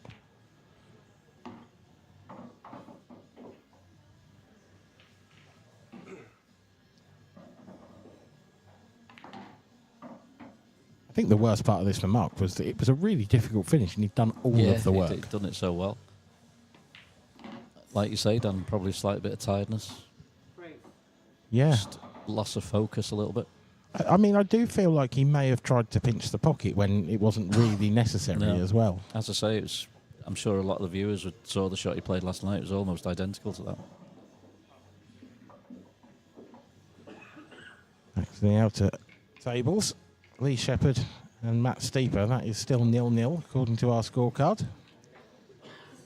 The ladies' semi-final. Kelly Egan 5-0 up on Kira Whitcomb. Kira's at the table, but that's a race to 6, and that's going to be some comeback if she's going to get back into this.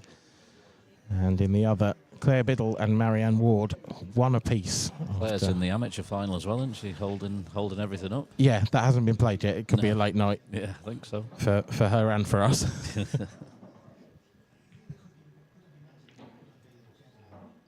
She'll be a tired one too. Talking about tiredness, she'll have played all day.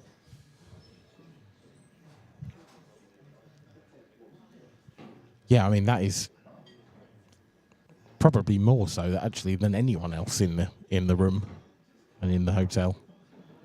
Although she was due to be playing my other half Viv, but Viv had to go home, so she got a bye on that one. So that's saved her a bit of time. Yeah.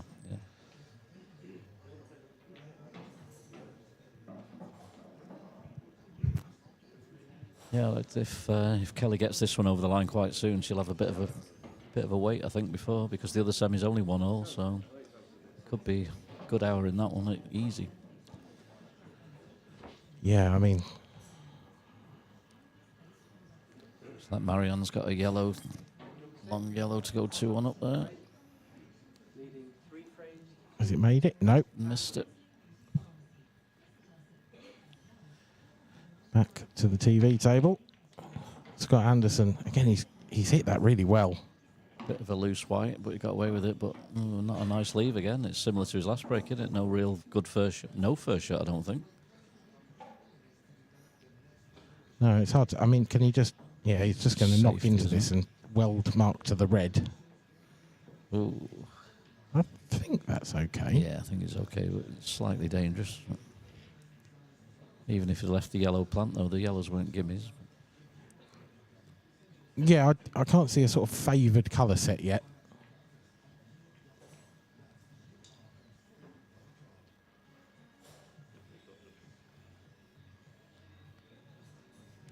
Probably reds are slightly better, aren't they, with the 2 yellows just above the middle, but there's no obvious red to split out the bad one, really. No, that's the thing. It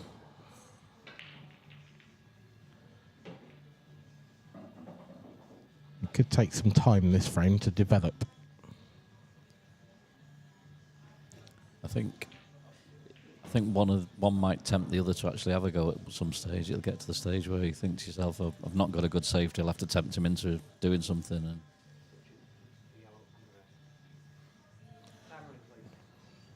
I think what the referee was suggesting there is it's touching one but not the other. Although it's an open table, so it's irrelevant. Yeah, just bounce it back to where it is, I think, if it is touching. Doesn't want to leave it touching, that would be ideal. Could be.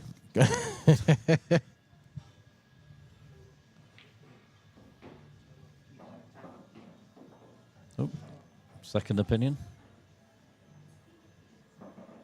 Does he sleep? It's like he's trying to eat the ball.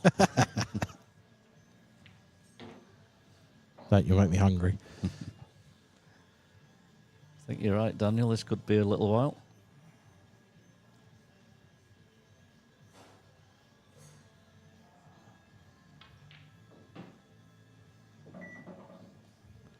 There's that tempter one. Does he have a little go at the jabby yellow across? Because he could possibly play the yellow off the red further down the table, and the yellows could be on. I think it's actually worth a go at these. He's looking at it now. He's just gone across and looked at the yellow off the red shot. It's weighing up the pros and cons, isn't it? And also that it's not easy to get the safety there. This isn't easy to hold. You've got to. Done really He's well. done well, yes. It's like double screwed back onto the cushion. It could have been one of those that had bounced behind the red, but he's done well. He needs to clip this in and avoid. Yeah, he could do it getting out now and playing the in-off shot next while he's still got other balls to land on. Yeah. Right. Key shot. Oh, he's gone too far. He's hit the 8-ball. Well, the 8-ball's come to his rescue for position, but it's gone safe. Yeah. I still think he should play the shot, but it looks like he's going back for safety. Yeah, doesn't want this in. Can see the logic. Yeah, the Mark's reds are terrible, really, but he's got 3 more to play with, so usually you'd think that's a slight advantage, especially where the 8-ball is. I suppose the thing is, had Scott gone for the finish, the reds wouldn't be terrible. No. So I actually quite like that shot from Scott. It's not necessarily the attacking shot or the shot that we're used to seeing from him, but I don't mind him being a bit more circumspect in situations like this. I think the one to middle where he ran into the black, I think he needed to nip it a little bit, didn't he, and just try and hold the white in space and then play the in-off shot. And he's like played it as a plain ball shot, and he was never going to land where he needed to, really. I think these are the moments as well where players like Mark, like yourself, with much more experience of the shot clock, these are the times where you know what ball to put safe, you know how to make things awkward without necessarily playing a brilliant snooker, or it's just making things difficult for your opponent, and having only 30 seconds to work that out sometimes can be a real disadvantage. Yeah, definitely, Dan. So if you're not used to it, even if you're used to it in a tactical frame like this, you find yourself, you've used your extension too early and you need it later on. It is tricky. I don't think he will, because it's not his style, but I sort of wonder if Mark might be tempted by the skill shot here. I can't see how far over the pocket that yellow is, but if it was right in the heart of the pocket, I'd be seriously tempted to give it a go, because it would make him favourite for the frame. I would fancy him to get it, but is the value there at the moment? I'm not sure. So he'll just wait a bit longer, I think. Yeah, maybe. Just an opportunity to get rid of that Scott's control over the frame, I suppose. Yeah, just if he didn't get it, it was opening it up for Scott. That was the danger. Well, Scott's not in any sort of situation to win the frame yet, really. So, ooh, that was slightly loose. Well, he is now. Yeah. Although the 8-ball's still difficult.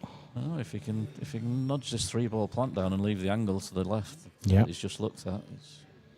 It's a free go. This really. It's a bit loose by Mark. Got the plant. Would you take the one on the rail first? He's not going to. I don't particularly like this angle he's got, to be honest. It was never going to come out nice for me. No, that's why I thought he might take the one on the rail first and give himself a better angle. As it is, Scott's in a world of trouble. A little bit rushed, that was. He didn't sort of look at the bad things that could happen there. It's a little unlucky because it could have come nicer, but you want to try and keep these things in your own hands rather than trust to luck.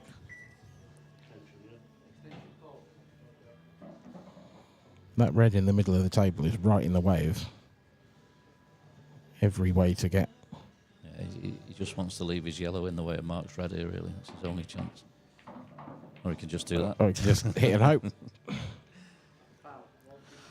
In truth, I don't think that was the worst option. I think he was playing some sort of like back treble plant, wasn't he? Something like that. But yeah. But sometimes you find yourself in a situation where you think, well, either way, this is my last visit to the table. So yeah, in my decider today against Harry, I played some sort of nothing shot, my last shot, and he's pulled out a good finish. I wish I'd have had a go at something, hit and hope rather than just going out on a wimpy little shot like that. Yeah, just. Yeah, nothing worse than losing a match when you've played a failed safety, I suppose. Yeah.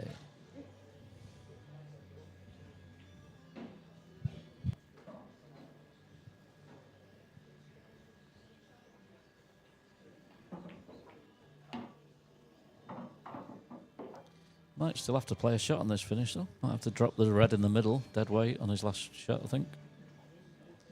It's not a gimme.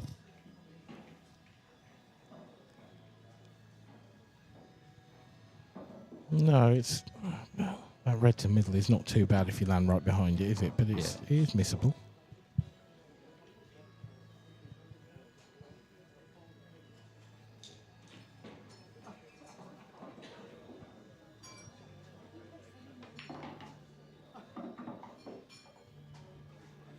It's where he wants to be again in a shot's time, really. He'll take that. You could play it now and just cut the ball back with check. I suppose it probably makes sense to do it now while you're on it, really. Yeah, it's tough to see yourself getting better on it than that. Here we go.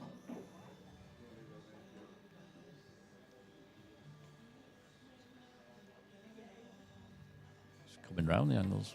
Check that all day long. It's personal preference. Yeah, I agree with you, but as you say, do you think that's something to do with perhaps the table's not playing quite as fast as they normally do? Yeah, maybe possibly. I think he could kill it off with the check. Maybe. Just die off the cushion a little bit. Can make you look really silly when you get that shot wrong. No, from experience.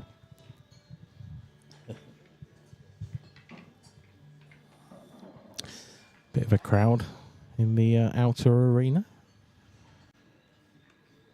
Eyes firmly fixed on Matt Steeper. Looks like Kelly Egan is into the ladies' final. She's flying through the draw, isn't she? I don't think she's hardly dropped a frame. I mean, unless that has been the quickest comeback of all time. Safe to say, I think it was 6-0. Yes.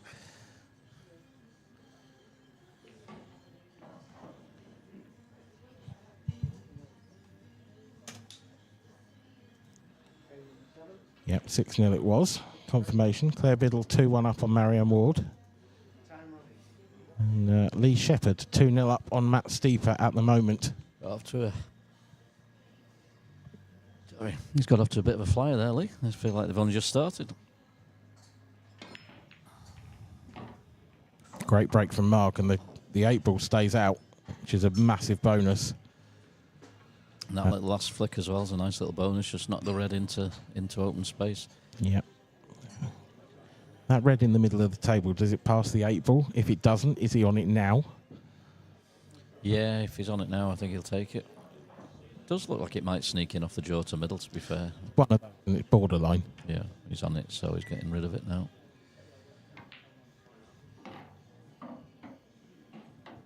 Yeah. There's no gimmies in this game, but maybe a slight reroute now. He was going up the top end, but he may come down now if he doesn't like this.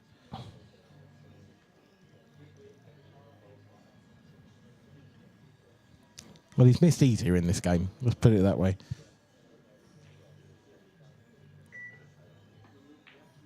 I think I might have to start cut breaking, Dan, seeing some of these layouts that are coming out. Is it something that you've ever done? I have occasionally, yeah. If the table's not racking well or something like that, I think you can get away with you can get away with gaps more when you cut breaking, can't you? I think some people have got it where they sort of know which ball's going to go in, which is a massive thing. When I cut broke, I just hit it as thick as I could with decent pace and just hoped, really, and you start sending balls towards middle pockets, which Mark does. Yeah, Liam Dunstan's got his sort of famous break, hasn't he, where he knows he can make a ball in the middle pretty much 90% of the time. I do find, like, when you've got a hard front ball break, though, you'll get a lot of balls in balk and things like that, and you sometimes don't have a first shot, the whites. Well, it's horses for courses, isn't it? I think I pot more off a front ball break, and you'd always rather be at the table, but I don't think you get as many layouts like Mark's just had here with a front ball break. No, that's true, and I think you're probably more likely to get an off from a front ball break as well. Yeah, so I can tell you that from my experiences. I don't. I think I've gone in off on at least half my breaks this weekend. It's been absolutely crazy. Some fortunate, some bad, but you know. Yeah, this is it. Yeah, you can't complain at some of them. No. Quick fire frame there from Mark Farnsworth. Anyway, keeps us trucking along. Looking at that frame, I'd imagine there's going to be a short break between the semi and the final on the stream table. So if you have been chained to your desk all day watching us, chance to get some tea maybe. I think I need a coffee actually. I'm up at 5:30 for the plane, so I'm not too bad for that. Our flight's at 11, so early enough considering the finish we're going to have. Yeah. But you know, I might sneak an hour in the casino before I go to bed. I actually thought he potted one there. I was watching the white flying round, and it felt like there was one going to go in, but it didn't. And it's just moved one red, really, isn't it? Yeah, it's more open than his last two breaks where he's potted, where he's been a bit messy. So. Does the red to the right of the black past the bottom right corner? That's a question. He could move. He could go in and add it. No, it doesn't go. Yeah, he could move the 8 ball now, and then that would go to the open it up to the middle centre.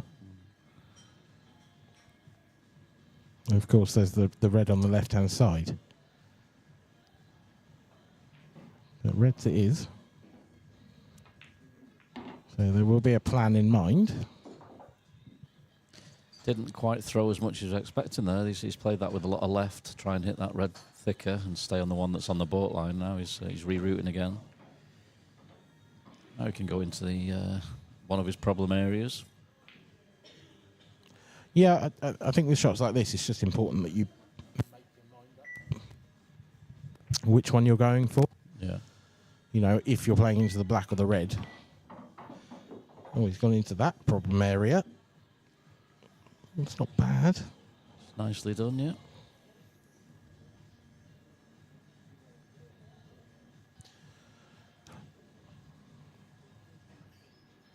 He's just looked at that red up to the top right, but he's obviously going to have to pot the ideal ball to get across there now. I think he'll just try and screw across the bottom cushion, try and get... He'll have the 8 ball as his guide, really. If he gets as far as the 8 ball, he'll be on it. Didn't really cue that at all. He's going to have to come back to it now. This is getting very tough. Played a couple of tentative shots in this match, Mark, actually. It's not cueing like he normally does. I think it's the tiredness of the day he had yesterday, like you said, Dan. He really should have been... The white should have been staying near the top cushion there and just screwing along, and then he drops the red into the middle across, but he's nowhere near where he wanted to be.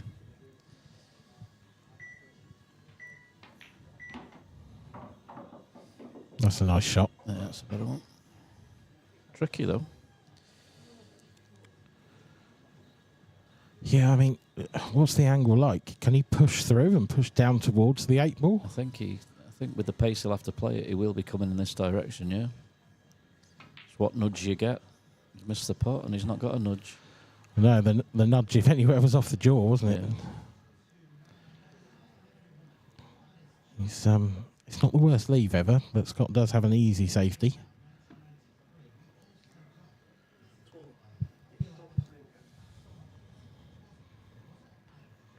Hard to see a safe area for Mark to put this. Yeah, he could maybe try and land on the one just below the line and leave Scott has to cue one down the rail for his first shot.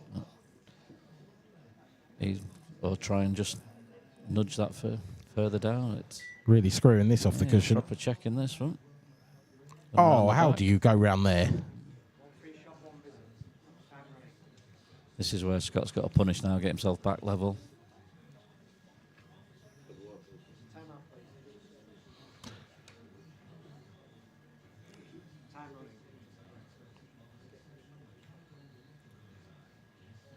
I'd be tempted to play the red onto this. Nudge it down, it keeps you white in amongst your other balls. Yeah, I don't think that's really gained him anything, to be honest. It makes it... I suppose he's probably going to hope to leave it to last now. But. Yeah, maybe. I don't know whether that's just, as we said earlier, a little bit of shot clock, maybe. Although he had plenty of time left, to be honest, he probably could have taken another 10 seconds before getting down to that one. So.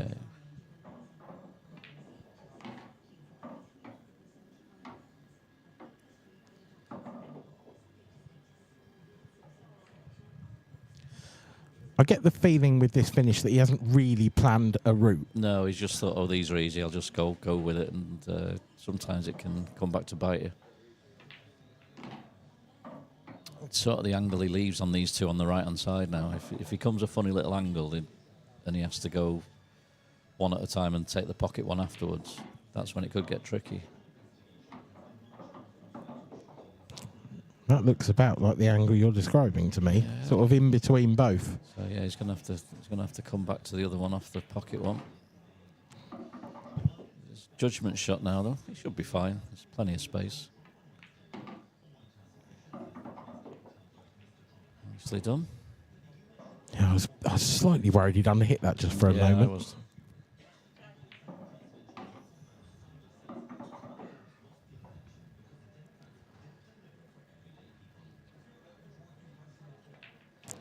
Can finish that from Scott. 4-all. We go to a race to 3, essentially.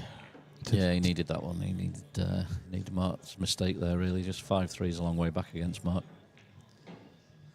You said this game between Lee Shepherd and Matt Steeper was flying along. They're still at 2-0. Yeah, he's judged that one perfect. I think it's going to go 3-0 now. I didn't know there's a red there, but it's fine anyway. Just screw back out for the black. Sort of finishes I like these, Dan. 2 balls over the pocket. I mean, yeah. I'm not bad at those ones.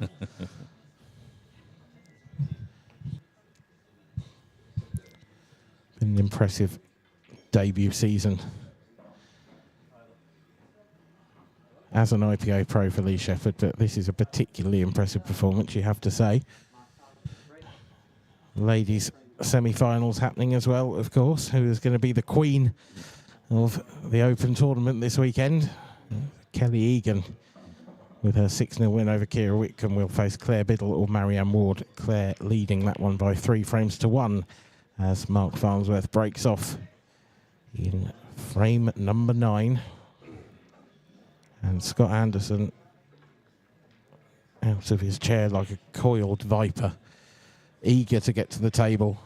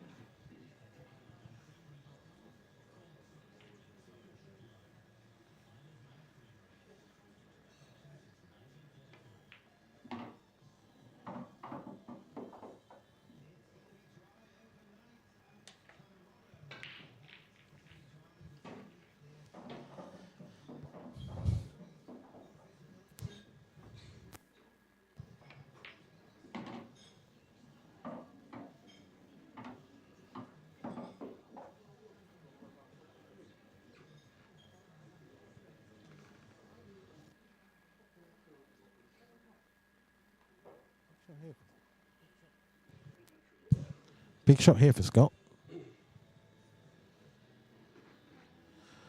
And, changed his mind.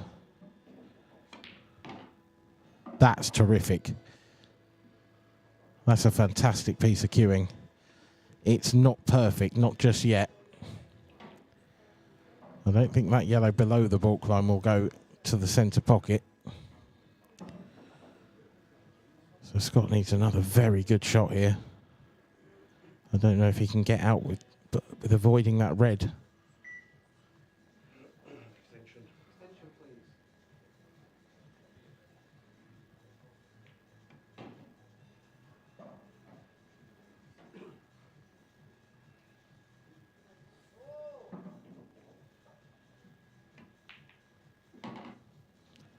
Wow, what a shot. What a shot this is from Scott Anderson.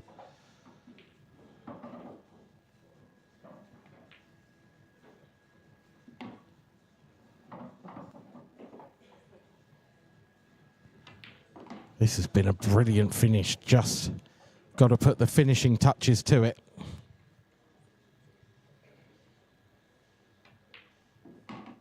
And the 8 ball rolls in. Scott Anderson leads by 5 frames to 4. He is 2 away from a maiden IPA final. And what an achievement that would be. Matt Steeper is at the table against Lee Shepherd. Lee is 3-0 to the good in that one. Matt's got some work to do. He's going to catch that up, but it does look like he's about to pull 1 frame back.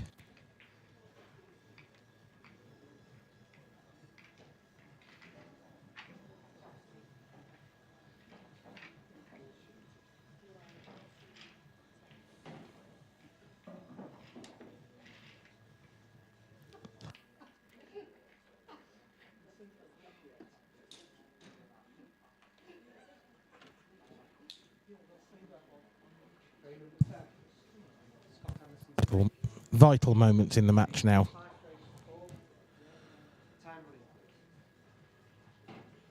Five, 4.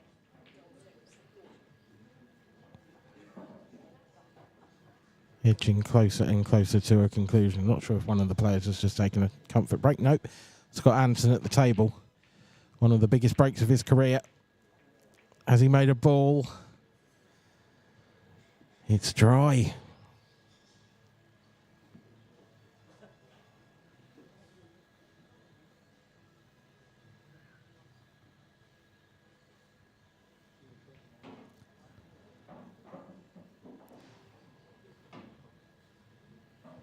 Has the door just creaked ajar for Mark Farnsworth?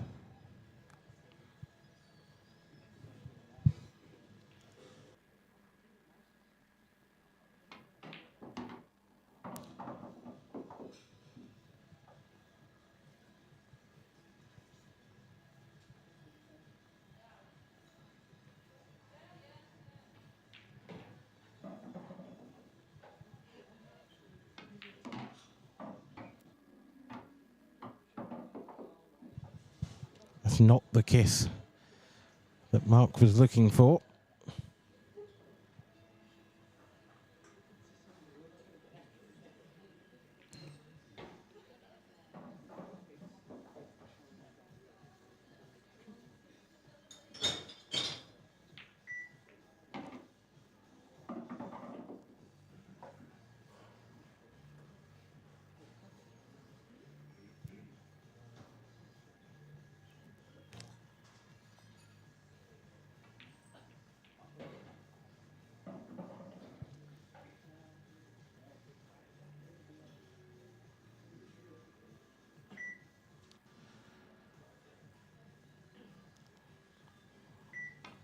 This is a huge shot, huge double plant. Brilliant, brilliant from Mark Farnsworth. That is one of the shots of the tournament. Fantastic stuff.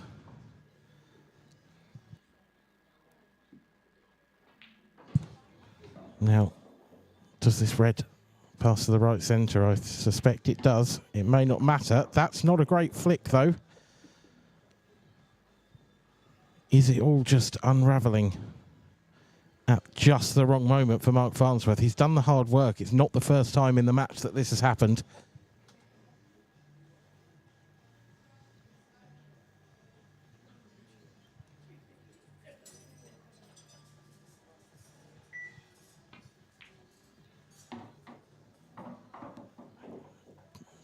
He's caught the jaw on the way back. Has it hurt him or not? I can't tell if he's on this. He's not straight down. Yes, he is. Oh, it's a swerve. Huge shot. Cue ball's got to come out as well. That's one part of the job done. If he takes this finish out, it'll be one for the ages.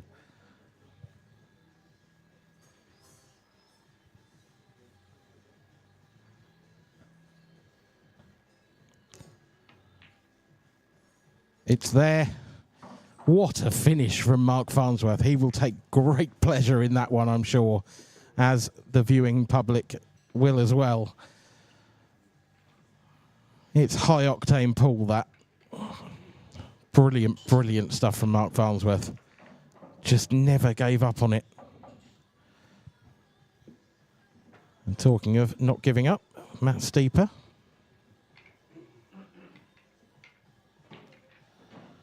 Pulling things back to 3-2.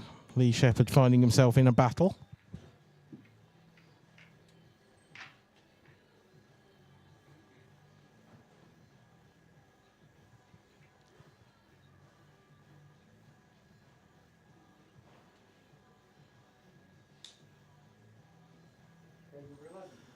Five-all. Scott Anderson must be a roller coaster of emotions right now.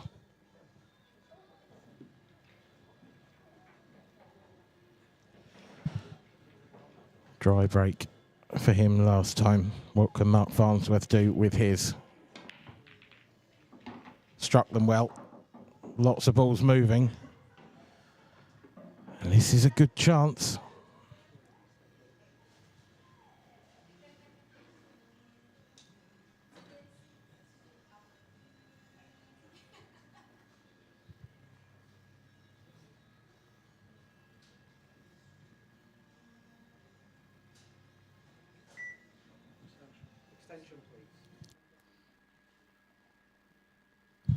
Well, Gaz Hibbert is about to rejoin me in the commentary box, unfortunately. He did miss probably the finish of the tournament just then. I heard your voice go into a bit of a higher state, so I thought so, but I mean, that's take an important phone call. That was all. Just fair enough. Yeah, but, I mean, we had a double plant. Oh wow! Was that Scott or Mark? Mark, a swerve, like a big swerve to get on the black as well. Yeah, great finish. And Mark has been rewarded. Did Scott go 5-4 and then Mark's pulled out the big finish to get it to level again? Yeah, that's it. Yeah. And it was from a dry break from Scott as well. And it was a decent break. Like, he didn't do a lot wrong, just nothing went down. He obviously didn't say hello to the fairies when he crossed the bridge on the Isle of Man. I said that, though. I think there's about 14 pool players on the bus we were on, so if you're all asking for a bit of luck, there's not that much luck they can give around, is there?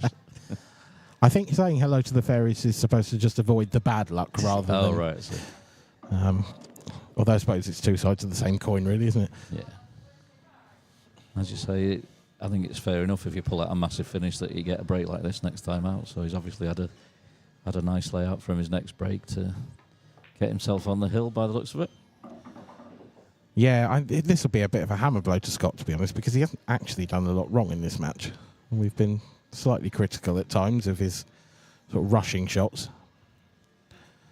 But from 5-4 up so far, there has been absolutely zero that he was able to do about it. Hopefully his next break's a little bit kinder to him and we might have a chance of a decider. Yep. I mean, you've got to love a decider, haven't you? Yeah, unless you're playing. Well, I don't know. I've had some good and some bad this year, obviously. So. Yeah, it depends which way it goes. Actually, I've had a lot of deciders this year, and none of them have gone my way. So I think I might have had one, but I think it's like 1 to 6. Yeah, I think all the tournaments I've won have been deciders, but I've lost a few early rounds on deciders. So they've been kind to me in finals, but not so much in the earlier rounds. I think I prefer your way. Yeah, I'm not complaining. If I was going to have it one way or the other. Oh, Lee Shepherd's thrown in a slack one there. Just that red on the rail left. Can he hold it for that remaining red? Yeah, he's got to sort of spin it in with right-hand side, I think, but sometimes they can kick off at a funny little angle, these. It's almost one where you want to kind of catch cushion first to sort of kill it. Nice.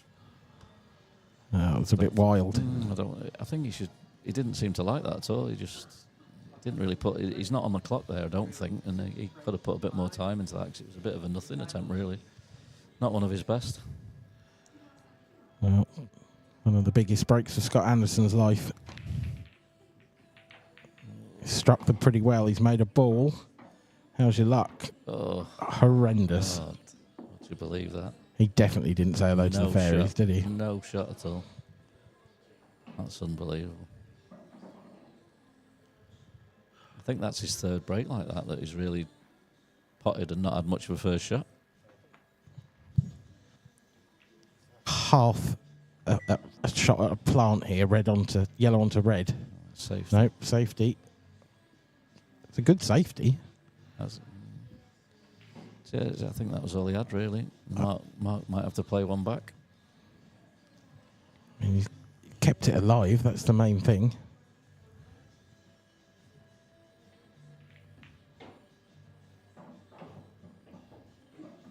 Problem is when there's 2 balls there, he's on the last one now. There's not many hiding places left now.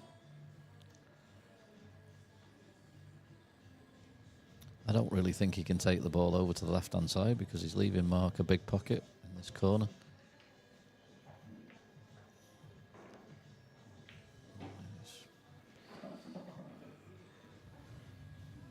I mean, it's a clustered table, isn't it? Yeah, they could easily come out though, couldn't they? I think with the big pocket in the left-hand corner, he's looking at plants and stuff, but I think I'd be tempted to try and cue on into the big pocket and work from there. Or we can get to the red to plant. Oh, that's massive then, because that opens up the other yellow as well. That's a bit of a loose one by Scott. Well, this is the opportunity for Mark Farnsworth to book his place in the final.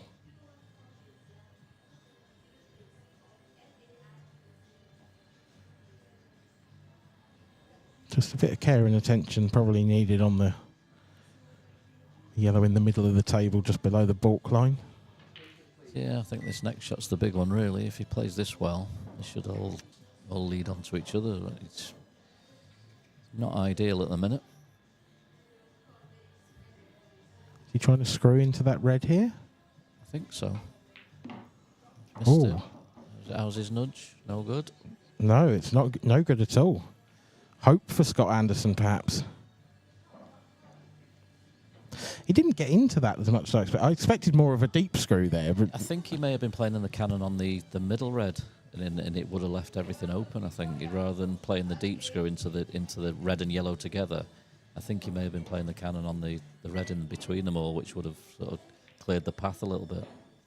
Yeah, I mean, perhaps just trying to be a bit too precise. Has he got a double? Yeah, he's just been able to straighten it up. He's tied the black. He has tied the black. He can go straight into it now, though, I think. Wasn't sure that double was on. He's done well to find that.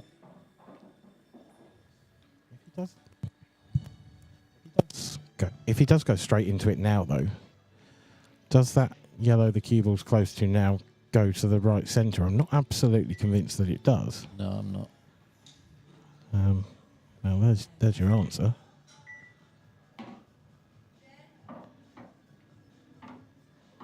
Doesn't go, does it? He's definitely going to have to. No chance. Yeah. No way that goes.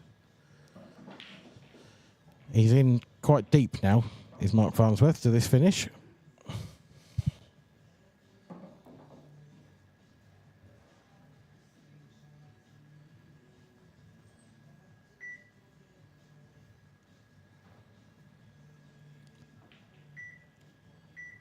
And Scott is just praying, you would think, for an opportunity to get to the table. Yeah.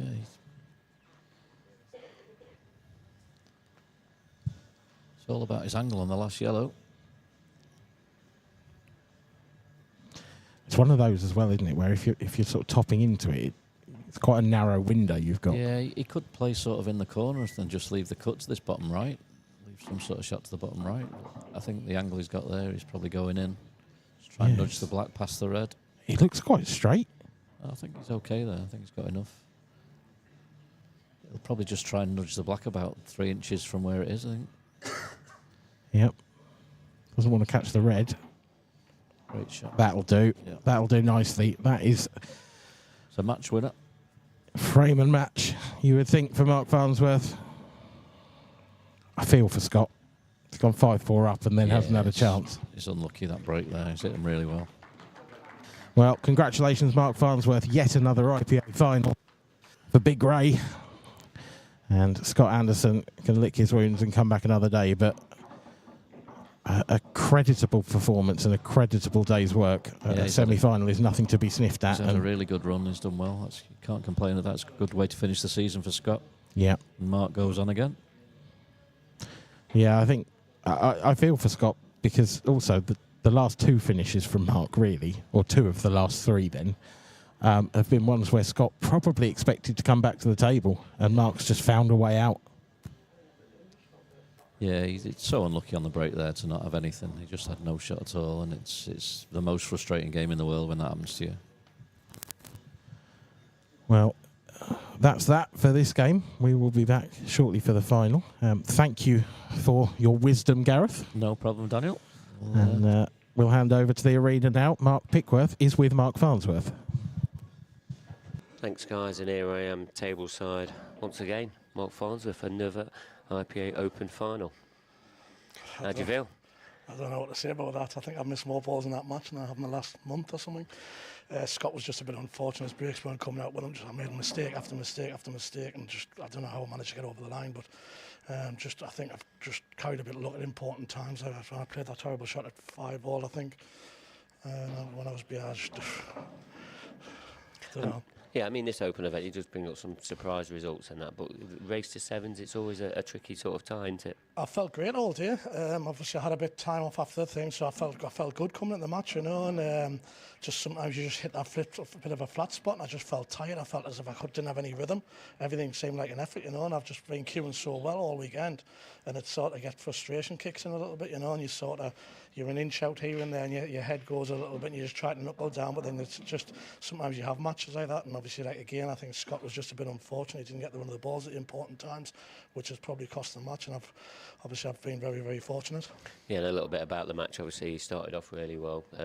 Scott did, you know, took the lead. Then you pegged him back, and then he started to get away again. You know, did that sort of turn the screw in your head a little bit, saying I've got to really pick up the game? I think obviously Scott will probably say. I think Scott's had chances as well, but I feel as if I've missed probably 5 or 6 pretty basic chances. You know, just through careless snatching and stuff like that, and losing the white ball, which obviously I'm normally pretty confident with, you know, pretty comfortable with. So like I say, it's one of them matches where you just feel as if I never felt as I was getting away from it, you know, but the frustration kicks in, and obviously you know it's an important match, and then it starts to get a little bit edgy, do you know what I mean? But I'm just delighted to fall over the line, really. And obviously you've got loads and loads of experience, you know, but you know, how much of a factor has it been? You know, Scott's been sort of rolling on, rolling off, and you've had a little bit of a wait in between matches. Has that been a bit of a factor as well? As you get a bit older, just try to switch off, do you know what I mean? Obviously in between matches, go back to the room. Obviously it's handy with here, obviously staying the extra day, you know, so don't check out until tomorrow, not being able to get the ferry back and whatever else. So it's handy going back to the room, just switch off for half an hour, have a cuppa and whatever else. But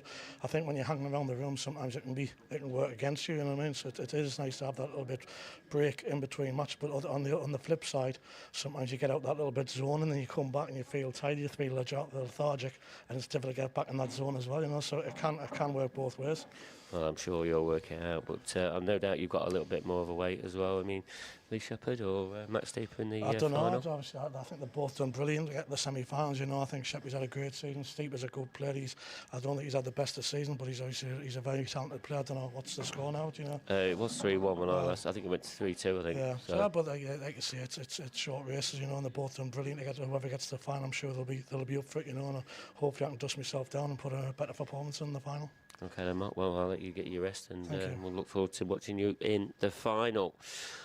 Mark Farnsworth, he's into another IPA Open final. Who is he going to be playing? We'll try and keep you up to date with all that score, but our next matchup will be the final, but we've probably got about 20 or 30 minutes.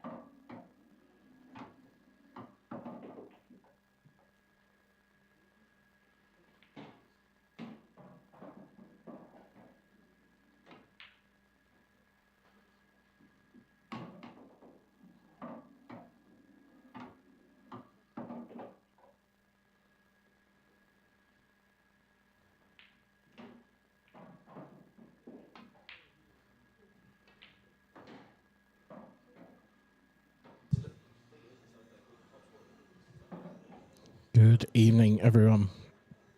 We are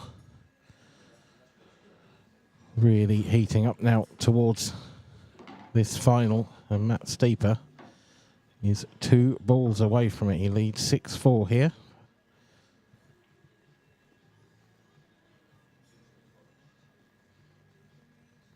Big puff of the cheeks. This is a huge shot. Hasn't landed perfect on it.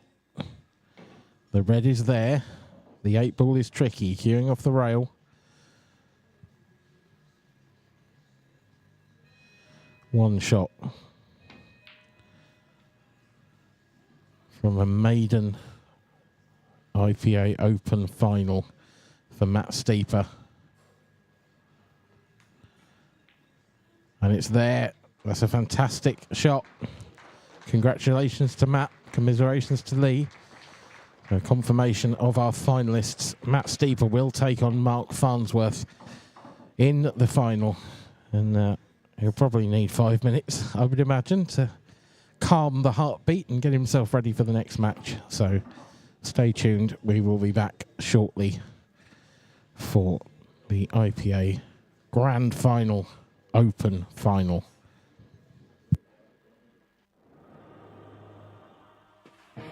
When you travel to the Isle of Man with us, the action starts the moment you step on board.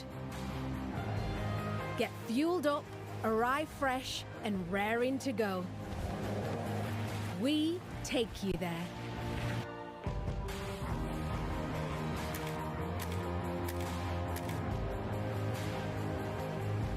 Book now with steam-packet.com.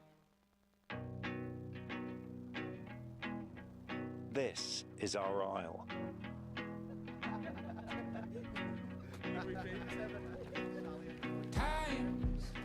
I'll rise. Who you share 'em with. I'll dive. It's life. The point is enjoying who you share it with. I'll breathe. Joy is who you share it with. I'll dream. And the weeks, I'll glide. weekends, keep I'll climb. who you spend in time. This is our calm. The time is who you spend. This is our wild. Joy is This is our past. This is our welcome. who you share it with. This is our story. Shore and Chinya Eye. Who you share it. This is our biosphere. This is our ordinary. Who you share it with. And this is your extraordinary isle.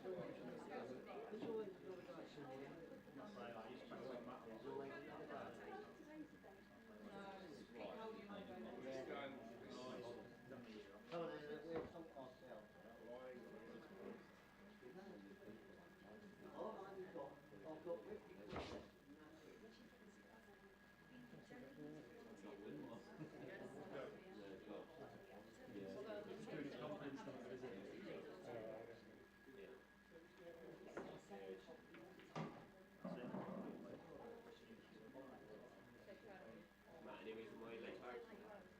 Any reason why you laid back? Or?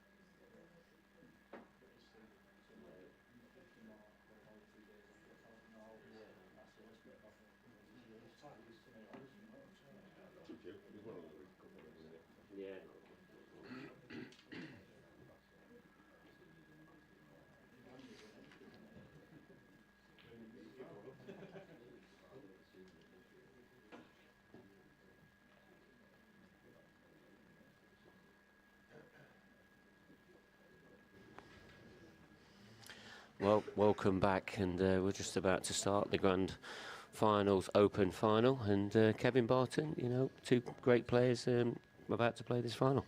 Yeah, I mean, it's the conclusion of a fantastic 3 days in the Isle of Man, and you know, we've got one final great match coming up between Matt Steeper and Mark Farnsworth, and you know, both have had to come through a pretty tough field to get here, and you know, both will be feeling a little bit tired. You know, it's been a long 3 days. But you know, they'll be raring to go, and you know, it's going to be a very close battle. I think both players in great form. Yeah, and a little bit about Mark Farnsworth first. You know, obviously made the final last night. He obviously a little bit hurt of, you know, losing that by, you know, quite a big margin. You know, is that going to sort of play a part in the outcome of this final as well? No, I don't think so. You know, Mark's been there, done it all. You know, he's won everything there is to win in the game. You know, he's you know, he wants to get his top spot back, and he wants to keep winning titles, and that's the only way he's going to get there. So he's ready to go. You know, it's very much it's another tournament. It's another 25 ranking points up for grabs. So he's going to be fully focused and ready to go. A little bit about Matt Steeper, obviously a new pro, but you know, it's an incredible achievement even to make an open final, because you know, as being a new pro, not many do. Yeah, I mean, you know, it's always a tough draw, you know, when you're a new pro. But we know how good Matt is, and it's just great to see that he's, you know, fulfilling that potential. He's come through a pretty tough section of the draw as well. You know, he's beat Corey Rees and Ross Fernie, Craig Brown, and you know, tough match there against Lee Shepherd. So you know, he's queuing well. So you know, he's going to be well up for this one. Well, thanks very much, Kevin. So it's the open final next. It's Matt Steeper against Mark Farnsworth. So head over to the comms, and it's Dan Fairway. Thank you, Mark. Yep, not just me. I am joined by our gallant loser in the previous stream match. Good evening, Scott Anderson. Yeah, cheers, Dan. It's been a hell of a final, this should be, shouldn't it? It should, yeah. Yeah, I mean, should we just get it out of the way and say, like, congratulations, but commiserations? Oh, yeah, cheers. Yeah, what a weekend. It's been good. It's a bit gutted I didn't get that last frame, but Mark shows his standard, doesn't he, all the time? I mean, you literally didn't have the chance, did you? So Nah, he's put a worldie out in here at 5-4, and that's really it, isn't it? Yeah. Yeah, that was all she wrote, I'm afraid. Yeah. Just having a look at the outer arena. There'll be some packing up to do. It's going to be a very late night for us here. Marianne Ward, I can tell you, is 5-3 up on Claire Biddle, one away from the Ladies Open final. Looks like she's just taken a moment out of the arena.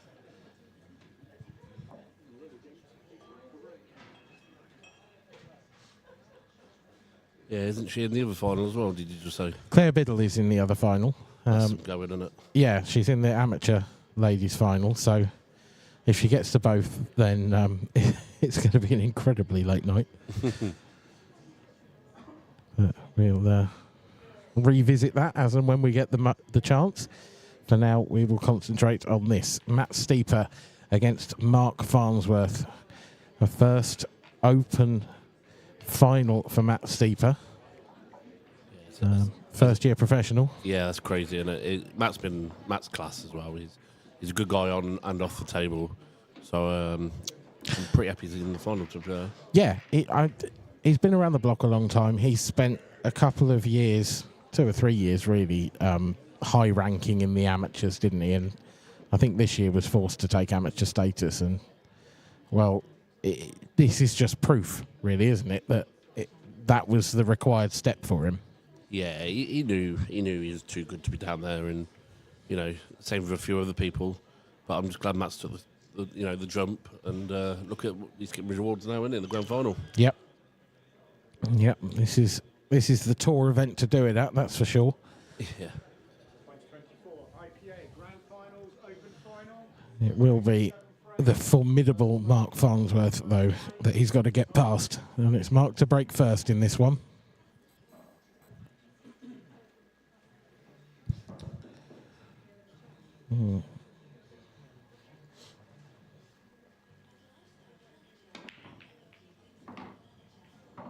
See that cut break quite nicely. How's this going to end up? not bad set, really. No, it's a bit of a thin snick on that yellow he's closest to first up. If he chooses that, can't really go reds. It's an awkward first shot, this, actually, isn't it? I think he's got the yellow in the middle. I think it's quite more... The only tricky bit is white on the cushion, surely. Yeah. It's a missable one, though. Oh, 100%. He's going for the other middle. Oh, no, he's playing the plant. He's playing the plant. Yep. Or does it sneak past and he's just opening things up? It does, and he hasn't got either. Oh, wow. I thought he was playing the plant. I think he was... I don't even know. I think that might have been like a three-way shot, and he hasn't got any of them. Yeah. It was a fin clipped. I was shocked that he played the... He was going for the fin clip, to be fair. He was, yeah. So, I mean, this is golden for Matt Steeper. What an opportunity. This is a real potential nerve settler for Matt. Has Matt been on the stream today? No, not that I'm aware of. Not unless it was earlier on. It's just people don't realise it does play so different. Yeah. Like the cushions go a bit more like the slide you a little bit more.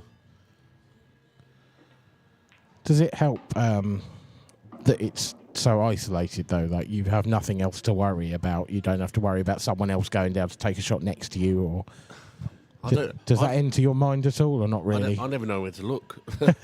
Honestly, I find it really weird, but I enjoy being on there as well. Yeah, and presumably more so now that you've broken that duck we spoke about earlier in the weekend. Yeah, you've got your first win on the stream, and then quickly followed it up with your second. Yeah, it's about time I got a duck off my shoulder, isn't it? Whatever the phrase is. I don't think it's that, but yeah. The duck off your shoulder, that's a great one. Yeah, Matt's just got to roll this in now, hasn't he? Yeah, I mean, it's an easy finish, but he's gone about it nicely. Just got to put the finishing touches to it. Yeah, me personally, I'd roll in and then come take the top one. I don't know, it depends how much of the angle he's got. I think he's topping through. It's pretty straight, this, isn't it? Yeah, Looks it. So top through then. Another inch further up and he's perfect, really.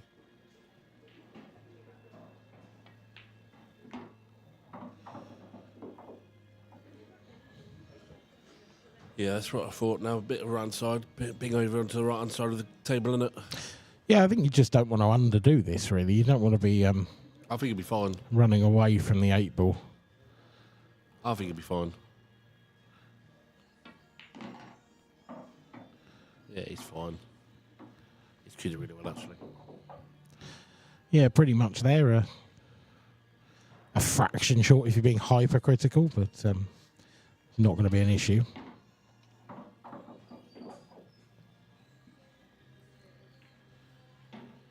And unexpectedly, Matt Steeper 1-0. Yeah, I mean, when Mark makes a ball off the break like that, you don't expect to get back to the table, do you? So, nah, that's true. That's a positive for Matt Steeper. An early break of serve, if you like.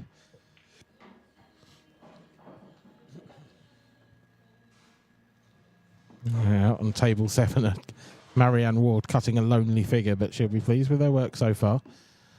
One frame away from a maiden IPA title for her. Maiden IPA final, sorry, not title. Who's that? She's been in one, hasn't she? Sorry, open final. I don't think sorry. she's made. Sorry, that's my fault. You're right. This is where we need pickers. He's Stato. Yeah, Stato, yeah. And Claire, well, she's already made her maiden open final, maiden IPA final, sorry, this weekend, but she hasn't played it yet. And if she does win this match, then she's going to have probably the longest day in IPA history, I think. 2 days. Well, yeah. But today particularly. Who's waiting for that final? That would be Alexandra Cunha. So she's been waiting a long time. And actually, she beat Marianne Ward in the semi-final. So wow. It wasn't that far away from both finalists being in that, wow. that semi. So a good weekend all round for those two, that's for sure.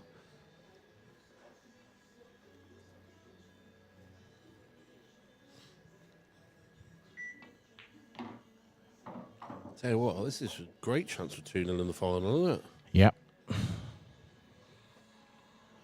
Don't say he's too straight. Even if he is, surely he can just screw it back. Big deep screw. That's when things start going wrong for you, isn't it? It is, but as long as you cue it well, it's hard to see it going too wrong, isn't it? Stunning up, so he's got a bit of angle. Yeah, like that. It's not too bad at all, was it? Nah, he's perfect.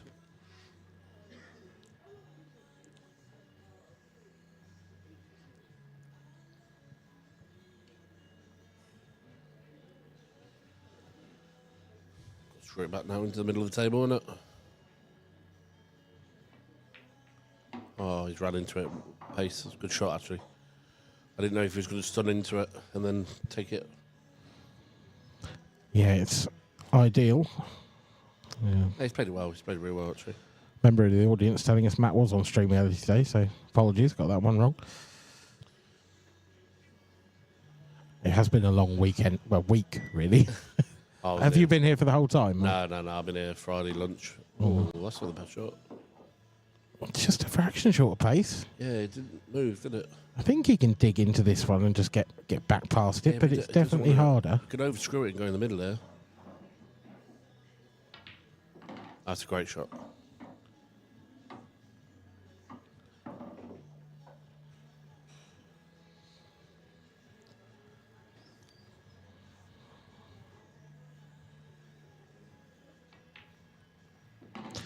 Yeah, really, really good start this for Matt Steeper. Oh, yeah, that was it. Yeah, Steeper was on earlier against Craig Brown. Yes, of course he was. Yeah. You were commentating, most likely. No, I took a break for that one. That's why. A rare break today, it has to be said. In fact, this whole weekend.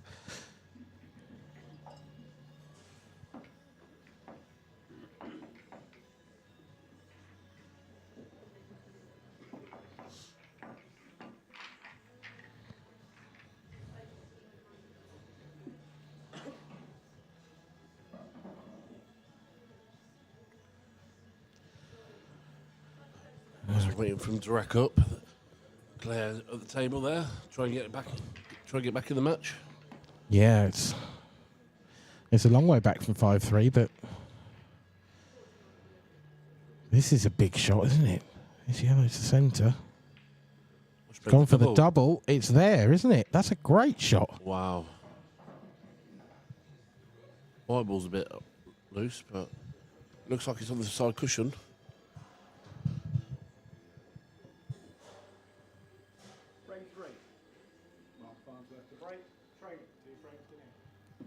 Gets back to the action. Yep, you can actually see both from here. I think that yellow might have just stayed up. Bit of a jumpy cue ball there for Mark Farnsworth, but the result is still good. The question is how good? The answer is very. I don't know. There's a red at the top there, near the black with the yellow. That's your problem ball straight away. But if you topped through from the red just below the balk line, you could play it as a plant to the middle. Yeah, but you have to be like right behind it. Yeah. You are right, but also, does the yellow go? No, probably not. I think that might be the way, you know. Oh, it is the way. But it depends. There's an option for yellows as well, because you could possibly play that yellow next to the black off that red. Yeah, you're right. Yeah, opens the pocket. It depends how much the red's forward of the middle pocket. Yeah. He's going reds. He's saying he's going the way you said. Yeah. So I reckon he's hitting the red fin, then the red's got the one where he's going to hit is going down the table. Yeah, he wants that as close to the middle pocket, centre pocket, corner pocket. Jesus, yeah. as possible. Really has been a long day. My apologies.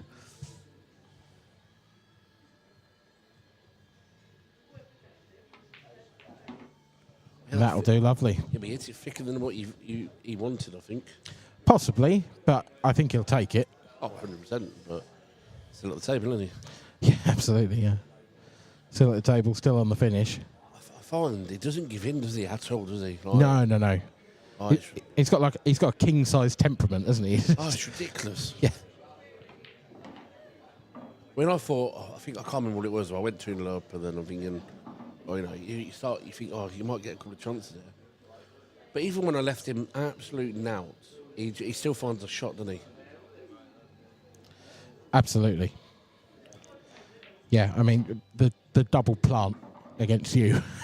Sorry to bring back painful memories, but he when he played the red off the bottom cushion and into the one that was over the pocket. That's what I mean. Just. I know what he tried to do there.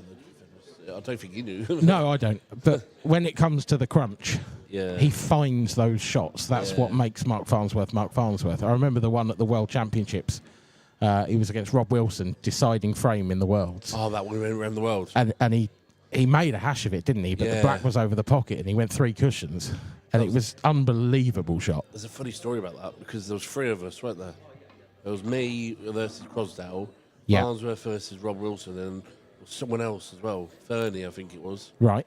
And all 3 of us were all deciders. Really? At the same time? And every single person has pulled a ridiculous shot off. Wow. And it was literally one shot after each shot, and each table went.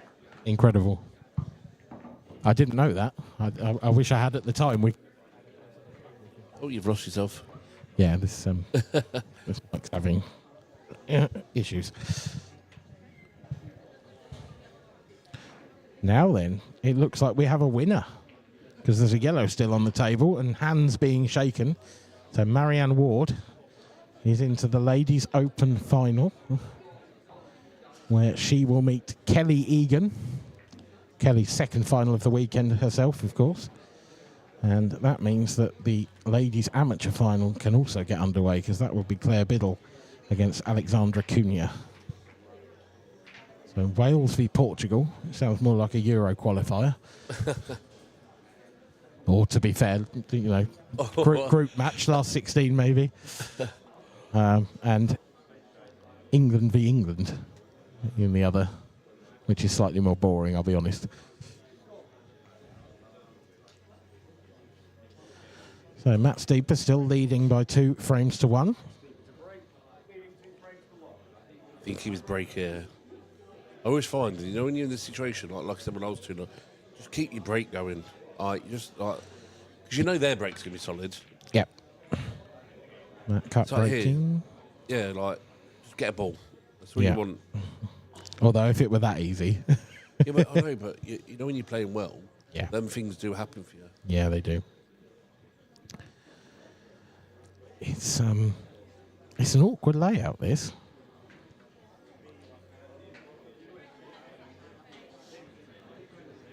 No reds.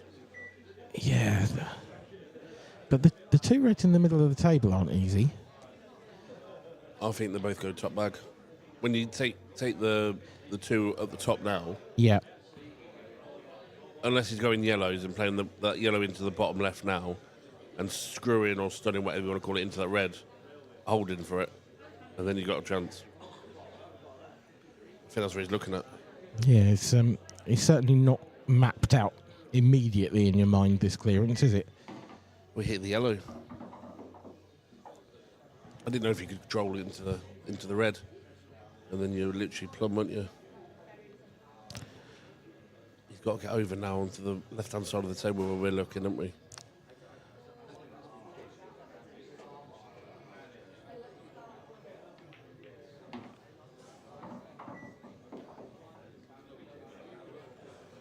Yellow must go in the middle bag then, I'm guessing. Yeah, I think it probably does. Only on the right-hand side, though. Yeah, it's not absolutely straightforward getting from that to the 8 ball either.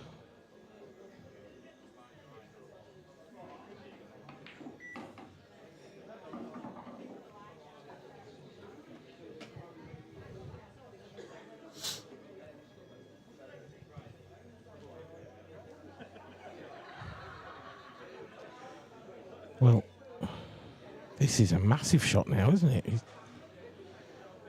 nowhere near where I expected him to be honest. I think he's actually going to be forced to play the double here.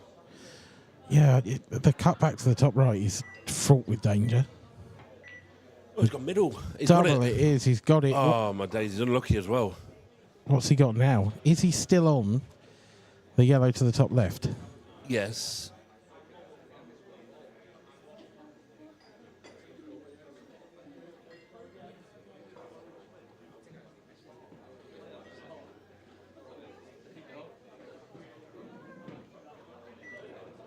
Got to play with his right side, I'd reckon, just so he can clip the.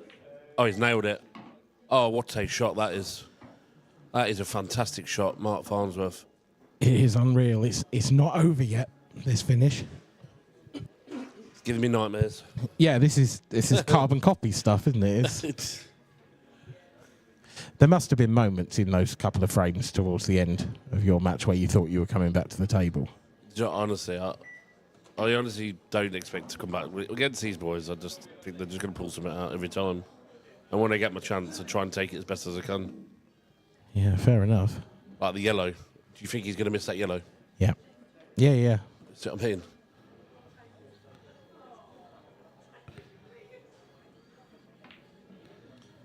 I thought he had. Wow.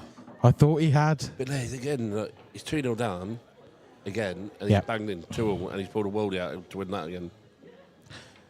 I think he's been 2 or 3-0 down in possibly the last 4 matches he's played. He's had to come back from a deficit every single time today, it seems. Yeah. Just plays. Someone's so good. And Matt will be probably the same. I was thinking, there's chances coming here. And then when he pulls out a worldie, you're thinking, here we go. Yeah, here we go again.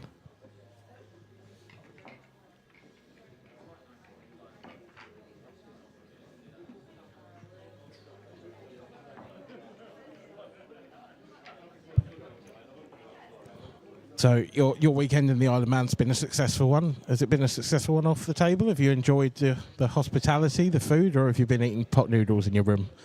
I'm not even eating today. A pack of crisps is what I've just had there. And it's just Fanta's galore all day. I've had an enjoyable time in the casino. Have you won? Oh, hello. Really? Yeah. Oh, nice. Drinks are on you then.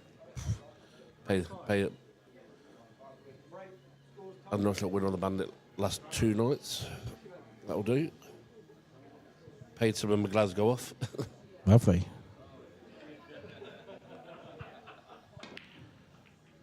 Mark Farnsworth breaking off, and this time it's Mark's turn to go dry. Do you know what I find as well? You know when Mark leaves them dry, they're actually more golden than when he breaks in possible. Yeah.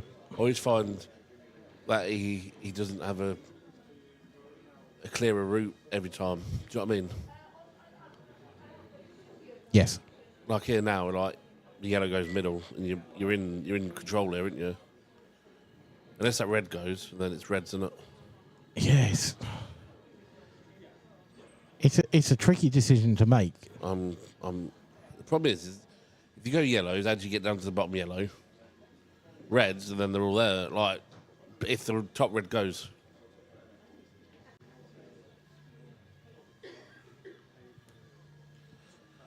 Well, we are about to find out.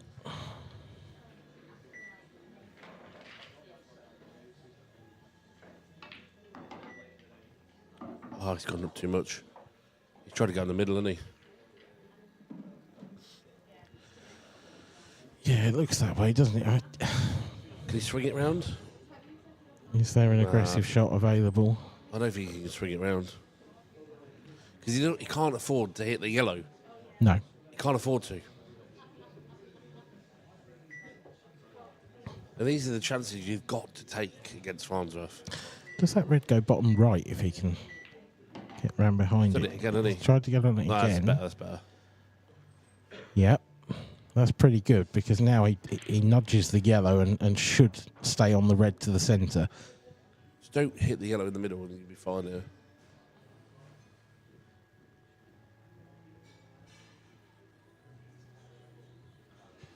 Yeah, any little flick could be curtains for this finish, but if he gets this, and he has got this...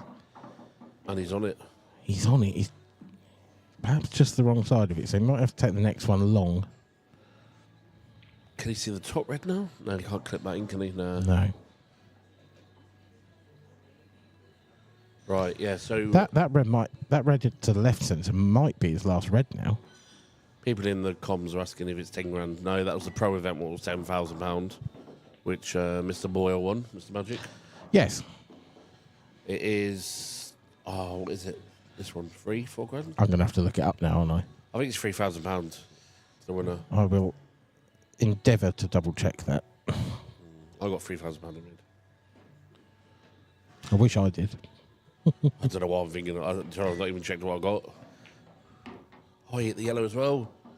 Is he on? Is he on this? No, he's going for the middle anyway. Yeah.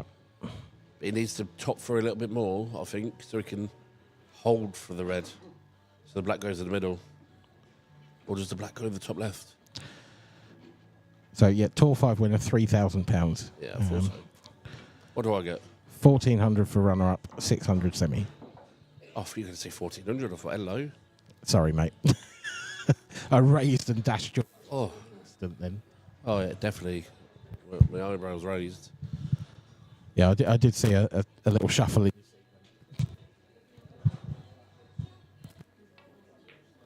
Apologies for the dropping in and out that I'm getting at the moment. He's trying to hold. So, but I still think he's right here. Yeah, he can cut this back. I think he could hit both, either pocket he wants. Just which pocket do you fancy? That's the difference. Yeah, look, it flies in there. Yeah, it does. He's going top right, or top left, whatever you want to call it. Yeah, top left. Oh, he's nailed it. Oh, where's the white? Oh, he's missed it. Oh, my God. I thought it was nailed in. Make your mind up. I agree. It looked into me too.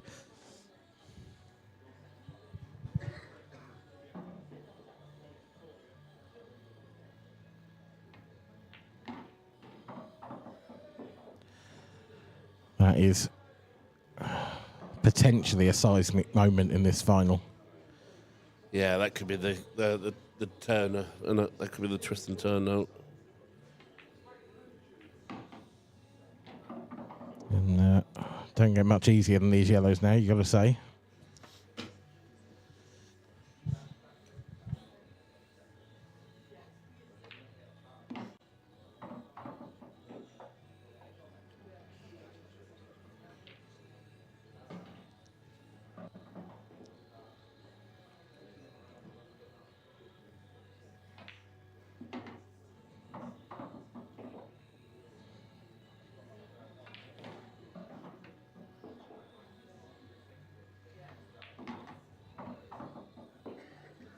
Yeah, this is 3-2 now. I just hope Matt can keep going, because he's had chances here. I mean, he's taken all of his chances except this one, really, hasn't he? You know, Mark from 2-0 down has been phenomenal. So, I mean, he don't give in, does he? No. I know 2-0 is not a big deficit, but you think someone like some people get like flustered and that. He don't get flustered. He just takes himself out of the equation, doesn't he? He just boom, straight back on the next very minute. It's the mentality of a winner, isn't it? Yeah, yeah. It's just the way he does things. He's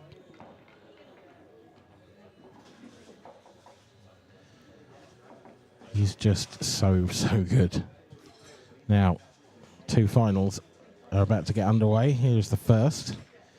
You can see Kelly Egan at the bottom left of your screen, waiting patiently for Marianne Ward to break off. Table 5.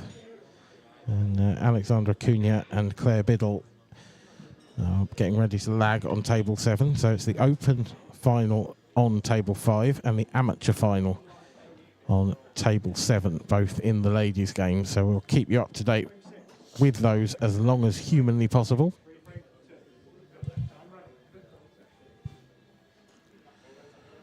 Matt Steeper under the cosh here.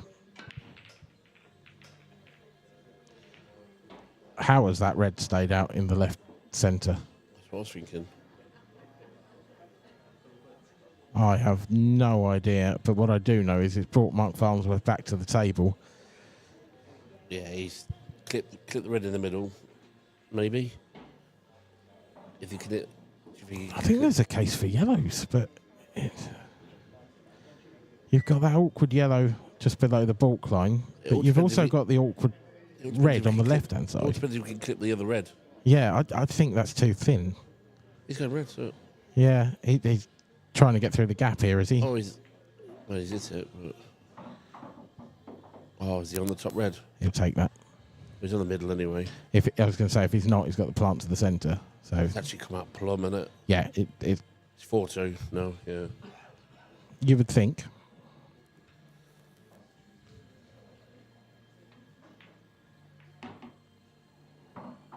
He's just got 2 bad balls out in 2 shots, hasn't he? You've got to feel sorry for Matt there. I have absolutely no idea how that red didn't drop in the middle. It had 3 attempts at it.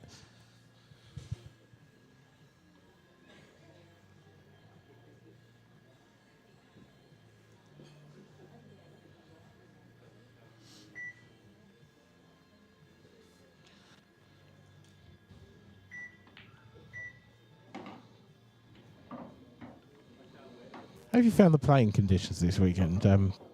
I feel like there's been the room's almost been a bit moist. Heavy. It's been a hot. So a lot of people have been talking about it. I don't know whether it's like an atmospheric thing or whether it's table or cloth or, I don't know enough, but it just seems to be a combination of all these factors. And I feel like particularly this stream table has played a bit tighter than usual. I like it. I like the way the pockets have played. Yeah, you've had to play the ball properly. Yeah. You can't just run them in down the rail and they're definitely going in. No, I think I like the pockets being tight. I want them tight. But what I don't like is getting heavy contact all the time. Yeah. But that's I think that could be easily solved. It's just, Mark's finished quite straight on this red. I think he can punch it over, can't he? But it was never no in doubt.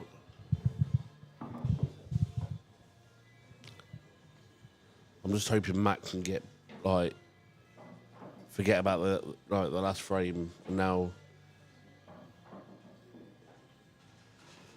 Yeah, this will be tough to Get take. a chance from Mark. 'Cause Mark break dishes 5-2. It's a long haul back, isn't it? Yeah, and these open races are so much shorter than the pros, aren't they? That even the race to 8 in the early pro rounds feels quite a lot longer than a race to 7 somehow. Matt needs to play himself into this final and to have the opportunity to do so, and pretty quickly. At the end of the day, he did miss a chance in the previous frame, so it's sort of on him. But, you feel like the way things have gone so far, maybe he just deserves an opportunity maybe from the Farnsworth break. I just think you're going to see a different level. Like I thought you saw it at the end of my match. He started flowing, didn't he? He got going, didn't he? Yeah. And I just think he's in the final. He knows what it takes. He's just a winner, isn't he? Yeah, absolutely. Well, it'll break it. It'll come out plumb from. Well, we're about to find out. The break. Victory.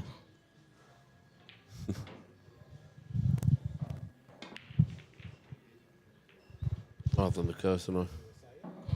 Oh, I've done the curse. Now this is a golden chance. You were saying? Oh, that's crazy, isn't it? Well, I did say there would be dollies, didn't I? You did. It's true. So one out of 2. One right? out of 2 ain't bad.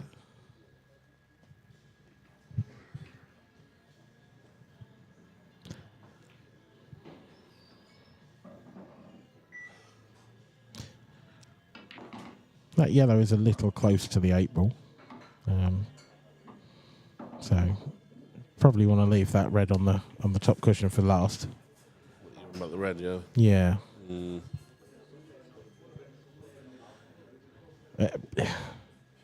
Unless you move that yellow, you don't want to be cutting that black from the sort of left-hand side of that yellow. You want to be up on the top side of it. Yeah. You are right.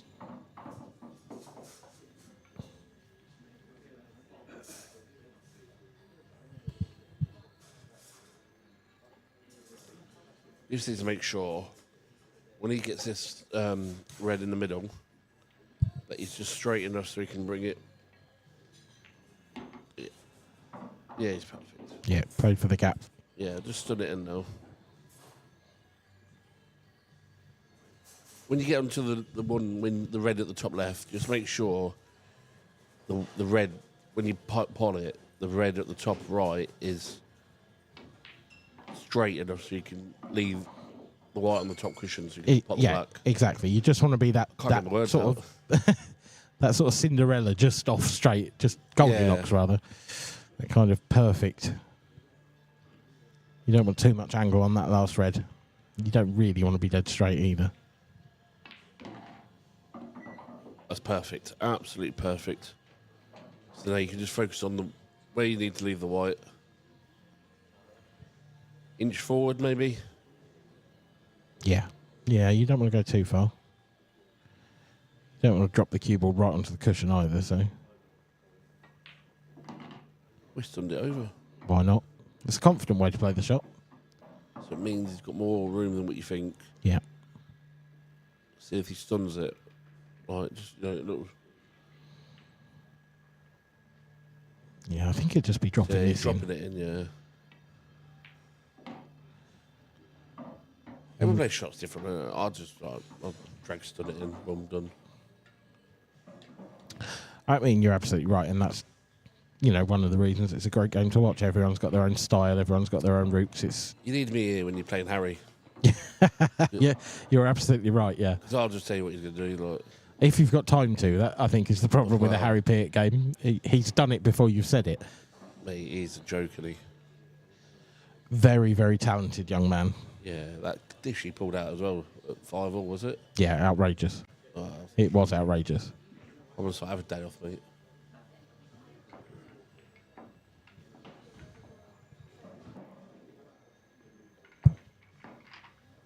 What do you think he is? Who? Harry Peart. Oh, he's about 20, isn't he? I couldn't tell you. I think he's early 20s, from memory. Potting-wise, he's one of the best players I've seen potting-wise. Yeah. Just keep you up to date on the scores in these games. Claire Biddle, 1-0 up on Alexandra Cunha. That may be 2-0 because that frame has only just finished, so I doubt the score is updated. So we'll have a look at that again in a moment. That's in the ladies' amateur. And in the ladies' open, Marianne Ward and Kelly Egan have shared the first two frames.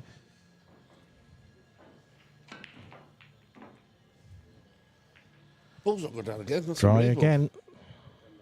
Cue ball is... I don't think he's hit that as clean, but the break... It's not his best, is it, that, to be honest? Well, it was everywhere, but he is... Oh, it's only had a... Yellows. He hasn't got a starter on reds, has he? So it's got to be yellows. So really, the first shot is all important. It's got that sort of V of yellows in the middle of the table, and they kind of all cover each other a little bit. Although I think that the point of that V will go to the right centre, so that might be a good starting point. When you get down to those, of course. He's got to try and miss the red first. I think that's come out all right. I think he can now just stun down and play that yellow. I think he's going to stun in the gap and take the bottom one out of the V, like you said, into the right pocket, middle pocket. It's either that or he could screw back and take the one to the right of that up to the top left. There's options available here. You don't want to keep them too, because they don't go in many pockets. Yeah, here we go. Yeah, no, he's going middle. And then you've just opened two pockets when you take this one out in the middle. Yeah. I don't know if the one to the top left, if you like, of the yellow he's taking now goes up to the top left pocket. If it does, that would be a bonus because he could clear that now, and that's probably the most difficult of the yellows. Just in the white where it is. Yeah, exactly. It looks like it does. Oh yeah, it goes to the top. And then look, now he's got that fit, the little ball one out of the V. Just said they both go in the bottom pocket, bottom right, Yeah. So. Yep, doesn't need to. You just literally got to make sure you're on it now.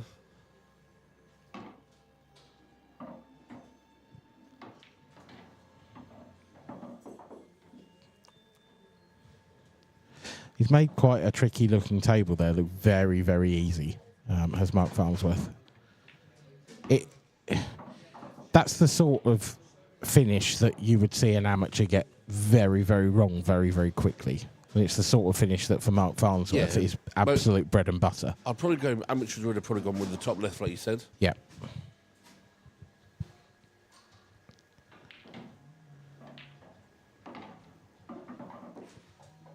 Is that the last two Matt's had? Yeah, last two breaks. Mark Farnsworth pounds the black comb and now re-establishes his 2-frame lead. Oh, Kelly. And Kelly Egan leaves the simplest of chances for Marianne Ward. Tough to see her missing these, so that should be a 2-1 lead for Marianne in a matter of moments. Claire still, well, our scorecard says 1 to the good against Alex Cunha, so I would assume that is 1-0, and we got there just in time for that score update in between previous frames.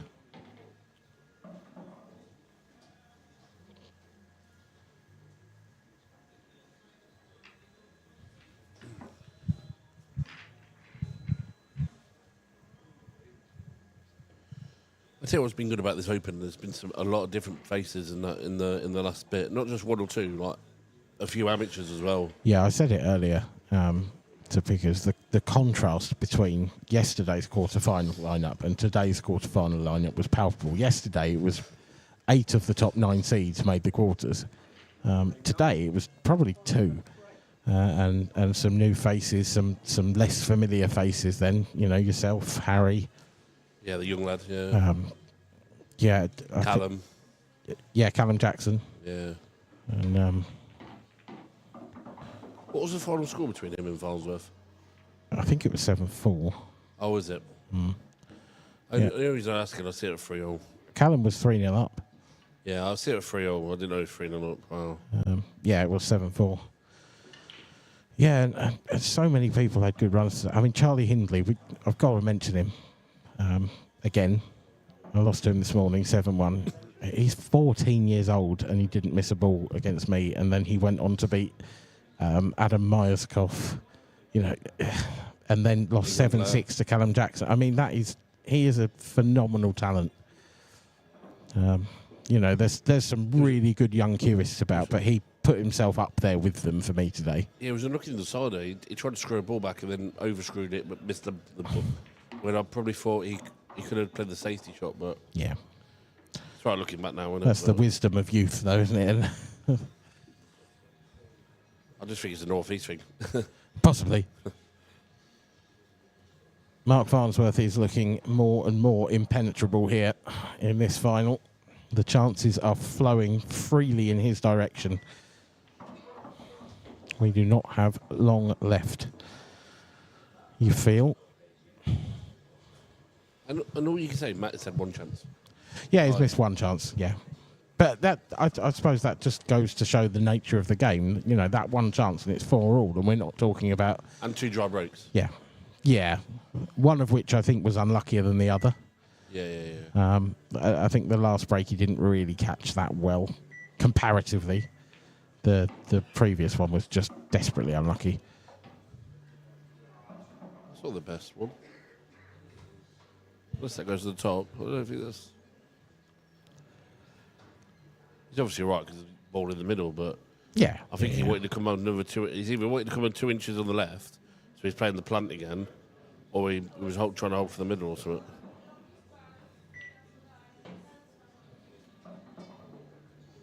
Yeah, just a little reroute. He's decided to change his mind. This needs to run.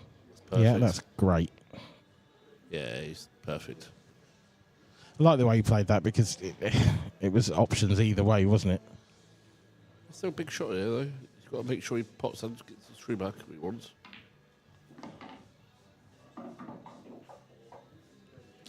Again, just far enough. He's slightly off angle, but he can top this on and off the cushion.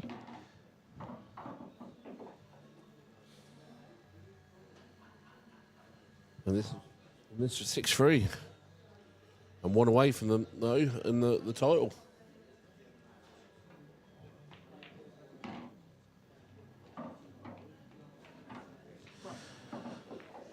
Yep, one away from the title, Mark Farnsworth.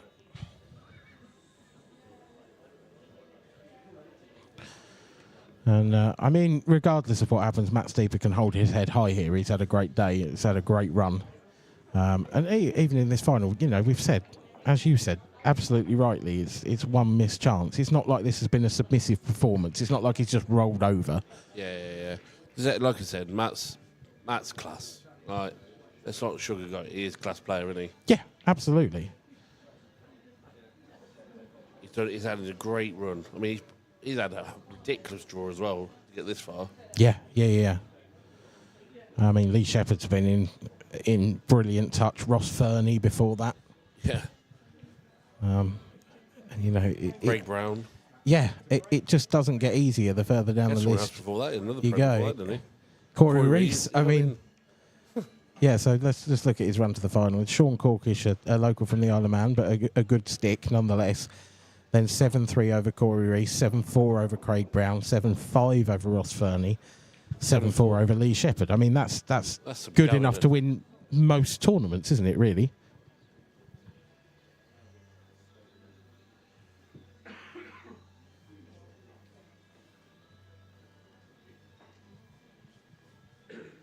But when you come up against Mark Farnsworth and, like, you know, some of the stuff he has played in this match, in the previous couple of matches as well. I mean, it's been, to paraphrase the former Chelsea manager, it's been some sexy pool. He's played some really lovely stuff.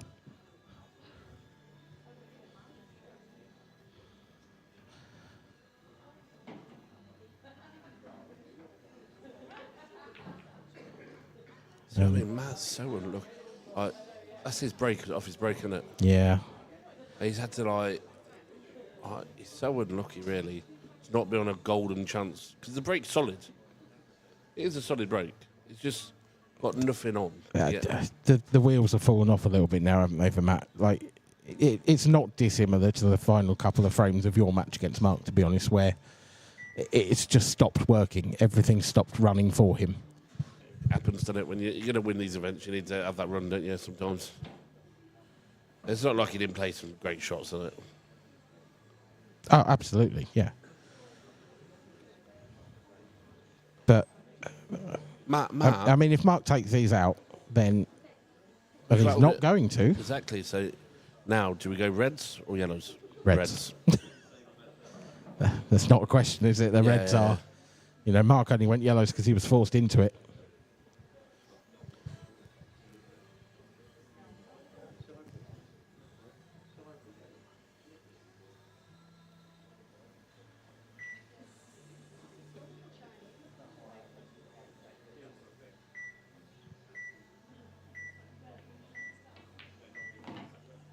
Oh, with a shot, second to go.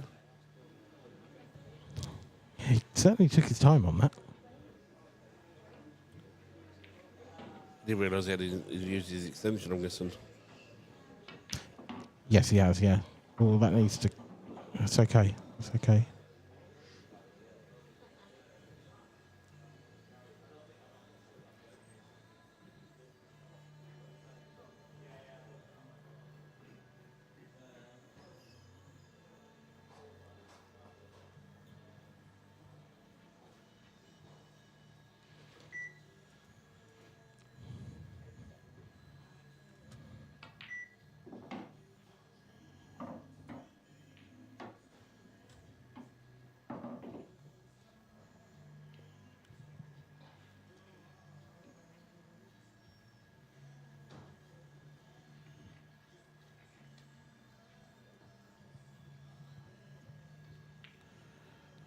Well, he decided to come back. I thought he was just going to top through. Yeah, just about far enough. I don't think that's the best shot, you know. No, I think it's just okay, but it's not... A couple more inches would have been lovely, wouldn't they? Oh, 100%.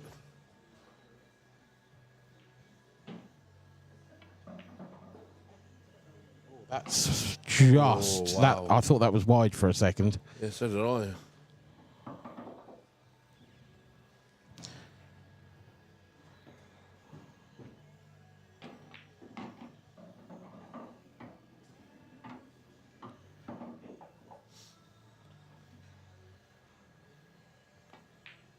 Now Matt needs to pray for a jumps off Mark's break, really. Yep.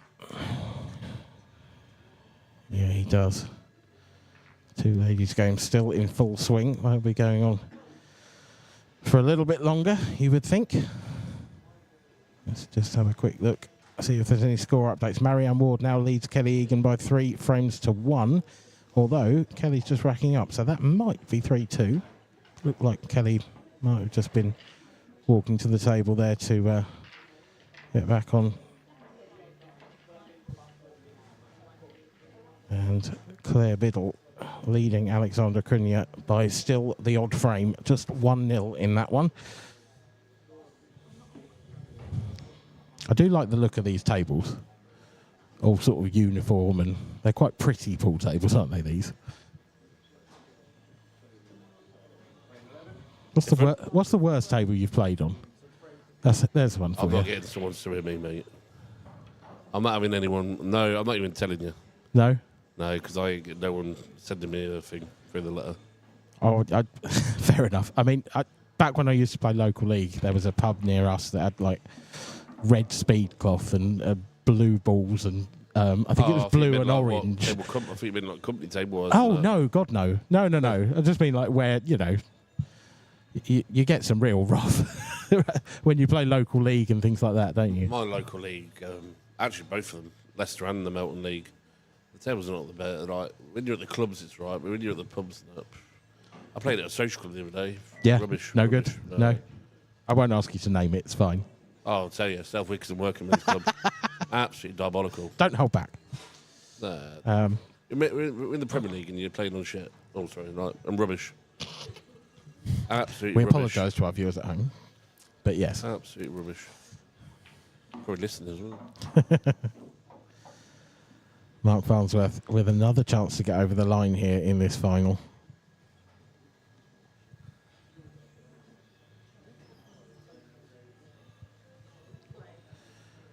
I tell you what, one thing I was finding with the breaks as well, same with Matt, there was nothing ever golden coming out for us. And then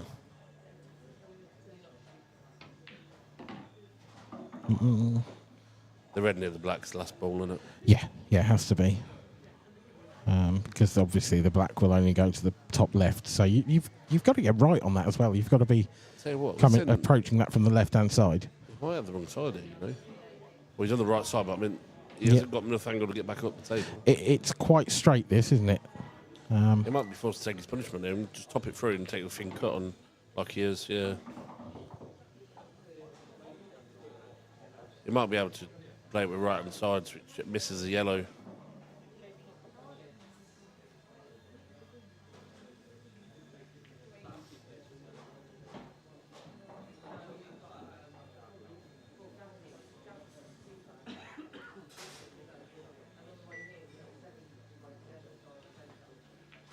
Yeah. Oh. No, he's fine, he's fine. Oh, don't touch that. That's what I was worried about. And are things just starting to happen for Matt Stiefer here?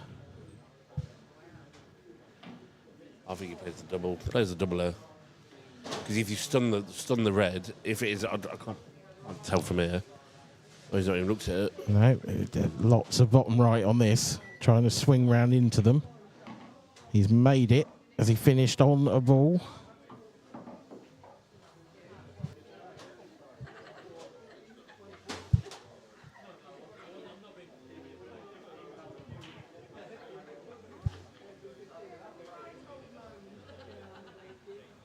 Yeah, I would have played the double back there, but I tell you what, he's got a chance here.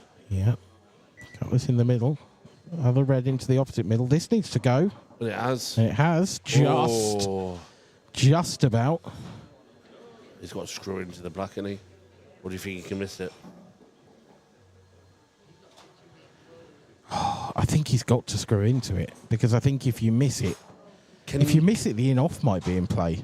Can you? No. What was I going to say? Can you hit it half ball? Oh, he's screwing into it, isn't he? Yeah, he's got to. Trusting to luck on the position. Oh, he's got the gap. He's got the gap between the balls. He has found the gap. Oh, it flies. The guy is unbelievable. He is a machine. His recovery shots.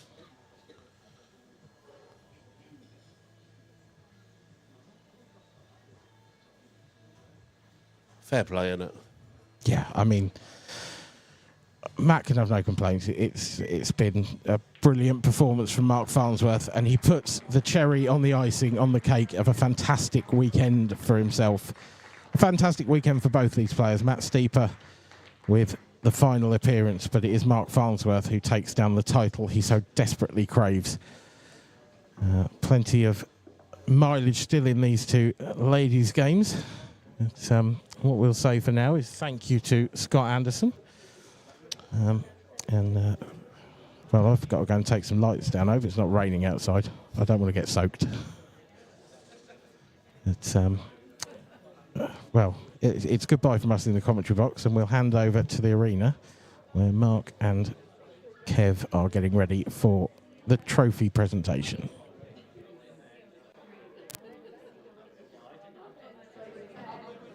Thanks a lot, Dan. And for the final time in this 2024 IPA season, we're down in the arena for the final presentation. First of all, let's introduce our runner-up, Matt Steeper. Matt, fantastic achievement to get to the final. You didn't really do a lot wrong. No, a couple of dry breaks, the black in the corner that I rattled, and a couple of dry breaks cost me, but that's what happens when you play this guy. It's, you know, other than that, yeah, I'm happy the way I played. Didn't miss much. You know, like I say, a couple of dry breaks cost me, and obviously Mark punishes you every time for that. So. Throughout the day, I've been watching some of your matches. You look so composed and so at ease. Beating likes of Corey, Ross Fernie, and obviously Lee in the semis. I mean, they are tough matches, so you must have been feeling really good about your game. Yeah, I am. I've been putting the time in, and I've been playing well leading up to this event. So I was confident of a good run. Obviously, I've had a bit better run than maybe what I thought I would have done. But beating the likes of Corey and Lee and Craig and Ross, But obviously, when you're playing this guy in the final, it's tough. But I'm really happy. And first year as a pro, it's always difficult. You're always getting the worst end of the draws. And, being a pro from an amateur, it's a completely different mindset. And, sometimes it takes people a while to get used to that. Do you feel like now, after this run this weekend, that, you're well and truly now an established professional player? Yeah, definitely. It's going to be a lot of confidence this weekend. Obviously, I've had a it took me a while to get my first win in the pros, in the pro comps, but I've had a couple of wins now, and obviously this run, and it'll give me loads of confidence. It's a big stepping stone now after this run. Yeah, it's I know I can compete with the best. I know I can, but it's just in my own head, and getting my head right basically. Well, it looked right this weekend, Matt. Congratulations on a good run in this event. Thank you. Well done, mate. Thank you. Well done. Matt Steeper, everyone. And our winner yet again in the winner's circle, it's Mark Farnsworth. Mark, it shows a lot of character to come back from last night's defeat, to come and play like you did and win the title. You must be thoroughly delighted with that performance. Yeah, I'm absolutely over the moon. I felt as if I played well all weekend. I think I've spoken to yourself and Mark numerous times. I felt comfortable all weekend. Then obviously I got hammered off Mark last night, and I was frustrated. I remember Mark Pickers in the interview saying, "You must be happy you get the final," and it's not the way. It just means nothing. Getting the final, obviously, you might as well get beaten the first round for me. And obviously, I beat some good players on the way through, but you want to win. So coming out today, it's difficult to get yourself back up for it after you've obviously been hammered. I missed a couple of chances, but I've tried to just dig in today, and I played pretty well all the way through. I had even the final. I think Matt was just unlucky and indifferent with the break and stuff. But the semi-final, I really struggled. I just couldn't get going. Got frustrated, but managed to. Got a little bit of luck when I needed it and managed to pull out a couple of good finishes. So just absolutely delighted. And just a word about Matt. I mean, the way he started off 2-0 up, you know, what were you thinking? Oh dear, what can I do to stop him? Yeah, well, I've known Matt for a lot of years, and you see, obviously, he came from a snooker background and stuff, you know, so his technique's pretty good, you know, and he's probably one of the only players on the tour that's older than myself, apart from, obviously, maybe Gareth Herbert, but yeah, he's a good, just, like, again, a bit was like a Scott in the semis, he just probably didn't get the run of the balls at the important times, and obviously it does, especially short races, I think you do sometimes need that little bit of run.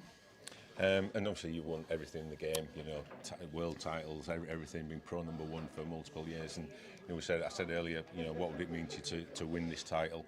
Because you never know when your next one's going to be. Yeah, I think it's like a shock to the system. Obviously, like you've been a lot of the journey. Obviously, I played for a lot of years, and some of the years you go through, you're on autopilot a little bit. You know, you turn up and you seem to win tournaments. You just sort of you get that winning mentality. You know, even when you're not at it, you seem to like just. People either fall over against you, and then when you play well, you win, and you go through season after season. I just felt as if I would win tournaments, and then I haven't really went through a barren spell, but I'll be like I had a dip me too. I wasn't really practicing, so it means a lot when you come back in and you start to feel a little bit. You think yourself, you want to win titles again, you know, and that's what it's at the end of the day. That's what it's all about. And you put your practice, and I don't put the practice in just to come and make the numbers up. You know, if I don't feel as if I'd win the tournament, I wouldn't play. You know, but it is. It's a good sense of achievement in myself, and obviously to win anything, you know. And you talked about, you know, the desires back and to get that number one spot back. You know, what's it going to take to, you know, to dislodge Mark Boyle at the top? It's a tough journey, but you know what I mean. Obviously, Mark's absolutely fantastic player. It's not just Mark as well. It's just he's had absolutely incredible season. There's Liam. There's a lot of good players. A lot of very good players. But at the end of the day, if you don't set your targets, at the end of the day, obviously I want to be competitive, you know, and I want to play all the tournaments again. Like the last couple of seasons, I probably just haven't had the desire or the interest. And then when you miss a couple, like I said that in the interview in the semis, you know, it gets the blood boiling again, you know, and you want to be part of it. And just final thoughts on being here in the Isle of Man for the last 3 days to finish the season off. Yeah, it's been, like the end of the day, it's a bit of a scary journey on the ferry. The last season, I think it was the season before, but when you get here, the facilities are brilliant. The people just support you all the time, you know, and stuff like that. And it's, I think it's for yourself as well, though. Obviously, I think I can speak for everybody on the IPA, you know, who's played over the years. I think a lot of the work you've done for the IPA has gone unrecognised, and I think. I don't know, me and you has probably had our ups and downs over the years, but obviously I've always respected the work you've put in, and I think it's been a privilege to be part of it. Well, thanks for those words, Mark, but this is about you, and it gives me great pleasure to announce you as the 2024 Open Grand Final champion. Congratulations. Mark Farnsworth, everyone.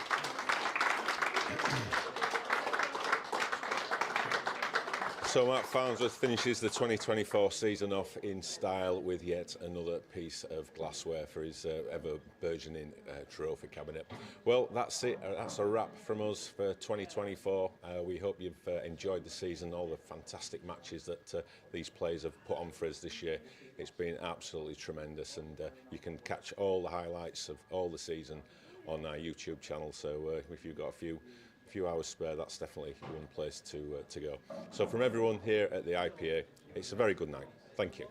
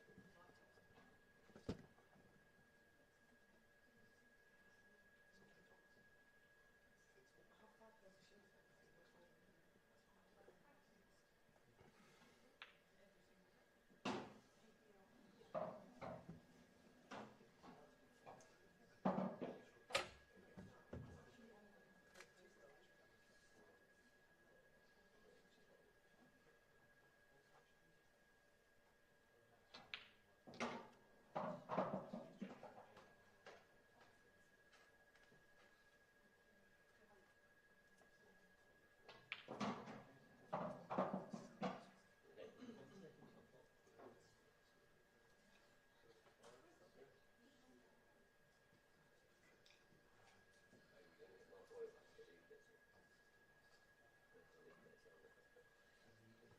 got some in my body bag. I can take on the bench for it. You can't take on it.